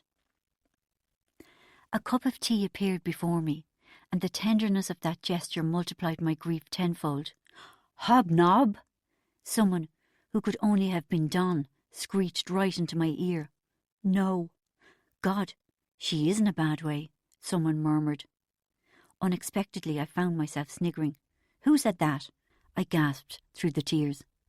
It was Barry the child, and I laughed and cried and laughed, and someone stroked my hair, probably Clarence, who knew an opportunity when he saw one, and someone else circled their palm on my back, as if I was a baby who needed to break wind. "It's nearly time for group," someone said. "Are you up to it?" I nodded because I was afraid to be on my own. "In that case," Shaki said, and swept me up to our room and produced all kinds of mad stuff, like Beauty Flash and 3-minute repair, to mend my disfigured face. It was rather counterproductive, because the feel of her gentle fingers on my skin set the tears flowing again in a river that washed away the expensive creams as soon as they were smoothed on. In the dining room after group, Chris pushed through the sympathetic throng around me. I was glad how easily Shaki and the others made way for him. It showed they knew he and I had a special bond. Smiling a smile that was only for me, he raised his eyebrows in a way that asked, "Are you okay?" From the concern in his pale blue eyes, I'd clearly been imagining any lessening of his interest in me. He sat down, his thigh against mine, then tentatively, nervously, slid his arm along my back and around my shoulder. Very different from the quick, casual hugs he usually gave me. The downy hairs on the back of my neck stood on end. My heart quickened. This was the most intimate contact we'd had since the day he'd wiped my tears away with his thumbs. I wanted to put my head on his shoulder, but I couldn't pluck up the nerve. "Go on," I urged myself. Eventually, I managed to lean my head against him, savouring the clean detergent smell of his chambray shirt. He didn't smell like Luke, I thought idly, then felt a brief throb of loss, before I remembered that Chris was just as delicious as Luke. We sat quietly and still, Chris's arm tight around me. I closed my eyes, and for a few moments let myself pretend it was a perfect world and he was my boyfriend. It reminded me of an earlier, more innocent age, when the most a boyfriend did was put his arm around you and, if your luck was in, kissed you. The enforced decorum demanded by the Cloisters was sweet and romantic. It touched rather than frustrated me. I could sense his heartbeat, and it was going faster than usual. So was mine. Mike walked past and leered. Misty ambled after Mike, and when she caught sight of me and Chris, glared with such venom it almost removed the top layer of skin from my face. As embarrassed as if we'd been caught in flagrante delicto, I wriggled away from Chris. Deprived of his clean male scent and the feel of his big shoulder and arm through the soft fabric of his shirt, I felt bereft. "So tell me," Chris said, seemingly unaware of the condemnatory glares, "why were you so upset earlier?" Josephine was asking me in group about my childhood. I shrugged. "I don't know why I got so upset. I hope I'm not going mad." "You're not," Chris said. "It's perfectly normal. Think about it. For years you've suppressed all your emotions with drugs. Now that the suppressants have been taken away, decades worth of grief, anger and stuff will resurface. That's all it was," he finished kindly. I rolled my eyes. I couldn't help it. Chris saw me. "Oh no, I forgot," he laughed. "You don't have a problem with drugs." He got up to leave. "Please don't," I wanted to say. "Funny though," his voice drifted back to me, "that you're acting just like someone who has." Chapter 38. After tea that evening, we were given a talk. We often had talks, usually given by one of the counsellors or Dr. Billings, but I never listened. That night was the first time I'd ever paid attention, happy to be distracted from the deep grief I'd been swamped with. The talk was about, of all things, teeth, and it was given by Barry Grant, the snappy, pretty little Liverpudlian woman who called people divvies a lot. Apparently people with drug and food disorders often had terrible teeth. Partly because of their debauched lives, ecstasy takers ground their teeth into nothingness, and bulimics, who rinsed their teeth with hydrochloric acid every time they puked, were lucky to have a tooth left in their head, as were any alcoholics, who did a fair bit of throwing up. In addition, addicts and their ilk wouldn't go to the dentist. There were all sorts of reasons, she said. Lack of self-respect was one. They didn't think they were worth looking after. Fear of spending money was another. Addicts prioritised their spending, so that most of it went on drugs or food or whatever it was they were keen on. Fear itself was the biggest reason, she said. Everyone was afraid of going to the dentist, but addicts never faced up to anything frightening, she said. Whenever they felt afraid, they drank a bottle of whiskey, or ate a lorry load of cheesecake, or put their month's wages on a dead cert. All fascinating stuff that had me nodding and ing. If I wore glasses, I would have taken them off and swung them knowledgeably by the arm. Until out of the blue it occurred to me that I hadn't been to the dentist for about 15 years. More, probably. About 9 seconds after that, I got a twinge in one of my back teeth. By bedtime, I was demented with pain. Ache came nowhere near describing the metallic, hot electric sparks of screaming torment that shot up into my skull and down into my jaw. I kept leaping up to grab my jar of dihydrocodeine and cram my head full of precious soothing painkillers, then stumbling back in confusion as I realised there weren't any to take, that all those gorgeous little removers of pain were sitting in the top drawer of my dressing table in New York. Always assuming that it was still my dressing table, that Bridget hadn't brought in a new flatmate and thrown my stuff out onto the street. That was far too unpleasant to contemplate. Luckily, my toothache was so phenomenally awful that I couldn't think about anything else for long anyway. I tried to bear the pain, managing a good 5 minutes before I called out, "Has anyone any painkillers?" to the dining room at large. It took me a moment to figure out why everyone guffawed with laughter. I went, almost on my knees, to Celine, who was the nurse on duty that night. "I've a terrible pain in my tooth," I whimpered, my hand cradling my jaw. "Can I have something for the pain? Some heroin would do nicely," I added. "No." I was stunned. "I didn't mean it about the heroin." "I know, but you still can't have any drugs." "But they're not drugs. They're just things to kill pain. You know that."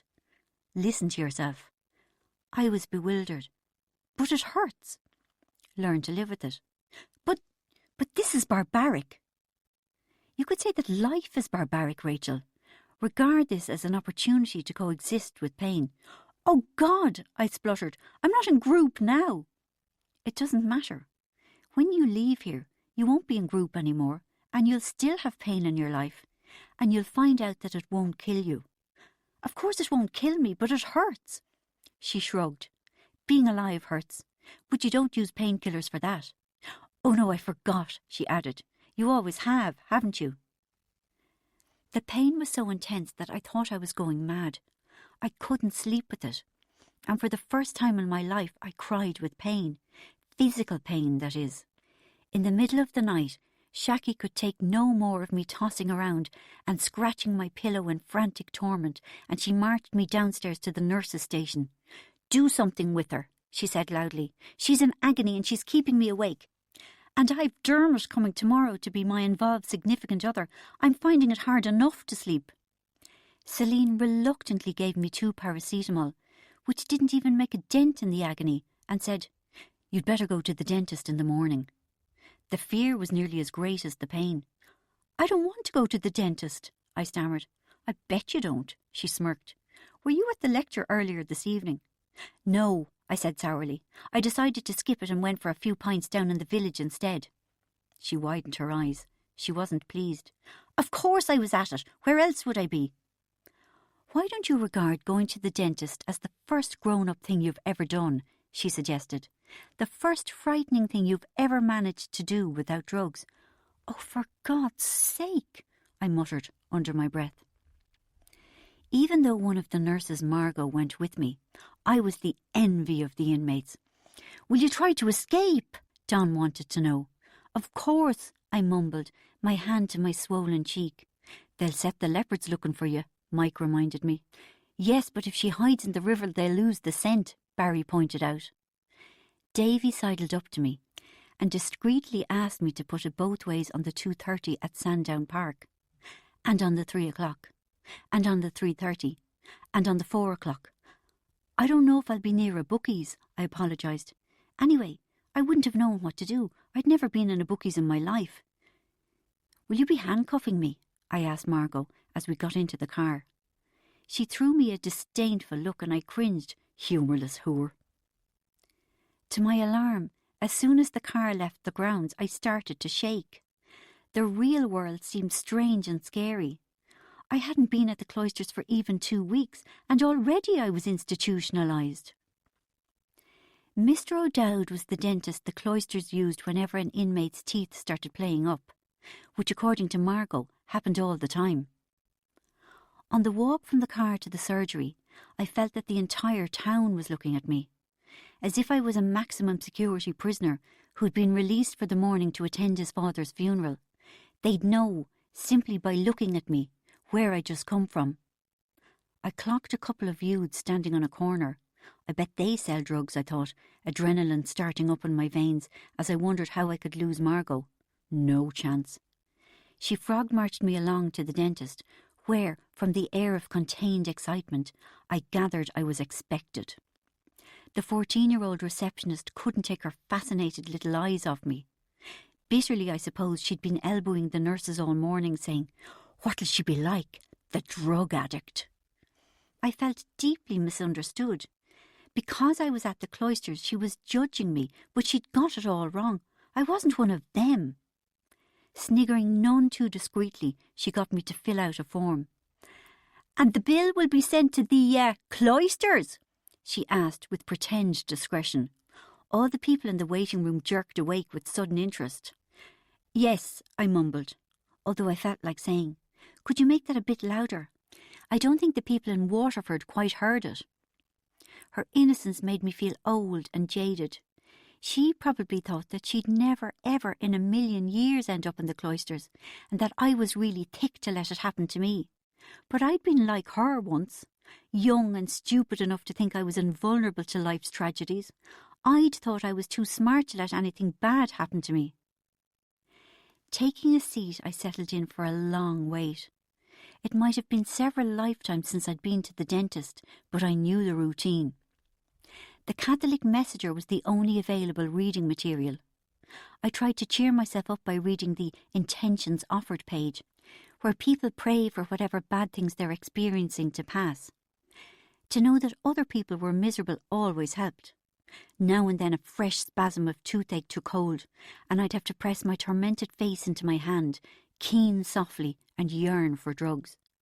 Whenever I looked up, all the eyes in the place were fastened onto me. Of course, as soon as the receptionist said, "Mr. O'Dowd will see you now," the pain disappeared. It always happened. I'd create a big song and dance about pains, injuries, etc. But the minute I got to the doctor, all symptoms disappeared, leaving everyone thinking I had Munchausen syndrome. I slunk into the surgery. The smell alone was enough to make me feel faint with fear. Luckily, Mr. O'Dowd was a round, jolly man instead of the Dr. Death figure I'd imagined. "Clamber up there, good girl," he urged, "and let's have a look." I clambered. He looked. While he banged around in my mouth with a spiky little metal thing in a mirror, he began a conversation that was meant to put me at my ease. "So you're from the Cloisters?" he asked. "Ah," I tried to nod. "Alcohol?" "Oh." I tried to indicate a negative with wriggles of my eyebrows. "Grugs." "Oh, drugs, is it?" I was relieved he didn't sound disapproving. "I often wonder how you know you're an alcoholic," he said. I tried to say, "Well, no point in asking me. but it came out sounding like L-O-I-A-N-E. Obviously, if you end up in the Cloisters, then you know you're an alcoholic. That tooth is on its last legs. I tried to sit up in alarm, but he didn't notice my distress. It's not as if I drink every day, he said. And we do a root canal, we might be able to save it, and no time like the present. A root canal? Oh no, I didn't know what a root canal was, but from the way other people carried on, I was led to believe it was something to fear. Not every day as such, he carried on. Most evenings though, ha-ha. I nodded miserably. But never when I need a steady hand with the drill the following morning, ha-ha. I looked longingly at the door. But once I start, I can't stop. Do you know what I mean? I nodded fearfully, best to agree with him. Please don't hurt me. And at some stage in the evening I find I can't get drunk anymore. Do you know what I mean? He didn't need any confirmation from me. And the depression afterwards, sure, don't talk to me. He was passionate. I often wish I was dead. He had stopped his banging and scraping, but left the mirror and the spiky thing in my open mouth, resting his hand against my face in thoughtful mode. This was a man settling in for a long conversation. I've actually thought about suicide after a hard night, he confided.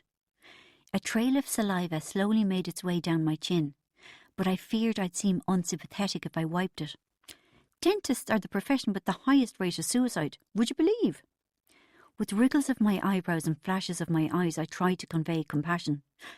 Sure, it's a lonely kind of an owl life, looking at the insides of people's mouths day in, day out.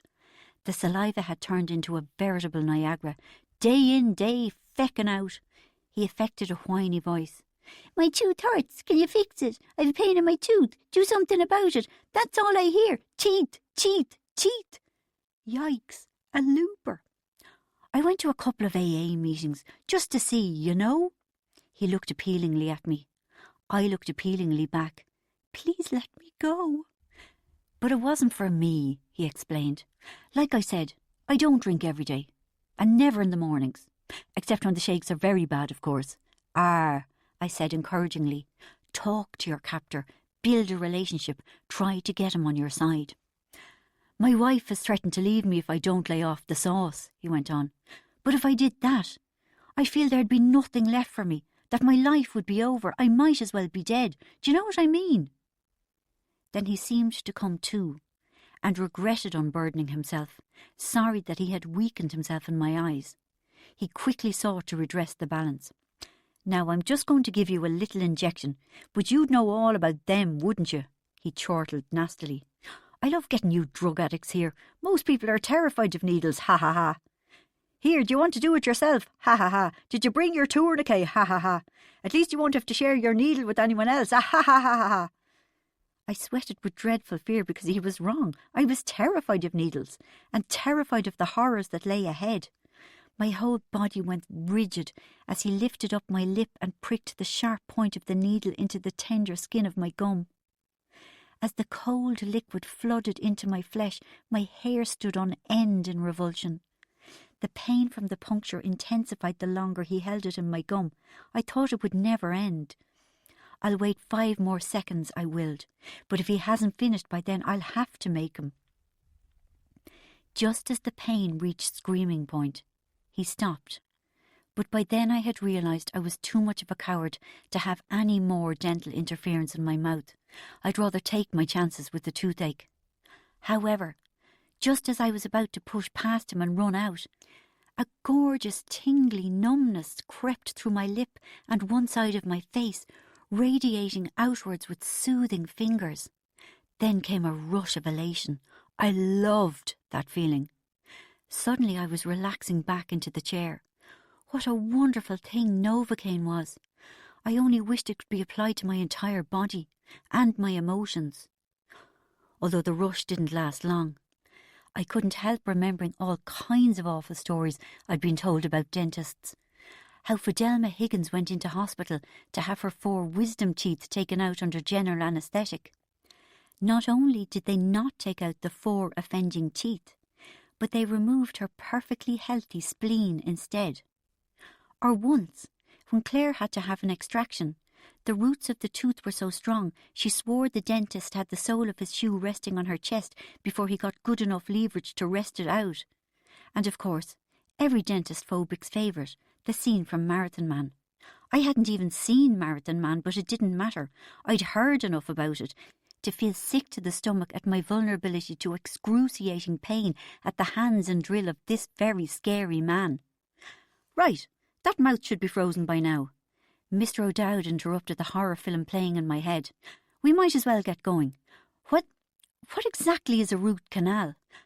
We take the inside of the tooth out, nerve, tissue, lock, stock and barrel.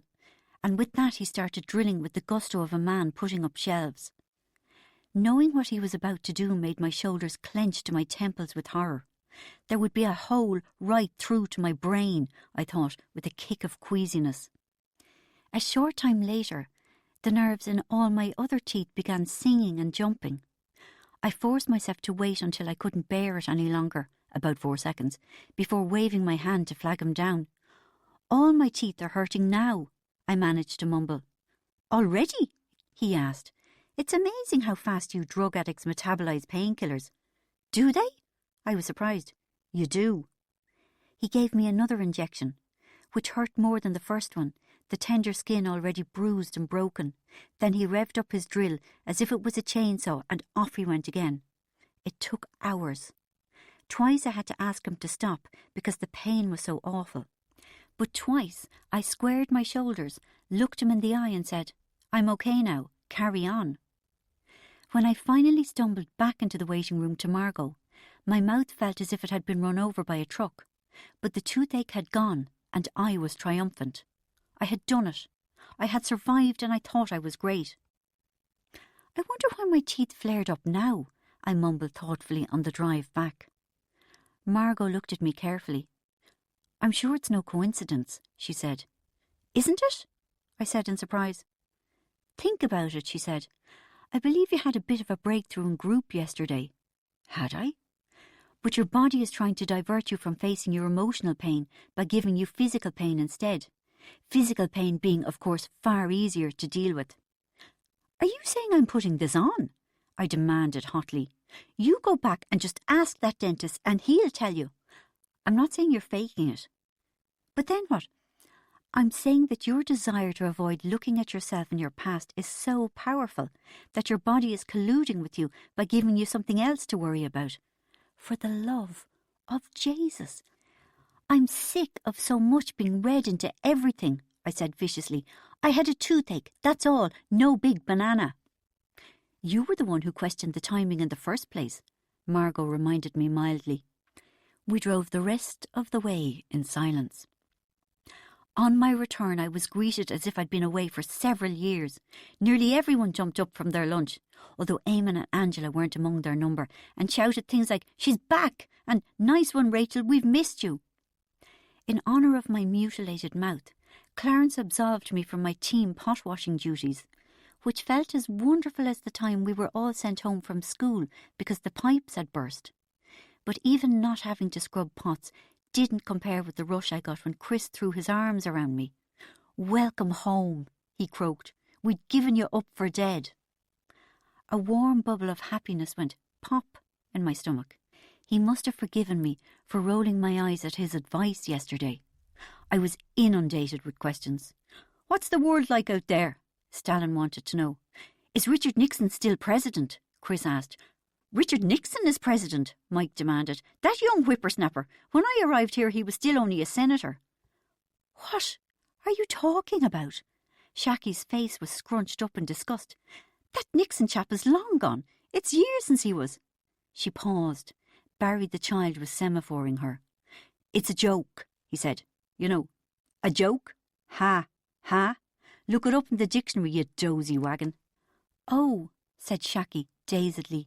Nixon, what am I thinking of? But with Dermot coming this afternoon, I'm not really myself. To everyone's alarm, she looked as if she was going to cry. Relax the head, missus, said Barry, hastily moving away. You're not really a dozy wagon. The room held its collective breath for a few tense moments until Shacky's face brightened. As soon as we had the all clear, I regaled everyone with great tales of being under the knife. Root canals, I scoffed. No bother. But didn't it hurt? Don wanted to know. Nothing to it, I boasted, electing to draw a veil over the scenario of me crying tears of agony while in the chair. And weren't you scared? John Joe asked. I couldn't afford to be scared, I said primly. It had to be done, and that was that. Which was almost true, I realised in surprise. How much did it cost? Eddie asked the question that mattered most to him. God, I dunno, I said. Not very much, I'm sure. Eddie laughed darkly. What shower did you come down in? You must have been born yesterday. Those dentists and doctors won't even give you the time of day without charging through the nose for it. Eddie, I decided to take a risk. Do you know something? You're a bit neurotic about money. Chapter 39. And so to group. Down the hall we charged, Eddie shouting after me, just because I know the value of money. Dermot and his wig were already there. Now that I knew, it was so obvious, and big enough to deserve a chair of its own. Dermot had dressed up in a double-breasted suit that tried and failed to bring his enormous stomach to heel. From the side, he looked like a big letter D. Shaki was perfumed and immaculately made up, even more so than usual. I was inclined to be sceptical about Dermot. When Shaki said that all she drank was a Bacardi and Coke now and then, I believed her. Shaki was not Neil. In fact, I suspected that Shaki, irritating and all as she was with her right-wing views, had led a fairly blameless life. In fact, I was surprised to discover that I developed a strange grudging fondness for